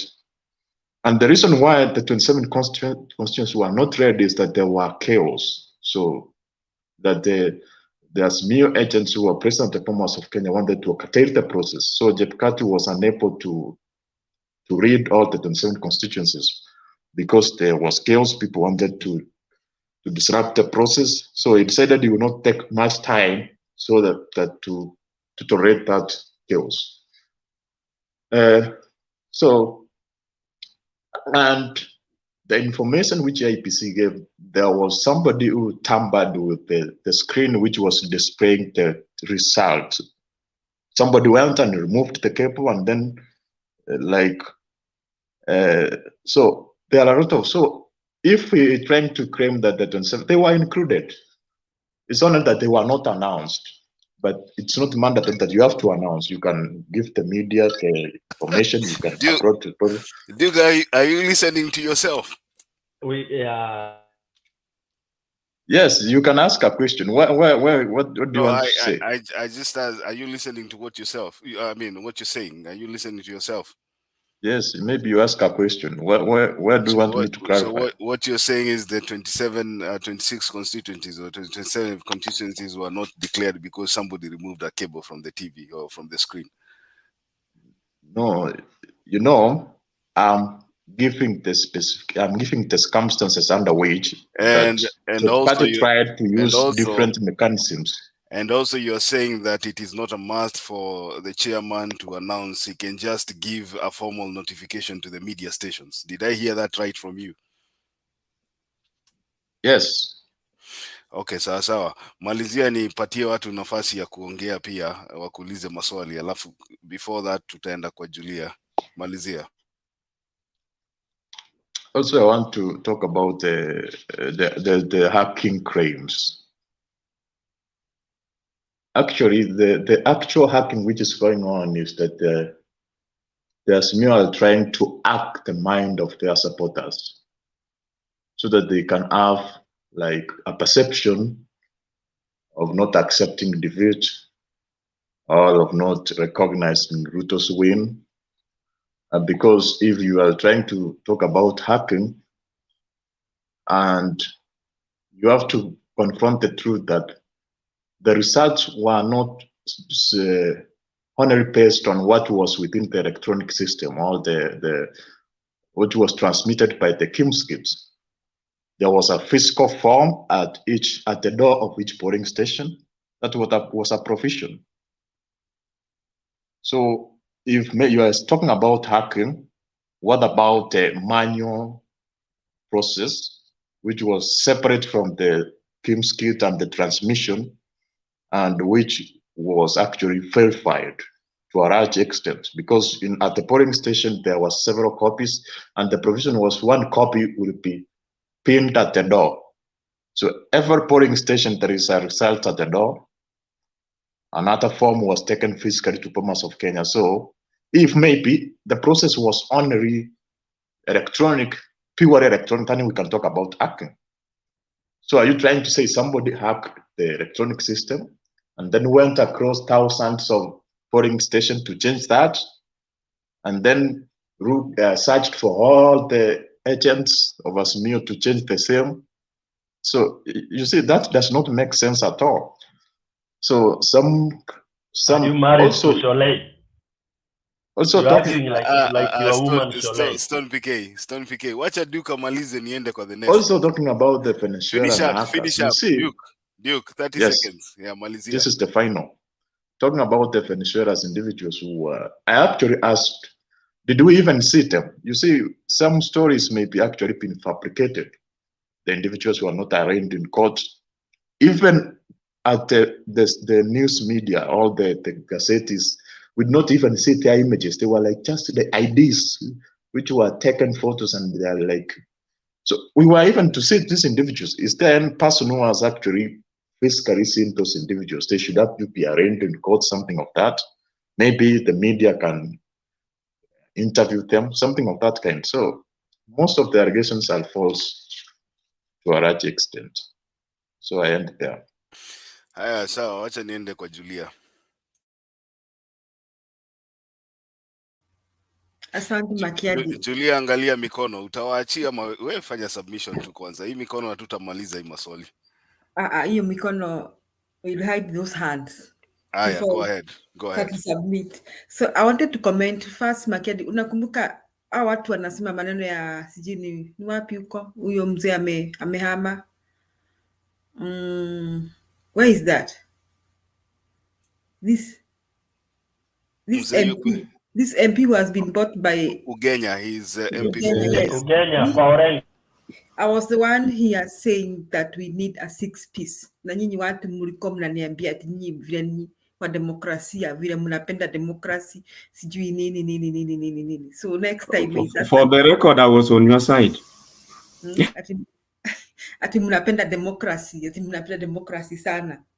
Demokrasi gani hiyo? You see, if you got to whip people to be your side, if jamaa kama angekuwa wa ODM, it is very easy just to kick him out and have a by-election. Yeah.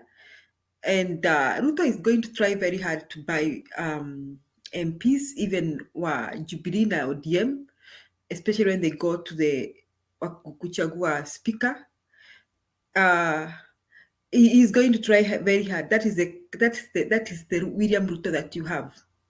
And that is the kind of a person that some Kenyans decided. Some Kenyans like Duke wanakujaga hapa kutetea. Duke nilikwambia ujitetee tuwe mwenyewe, usitetee Ruto. Because like PK says, it tells me what kind of a person you are.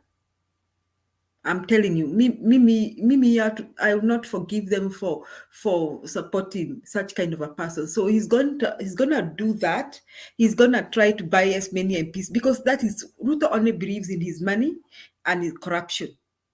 He doesn't believe in doing anything right. But unfortunately, because I'm a Christian, and I believe I'm not the kind of a Christian that Ruto claims to be, the destruction of the wicked, the prosperity of the wicked is short-lived. Hiyo pesa yake itaisha, na hiyo corruption, if you corrupt people and they don't support you genuinely, it comes to an end with time. Because they don't come to you genuinely. It's here to wanataka kukufuata, see that they agree with what you are doing. The other thing is that I think whatever these people are doing, there's a new dawn for Kenya. Whatever they think that they can buy their way around with corruption, there's a new dawn of Kenya. I keep saying here again, even hata kama wewe ni mchanga aji na unapenda siasa, find out where we are coming from and how we have reached where we are.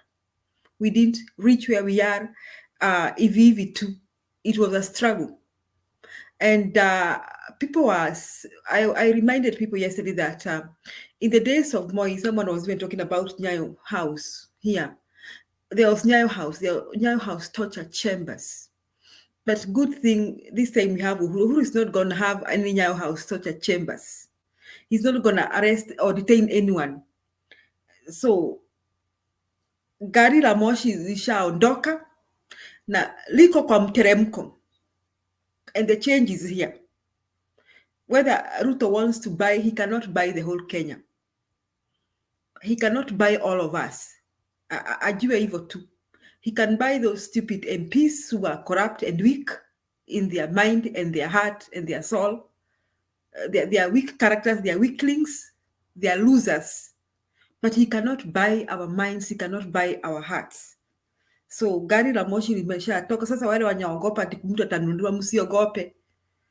We are the majority.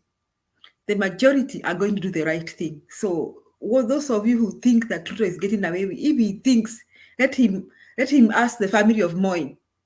If he thinks he's gonna get away with this, let him ask where we are coming. Hata aulize mzungu, aulize the British, how Kenya gained independence, how he moved from a single party to multi-party system, how we were able to change the constitution. We got our constitution 2010. Tumetoka wapi na tulifika. We didn't just come here by just going to court. That's why I always agree with PK. Si ati tulienda kotini, ati Supreme Court ikaamua tuwe na section, ati tuwe na multi-party. It was a struggle. Si ati watu walienda kotini ati 1963 wakatetea uhuru, ati some Supreme Court ikakubali. I'm not trying to demean the Supreme Court, because right now we are depending on the Supreme Court, but I'm just trying to tell Ruto that he can try to buy as many Kenyans as he wants, but he will not buy our minds and our hearts. It's a struggle, another struggle that has just begun. Na gari la moshi liko kwa mteremko, na atutishiki, atubanduki. Now, going to what Duke is saying and the motion of the day, Duke, you are talking about, I think you are an intelligent person, And if you read the language used by Azimio lawyers, that is the legal language, okay? The legal language. So they are outlining the points legally. But the street language, the political language is, what is the implication of those illegalities that happen in the electoral process? The implications are that the most likely thing, the person who announces the winner is not the winner. Because if there are all those illegalities, if it is true that in some constituencies, that Ruto had more votes than the governors by hundreds, thousands, it doesn't make sense. Then it means if we subtract the 100,000 from his votes, it means hata pengine Ruto atajipata na milioni 4, hata si milioni 5. So if it is true, if our lawyers are able to prove those illegalities, the implications are the numbers we are seeing with William Ruto then may not be the. You put yourself in the shoes of the judges, hata kama uko neutral. Ebu fikiria kama we ni daktari. Let's say you are a group of doctors and you're trying to diagnose a patient, and one doctor haphazardly misdiagnoses that patient. And then you begin doing investigations and you find that the patient had more symptoms, and there's a lot of evidence that is attributed to another kind of disease. You would be left there saying the implications are this patient is not only having this problem, but also having this other problem. So those judges are Kenyans. And even you, hata wewe Duke, Makeni alisema kitu hapa kwamba I heard him say that all of us have been wasting time voting. Even you, Duke. Even me, I really wasted my time 2013 and nikajipika kifua ati baba has won. No, I feel very foolish kuseo. I feel very foolish even celebrating in 2013 and 2017. Najiona mjinga sana because we were there celebrating thinking, oh, Uhuru ako mbele. It was a big lie because this team began playing with our minds a long time ago. So even UDA people should feel fooled. If they are very intelligent, they should feel so fooled, I'm telling you. Mtu hawezi kuambia ati akona milioni 7, alafu unasikia kweli wewe kama uko na akili timamu, unaangalia Kiambu, unasikia ati kuna mahali Ruto akona several hundred thousands ahead of the governor. If you are very intelligent, utajishuku, tutaona kumbe I feel so stupid that I think this guy is ahead and has won. So logically, Mr. Duke, you sit down kama mtu mwenye an intelligent person. I know you are trying to argue your point here on behalf of Ruto. Hakuna haja. Kama mimi ningekuwa wewe, mimi ningekuwa nimeaibika kama vile mimi nimeaibika vile nilipiga kura 2013 and 2017, because I'm now beginning to think, you know, when I saw the Orengos in the 2017 case, for instance, I couldn't add 1 + 1. Though from the way when the case was concluded and IBC could not open the server, hata mimi nilijirudia nikasema kuna kitu mbaya hapa. Mbona hafungui server? You know, I know I had voted for Uhuru, but I reasoned with myself, something is very wrong here. Just like I reasoned with myself in 2007, that there is no way Kibaki could have been ahead. You know, you reason, unajirudia, you use your head, you say, no, something is very wrong here. So Duke, you have stated very clearly all those irregularities when you metuambia what Azimio is saying, and I think it is therefore follows that the implications of those irregularities. You see, wewe unasema, unaona Duke unaongea kama Ruto. Today I saw something about from the Ruto team. I think it was KTN analyzing on NTV, and they were asking something. Bona Ruto anasema that the 28 constituencies were added. Was he the one adding? Does he work with IBC? Kwa nini anatetea? Why are you saying that, Duke? Do you work with IBC? Do you have any evidence that those constituencies were added? Do you work with IBC, Mr. Duke or Mariba? If you work, then you can tell me I was there adding, Julia, and have evidence. You're also talking about that you don't believe there was hacking. Na hapa tunasikia, we are all hearing that they are different from that 4A. Ati hii inapatikana, hii ni tofauti. Yani there are those issues. And you are here saying that there was nothing like that. Do you work with IBC? Or do you work with the police that you have done your investigations and you have evidence that is not true?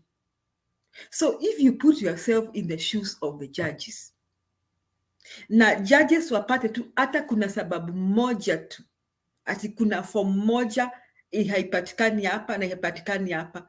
You know, if they find 1, 2, 3 reasons, they will have very many reasons to nullify this election.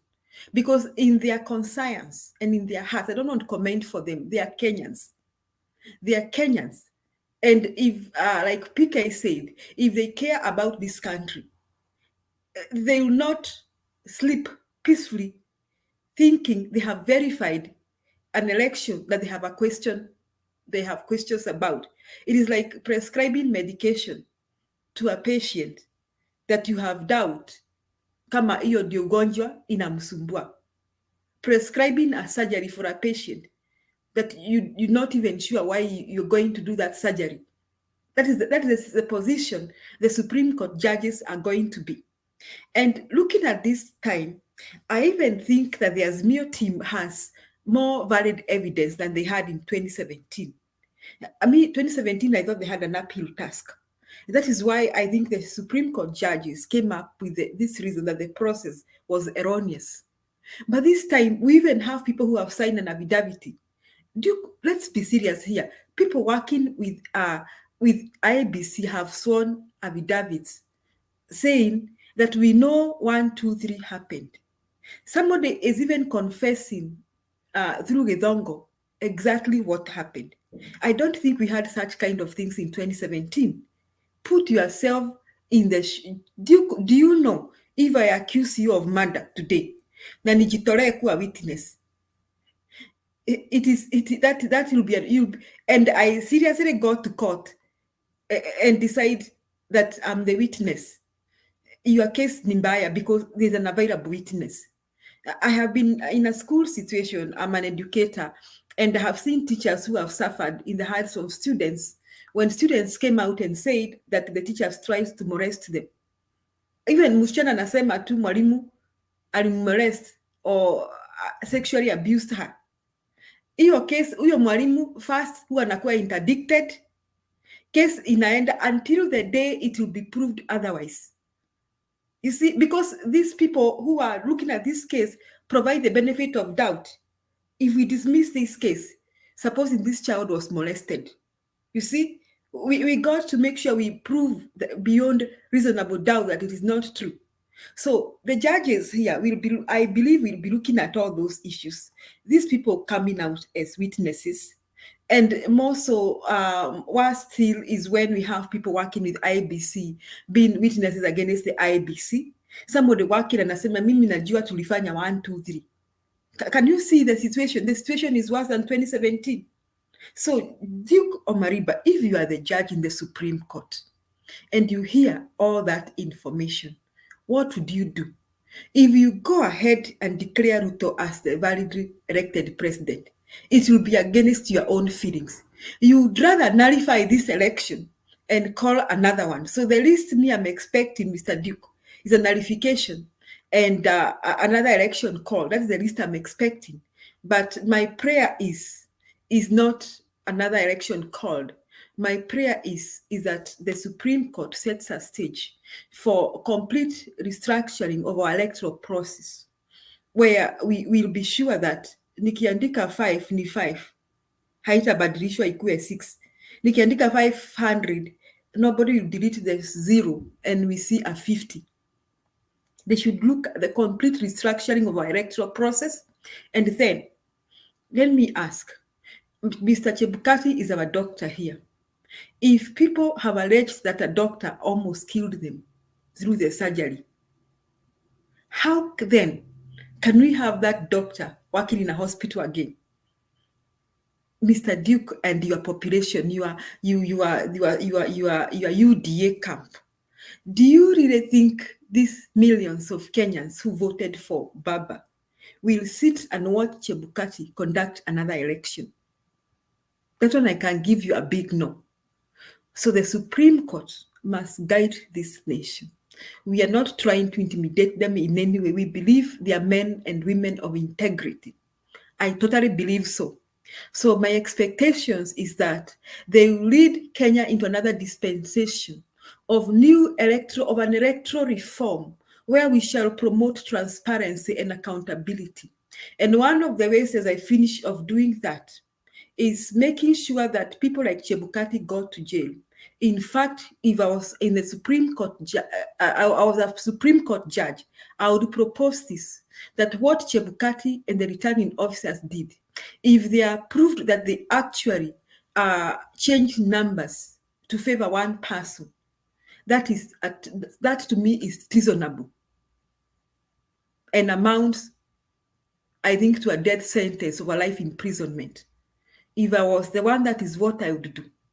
I would do something that the whole world will mark and talk about it, so that never again any electoral commission will ever interfere with an election in Kenya. I would call it treason, and I would pass a death sentence or a life imprisonment, so that next time mimi, wewe na Duke na kina Favor na Guru tukipata hiyo kibarua, hata ukiniambia unipatie milioni ngapi ama bilioni ngapi, siwezi karibia hiyo kalamu ya kubadilisha 500 ikuwe 5,000, because it will be a matter of life and death.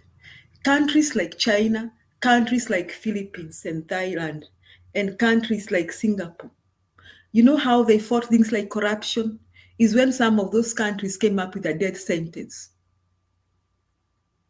Some of these things got to happen in this country. Chebukati has done this thing 3 times. Ametuzoea sana. Sasa mimi naomba Supreme Court, kama wanasikia, it is now or never. Asante Makiadi. Let me give 1 minute to Daudi, then I go to Favor. Favor Jaongea.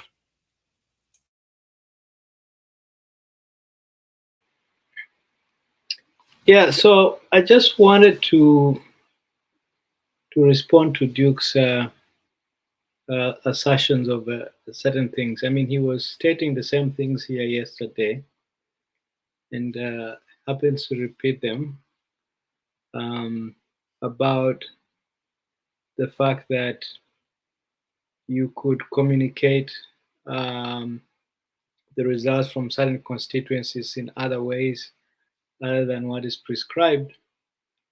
I think that's a little bit misleading, because I don't know whether some of you have listened to the audio that went around. There was somebody who recorded the conversation between Saitabao and some of the Azimio agents with Chebukati. And it was very clear that he was not budging in showing these agents the numbers and how he arrived at them. I hope that audio also comes up in the courts of law. Richie, did you have it? Do you have the Yeah, I have the clip. I saw it on somebody's analysis, but we cannot play that because it is it. Yeah. Oh. I think that can help educate Duke a little bit more on the events. Maybe once the case is going on in court, but now maybe it's too premature. Yeah, but there was definitely a failure on Chebukati's part to apprise the agents who legally ought to have been apprised of the numbers and how the numbers were arrived at. So it's not about cables and displays or whatever. Still that is your I would call it you're just trying to come up with guesswork there. But we do have audio that clearly states and clearly shows that there was some opacity on Chebukati's part. That process is supposed to be as open, as involving as possible for everyone. But in listening to that audio, I came to believe that what the other 4 commissioners were stating was actually factual. Chebukati was hiding something. That's one thing I wanted to bring to the fore. And Duke, please just go and do your research and find out. We can't just offer guesswork in some of these things. A lot of people depend on some of us for factual information. So that's the responsibility in which we should carry our submissions here. This is just one thing I wanted to mention, and I'll let others ask or contribute. Okay, thank you Daudi. I think Stone PK nilikuwa nimekupatia nafasi kweli.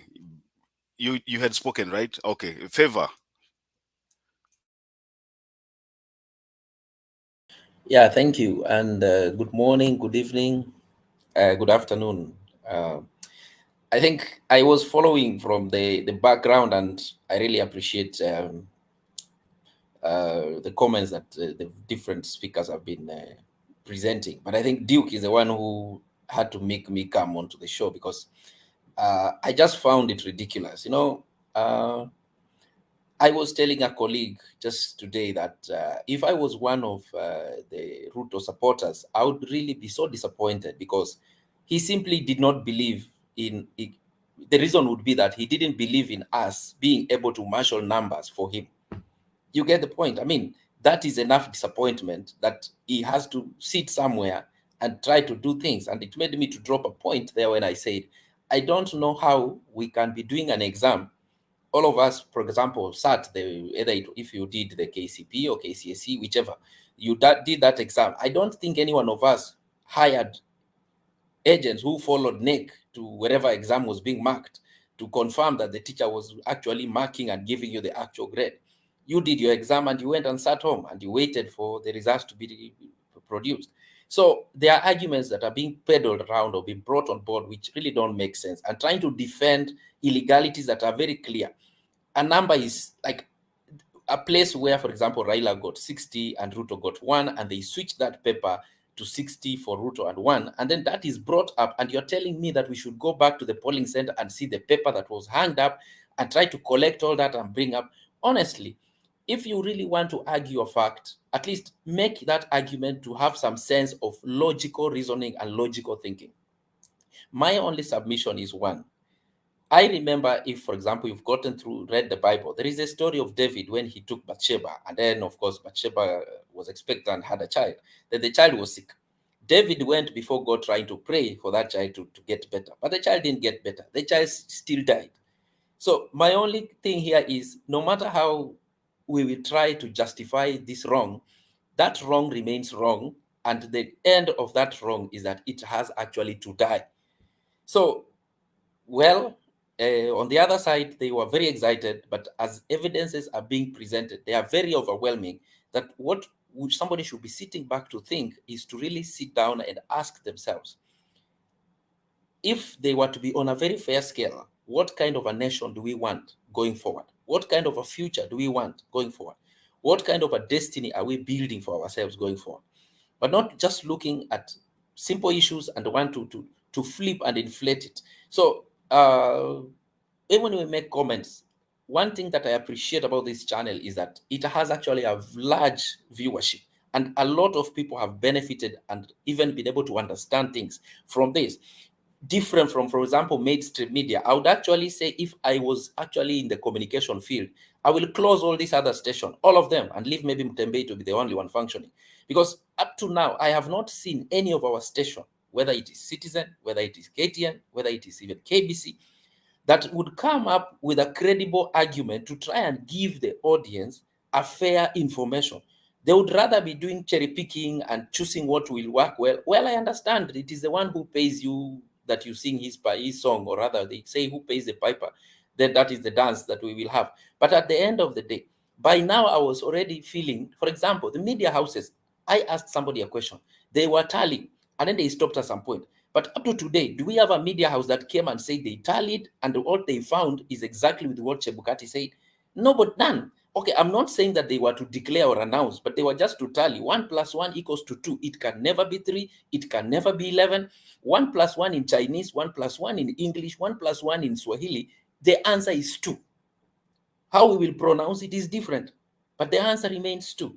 So it does not have necessarily to be that just because it does not favor our candidate, then we will actually be the ones to go out and try to bring up an argument or defend something that we clearly see a wrong has been done. It is not fair. It is not right. And posterity will hold us right. I conclude by saying I agree with a lot of what Julia has said, because actually she has summarized most of the things that woke me up and brought me to the show. The rights and the freedoms we are enjoying today, they were not given to us because we were standing, maybe we went to ask somebody nicely. No. They came as a result of actually a forceful fight. Some led to the loss of life of people. Some led to the point of actually people actually being separated from their families. I have looked at some of the countries that have actually done some revolution. Look at a country like Philippines, for example. How Marcos was removed from power. He tried using the military to stop the masses, but everybody came from their home and decided to sit on the road to block that military convoy that was supposed to go wherever. He thought the military would start shooting at the people. It is told there's one elderly lady who went next to actually in front of a tank and just looked at that young man and said, yes, you are defending the person on the other side. But if you want, then start by killing me. And he said, remember, I am like your grandmother, I'm like your mother, I'm like your parent. The soldiers, none of them fired at the masses. Eventually, the US had to come and find a way to try and help Marcos out of that country. So it is just a matter of considering the gravity and the levity that people have. We may be patient, we may be tolerant. From last week, people are quiet. That does not mean that people have, it's just that people have grown better to know how to handle their situation. My dad told me about his friend who is in the hospital since I think last week, has been trying to recover because he went into depression. But you see, people have different levels of handling situation. So one thing that I pray is that actually the Supreme Court will stand as that highest citadel building in our nation that will actually guarantee and guide this nation going forward. Anyone that is culpable of committing an atrocity should not be let to go off the hook. No, I agree. They must be put to book so that it serves as a lesson for posterity. Thank you very much. Santi Sana Favor, I want to give Fred a minute before I go to Guru. I think I'm Nyamaza for a long time.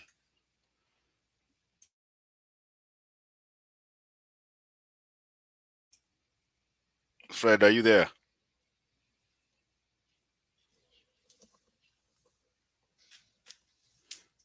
Unmute.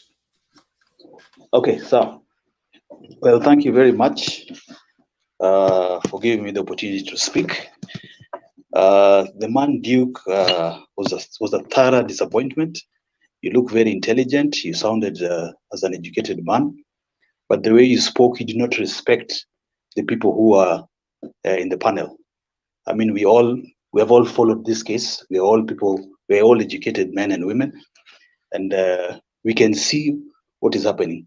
Even if you're a UDA supporter, it's important when you come before such a panel that actually the whole world is listening to you.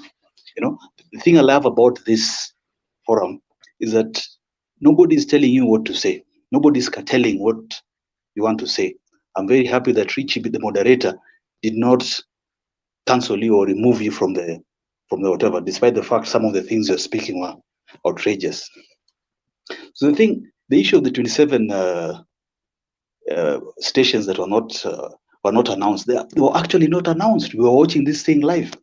For you to come and say that those things were added, I mean, that is crazy. The issue of the Forms 34A, we know even after the announcement was made, the portal was still being manipulated. Figures were still changing. You know, it's amazing. So it's very important that I think when somebody comes to talk, just please respect people, respect the nation, respect the world, and speak your truth. You know, the truth will set you free. Okay, and finally, like what people have said, I think the problem that Kenya has had, that when people make mistakes, they're not punished for their mistakes. I think this time, Chebukati, obviously he has eaten something, amekula mulungula, he has to pay for his sins. This is somebody who would have set this country ablaze. You know, people would have lost their lives had Raila taken a hard stand position. Okay, but good, he opted to go to the court of, to the Supreme Court. But he has to be held personally responsible for what he has done. Thank you very much. Maridadi. Guru, 1 minute. Yes, I want to submit that history informs us of where we are coming from. These young people who are celebrating whatever is happening now should know that we were there sometime in the 80s and 90s. As we transitioned from childhood to adolescence, just when government was changing hand, we were in our teens, so we could at least understand some of these things. In the first years, we spent praising President Moi. We would line up along the routes wherever he went. We would shut down all the dukas, the shops, and everything would come to a standstill because the president has come to the neighborhood. And we spent part of our adulthood trying to fight him in the sense of trying to get better systems for ourselves. So it is strange that young people who have gone to school can romanticize their political idols to a level where they overlook their future and the future of the country. Is somebody shouting here or, making all snide remarks in complete disregard of the context in which we are operating right now? We are faced with a circumstance where, as a country, we are asking ourselves, what are our standards? This is not about the two contestants. It's about whether we will embrace honesty in our electoral processes. It's nothing to do with who will win or who will lose. In any case, this young man called Duke, maybe he has what he intends to get personally from whoever he is fronting for. But history also has it that those who are close to Moi, some of them, you meet them today in the streets, you just feel pity, because a bad regime that is based on evil, like the ones that we have seen being now perpetuated through the electoral system, they are not sustainable. They are not sustainable at all. I remember in the 1992 general elections, which was the first multi-party, those who wanted to contest as MPs were physically prevented from presenting their papers to the electoral body that time. People like PK can bear me out. Some were sleeping in the bushes so that they are not hijacked. And that was then. But what we have now is a new threat. And the new threat is coming through technology. There is nothing as bad as trying to circumvent the will of the people in whichever way it is, whether physically, whether through electronic, or whichever way. So there is a statement that the president made the other day, and he was warning the Kikuyu community that when Matiba and Rupia bore the brunt of fighting for multipartyism, he was a young man and he assisted in the little way that he could.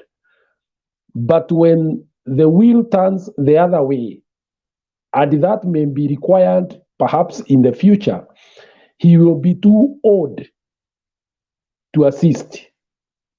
I don't think I have anything to add. For those who are young, they should know that history sometimes repeats itself in different forms. Thank you. Okay, let me give Stony PK a minute, then I go to Duke. Thank you, Richie, our moderator, and let me greet Mogoi was not here when I first submitted. I think Opio had said hi to him. Let me touch on.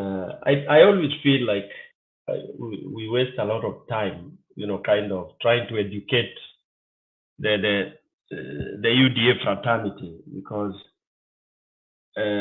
they actually paid to exhibit ignorance. That's what I later learned, that they are paid to exhibit ignorance.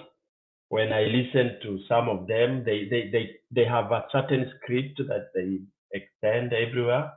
When you listen to the national TVs, it's the same thing. What Duke is spilling here is exactly, you listen to Duke, the only difference between him and Cholet is that one is a female voice and the other one is a man's voice.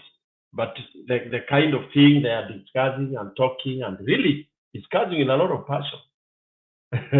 You wonder if Kenya was full of fools, then you can imagine where these fools would be taken by the likes of Duke and his people. Quickly, let me talk about this issue of trying to kind of preempt, when KK has realized the weighted exhibition of, what has been exhibited. They have gone helter, only that they cannot feel like saying wacha tukubali yapite. They are there. They want to fight it out with money, just like the way it has been discovered. The 40 billion Chebukati money, kumbe, we were just being taxed to finance all the malpractices. KK. We were wondering pesa inatoka wapi. So even the 40 billion, the big share was to campaign and sort out KK. Then lastly, let me talk of all this language of encrypting, descripting, all that flowery language of IT. The KK was using, IBC was using. There is nothing. Actually, if audit is done on the IBC system, it is one of the simplest systems which even a primary school can use. Primary school kid can use. Hakuna sophistication pale. It was all language, but it was the easiest and easiest kabisa. Tell them to open any server, even this 2022. There is no server other than just a place where they were dumping forms and then doctoring them and releasing. If they can dare open that server, they will all be killed. They will all be stoned by Kenyans. It is a shame what IBC has. This we have come to discover. So it is so sad that Kenyans have been so vulnerable. We have been duped. Lastly, let me say the duping even has gone into media. Our media wameshuka bei kabisa. They cannot answer the questions that Favor has asked. They can't tell us why they all of a sudden stopped. Really. Why did they stop? What happened? Back to you, Richie. 9 candidates contested this election. The results conveyed to the Commission by returning officers through the statutory forms, Form 16, the one I was showing you, this form, are as follows. This form are as follows. Honorable Moi Kibaki, 4,584,721. 4,584,721. Mr. Kukubo Nixon, 5,927. Honorable Kenneth Matiba, 8,046. Honorable Kalonzo,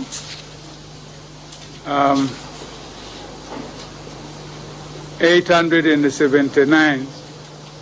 903. Bishop Pius Mwangi, 9,667. Joseph Ngacha, 21,171. David Ngede, 5,976. Honorable Raila Odinga, 4,352,993. 4,352,993. Rajput Nazlin, 8,624. This means Honorable Moi Kibaki is the winner. The Commission therefore declares Honorable Moi Kibaki as the President of Kenya.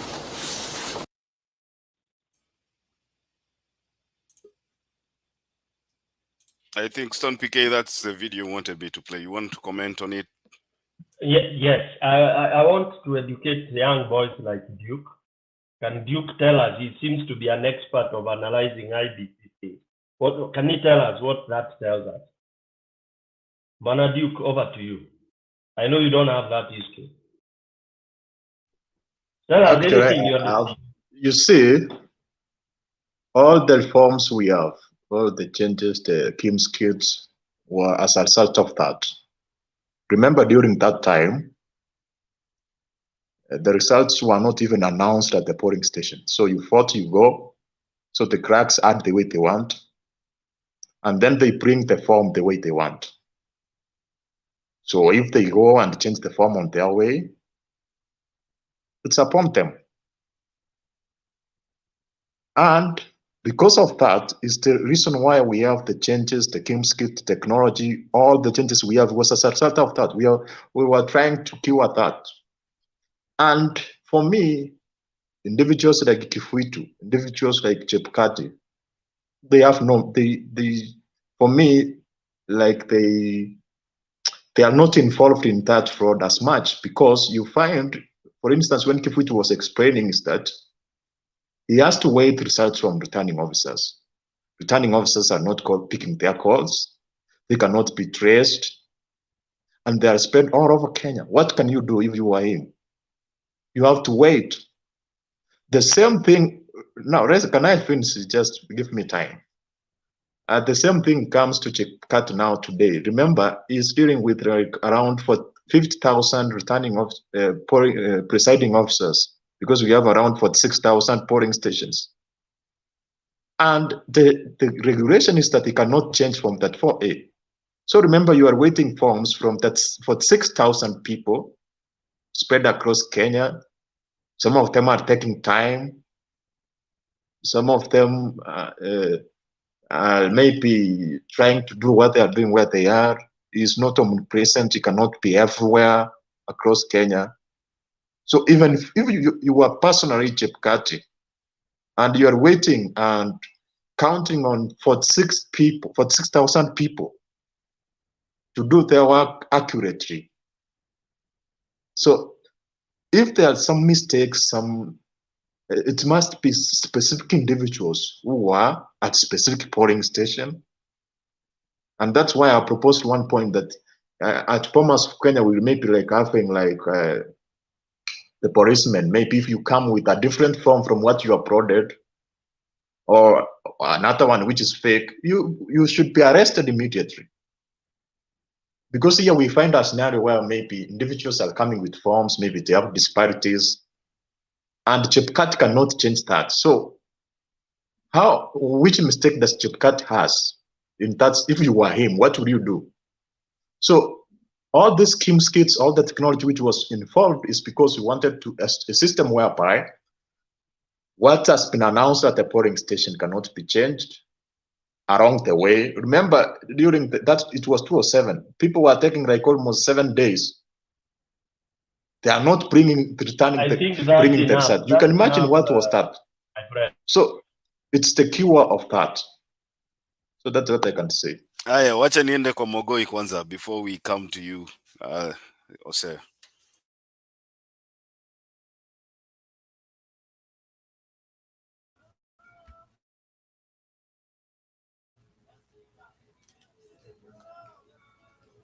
Hey, let me greet you, my big brothers, and wherever who's listening to us. Good evening, good morning, wherever you are. Yeah, thank you, Makiadi, for the opportunity to share wherever I have for today. I think this good opportunity to give our views and our thought about what's going on in our country. First of all, let me talk about Tuki talked about the Venezuela thing, saying that what Kinodi was talking about, it was kind of propaganda. You know, some kind of, I don't know, Duke, how you take it, because when that thing came out, we see Chebukati going to the airport to prevent those things. So was it Chebukati going there to prevent propaganda? Or I don't know how you figure it out, but that means even Chebukati is a propagandist or what? That's up to you, how you see it. Then the next thing you were saying that Raila is inciting people when he's saying that he has to be declared the winner. You know, Raila is just saying that election was kind of rigged. And he's saying if scrutiny is done and evidence is found out, recount is done, and he is found out to be the winner, why can't he be declared? That's what he's demanding. He just wants justice for the who won the election, not who rigged the election. This mentality of majority rigging election to win, it is what Raila is not for. He's just saying if we will be found out that he was the one who won election genuinely, but he was rigged out, to be announced the winner. That is the right thing, and that's what we are expecting. Actually, for me, that's what I'm expecting. This election be scrutinized. If somebody was found to be doing criminal thing with the election, to be accounted for. And if Raila is found to be genuine with the votes are genuine and they can be found to be is the winner, let him be announced to be the winner.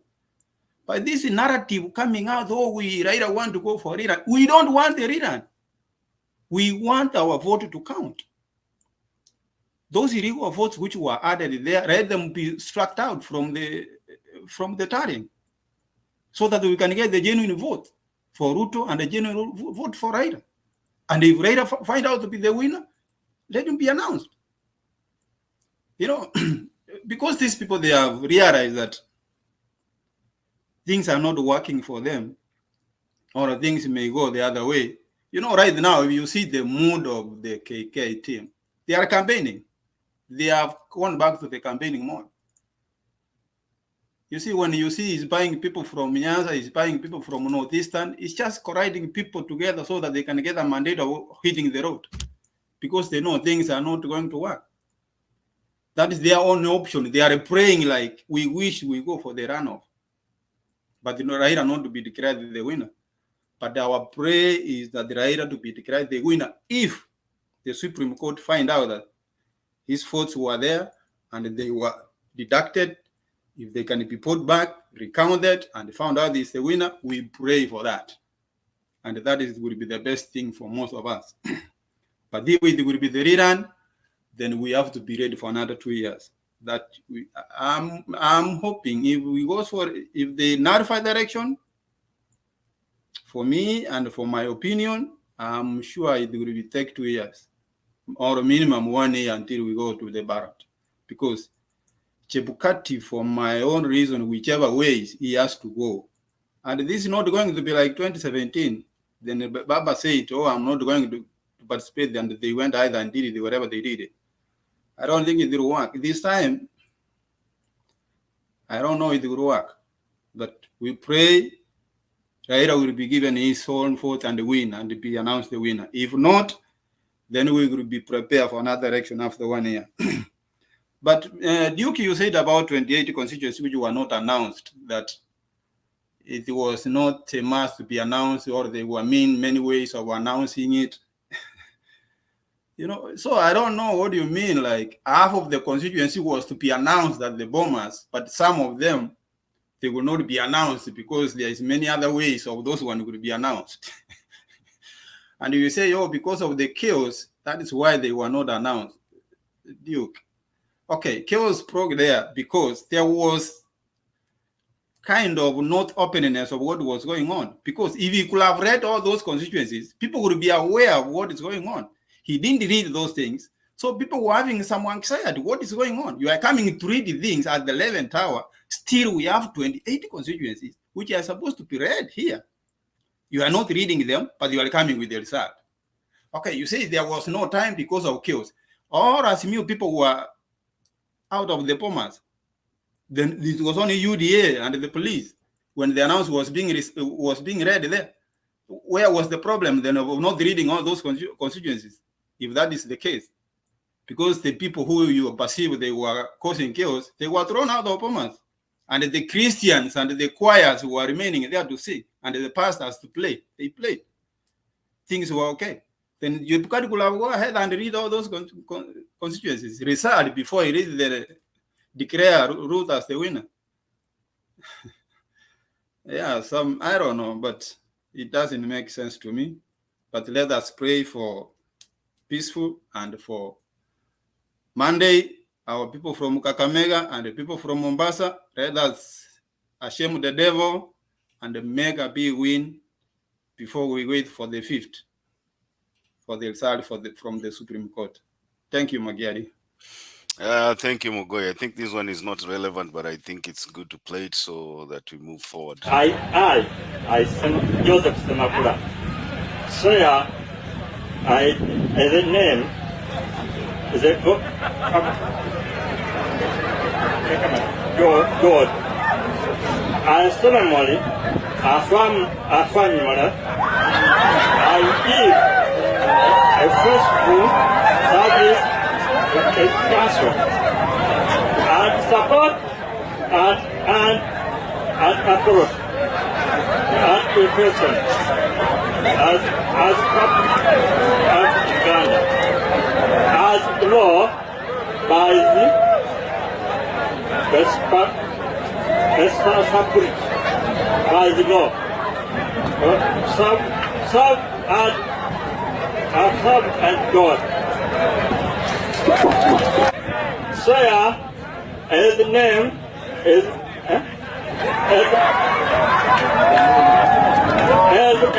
my name is Almighty God, and the ceremony and formula as been faithful as there as true bears is true ideas as Uganda.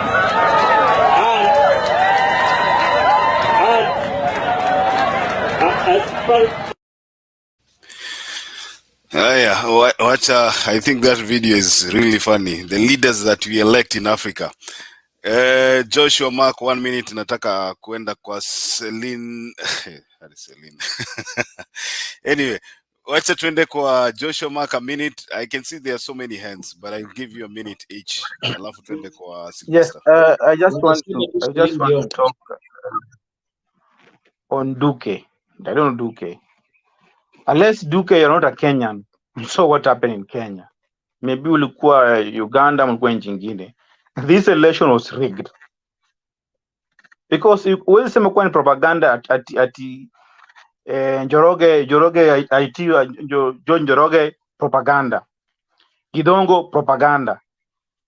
DCI propaganda. Everything's just propaganda, my friend. And you saw what really happened. Na unatetea kuwa 28 constituencies, then what, you know, inasemekana you must verify the result. So why didn't you verify those 28 constituencies? And then you say that propaganda. You know, sometimes I get bitter, bado tunakona uchungu kwa roho, and then somebody coming here with propaganda and I claim that is propaganda. It's very unfair. This election was rigged and we are very bitter. That's why IBC has employed 28 lawyers to defend. Kama ingekuwa ni this election has been won free, wangekuja na their forms, wana table kuwa this is our result, because they know that it was fair. We don't have to hire 28 lawyers. And I was asking myself, these 28 lawyers, are they being paid with the IBC money, the taxpayer money, ama wanalipa na pesa za Chebukati? I was asking myself, these 28 lawyers, because you cannot rig an election, bang an election, and then bring 28 lawyers, 26 lawyers, and then you pay them the taxpayer money. So unless our lawyers are being paid with Chebukati, au wenyewe wanalipa na pesa yao, ama wanalipwa. I want somebody to say, you can tell me our 28 26 lawyers watalipwa na pesa Chebukati ama wanalipwa na pesa ya IBC ambayo ni our taxpayer. But Duke, this election was rigged. And if you're not a Kenyan, then nyamaza pole pole tu, usiseme kitu ambacho hujui. This election was rigged in a camera, and there was an audio that leaked yesterday, and by the chief returning officer, the chief agent wa Raila. He was really pleading. He was really pleading with Chebukati. Can you give me form 36? For form 34C. I just see and I see, and Chebukati could not give him. And then today you're telling us that it was propaganda. My friend, if you don't know what you're saying, it's better ujamaze. Tuna kidonda maya inapona pole pole, so usichokoze tena kidonda.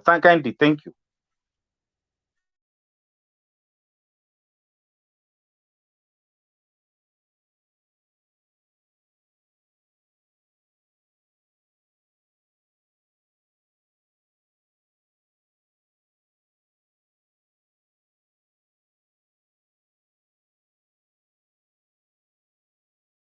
But I'll come back later. Makiadi has lost his voice. Stone, can you hear Makiadi? We can't hear you, Richie Makiadi. We can't hear you. I think he has lost his voice. Yeah, let him reconnect. Meanwhile, Osea, you can come in. Then who else before you. Duke sasa unaitwa Duke. Wacha tukuita na mother tongue. Sababu una tabia mbaya. Can you hear me now? Can you hear me? Now we can hear you, yes. Okay, we can hear you, Richie. Poleni, hii device yangu ilikuwa imenoka. Osea ni wewe, dakika moja. Okay. Duke had said that there was no hacking or illegal logins into that system. I'm not so sure whether he's aware of there are now the Gidonga affidavit. It's all about the infiltrating the system, and then there is the Commissioner Nyang'aya affidavit.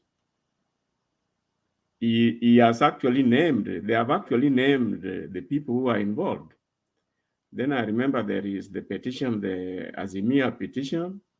They have talked about 19 foreigners and 2. Now, I do not know when you come here and you tell the panel that there was nobody logged into the system, nobody changed the forms, and you dare say that at the polling station at the door there is a form 34A there. Now, I don't know, but I think everybody on this panel have an idea how this election was rigged. That form that was pinned at the door there means nothing. It means nothing. Remember, the form which we are concerned with is the altered form which was presented at the Bomas of Kenya.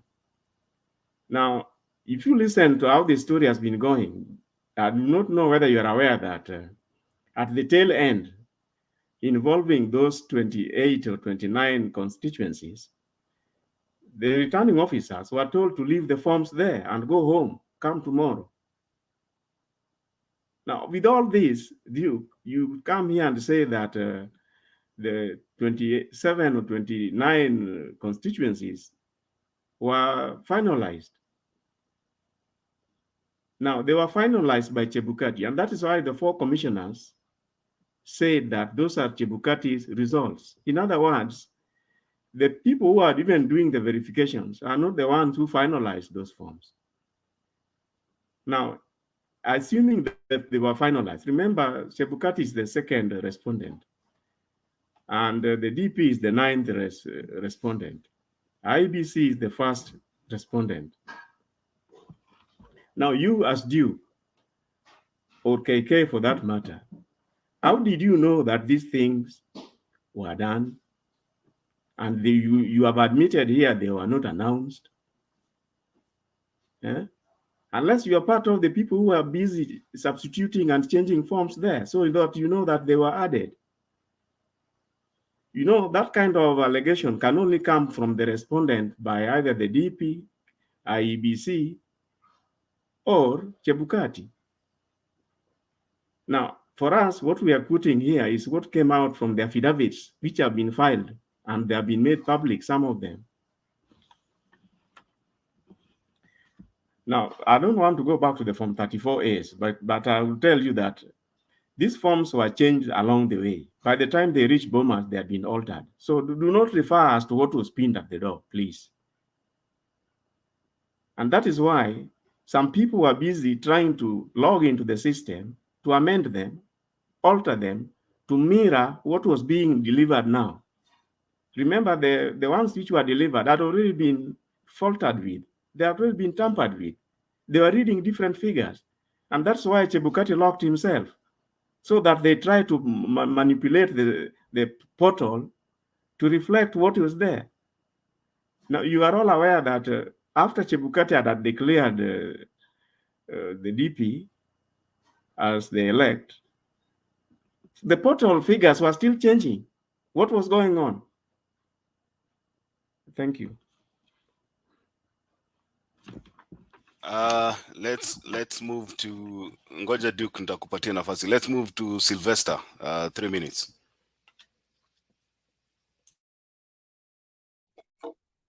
Hey, good evening, everybody. Makiadi, Cosell, PK, Stone, Duke, Joshua, Daudi,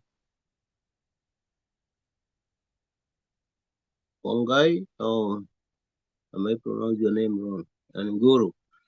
Yeah, good evening, everybody. Sorry, I just coming late. But just wanted to chip in what you guys are talking about. All these we're talking about the real law. We as Azimio, we don't need a real law. We just want to see what really happened, because this was a landslide win. Actually, if you guys look to the facts, it's a landslide. I didn't even know even Ruto can perform that tour, because you see the margin, which they say the 50+1, is really nothing there. So a rerun is out of topic as of now. But if it's a rerun with the conditions, which we don't want to talk about them right now, but it was a landslide win. 14 millions. I'm shocked. You know, when you hear all what was happening, from hacking to everything else. My biggest shock is in Mount Kenya. You see the votes. I thought if these people turn out for Ruto will be like a happy task. But I can shock you. But let's wait for the details. But the mountain listened to Uhuru Kenyatta. Okay, and those who were loyal to Ruto, they did not come out. Okay, they understood the language and that they flashed back and they knew. So instead of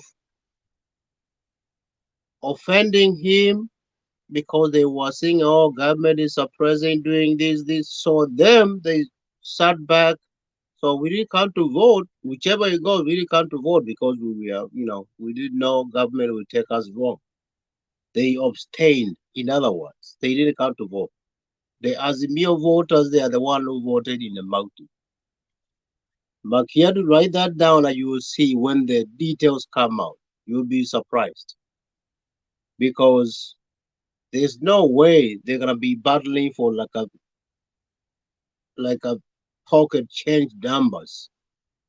And he was there almost every week.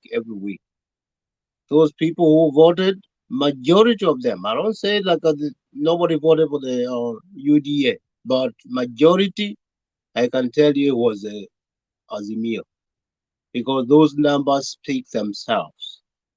I don't know if you guys have seen the video. No, it was a presser. Place is in Steel Mountain, I think in West.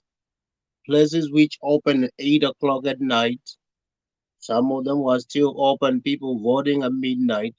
Surely, what was this, PK? So we just need a disclosure, because these have been happening so many times. But now is the time of reckoning. We just want to see the truth. What was the real vote? Whoever voted for who of the two? But Ruto have no much. Out of the so-called 7 million, if I'll be lenient to him, maybe I'll give him 5. But I can tell you, he was struggling, he got 4. But the facts will come out. So the other thing is, I would say this thing was scripted, and I think I've been following the show every day. I work at different hours, so always I'm in the on the background, and I watch when I listen to you guys talk.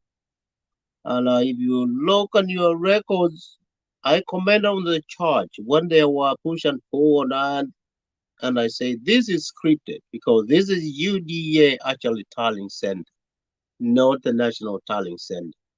You see, there are questions being asked, there's a quiet goes on, and what is all this changing? Things like that, and you guys have been around for a minute, and you are exposed. This is not normal. You don't do stuff like that. You cannot put those music because we have all those choirs recorded. You put them in lower volume and all, but you don't bring choirs physically there because this is a destruction, but it's favoring one side. Me, I could see it, and I wrote it there, and I said, no, this is it don't look good for us, but numbers from the ground will not lie. It was designed like that. Bring choirs even from TZ, really, on a tallying center. This is not an entertainment.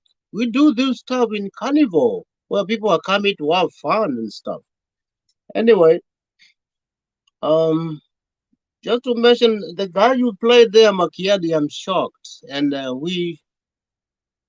don't know, like Storm PK keep on saying something wrong with us, or is that dishonest with us? We're too godly to be wrong, that we are fake. That man is holding a piece of paper. He can't read. I don't know. He's voted as what? MCA? Governor? Does anybody know? I don't think it was in Kenya. Yeah? I think that was somewhere in Uganda or somewhere. Oh yeah, that's a shame. We have we the still same. have the same. There's no difference. There's no difference.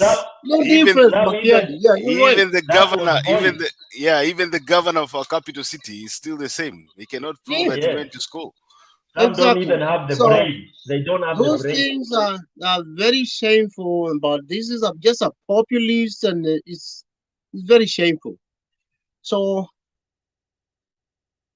the other thing I would say is this. I don't know, people have been saying Uhuru Kenyatta is quiet and all that, but if you remember the videos we had, Ruto say he almost slapped him and all that. And before then, when we were launching the ODM, I think they were daughters of Raila and all that. Shabazz mentioned something, and I paid attention. I felt like relieved in my heart because we've been lied to ourselves, and we know the truth. With the ODM Azimio, we don't care whatever you want to do, but once we know we are right, it doesn't matter what you come with. Come with a grenade, whatever, we will go. I'm not waiting if they play around. Oh, let it be, man. We'll be beat up there in Sabasaba. This is nothing right now. And everything right now is digital, man. No. She said Raila won actually 2017.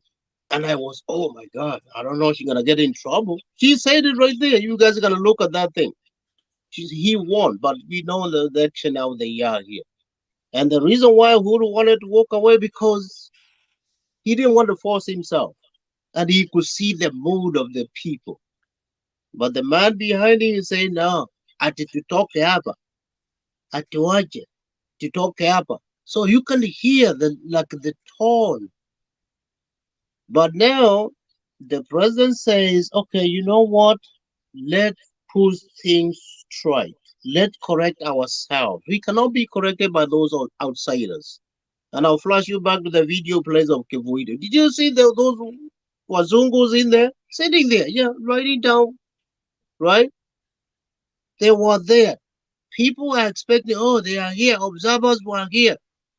Their interest is different than whoever you choose. When we chose Songo, did they have any objection? No. All they are there is for their interest. To see what you guys do. Then you slumber them for their advantage. Because if you put somebody there who cannot even speak, what do you think? They'll be telling you, okay, yeah, you could have said this. Oh, yeah, you should do this. So, guys, it is the time we have to correct our politics. If we miss it here, like Raila said, forget about Canada as you know it. So, like I said, all this was fixed. The choirs. Now, let me ask you a question too. Reporting the tally for the president, they were counted first. Who borders on Bomas? Dangoreti, we got Langata, we got Embakasi, we got Westland, we got Stare, name them, all within there. It took how many days? The president was tallied the first day. If you guys, I never left the TV. If I don't have the TV, I hook up on my phone to see what is going on. They want to miss nothing. Because this thing was scripted. And there's some place which was the one we came first. He had bigger numbers than other places because this was scripted. So guys, let's stand for our right. Okay. I'll chip in later on if we have time. Thank you. Thank you. Let me see if I can play a video here. Can you see my screen? Can you guys see my screen? Yes. Okay, thank you. Let me see. Say that the Supreme Court has no jurisdiction to declare Raila Odinga the winner of the election owing to the binding nature of Article 140 of the Constitution. In his response to a petition challenging his win by Odinga, Ruto wonders why the petitioner would, on one hand, state that no one attained the requisite 50% plus one votes required, and on the other, want to be declared the winner. The president-elect has also rubbished Odinga's petition, saying that it was proof of Odinga's selfish and self-seeking moves aimed at achieving a handshake, as has been in previous years. Ibrahim Karanja was at the Supreme Court and now breaks down Ruto's response. The political battle between President-elect William Ruto and Azimio leader Raila Odinga now continues. While replying to the petition by Odinga challenging his win, Ruto has asked the court to dismiss Odinga's petition. The president-elect likens Odinga's claims that Form 34A were altered to a movie script. He states that it is humanly impossible for anyone to alter in excess of 11,000 forms within minutes, as alleged in the Odinga petition. He further noted that the final results as declared by IEBC was from the 46,229 Forms 34A as declared at the polling stations. Ruto wonders that in the event there was an interception and alteration of the forms, why would there be a small difference in votes between him and Odinga? Regarding the 27 constituencies whose results Odinga claims were not captured, the president-elect has poured cold water on it, saying that according to the final results declared by Chebukati, all the results, including those from the 27 constituencies, were captured. Further, he says that even the 4 breakaway commissioner led by Juliana Cherera verified the said results. Still on the breakaway commissioners who disowned the final tally, Ruto says that their decision was upon realization that he had indeed won the contest and that the 4 were involved in the process till the very last minute when they realized that their preferred candidate was not winning. He has also dismissed an affidavit by John Githongo, terming his claims therein as illogical and lacking basis, stating that some of the logs provided as evidence had been presented in the presidential petition of 2017. He asked the court to disregard Odinga's request of admitting a report from the DCI on an on-site forensic investigation allegedly conducted on one of UDA's agents' laptops, stating that the DCI boss, George Kinoti, had publicly shown his bias against his candidature. In asking the court to disregard Odinga's plea to incriminate IEBC chair Wafula Chebukati, Ruto argues that there is a proven selfish tendency by Odinga to push out electoral officials when he does not win elections. He opines that Chebukati was right in declaring the results even without the breakaway commissioners, basing his stand on Gazette Notice 4956 of April 2022 that cemented Chebukati's role as a presidential returning officer. He further says that elections are a sovereign will of the people as expressed in all the polling stations and not a decision or moderation of the electoral commissioners. Ruto says Odinga is selfish, arguing that the ODM leader will only accept an election result only if he is declared winner. He further wonders why Odinga wants to be declared winner of the election upon a recount, yet in his own petition, he admits that none of the candidates attained the requisite 50% plus 1 votes. This despite arguing that the Supreme Court has no mandate to invoke Section 80, subsection 4 of the Elections Act and overturn the results based on the strength of Article 140 of the Constitution. If you permit me, Chief, just to let them know, we also look at this as a great opportunity to be able to explain to the world and the rest of Kenyans that William Ruto did legitimately win. We believe that none of those petitions raises anything substantial. However, we have taken our time to read every bit of those petitions, and we believe that we have a very strong and solid defense for each and every of those petitions. Meanwhile, the Azimio leader Raila Odinga has also filed his response to a petition by Moses Kuria. Odinga urging the Supreme Court to throw away Kuria's petition as it was not about petitioning a presidential election, but rather an alleged commission of an electoral offense. A self-serving petition that has got no meaning to the country is how President-elect William Ruto is considering Raila Odinga's petition. Ruto now saying that this is characteristics of Odinga's decades in politics, as he says that he is confident that the IEBC conducted a free, fair and verifiable election. Haya, nilikuwa nimefika wapi? Nani alikuwa ameinua mkono here? Was it Guru? But I wanted to play that video so that you can see the responses that are coming from the so-called president-elect. He's talking about forcing a handshake. That's Raila Odinga has always not, accepted results. In this response, my question is, where is William Ruto talking about the occurrence that happened in the 2022 elections? Because from what I listened to, there's nothing he addresses about this election, the 2022 election. He's all talking about handshakes, not accepting results, perennial loser, the things that Sudi would talk in a public baraza somewhere. Daudi. Yeah, thank you, Makiari, for the opportunity. I was just, I listened to that response, and I had a few thoughts about the response. One, obviously, they are worded in a non-legal kind of manner. It's typical of a politician trying to respond to their petitions, bringing things like scenes of a movie. So I read some level of contempt to the allegation, and I hope the courts the Supreme Court looks at it and weighs it based on just that level of contempt that it regards the petitions from John Kidongo and also that of Odinga. What is also coming out very critical here is that it doesn't seem to take point by point and rebut it with evidence.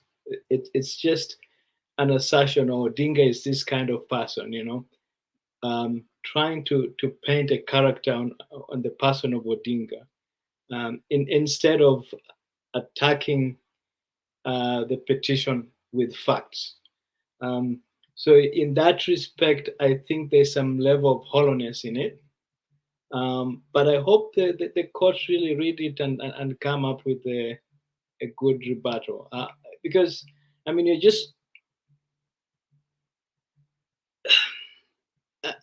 talk about, oh, this is a guy who is always losing and he has a habit of pushing away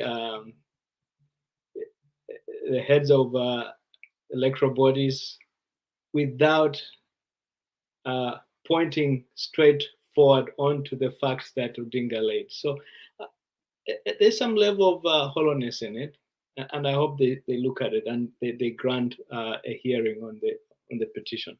That's my thought. I don't know. Maybe you guys have a different thought on it. Yeah, Stone PK, ngoja nipatie Duke dakika moja alafu nikuje kwako. Ndio Duke tuambie, when did William Ruto realize that the 4 commissioners that did not agree with the results were supporting Raila Odinga?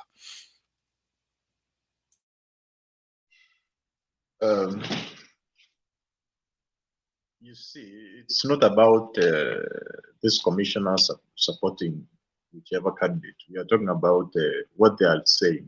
Does it have some facts? So we should actually more scrutinize the context and what information are they trying to give out? Is that information varied, or is just trying to force a given narrative? I'm saying that because these commissioners were there from the start up to maybe when they were like 2 hours, and then they moved out. So my question is, how did the 4 of them coordinate and say, now we are disagreeing with this result, now let us go to Serena, let us call a conference? So they just discussed and agreed, all of them agreed like that. It seems there was somebody trying to coordinate them in a way. And in any way, as per the Chepkati trying to say that they wanted to force a rerun, under which circumstances, using which data or information, because as per the constitution, the high PC is actually given an opportunity just to verify and tally. Even if they are able to identify mistakes, they are actually supposed to note it down. They are not supposed to change the figures in any way. Duke, when you say the IEBC in this particular aspect, who are you referring to? When you say the IEBC is supposed to verify and tally, who are you talking about? No, IEBC is, it entails a lot of work, more than 50,000 workers. IEBC is not just the 7 commissioners. Remember, there were like 50 IT experts who were trained to verify the Form 34A. So those individuals who were trained to verify, they were not the 7 commission. None of the 7 commissioners were involved in the verification process. So what you're saying is the chairman cannot make a unilateral decision. The chairman cannot come out and without consultation or agreeing with the other commissioners and make a decision that is binding to the IEBC. Is that what you're saying, or? He can make, where consultation comes in is where maybe we have administration issues, where maybe the commissioners are trying to come up with administration decisions. But what is cast in stone within the constitution, where it says that you just add the Form 34A, the figures in the Form 34As, and announce them. So the commissioners cannot just try to say, don't announce. And the constitution says, announce the total, which is captured in Form 34A. So it's like they are trying to say we fought as Kenyans, and then also they fought again whether to release our results or not. So that's not captured in the constitution. So that's what's also adding on the hacking. It's possible. We are not saying that a system cannot be hacked. Even the US, across big companies or high-tech institutions are hacked. But we are trying to say there were actually like a verification mechanism where fiscal forms were also submitted. So indeed, if there was hacking where figures were changed, that should be exposed by those fiscal forms which were submitted to the Bomas of Kenya. So you can't claim that there was hacking and also the fiscal forms were hacked. How? So the evidence of hacking and changing of results within the portal should actually be amplified by fiscal forms which are different from what is in the portal. Not just trying to say that there was hacking and then an individual went across Kenya to spread the hacked figures so that they look original. So that's the logic we are trying to come up with. Okay. Rich, let me Who is ask this talking? guy that- Who is talking? Who is talking? I can't tell who is talking before you lift your yeah.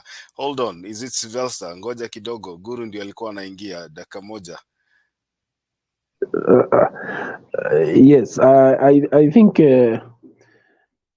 you wasted a lot of time with the Duke. He cannot change his mind. He's blocked his mind because maybe he thinks the Hasra nation will come to change his fortunes. I think it's a height of hypocrisy for a young man who has a future to give the country to people he knows very well, that they have cases that do not point to good governance, but it is his choice. His choice, because even when you go to a farm, if you want to pick the rotten fruits, who are we to prevent you to do so? But for us who have a history of where we are coming from and what we aspire for this country, we cannot support the kind of arguments that I see in some of these young men, like Duke.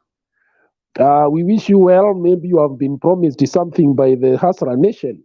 Fight for it, but know that by the end of the day, when the country starts collapsing for one reason or another, you will not be spared. Neither are the generations that are coming after you. We also were involved in singing for Nyayo when we were young, and we would say his name Baba na Mama, and we spent part of our life fighting to get the rid of his system, so because it was suffocating us. So it is nothing new. I want to remind you that this will come to pass. Kenyans have come a long way. We will not allow people to hijack democracy under the wish of fighting for power. That will not happen. I think Kenyans are more enlightened now, and I can tell you something you don't know is that there before people would profile Baba as a representative of only one community. He has an army of supporters who are above 1 million in Mount Kenya today, confirmed, and his votes were stolen in Mount Kenya. Some were depressed, others were. These are facts you can verify. So don't sit right there fighting for things we cannot understand what they are. Facts are facts. Principles are principles. Bad is bad. Good is good. And if credible people are saying that the systems were hacked, who are you? Not unless you tell us you are one of the 56 hackers who are hired to do that. I don't see how you would come here and authoritatively now try to defend people you don't even know. Why don't you wait for the court case and then you see the kind of faces that we have, the hackers, because even they have been mentioned by name. It's actually it's laughable that you can stand here with a straight face to tell us about things you may not even be understanding about, simply because maybe you have been promised something from a government that has come to power through the wrong way. But it will not hold. In fact, people are waiting for the court case. The people of Kenya have constitutional and legal means through which they will deal with this matter. We want Baba, as he is aiming, to leave a clean, very viable, fair system of electing our leaders. And I don't think Kenyans are ready to let that go. It will not happen. Thank you. Let me. I can see Ndemba has come in. Let me do this. Let me read a portion of what William Ruto's response to Raila Odinga's petition sounds like, and then I can give Ndemba, and then I think we'll have an open session now as we close. It says 39. It says, in summary, the election offenses alluded to in the proceedings paragraph of this affidavit include: A, use of state resources in the petitioner's campaign, the further and better particulars of which are elaborated in the 9th respondent's witness affidavits; and B, involvement of civil servants and public officers in the petitioner's campaign, the further and better particulars of which are elaborated in the 9th respondent's witness affidavits. That's the deputy president who is accusing Raia, ule wanamuitaga Raia, that he has been using civil servants and public resources in his campaigns. That is the kind of response I was telling you to look at. And also, he's calling the other petitioners surrogates of the main petitioner. You should read the language. You should read the kind of language that is being used to address the other petitioners by William Ruto. But I'm not a lawyer, and I'm not part of this case. I know there are specialists who will deal with that. Let me give them an opportunity to talk, then we can have an open forum.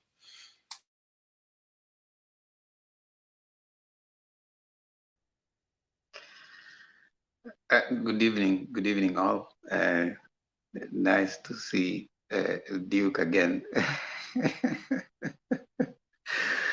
And Duke trying to justify. But anyway, I won't bother much. Give Duke a response. I won't honor him with the response. I want to just comment on 2 things. One is the idea that the deputy president says that Raila wants a rerun.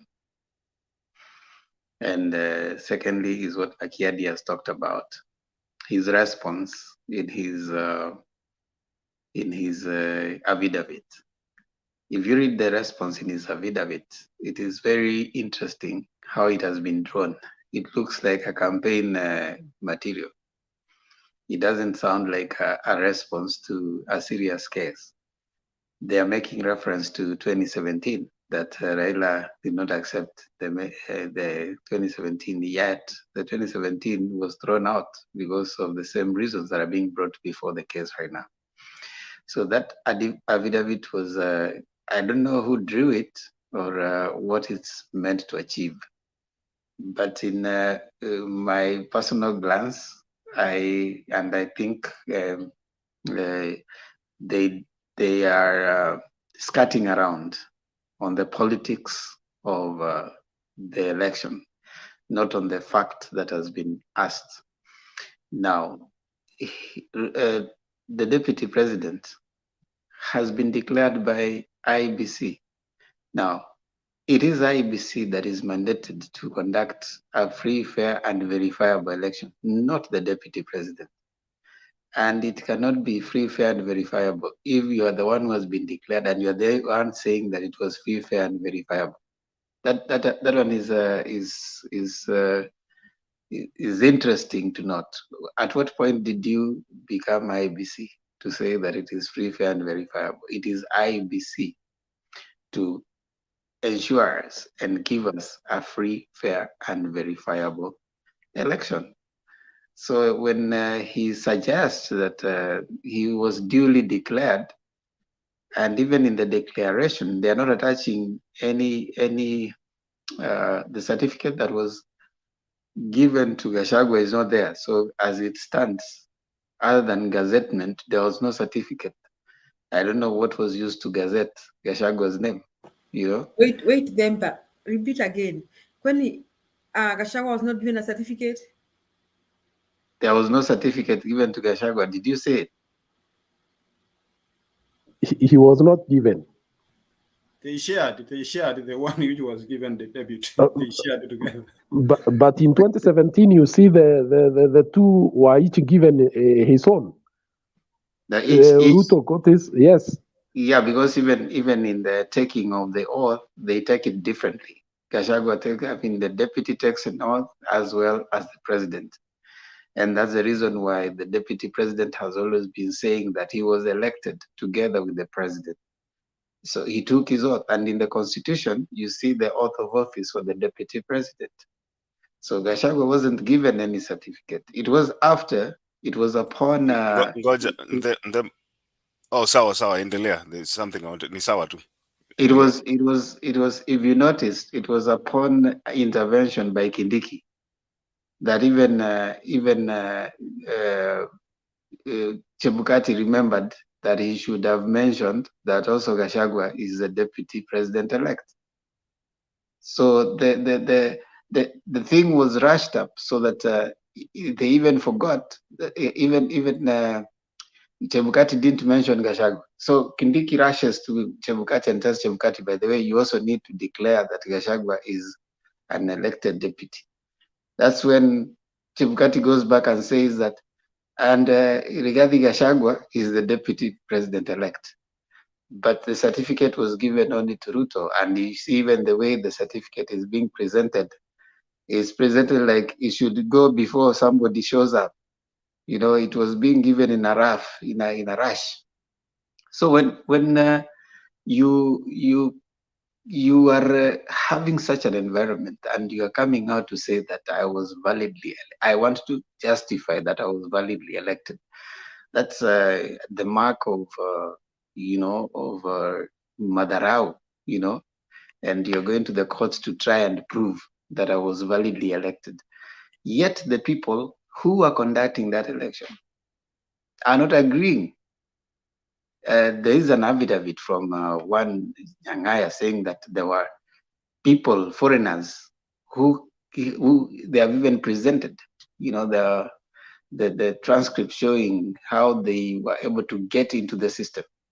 So when Duke comes here to try and tell us, if there was hacking, if there was what, I mean, those are interesting views from a young man of Duke's caliber. I am hoping that this is not the kind of generation that we are raising to come and help Kenyans in future. We need we are hoping to have raised some astute young men, not people who will come and you are seeing a clear things that there's actually an anomaly in the process, and you're coming to defend it.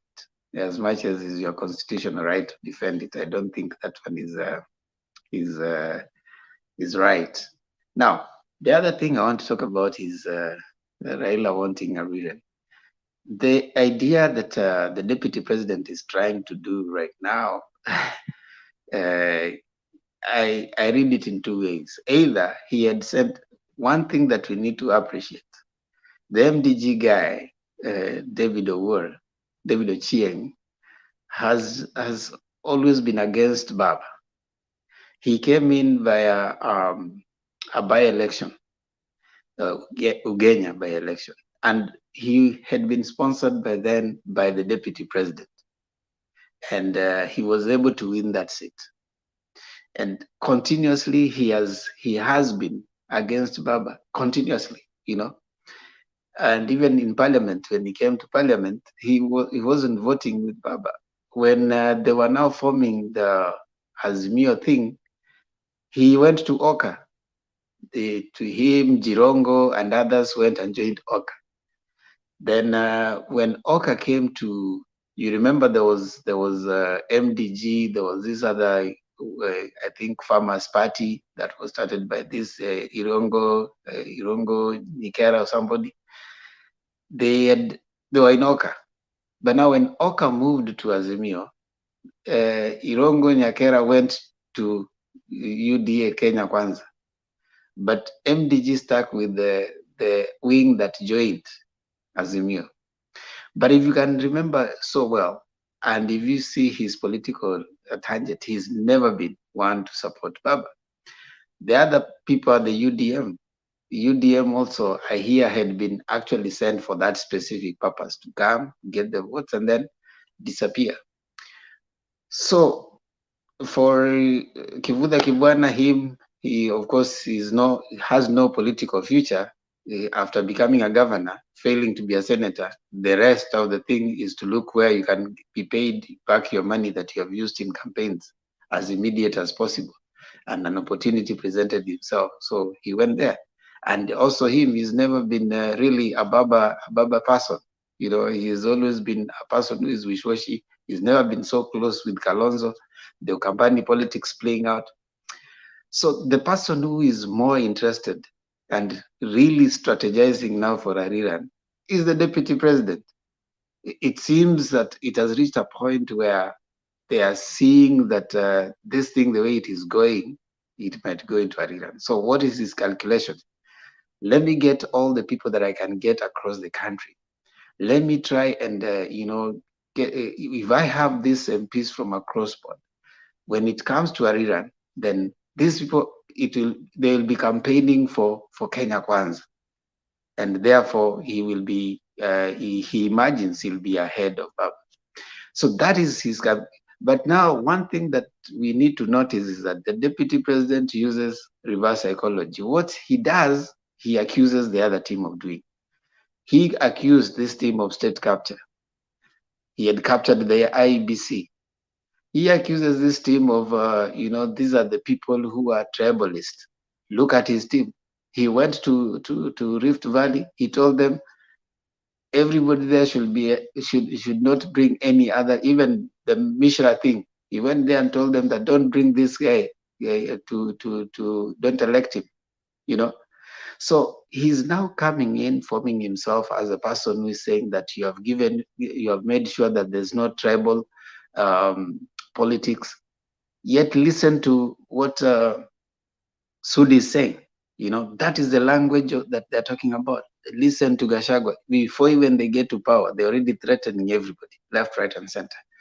So we must read them for who they are. That for me is what I want to tell us. Yes, there's a likelihood that this might end up into a rerun, because I don't think that if it is found not to be verifiable, you would still count the same unverifiable results and declare someone else a president. I don't think that would be something they want to arrive at. I mean, I'm just saying, I don't know, I'm not a judge, but I just think that the most likely thing that we might end up with is a rerun. So for Azimio people, are we ready for a rerun? Because that is the other thing that we want to start thinking about. If a rerun was to be called after next week, will we go for a rerun? Because that is what they are preparing. And my final submission is that the people who have led us to be where we are the 8 million that didn't vote. I wish the 8 million, even 5 million of them could have voted, wouldn't be here. So before we start thinking that you will never vote again, those who didn't vote led us into this quagmire. So we want to hope that if a rerun is called, let's get out and vote big. Vote big. If either side had 60% or 70%, we wouldn't be this way, because you can't go to court. You can't even rig when it is 70%. Can only rig when it is very little that we are looking at. Yeah, so I want to stop there for now so that we can listen to others. Thank you so much, Makiadi. Okay, something them, but I think I'll let you carry on from there. Alafu mimi nita drop nirudi after 5 minutes hivi. So I think Julia amenyamaza sana, Guru naona ameinua mkono, whichever way.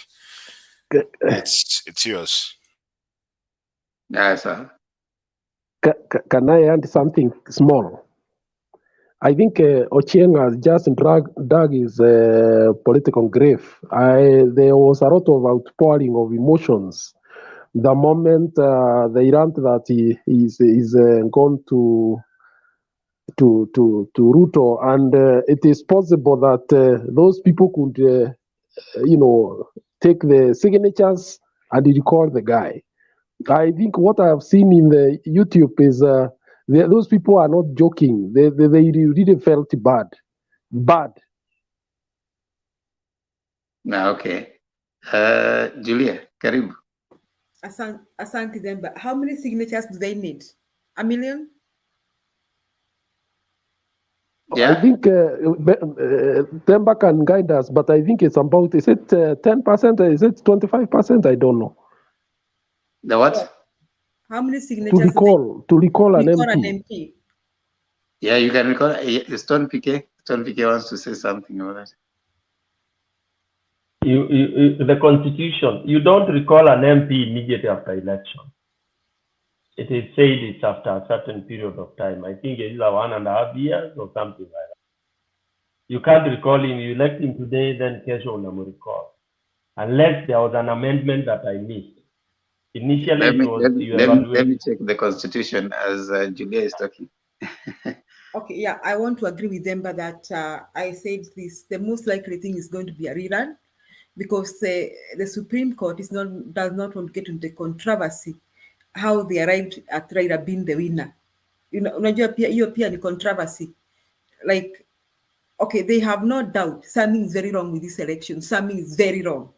Something is extremely wrong. They have no doubt about that. And morally, they will not want to declare Ruto the president. Even morally, they don't even need to prove those numbers right or wrong. But because the process of deciding who won is another process, because what are they going to use to determine who won? Because everything now looks fake. So I want to agree with them, but the most likely thing, they're going to nullify the election. And because they need to follow the law, Ruto is aware, and even us we are aware, they are going to say that we need a rerun. So question is, do we go for a rerun with Chebukati? Hiyo hatuwezi. Afadhali turudi Sabasaba. Hiyo haiwezi. I told Kenya Kwanza people here, we did not go to Supreme Court. We went to Sabasaba for us to have a multi-party. Mimi hata sikujuanga kuna Supreme Court. Kwanza mimi Nguru nilikuwa shule na shule ikafungwa. Principal akasema tuchukue vitabu twende nyumbani kwa sababu mambo yameharibika, hakuendeki, hakukaliki. And when I reached Nyahururu town, I didn't know how I reached my home, but somehow I reached by the grace of God. But I knew, and I was a student, that things were so bad.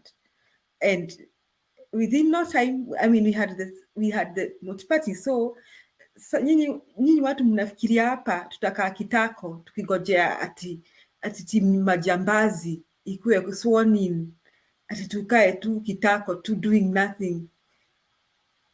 That's not gonna happen. Those people who are trying to imagine that lie is not going to happen. That is not going to happen. Would rather even have Uhuru as presidency for the next 2 years as we sort out our own problems. We have the good thing, the 2010 constitution imesaidia sana. We don't have a vacuum like 2007. So we are not struggling here, me and Guru, tukiambiana tuingie State House. Mimi na Guru, we are very sure that there's somebody State House. So we tuko hapa chini kwa waja as we sort out who is next. Meanwhile, we don't have a vacuum. So those of us who are thinking that Kenyans will sit and do nothing and wait for Chebukati to conduct another. And then I think what UDA is waiting for is Baba supporters to boycott election.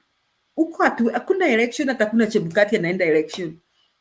Yeah, people need to know that there are constitutional means that can be used, that, I mean, we can do picketing every day and bring Kenya to a standstill. We can do picketing every day, Monday to Monday. And you think Uhuru is going to send GSU to beat us? You are mistaken. You think Uhuru is going to ask GSU kuja ichape ipiga watu kwa street? Hakuna kitu kama hicho.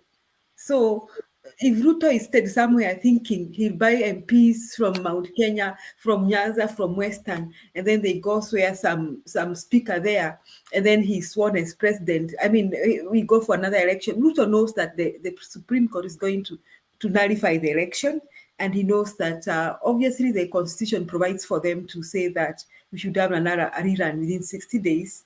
But I hope they're going to guide Kenya and say that though we need a rerun within 60 days, we are looking at the Electoral Commission right now and the Chebukati himself, I hope they're going to give guidelines. The Constitution may not allow them to, to decide that do this, but they can give Kenyans guidelines. However, those who are in Ruto camp, I said this, prepare for a long journey of revolution of about 2 years now. Prepare yourself, get ready.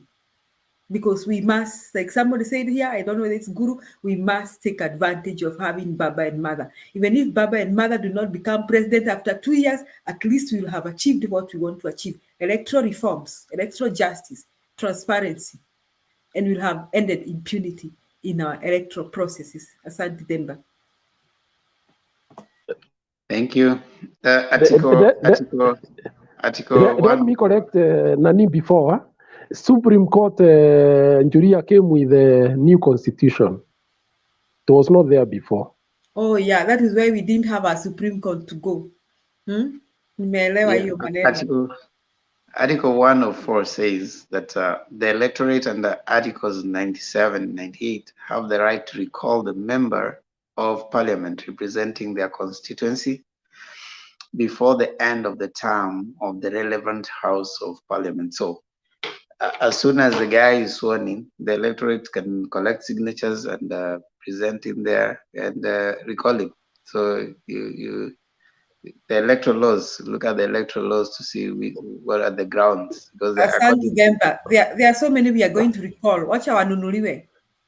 Actually, what's for me is interesting is that as soon as the swearing, I mean, they have been sworn in as parliamentarians, we are going to see lots of court cases, challenging their wins. Right now, I know there are those who are going to lodge for governors, there are those who are going to lodge for MPs. So it's going to be a very busy time in courts starting next week, especially after they have been sworn in.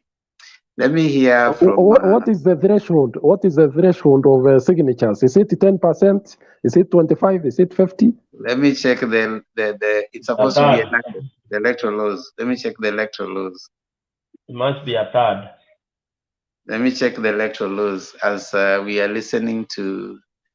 Was it Stone PK come in? Thank you, Themba. Welcome, and I don't know whether I said Jambo. Thank you so much.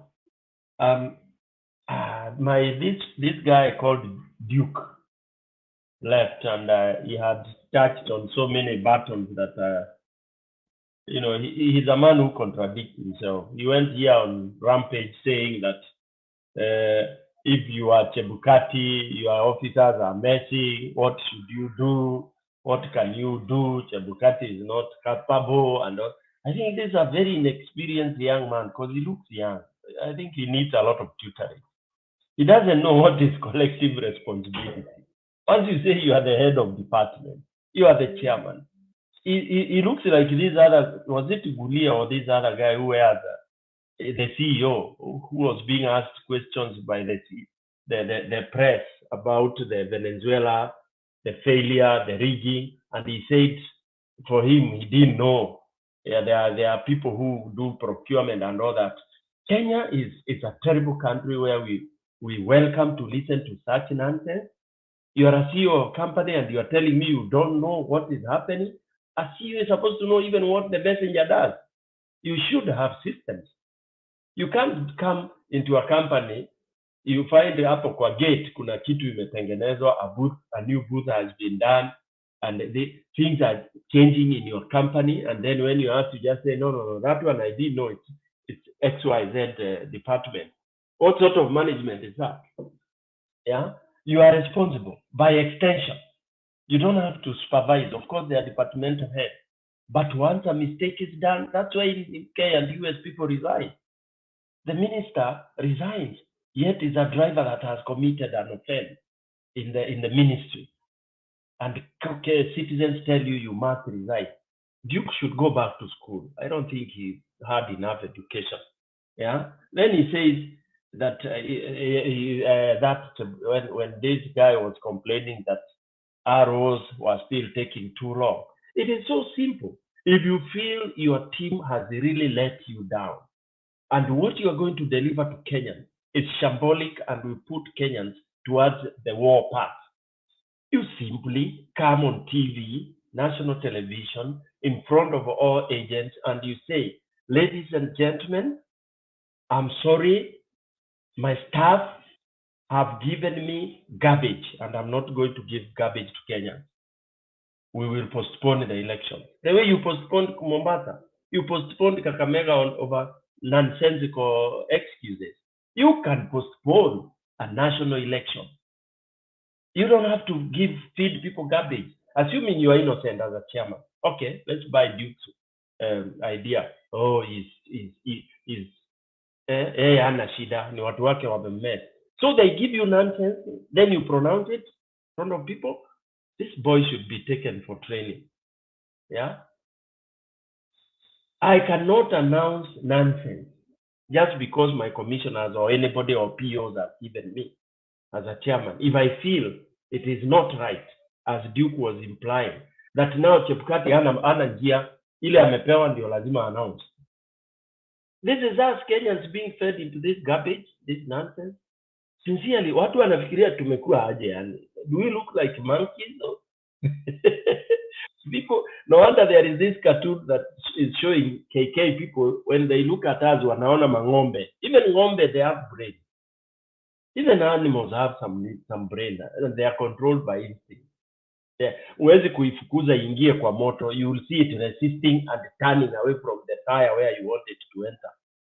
So let them not mistake us. Chebukati cannot give us any excuse. In fact, Duke, if he talks that this week was street, he will be stoned to death. Let him know that. In fact, some people are wondering, those who listen to Mutembe, they wonder, why do we entertain such people? I have also wondered, just for the sake of debating, really, it is sad. When it comes to issues of, these defections and all that, for me, I'm not even worried about that. And I would not waste my energy. For me, my focus is on the ball, the main ball. Okay? Because if we don't get that ball, whether they defect or they don't defect, it will be useless. If Raila doesn't get this, ladies and gentlemen, it is kwisha maneno. Whether that is UDA has more, Azimio has more, without Raila in presidency, it will be sham. They will have no power, whether they have numbers. In Ruto's government, take this to the bank. If Ruto is pronounced the leader of this country, after even if Azimio will be twice the number, there is nothing, because Ruto does not follow any law. He does not follow any act. He will not follow any act of parliament. He will do his things arbitrarily. Tutakuwa tunapiga hapa na kusaga meno na kuwika kama siku za Nyao. Nyao was not following any law. He ran the country that he wanted. That's why for me, there is no window. And Semba is becoming very modest. Oh, sijui rerun. Semba, which country are you saying 24 rerun? How shall we rerun? Which figures are we going to use?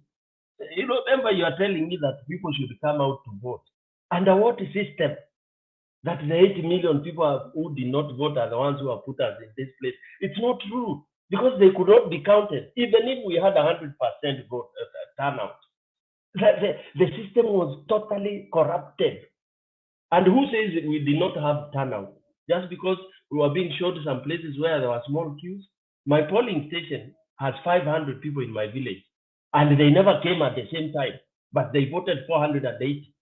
But we could not see more than 20 people at the same time. Does that portray low turnout? Nothing. People came. Kwanza ushago, mtu anatoka mwingine mapema, watatu, and they all vote. So this narrative, oh, the voter was there, the turnout was low, that's another nonsense that was sold to us. It is not true.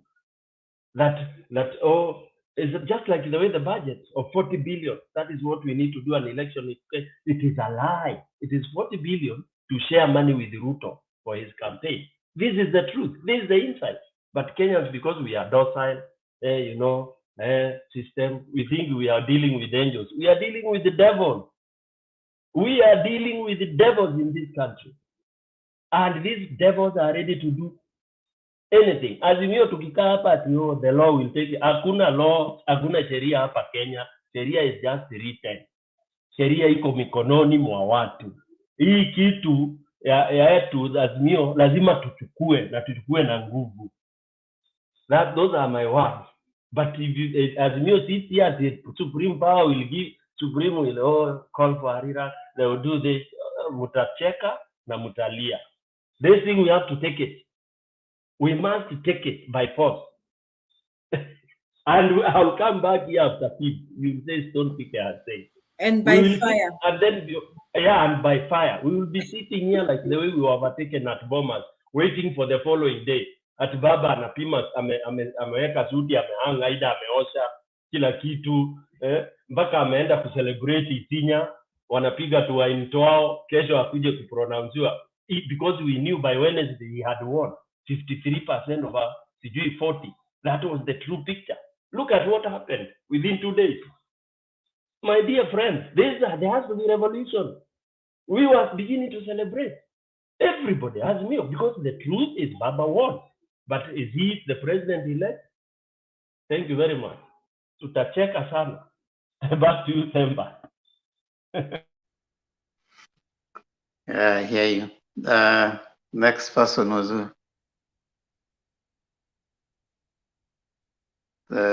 Akukuwa next, maybe utauliza mwenye hajaongea, nasikia ako na roho ya kuongea. Okay, I have found that the clause on recall, it's on electoral laws. That's part 4. Electoral laws part 4, recall of member of parliament. So if you read it through, Stone Piquet is right about the timing that you're supposed to recall a member. The timing is if you read part 1, the electorate in a county or constituency may recall the member of parliament before the end of the term of the relevant house of parliament. Part 2, a member of parliament may be recalled where the member is found after due process. So first of all, he has to be taken to court. Due process of the law to have violated the provisions of Chapter 6 of the Constitution. 2 is found after due process of the law to have mismanaged public resources. Or 3 is convicted of an offense under this Act. But 45.3, a recall of a member of parliament under subsection 1 shall only be initiated upon a judgment or finding by the High Court confirming the grounds specified in subsection 2. Right?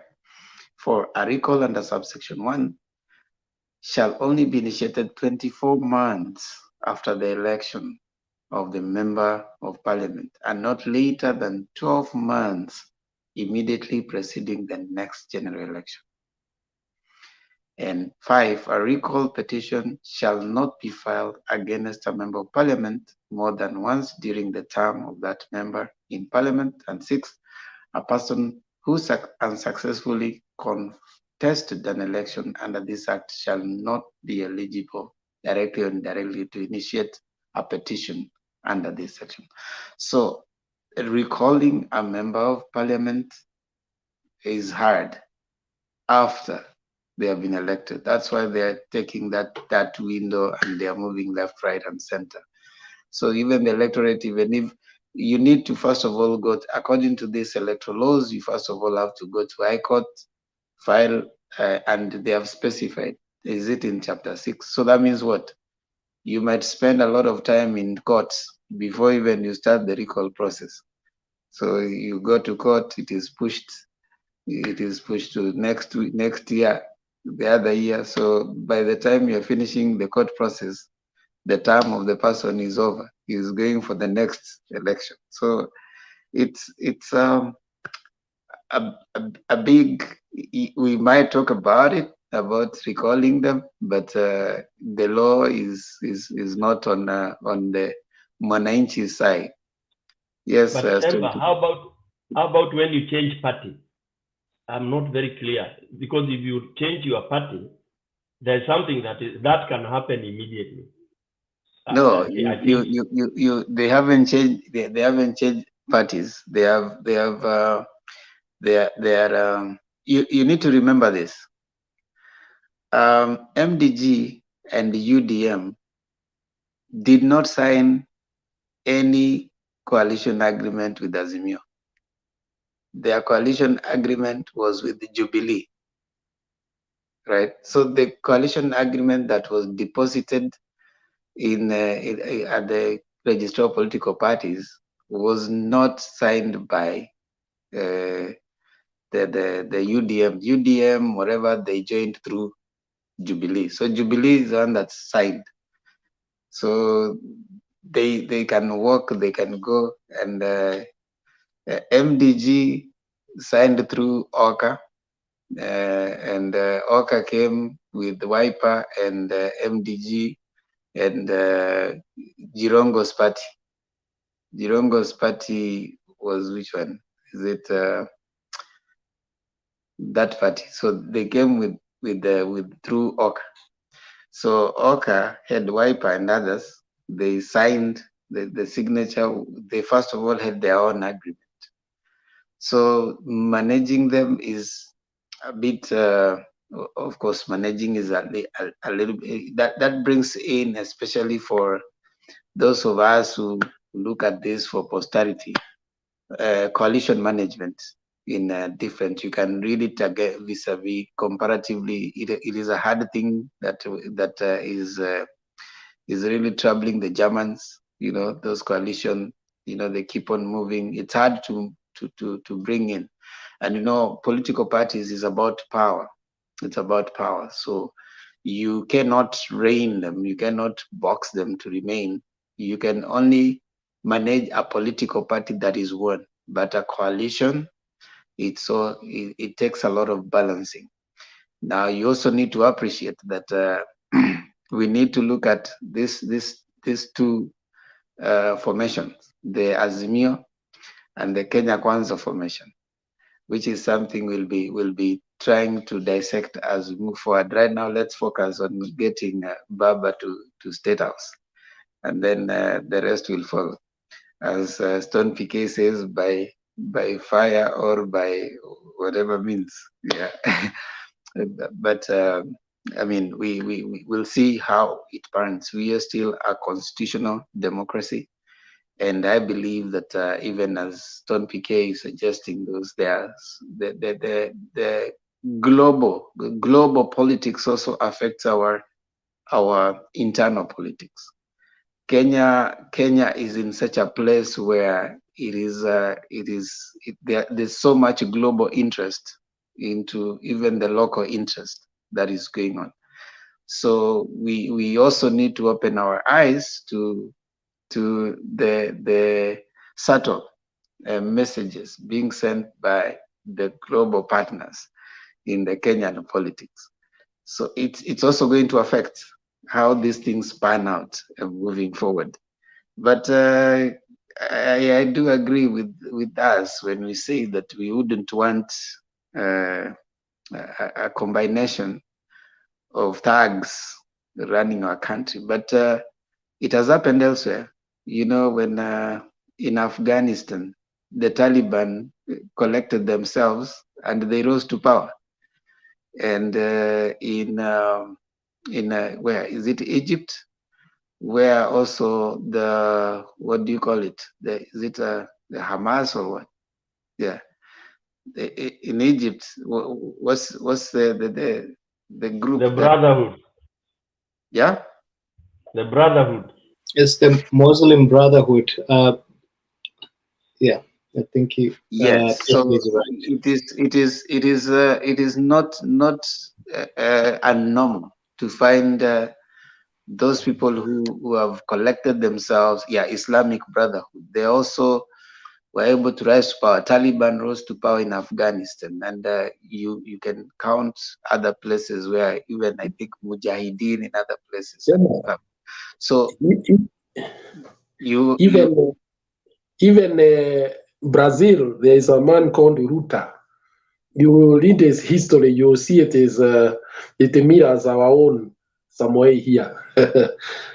Yeah, and even recently in the Philippines, the son of the former corrupt leader was voted back to power. You know, so it is possible. It is possible that you can find some of this collection of people who have generally not represented the democratic principles rising to power, and through dubious means. And for some time, you find probably they look like they are thriving. So those are some of the things that we need to look at. But for now, I want to agree with Stone PK. Yeah, we need to keep saying that we need to have Baba in the State House. I want to bring in Daudi and then maybe Mogoi, then at least we start taking our closing remark. If you do have something you want to chime in before we start taking our closing remarks. Yeah, thank you, Temba, for the contribution. I mean, certainly this is going to be, I think, a rough patch for Azimio before things get better. But one thing that I would also like to, as I mentioned previously, agree with you is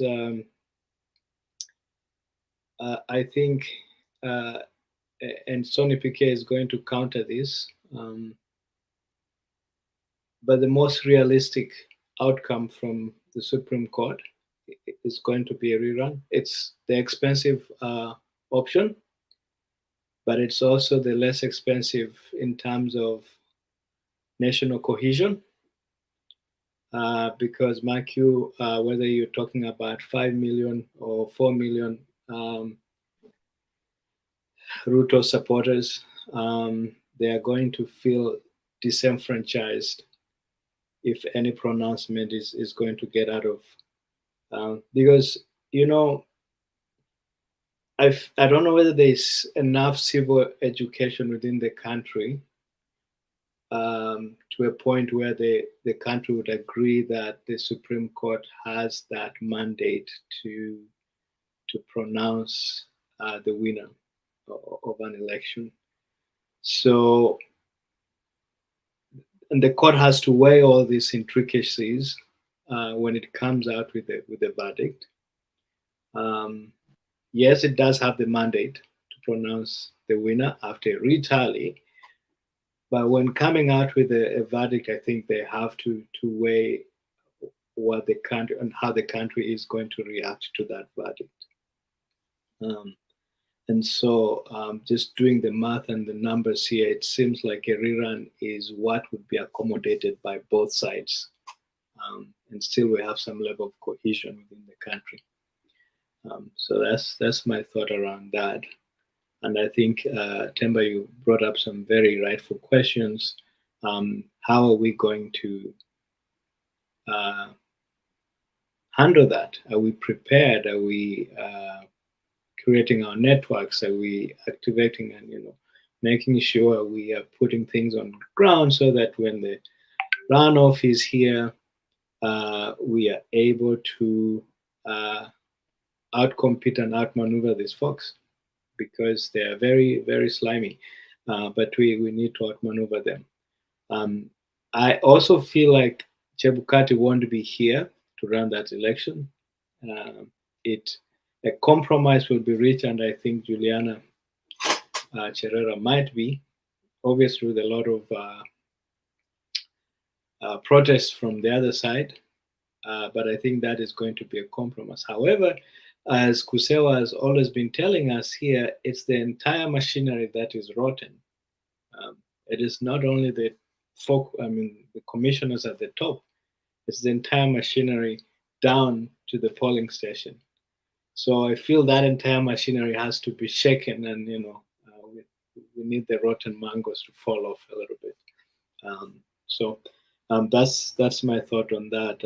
I saw in the comment Gitash saying that it would be hard to prove there was rigging.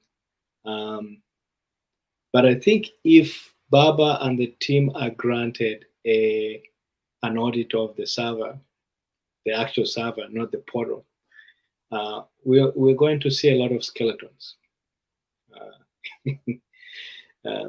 Good thing is when these things are made and they chose one of the good servers, I think it's an AWS servers, you can always go back and look at the logs and see who touched what was modified. Well, do the JPEGs in the original server tally with the PDFs we are seeing? So that is a prayer. If they can allow us to go into the actual server and see those files, I think with Baba's initial tally, based on those Form 34As, they were ahead. So one, the lowest hanging fruit is what we have, but if they grant us a prayer of a retally, that is a good piece of news that we'll all celebrate. But I still remain convinced that the most realistic outcome from that court is going to be a rerun. And Uhuru is going to be here for at least 6 more months or more. Yeah, thank you. So as I allow the others also to speak, normally I like waking us up to some realities that we need to appreciate. The West is not so much concerned about being led by someone who is not corrupt. Corruption is not an issue to the West. That is not that we should forget that idea. We are thinking that the West is so concerned about Kenya not having a corrupt leader, and indeed, they like corrupt leaders. Yeah, they do. They actually fall in love with them, and it helps their so-called ideological war. Yeah, so we might talk so much about saying that Ruto is corrupt and all that, but you might find that he's actually a darling of the West. I want to give you something for you to think about, and this is something probably some of you have come across. There's a country called Equatorial Guinea.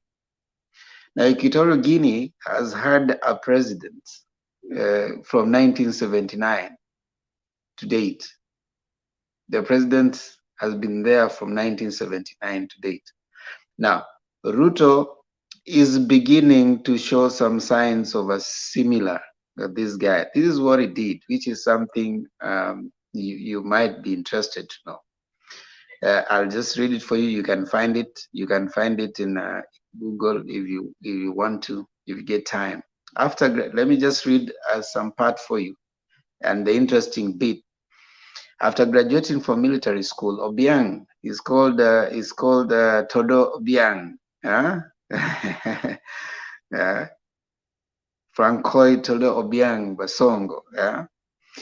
After graduating, Obiang held numerous positions under the presidency of his uncle, Francisco Macias Nguema, including director of the notorious Black Beach Prison. He hosted Macias, his uncle, in a 1979 military coup and took control of the country as president and chairman of the Supreme Military Council, junta. After the country's nominal return to the civilian rule in 1982, he founded the Democratic Party of Equatorial Guinea. Remember, it is called Democratic Party.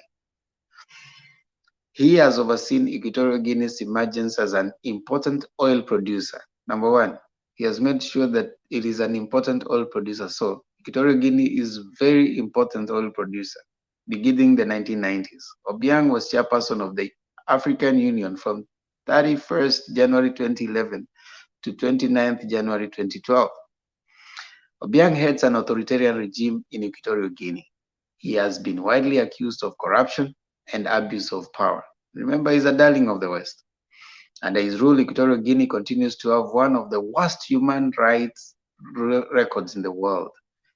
In marked contrast to the trend toward democracy in most of Africa, Equatorial Guinea is currently a dominant party state. It's a multi-party democracy, remember, in which Obiang's PDGE holds virtually all governing power in the nation and almost all seats in the legislature. Almost all seats, which is something Ruto would love to do. If he could buy all Azimio, whatever. The constitution provides Obiang sweeping powers, including the rights to rule by decree, effectively making his government a legal dictatorship. Obiang has placed family members in key government positions. That is Equatorial Guinea. And you can read his son, I think he's the head of military, and just across in Uganda, Museveni's wife is a minister of education. Now, those are the kind of rulers that if we are not careful, and the way the trends is showing right now, Kenya is likely to head there, and we are likely to be ruled by such kind of people. People like Gachagua, someone who did business with the county where his brother was the county governor, and he did business with that county. That kind of behavior that you're seeing. I'm told there's an interesting video, I think we have watched NTV. Chesang, one of the guys that has been elected as a senator, I think was in Gishu Senate, went and conned some guy saying that they are going to supply computers, and they are being escorted by government vehicles. That's the kind of government that you're seeing, government of gangsters. One of the guys, it's an interesting scenario. Yeah, Museveni's son heading the military in Uganda.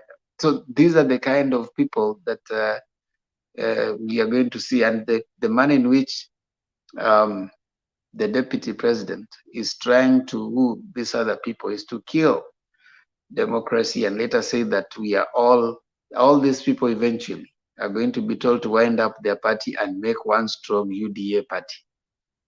And that is the direction that Kenya will be going. So if you love democracy and if you love the space that Kenya has enjoyed and the people that we are in, it's time for you to stay woke, and see it for what it is. You only know peace and democracy when you can enjoy it, when you shall be able.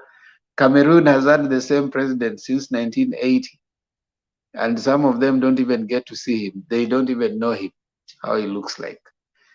So let's be woke. I want to bring in Mogoi, then probably, I don't know if Sylvester is still there. We start taking our closing remark. Mogoi. Okay, thank you, Makiadi, for that good analysis.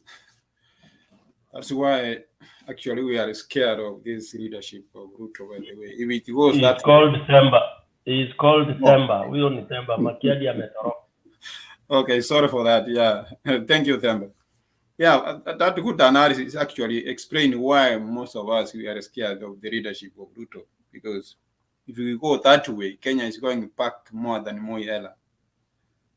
And if you see the way he's trying hard to go that way, I don't think we would have a meaning of having an election in Kenya, by the way. If Ruto sits as a president of Kenya, I don't see whether we will have any need of wasting money, paying millions or billions of money saying we are going to conduct the election.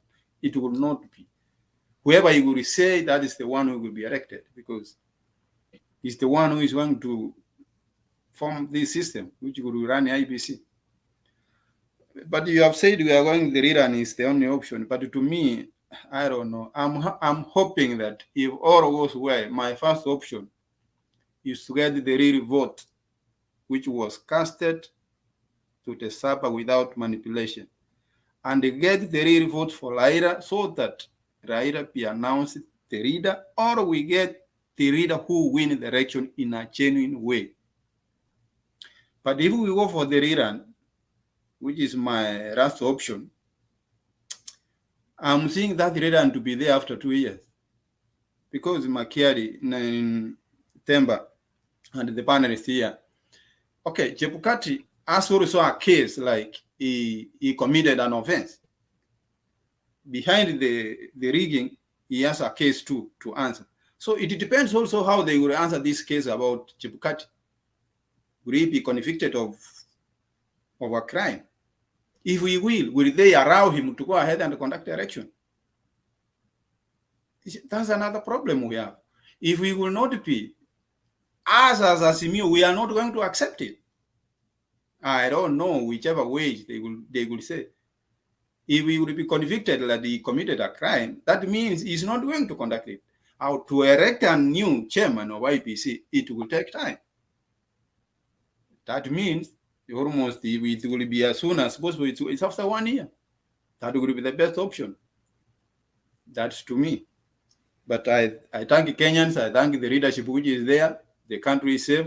Every Kenyan is safe. We are keeping peace. We are waiting for the Supreme Court. It is the only option which will give the direction for Kenya to go. Their ruling should be a ruling which is giving people hope and a direction. Give the ruling, give the reasons, and give people hope. Like, if we do this, we are going to change things. Whoever we will choose to be to run this rerun, if it will be, I'm very sure he can't sit in this high PC system and run the election. It will not. Which system is he going to use? Even if it is you, Temba, or PK, we have chosen you to run this system or IPC. Which system are you going to use? The one which is being run by UDA? How are you going to use it? Because all these programs of UDA, they have the password of going in that system. So whichever you're going to do there, they're going to tamper with it. That means whoever is coming here, he will need a new system. How long will it take for that person to build his own system, which will give us a hope of the election? It will take time. That's why I say the Supreme Court, they have a challenge for this case, whichever they will decide. But as Kenyans, we are keeping peace until the last hope. But we should not be pushed to the corner. We have come so far. I hope it will not be a revolution of violence, but it will be a revolution of peace for Kenya to move forward, not to go to Cameroon way. Thank you, Demba. Thank you so much. I think we will start taking our closing remarks. I don't know if that, Mogo, if that was your closing remark. I want to give us at least a minute, but before I do that, I want to appreciate the people who have joined us in the comment section. It's always a pleasure to have you come on and share with us. When you come in, you hear so Danny Dario says that I stopped paying for fees for my nephew at 10K for supporting Ruto. Let Ruto pay for his education may not be free until Baba is sworn in. I am not paying for him. Force them to think. Yeah, if you are paying fees for a Ruto supporter, withdraw the fees. If you are paying hospital bill for a Ruto supporter, withdraw that, because Azimio was going to give them free Baba care was going to be free. Secondary school is going to be free. If someone is supporting wheelbarrow, wachana now. You withdraw the fees. Tunasema hivyo so that wajue hivyo, wajue ni kubaya. Waende kwa Ruto awapatie school fees. So withdraw. So let me acknowledge, and today I want to be biased. I'm only going to acknowledge you if you post blue, if you give blue likes. So someone like Joy Njoki, if you support Azimio, wewe ndio na acknowledge. Wala ana support hii team yellow, nendeni mtafute channel ambayo itawa acknowledge.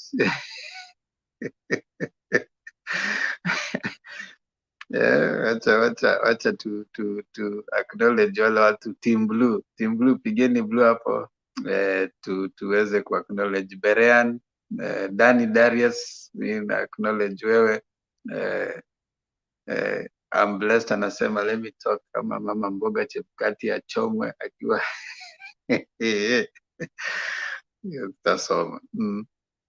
Eugene Adams, nimekuona. Yes,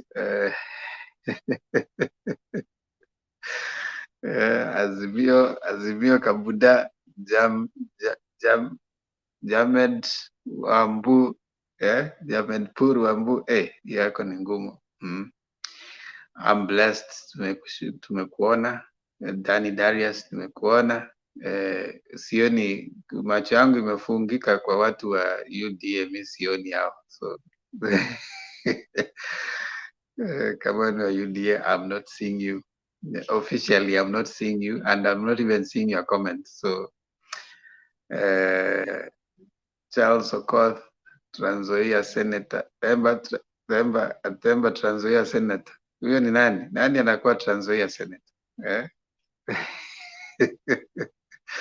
Huyu senator wa Trans Nzoia, nani anajua Guru? You know who is the senator wa Trans Nzoia County? Do you know who the senator is? Daudi, unajua?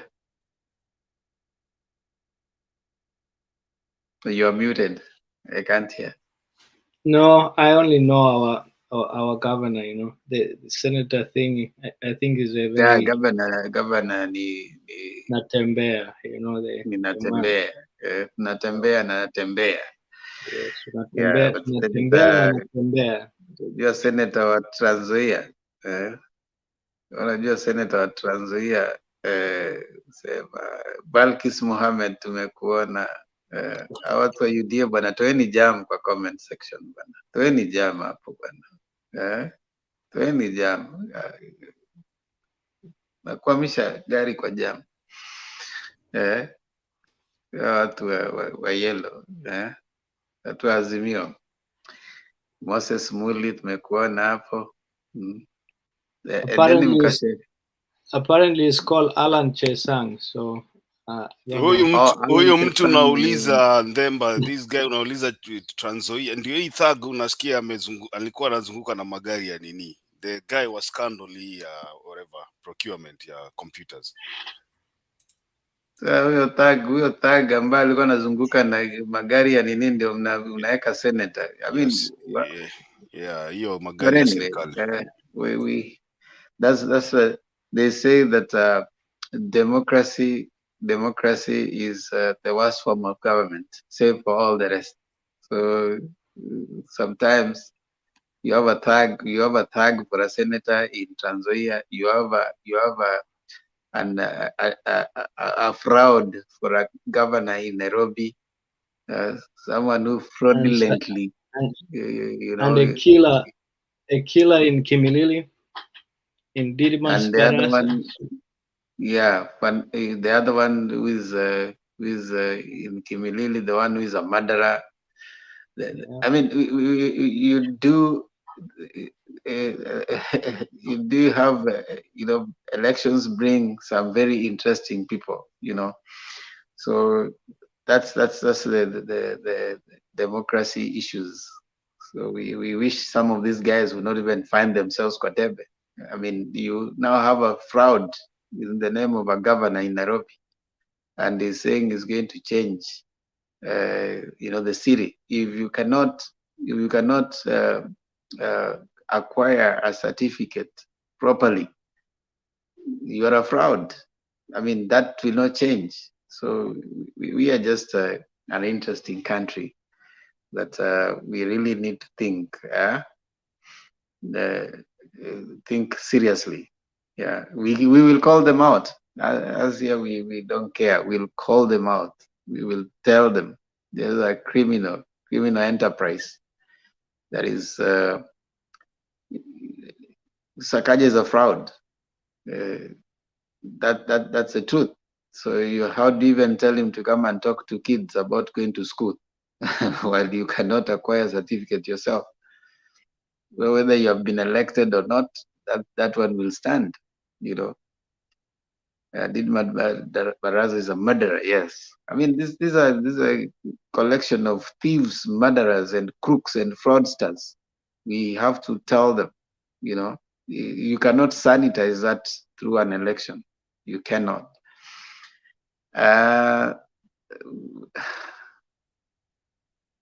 This guy, wewe true Kenyan, tafuta kazi ufanye.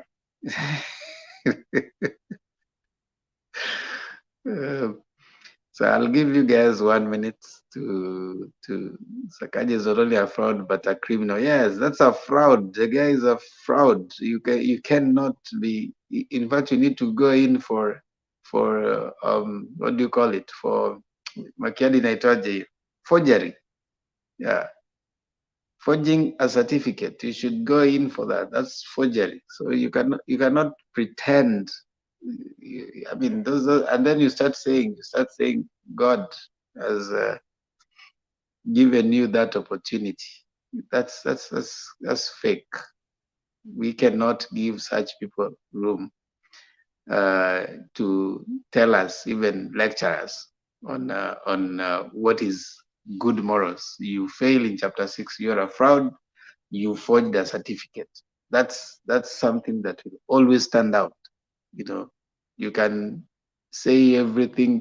You'd rather have been quiet. I mean, our problem, and you said here, is not Sakaja having a degree or not, but uttering a false document. We have had leaders who have not had degrees, and they have done superbly well. If you don't have it, you don't have it. Just say you don't have it. And then, of course, leadership is not accompanied with the paper. But for you to utter a false document, makes you a fraud. You actually uttered a document that is not true. You'd have just said, I don't have a certificate, I don't have anything, I'm here. We can be given an opportunity. Great leaders in different positions have had to do amazing job without stepping into a university a classroom. So that the issue here is not whether you have a degree or not. The issue is, did you utter a false document? Sakaja is a fraud. And so those other people, Waiguru thieves. Waiguru has been impeached because of stealing from Kirinyaga. So whether you come and rise and call God 100 times, it doesn't sanitize your behavior. And Kenyans will always remember that is what defines you. Now, I want to bring in, allow us to give our last comments, and I'll start with Guru, then I come to Daudi, then Stone PK, then Makiadi.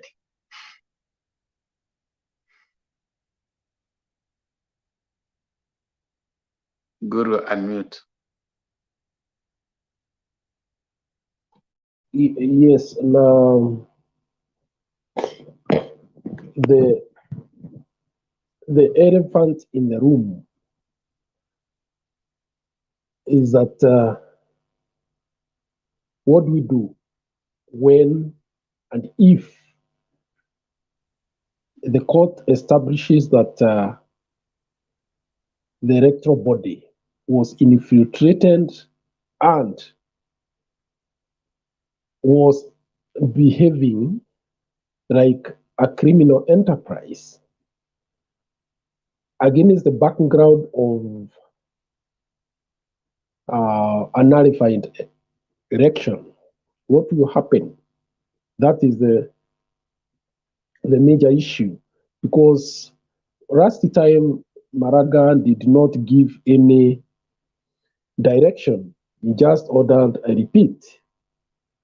And this time, if a repeat is ordered, I don't know, with the kind of irregularities and the infiltration and actual collusion of the secretariat and officers in that body in bugling the August elections?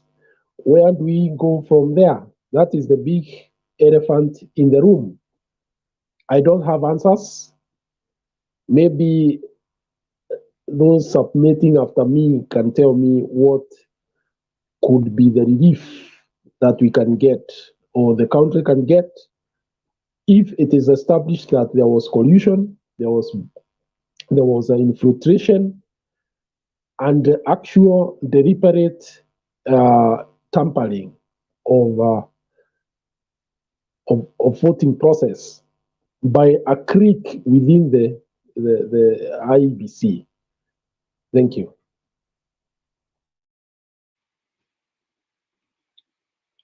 Yeah, thank you for the opportunity. I think it's obvious in Kenyans' minds, a majority of Kenyans, that there was something fishy that went on in our electoral body and electoral process. The burden is, how do you prove it? It's certainly an uphill task for the Azimio lawyers. I'm also sure that it does register in the minds of the 7 judges that we don't want to be here 5 years after today. So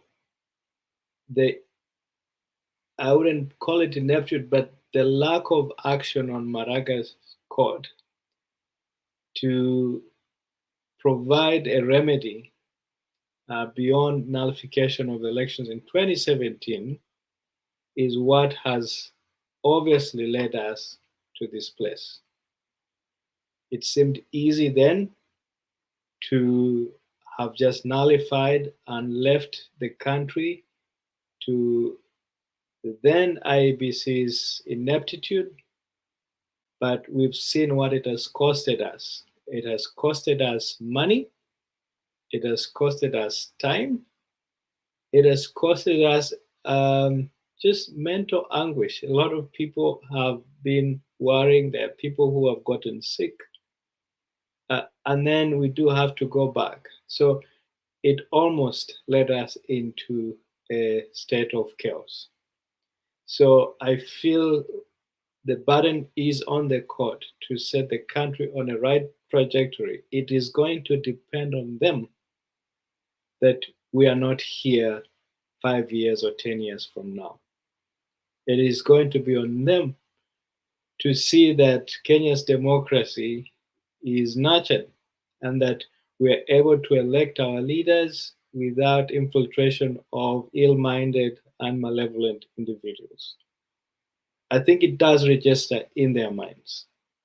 And so the question is, are they going to capitulate to the forces of the evil ones and obviously the weakness of the mind, or are they going to stand and be counted as the heroes that stood up when the moment called? So it is my humble prayer to our esteemed Supreme Court that they stand to be counted as those people who were warriors, who were the soldiers who championed the protection and obviously the enrichment of our democracy as a country. That is my prayer to them, and this is just my humble prayer to God as well, that God gives them wisdom, gives them strength, both of mind and of character, and also of body as they go ahead to listen to this case. Thank you. Thank you, Daudi. Someone was suggesting that if Sakaja calls me to give me a job, I'll run.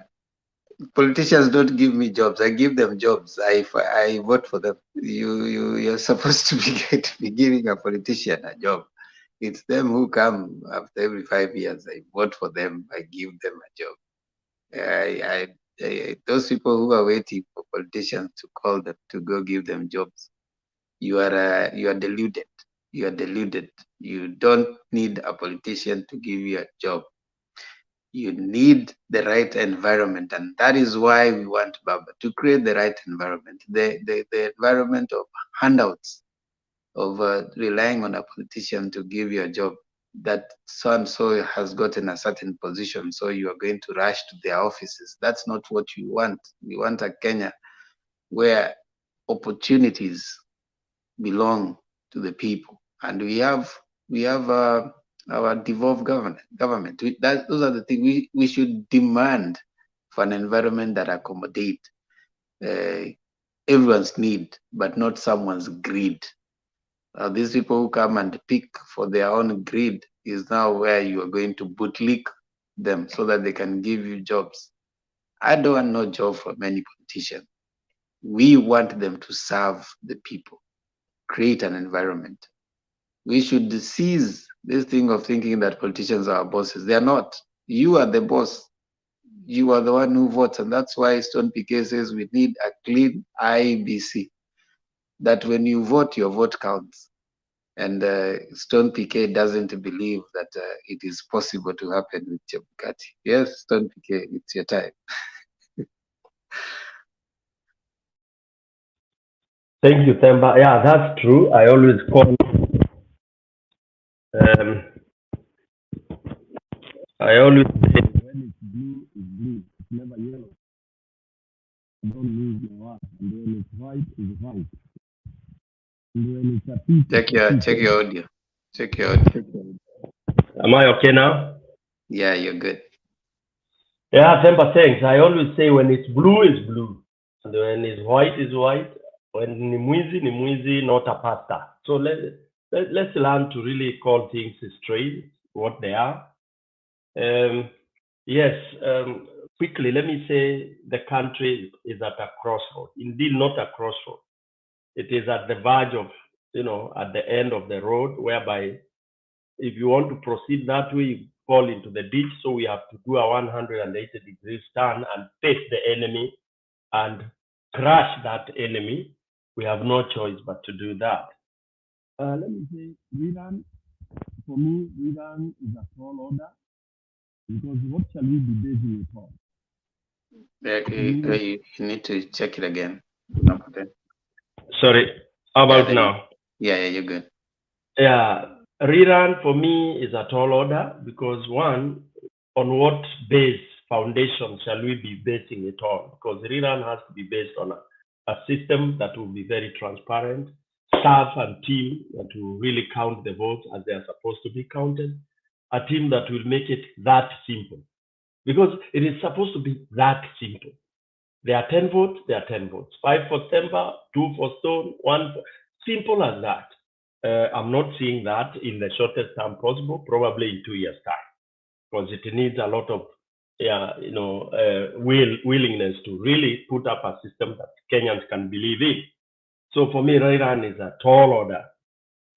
For me, what I'm looking at is a transitional government, a Kenya National Transition Government, that will be able to really put things in place, put that IBC in place, try to crash, delete the IBC we have, and start something maybe in 18 months, because we have Kenyans that are of diligence, Kenyans that can really do these things work.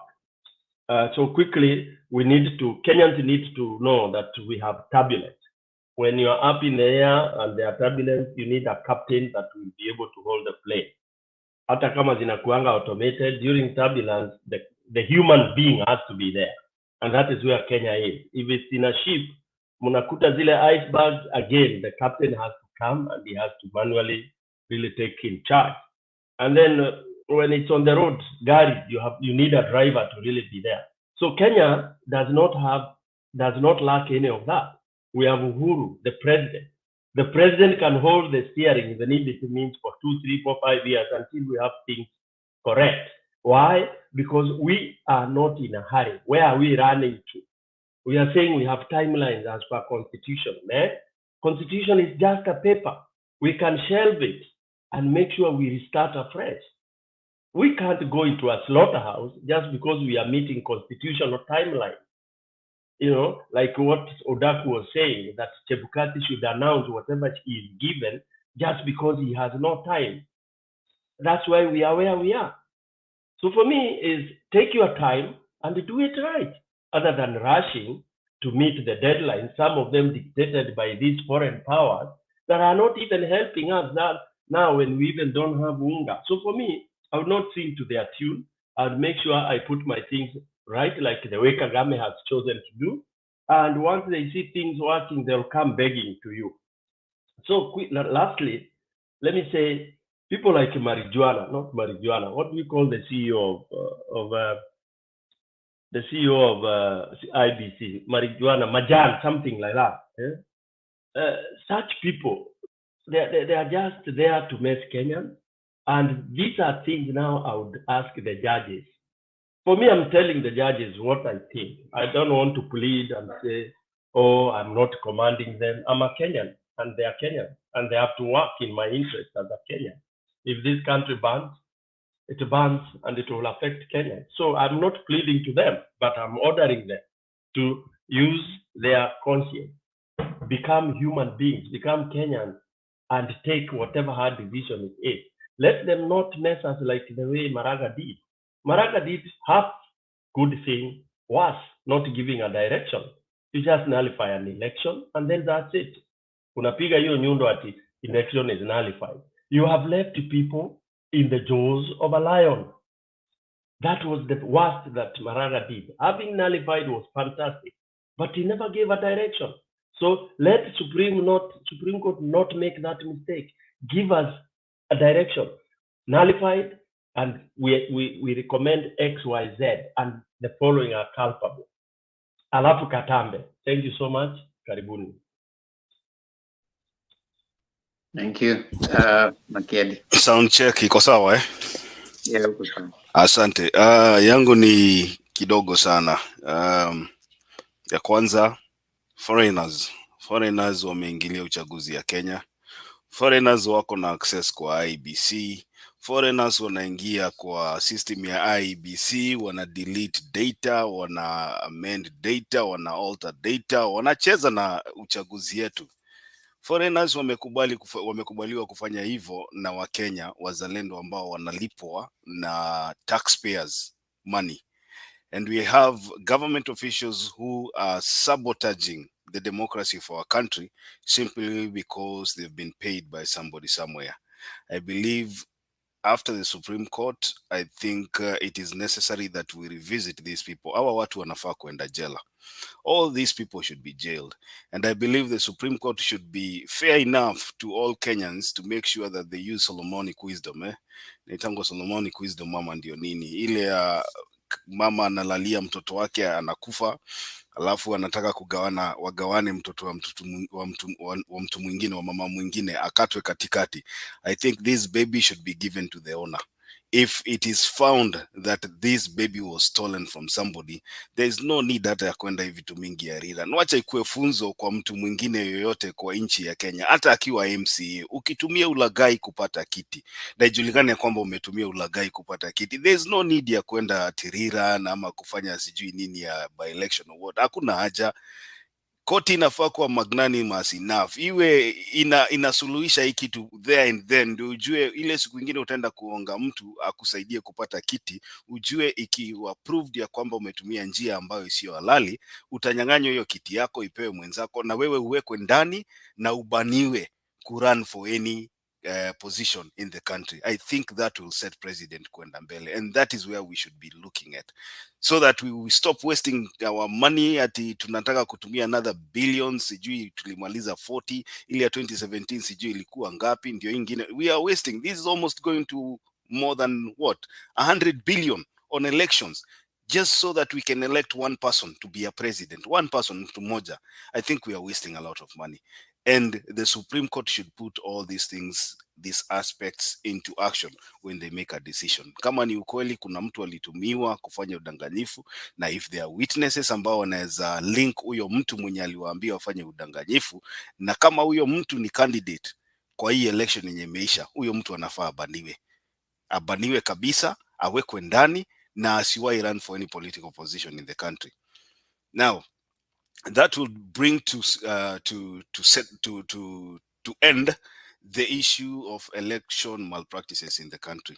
Now, sometimes I hear people talking about even with the petition yenye nani ameweka amejibu Raila William Ruto, anasema Raila Odinga anataka handshake. For the record, I do not want, as a supporter of Azimio and a supporter of Raila Odinga, I do not want a handshake. Mi sijui kama wenzemba unataka handshake kati ya Raila na Ruto, ama Guru ama Daudi. I mean, these are people who differ ideologically kabisa. One of them and I believe in democracy. One of them and I believe in rule of law. The other one and I believe na money can buy everything.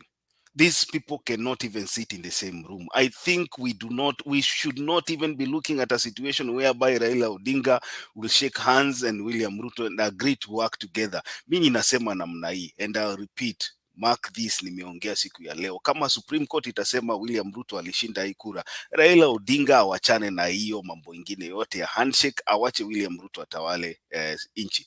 Kama Supreme Court itasema Raila Odinga was the winner, William Ruto awachane na Raila Odinga aende afanye kazi ingine. We should not be having a situation whereby we have a government yenye inaitwa government of national unity. I think government of national unity is a tyrant government. That is why money is being stolen and nobody can be questioned, because somebody is doing you a favor to be in that position that you are in. This is the case that we had with the GNU, Government of National Unity, Mwai Kibaki, whereby there is no opposition. The president can decide to do anything. The ministers were rogue and nobody can question them. I think we should have a country whereby, wacha watu waseme ati tuko split 50-50. If we are split 50-50 on ideology, then it is okay with me. I do not support tribalism, but I believe we should have a split nation in terms of ideology so that we can keep each other in check. It happens in every other democracy. In the US, we have Republicans with half their side and Democrats with half their side. They keep on changing. You know, you can have a president who is a Democrat and the House and Senate belong to the Republicans. And the other way around, you have a Republican president and the House and the Senate belonging to, with the majority of legislatures as Democrats. And they work together at that particular moment when they feel they have to come together for the good of the nation. They will always come together and agree to pass legislation. And when they do not agree on ideology and everything, they stay their way and they don't do, you know, they don't pass those legislation. And we have a we see a very vibrant democracy. So I believe hata Kenya ifike hapo, even if Ruto buys all these MPs that he's buying, and you know, making sure that he has the majority in Senate and the National Assembly. I believe if we have a President Raila Odinga, everything else will fall into place. These legislatures and MPs and senators, all they need is to align themselves with the government so that they can get maendeleo. Na kwanza saa hii nasikia hata CDF imetupiliwa mbali. It looks like all they need right now ni to make sure that they can kutembea kwa zile maofisi za cabinet secretaries wakitafuta maendeleo ndio waweze kusurvive the next election. So let's make this thing clear. We do not want a handshake between Raila Odinga and William Ruto. Kama ni ya William Ruto, wacha achukue mkate yote aende nayo. Kama ni Raila Odinga, wacha achukue mkate yote aende nayo. Tuachane na hii maneno ndemba kila saa tunasalimiana tukiambiana ati for the sake of the country and the unity of the country we should come together and forge peace. My friend, hata sahi kuna amani and they are still split, kila mtu ako pande yake, so tuache kudanganyana. I want to leave it there, Ndemba, and I want to thank all Kenyans kwa sababu ya maintain amani. I believe we are going to have a favorable ruling from the Supreme Court, God willing, inshallah. Now from there then we can discuss the other issues that follow. Thank you. I totally agree with you. Mimi sitaki handshake. Hakuna handshake. Tulikataa kumdebate kwa nini tupate handshake na yeye. Mwingine anasema hapa ati nilifikiria hii debate hii group ni ya learned. Enda tafuta group ya civilized and learned elsewhere. Hapa we are not learned and we are not even civilized. So we have admitted.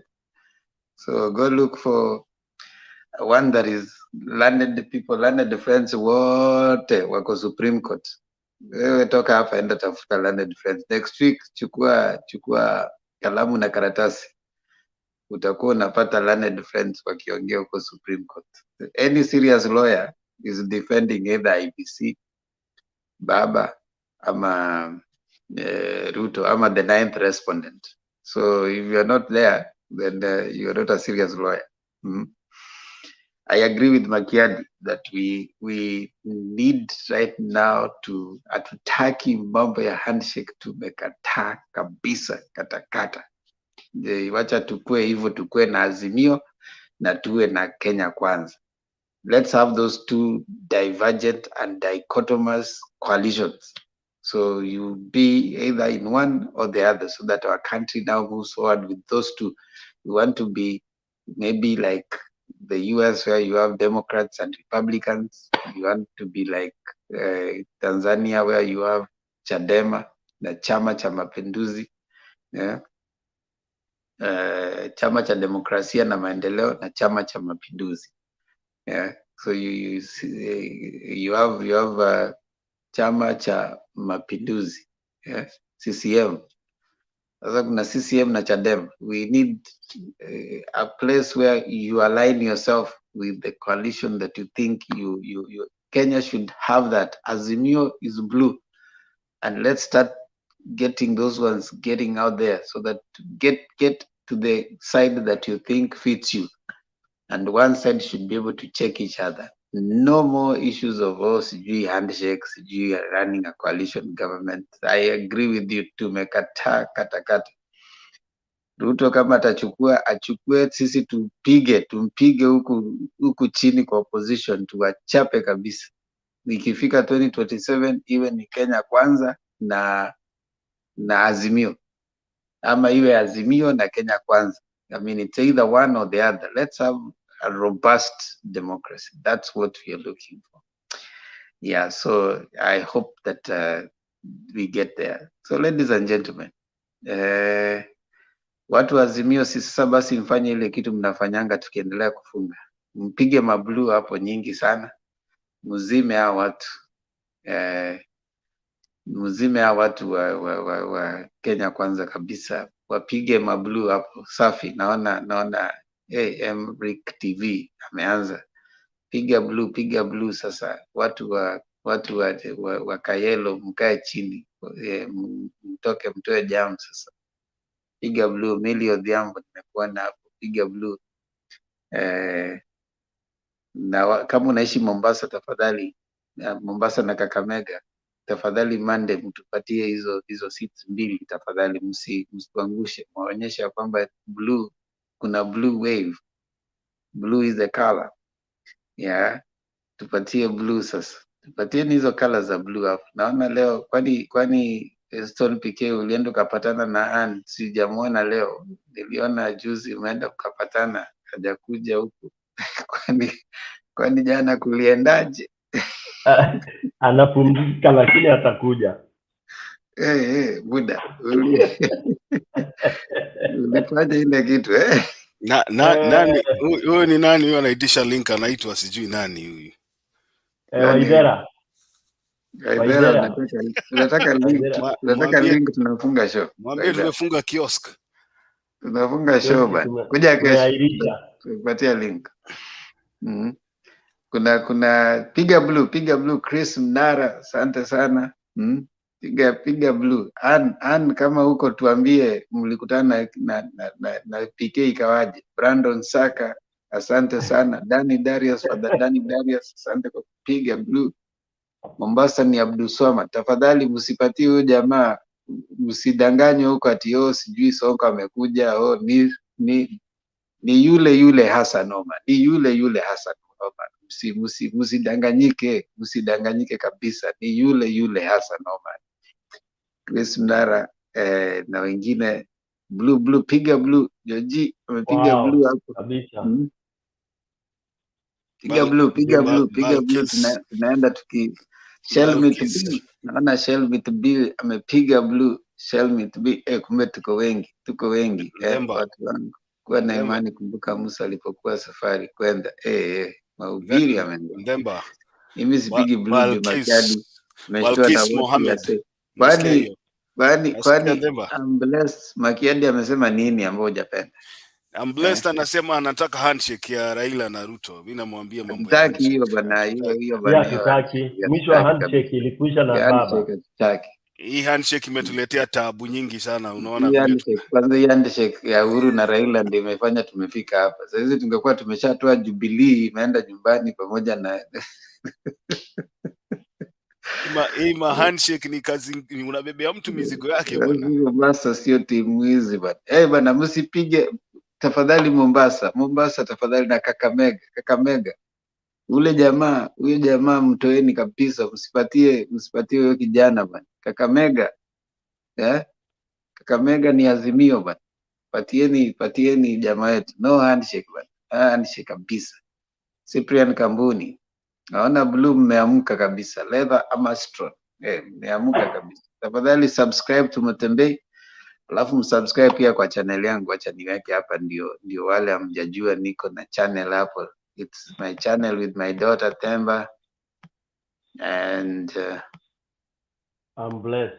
No, I have not said handshake. Sawa. Haya, I'm blessed. Sema shida iko wapi bana? Anasema nimemkasirisha leo. Sema shida iko wapi? Unataka handshake ama unataka nini? Sema acha kujificha. Sema shida iko wapi? I'm blessed. Shida iko wapi?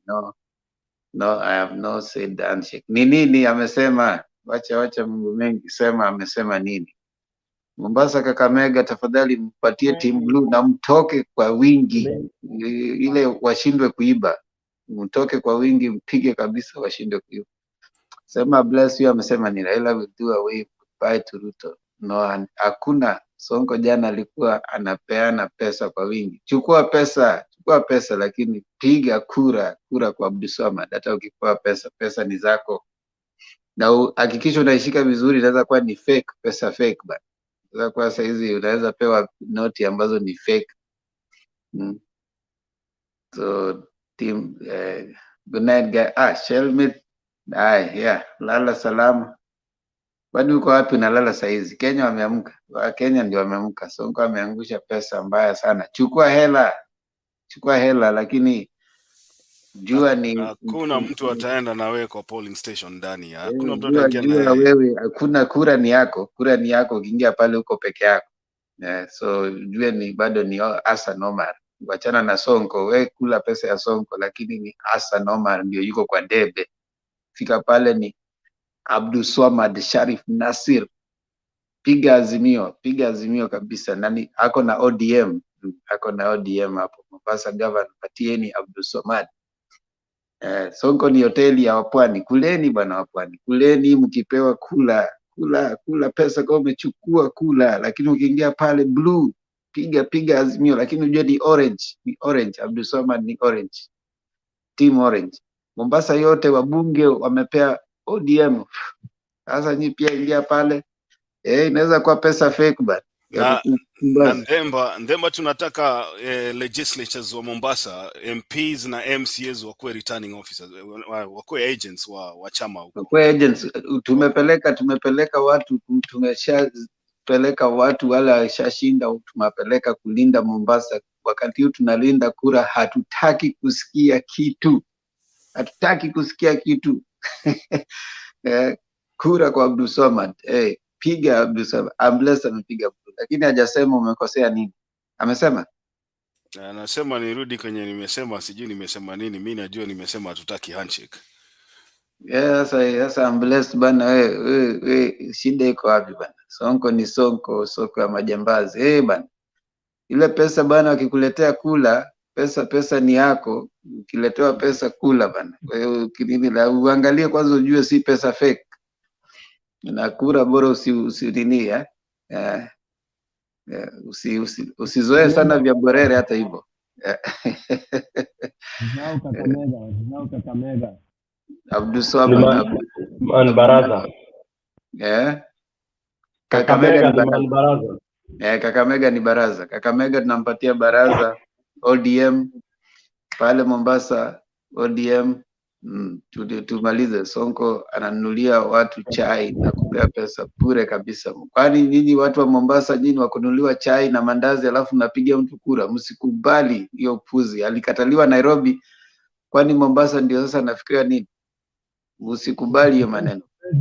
Jana alikuwa huko Babu Owino, Sabina Chege, Pasaris wako kwa wingi wako huko, tuliwasukuma huko, tumesema raundi hatutaki. Moses Muli, bye Themba channel yako ni yangu, nimesema hapo nimeweka hapo Themba and Lulu Show. Tafadhali nenda piga, ndio nimeweka Themba, nimeweka hapo Muli, tafadhali nenda usubscribe. Ni mimi na kasichana kangu tuko pale, piga subscribe saizi tu, ndio hapo nimeweka Muli, Themba and Lulu Show on YouTube. Just go to YouTube. Kama huja subscribe ni wewe, tunakugoja. Themba channel iko hapo, ndio nimeweka hapo, nimekuwekea. Just look for it on YouTube, tafuta hapo kwa YouTube. Uweke nini Makiadi, sijui kama anaweza niwekea link, sijui kama anaweza kuweka link, but ndio hivyo tu, habari ndio hiyo. Ati nani huyo? Themba and Lulu Show, unaweza pata hiyo nini kwa link hapo, wawekea hapo link, ndio mtu ana click na nenda huko. Hebu acha nitafute. Iko YouTube, Themba and Lulu Show. Acha nione kama siwezi kutumia SMS. Kakamega tosha.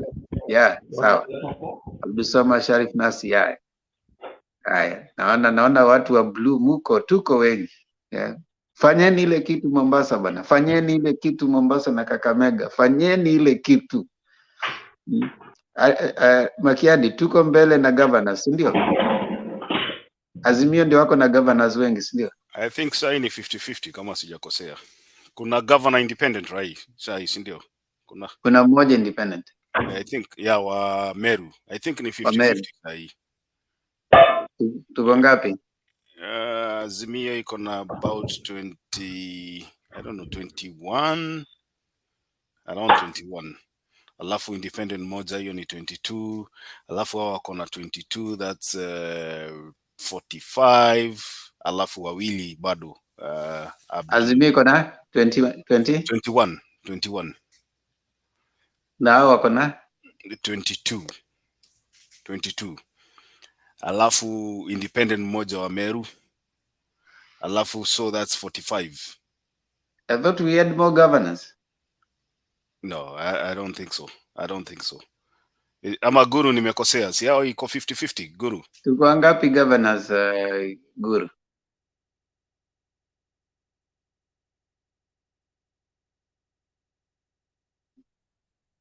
Guru, governors wa Azimio ni wangapi? Guru ana swali asikii kenye tunasema. Lakini ni namna hiyo. I think ni 21, 22. Tuko 24. Dani Darius amesema tuko 24. Really? Hao wako 21. I'm surprised. I thought they were 22 and then 21. I knew you were more in governance. Najua walikuwa one more kwa Senate. Alafu we were more kwa bunge, lakini ndio hiyo wamechukua independence, wakachukua UDM, wakachukua MDG. So governors bado tunawapita. Let me ask you a stupid question. We know that if you have majority of parliamentarians, you elect a majority leader and deputy majority leader. If you have majority of parliamentarians, you elect a majority leader, right?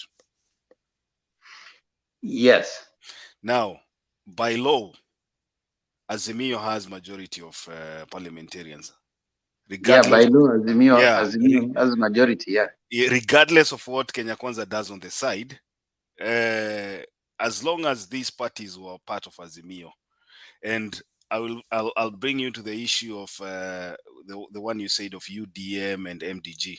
I want to remind you also that PA ya Kingi na DP ya Muturi did not go into formal agreement ile signing ile ilikuwa deposited kwa nini. Yes.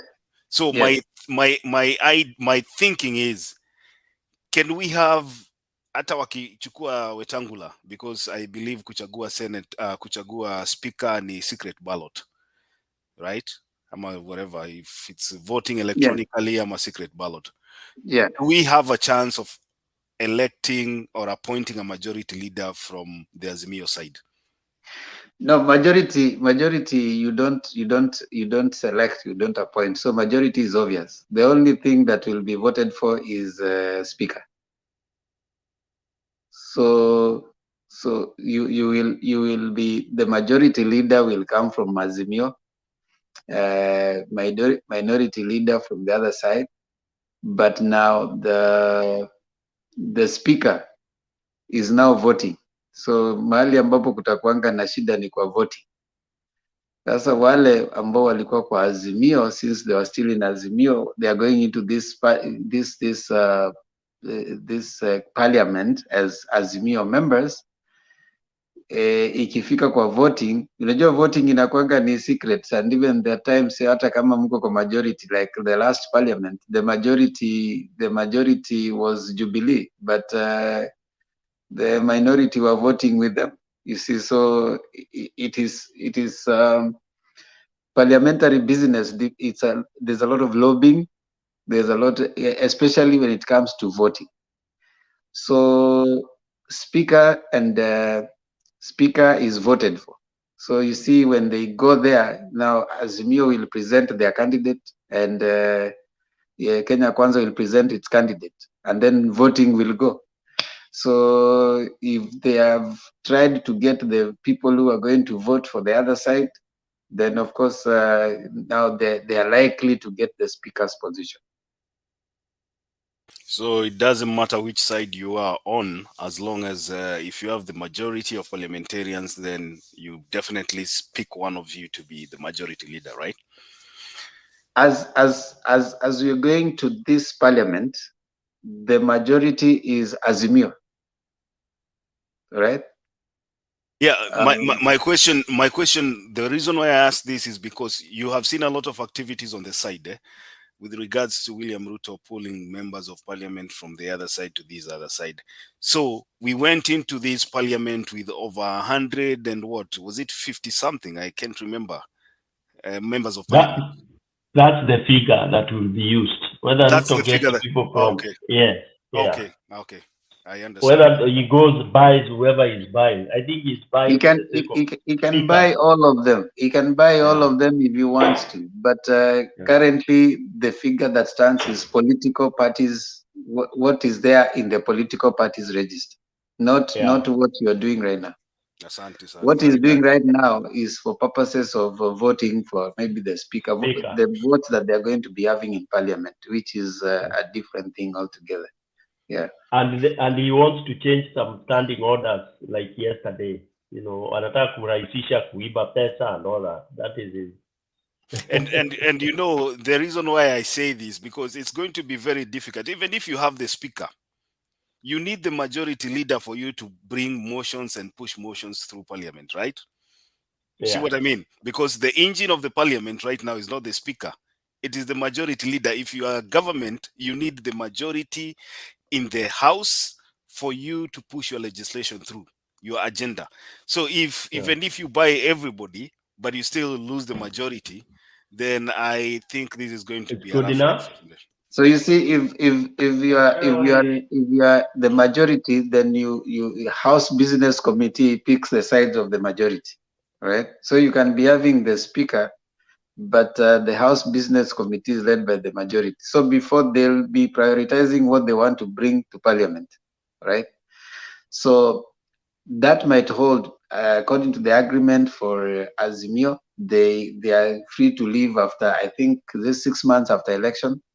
So probably after 6 months is when now they can have those kind of movements, and and depending with what goes on right now, because if it turns out that Baba gets to the seat, those people might not want to leave because they'll want to be in the side of the executive. Nobody wants to be in the opposition.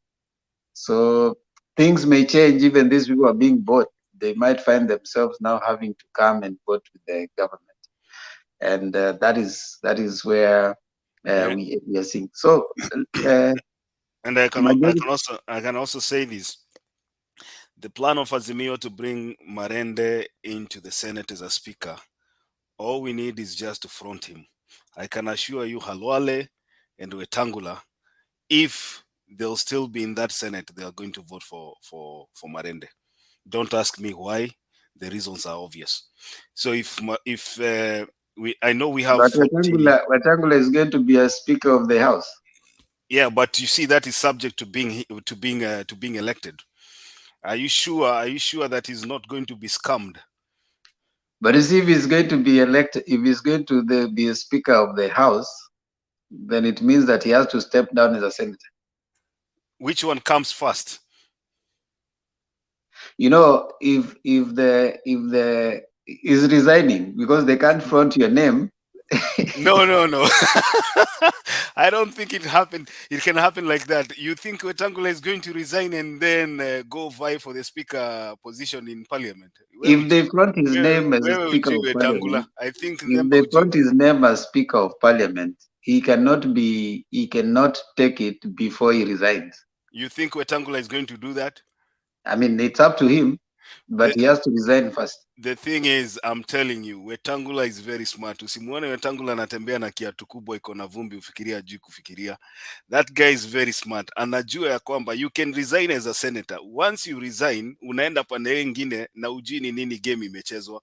People can form coalitions in the bathroom. We have seen it. Wanalipwa 10,000 wanaambiwa enda kupigia mtu mwingine. Una lose speaker ya pande hii na una lose senate ya pande hii. So Wetangula mahali yako, PK, kama uko na namba yake muambie.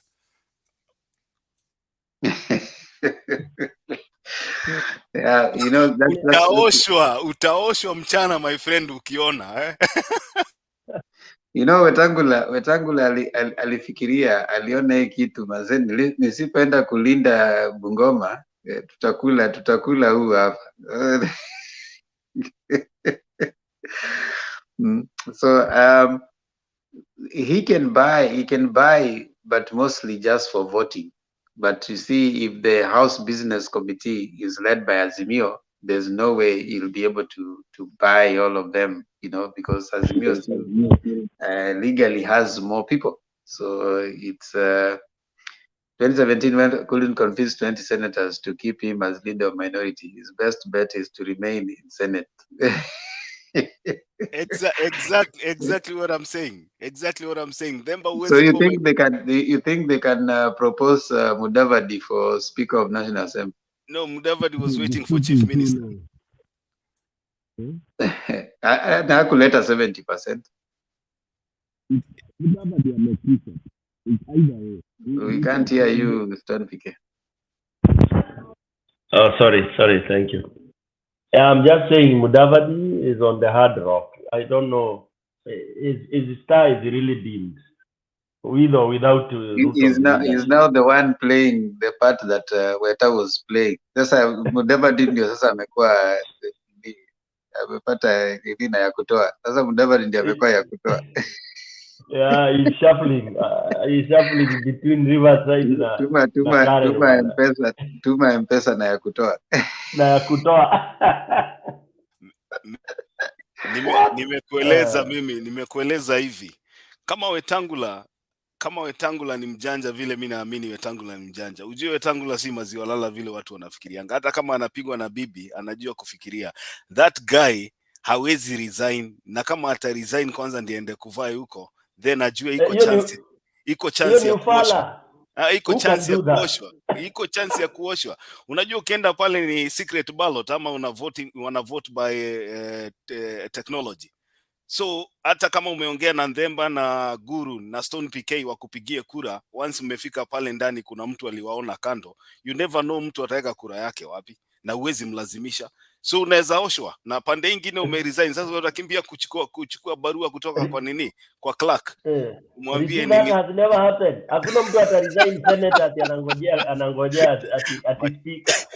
My friend, hii ni Kenya bana, mnapangangwa kama mmeangalia. Unasikia walikuwa wanasema hatupangwingi na wamepangwa mpaka wakatoshea. Cheza. Ati unaachilia hii ukienda kuchukua ile utaoshwa mara moja. Nairobi ndio watu wanatembea na suti na ni maconmen. Utaoshwa bana. Naona rafiki yako Joy Obesa amekuja Stone K. Wow, Joy. Hello, Joy. Waithera Wetangula anataka achapwe kabisa. Wow.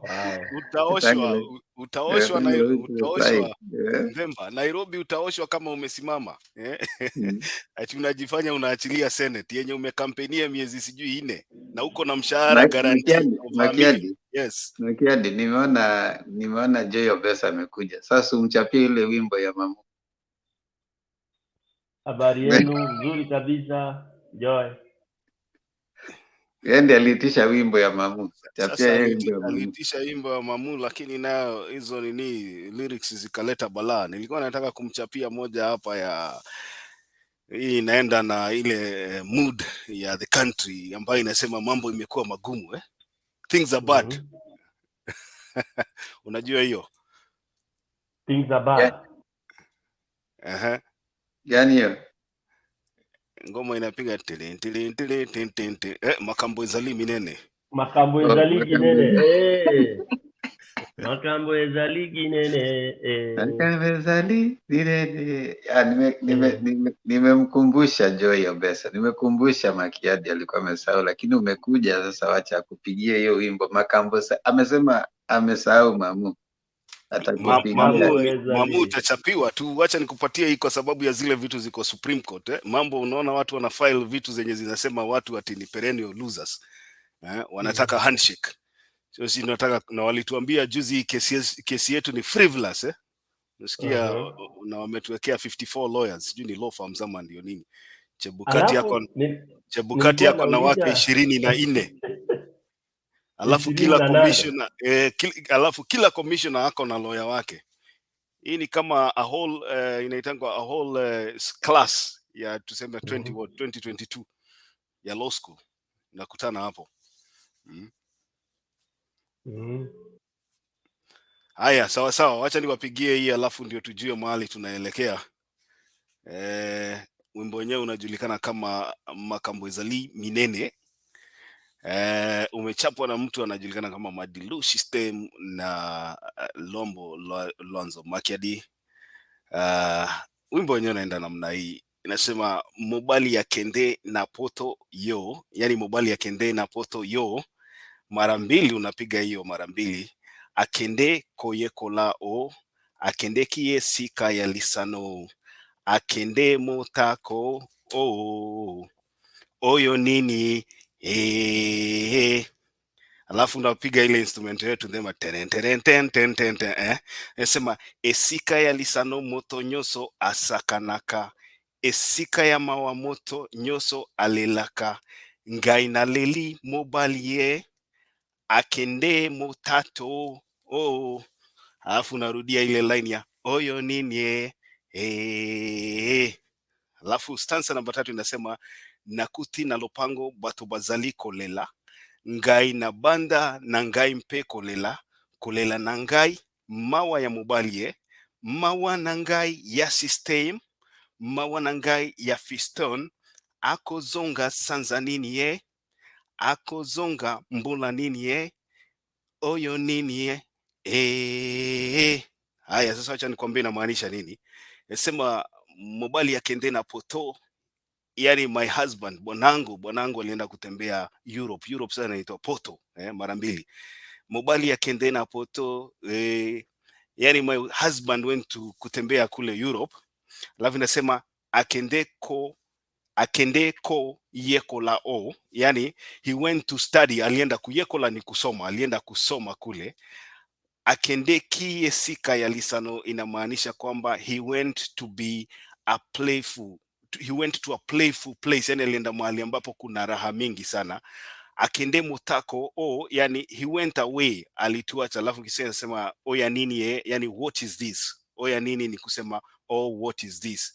Alafu esika ya lisano moto nyoso asaka naka inamaanisha at a playful environment everyone plays Esika ya mawamoto nyoso alelaka, at a sad environment everyone cries. Ngai na leli mobalie, yani ngai na leli ni ngai ni mimi na leli ni kulia. I am crying for my husband. Akende motako, yani he went away. Alafu narudia pala nasema oyo nini Stanza number 3 inasema nakuti ya lopango batu bazaliko lela as I return home as I return home I find people crying. Nikirudi nyumbani nakuti ya lopango batu bazaliko lela ngai na banda na ngai mpeko lela. Yani I also start crying. Narudi pale nyumbani nakuta watu wanalia, pia mimi naanza kulia kulela na ngai mawa ya mobali. I am crying because I miss my husband. Mawa na ngai ya system, I am crying because I miss system. Mawa na ngai ya fiston, I am crying because I miss fiston. Akozonga sanza nini ye, what month will he come back? Yani yule bwanake atarudi lini? Akozonga mbula nini ye, yani what year will he come back? Alafu narudia oyo nini ye. Alafu wacha tuende kwa kora sasa pale. Inasema boya makambo ezali minene boya makambo ezali minene alafu nataja jina Franco pale, unasikia Franco abelela na Amerika alafu tena Franco nasema abelela na Brussels ni Brussels yani boya makambo ezali minene ni kumaanisha come on, these problems are big. Makambo ezali minene, come on, these problems are big. Alafu nasikia boya makambo ezali minene, come on, these problems are big. Alafu Franco abelili na Amerika, yani Franco ana shout kutoka Amerika. Franco abelili na Brussels ni kama Brussels kwa kizungu sasa. Alafu Franco abeleli na Paris ni Franco ana shout kutoka Paris.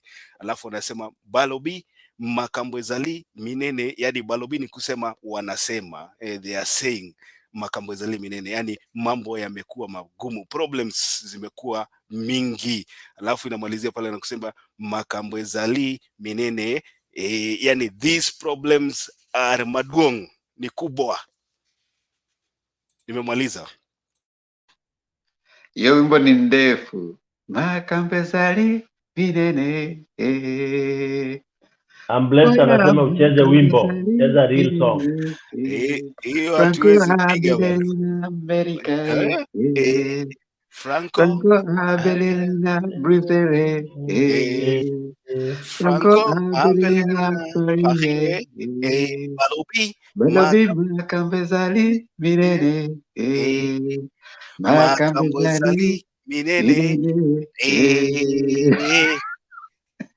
nasengi dodo nzelanga nabima dodo andembeli ngai na motema ngana bimi mambo ya butu nakuti dodo na maboko yambana na ngai misozoba ezali te makambo ezali minene makambo ezali minene mobali ya kende na mopate mobali ya kende na polto mobali ya kende na polto mobali ya kende na poto akende koyekola akende kiesika ya lisano akende na mutako Guru naambiwa na Yufimu umenyamaza sana. Hiyo ngoma ni mrefu. Guru hata anatusikia kweli. Hiyo ngoma ni mrefu, inachukua kama 1 hour. Ilikuwa tunacheza kama kuna kitu tulikuwa tunaita kukunja demu. Yaani hiyo ilikuwa uende kucheza peke yako. DJ akishaweka hiyo sasa kama unda wako unaeleka jiwe. Ndio hiyo Blessed amefurahi hapo, amedance kabisa, dance. Dani Darius anasema anaicheza pale kwa nini yake. Yeah, that's nice. That's nice. Nani Makiadi, Yupino tena hajatafuta Emma Zakisha? Atamtafuta tu, atakuja. Unajua sasa ndiye alikuwa diva wetu kwa sauti. Sisi wengine tunagwara. Emma Zakisha. Unajua kuna kitu kuna kitu hapa nilikuwa ninataka nisahihishe kabla nisahau. Ile ngoma ilipigwa hapa haisemi everybody show me the way. Haisemi everybody. Inasema take me by the hand.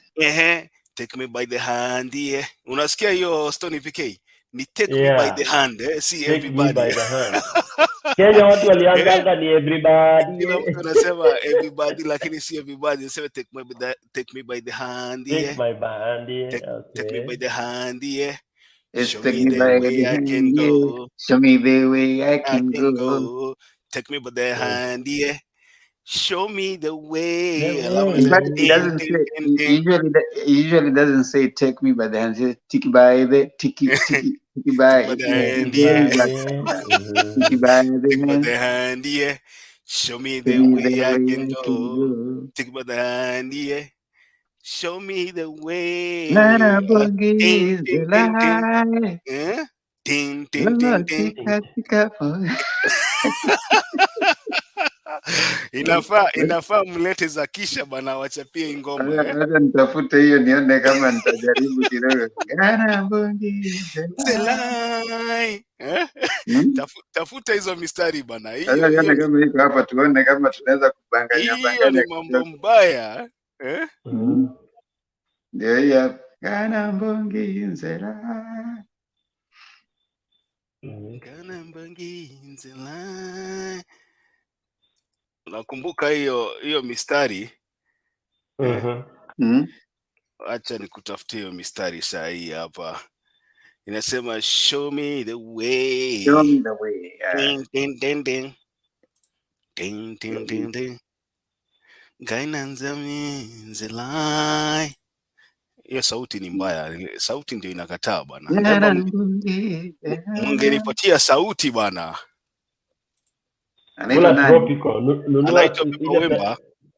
Papa Wemba. Papa Wemba.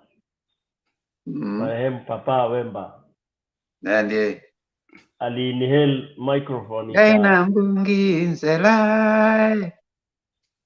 Pobotika ngai musika. Yango na kumatisemi telengana.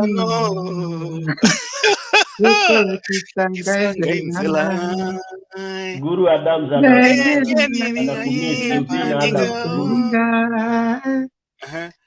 nako punganzela ya babato ya mokili mabe babo ingana zula everybody take it at the hand. Show me the way I can go. Take me by the hand. Show me the way. Take me by the hand, Show me the way I can go. Take me by the hand, Show me the way. Botamaya mwana natongo. Buya komitango ya kusakana. Putu yinda sango ya mama. Boka ya bimba ekolela. Ndengeri ngai namlo baninga. Nako bunganzela ya bumwe. Bobato ya mukili mabe. Babo ina yellow everybody. Show me the way I can go. Unaribu guru na guru anasikizanga tu nyimbo za kanisa. Hiyo chorus ndugu, inasema take me by the hand, Show me the way I can go. Show me the way. Ding ding ding ding. Ding ding ding ding ding. Ndio nakupigia rhythm. Unasikia hiyo solo, unasikia hiyo Stone BK. Kuna jamaa kuna alikuwa anaenda Makuti Club South B. Anasema wacha tu memories za Makuti Club. South B bana. Na Nairobi West. Guru ameenda, tumemharibu na nyimbo za dunia. Wale wako tu hapo wanatusikiza hapo, ni vile hataki kuonekana anasikiza. Hakuna wimbo za dunia na za ulimwengu. Hizi wimbo zote zinaimba hapa. Hizo ni nyimbo za dunia unaharibu Guru. Na yeye amezoea na dunia ni moja. Amezoea Rose Muhando. Utamu wa Yesu. Na kuna dawa. Kuna dawa dawa. Hiyo kuna dawa ndio ilipigwa kwa baa zote Kenya. Si unajua ilikuwa hata walevi walikuwa wanakunywa wanasema kuna dawa. Wanasema ni dawa. Wanasema unasikia mtu ni mlevi anapima nyama kwota inafungwa na gazeti, akifika kwa nyumba hiyo nyama ndio imefunga gazeti, lakini anaimba kuna dawa.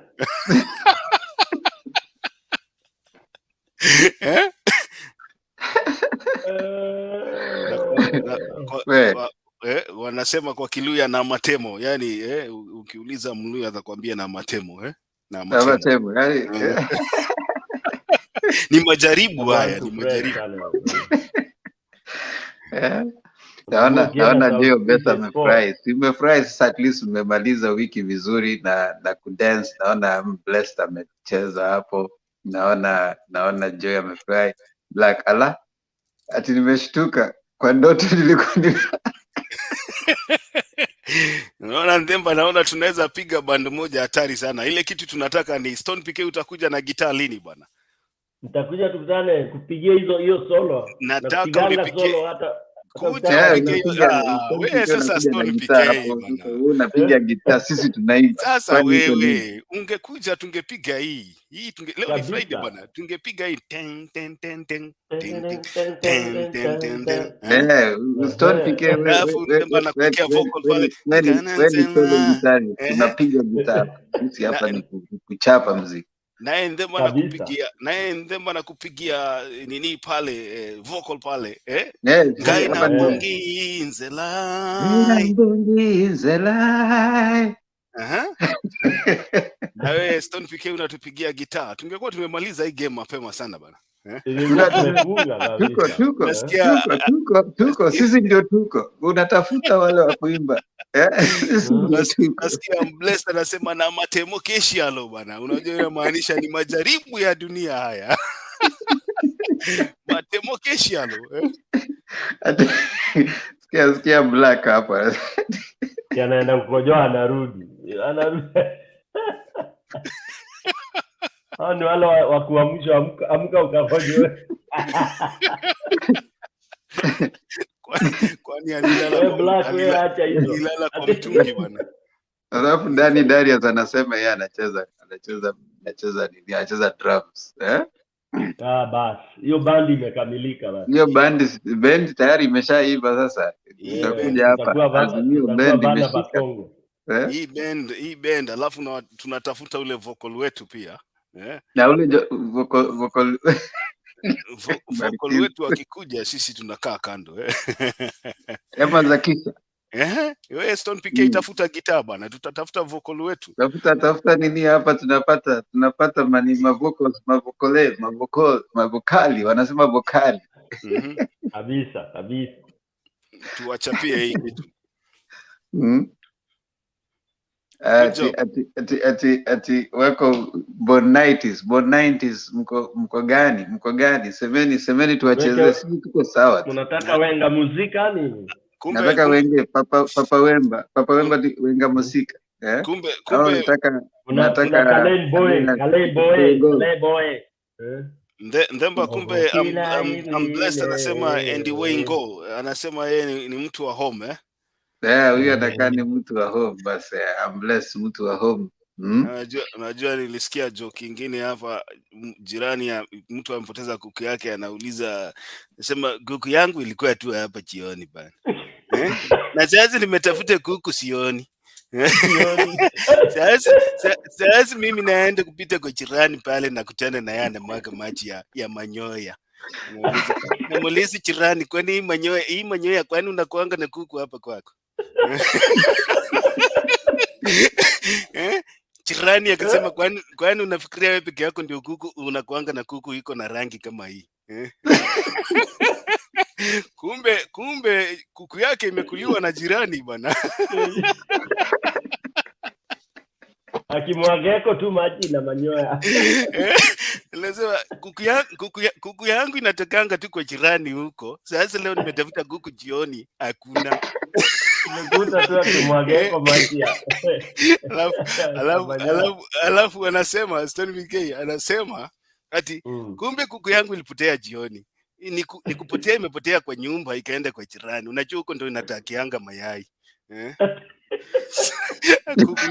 Kuku inataga mayai kwa jirani na jioni moja inapotea inaenda kupikwa.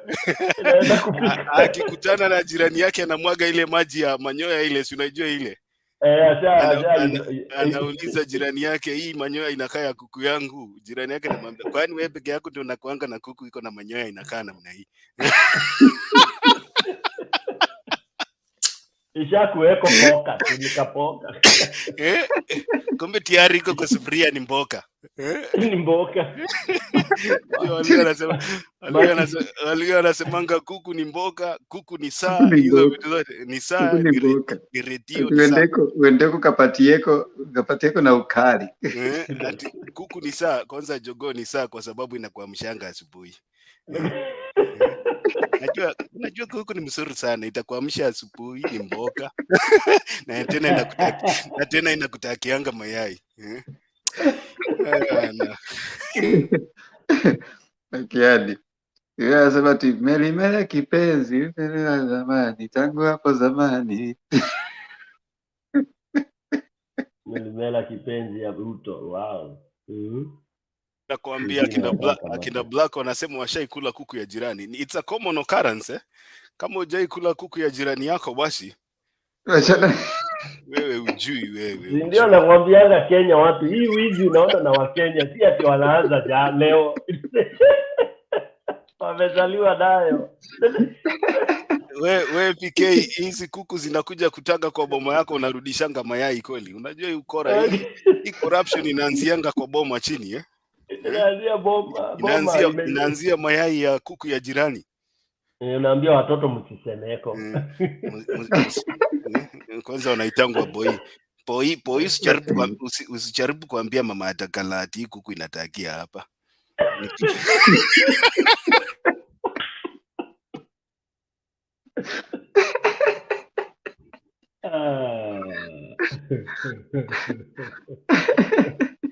Unajua vijana Waluya wanaitangwa boy daddy, hiyo majina boy daddy, kuka. Boy usijaribu kuambia atakala, mama atakala akikuuliza kama hii kuku inatakia hapa usiseme. Unasikia? Okay. Nyinyi watu mnanimaliza. Man. Watu hawataki kwenda kulala bana. Yaani kuna watu wanakuja tu hapa, hawa wanakuja tu time ya jioni. Watu hawataki kuja siasa. Unakuja tu time ya jioni. Joy your best. Joy your best amekwama hapo kwa kukaa. Unajua vijana kukaa. Sasa alafu ujue Waluya wanakuanga related na kila mtu. Sasa nikuulize, wewe unajua Temba? Unajua Temba? Sasa Temba ameoa tata ya ndugu yangu. Sasa wewe unaniita kukaa.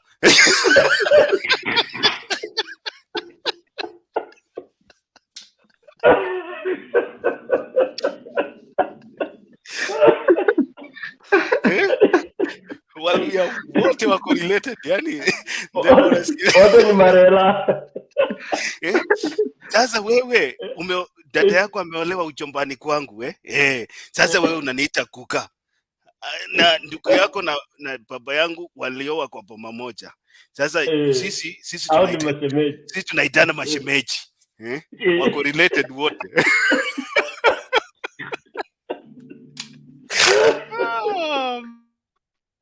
Haya basi. Tumefurahi sana kuwaona nyinyi watu. Nani amerudi? Guru amerudi. Usiimbe ile wimbo ya dunia, utaharibu Guru. Yes. Hapa tulikuwa na free comedy show Guru. What is that? While you are away utajifunza mambo. Nakwambia Waluya wote ni relatives. Sijui kama huko Embu ni hivyo. Unauliza unajua Guru? Sasa Guru na mimi na baba yangu walioa pamoja. Mary Jones tumekuona, na nyinyi wote ambao mnakuja wakati wa jioni tumeona, lakini sasa mmeshacheka ya kutosha, at least mnaenda kama mmefurahi. Mtapata program kama hii tena. Maana tayari tumeanza kuweka, kuna program comedy show, kuna new band tumeshaunda tayari, kuna guitarist, lead guitarist, kuna Stone PK, mtu anatupatia lyricist Richard Makiadi, vocals vocali tuko na Zakisha, Emma Zakisha, atakuja hapa. So kila Friday mtakuwa mnakuwa na kipindi kama hiki, mnacheka, tuko nganga, so mke papa hapa, tukutane tena kesho. Watu wa UDA mnakuja, mnaendelea kutupatia hela, kwa sababu vile mnaendelea kutuchapa, mnatupatia hela hapa na najua mmeshindwa kusherekea. Nyama mko nao kwa mkono, lakini hamwezi kula. Ni moto, huwezi kula. Ulinyakua lakini ni moto, huwezi kula. Ni moto. Anataka kumeza lakini iwezi. Haimezeki. Sasa wataitapika. Sasa kidogo naitapika. So tunawaelewa. But it's all good. Kesho tuko hapa tena. Masaa kama ya kawaida. Of course wanaanza na Bernard, alafu sisi wengine tunakuja baadaye, kama kawaida. Na tunapenda sana wakati tunamalizia kama mmefurahi. And you only need 4 things to join: a working phone or gadget, you need connectivity, something to share, and a willingness to learn. Joy Obesa anasema amefurahi sana chilling with the big boys. Yeah, come chill with the big boys. Yeah, we promise Lingala. Tumecheza Lingala leo jamani. Si leo ni Friday, tumepiga Lingala. So we can meet again next Friday tupige Lingala tena. It's very rare for us to stay this long, si mnajua. So when it happens like this, that's when we do it. But if you find me and Makiadi and Stone PK, know that you got it. We got you covered. Ukitupata hapa sisi hivi, you know that the way we end it in our way, the way we do it. So ukiona tu Makiadi amefika pap, uone Tema amefika pap, na uone Stone PK jamaa nguvu pale pap, alafu Ano Besa amekuja pale, Joy Besa na Stone PK alishamchukua, sijui alipeleka wapi, amepotea. Kimuona amekuja hapa, ujue tuko ngangari. Yeah, working brain. I came in late. So see you guys tomorrow. It's always a pleasure meeting all of you. We'd love to please, but we have to leave. So peace out. Adios. Amigo.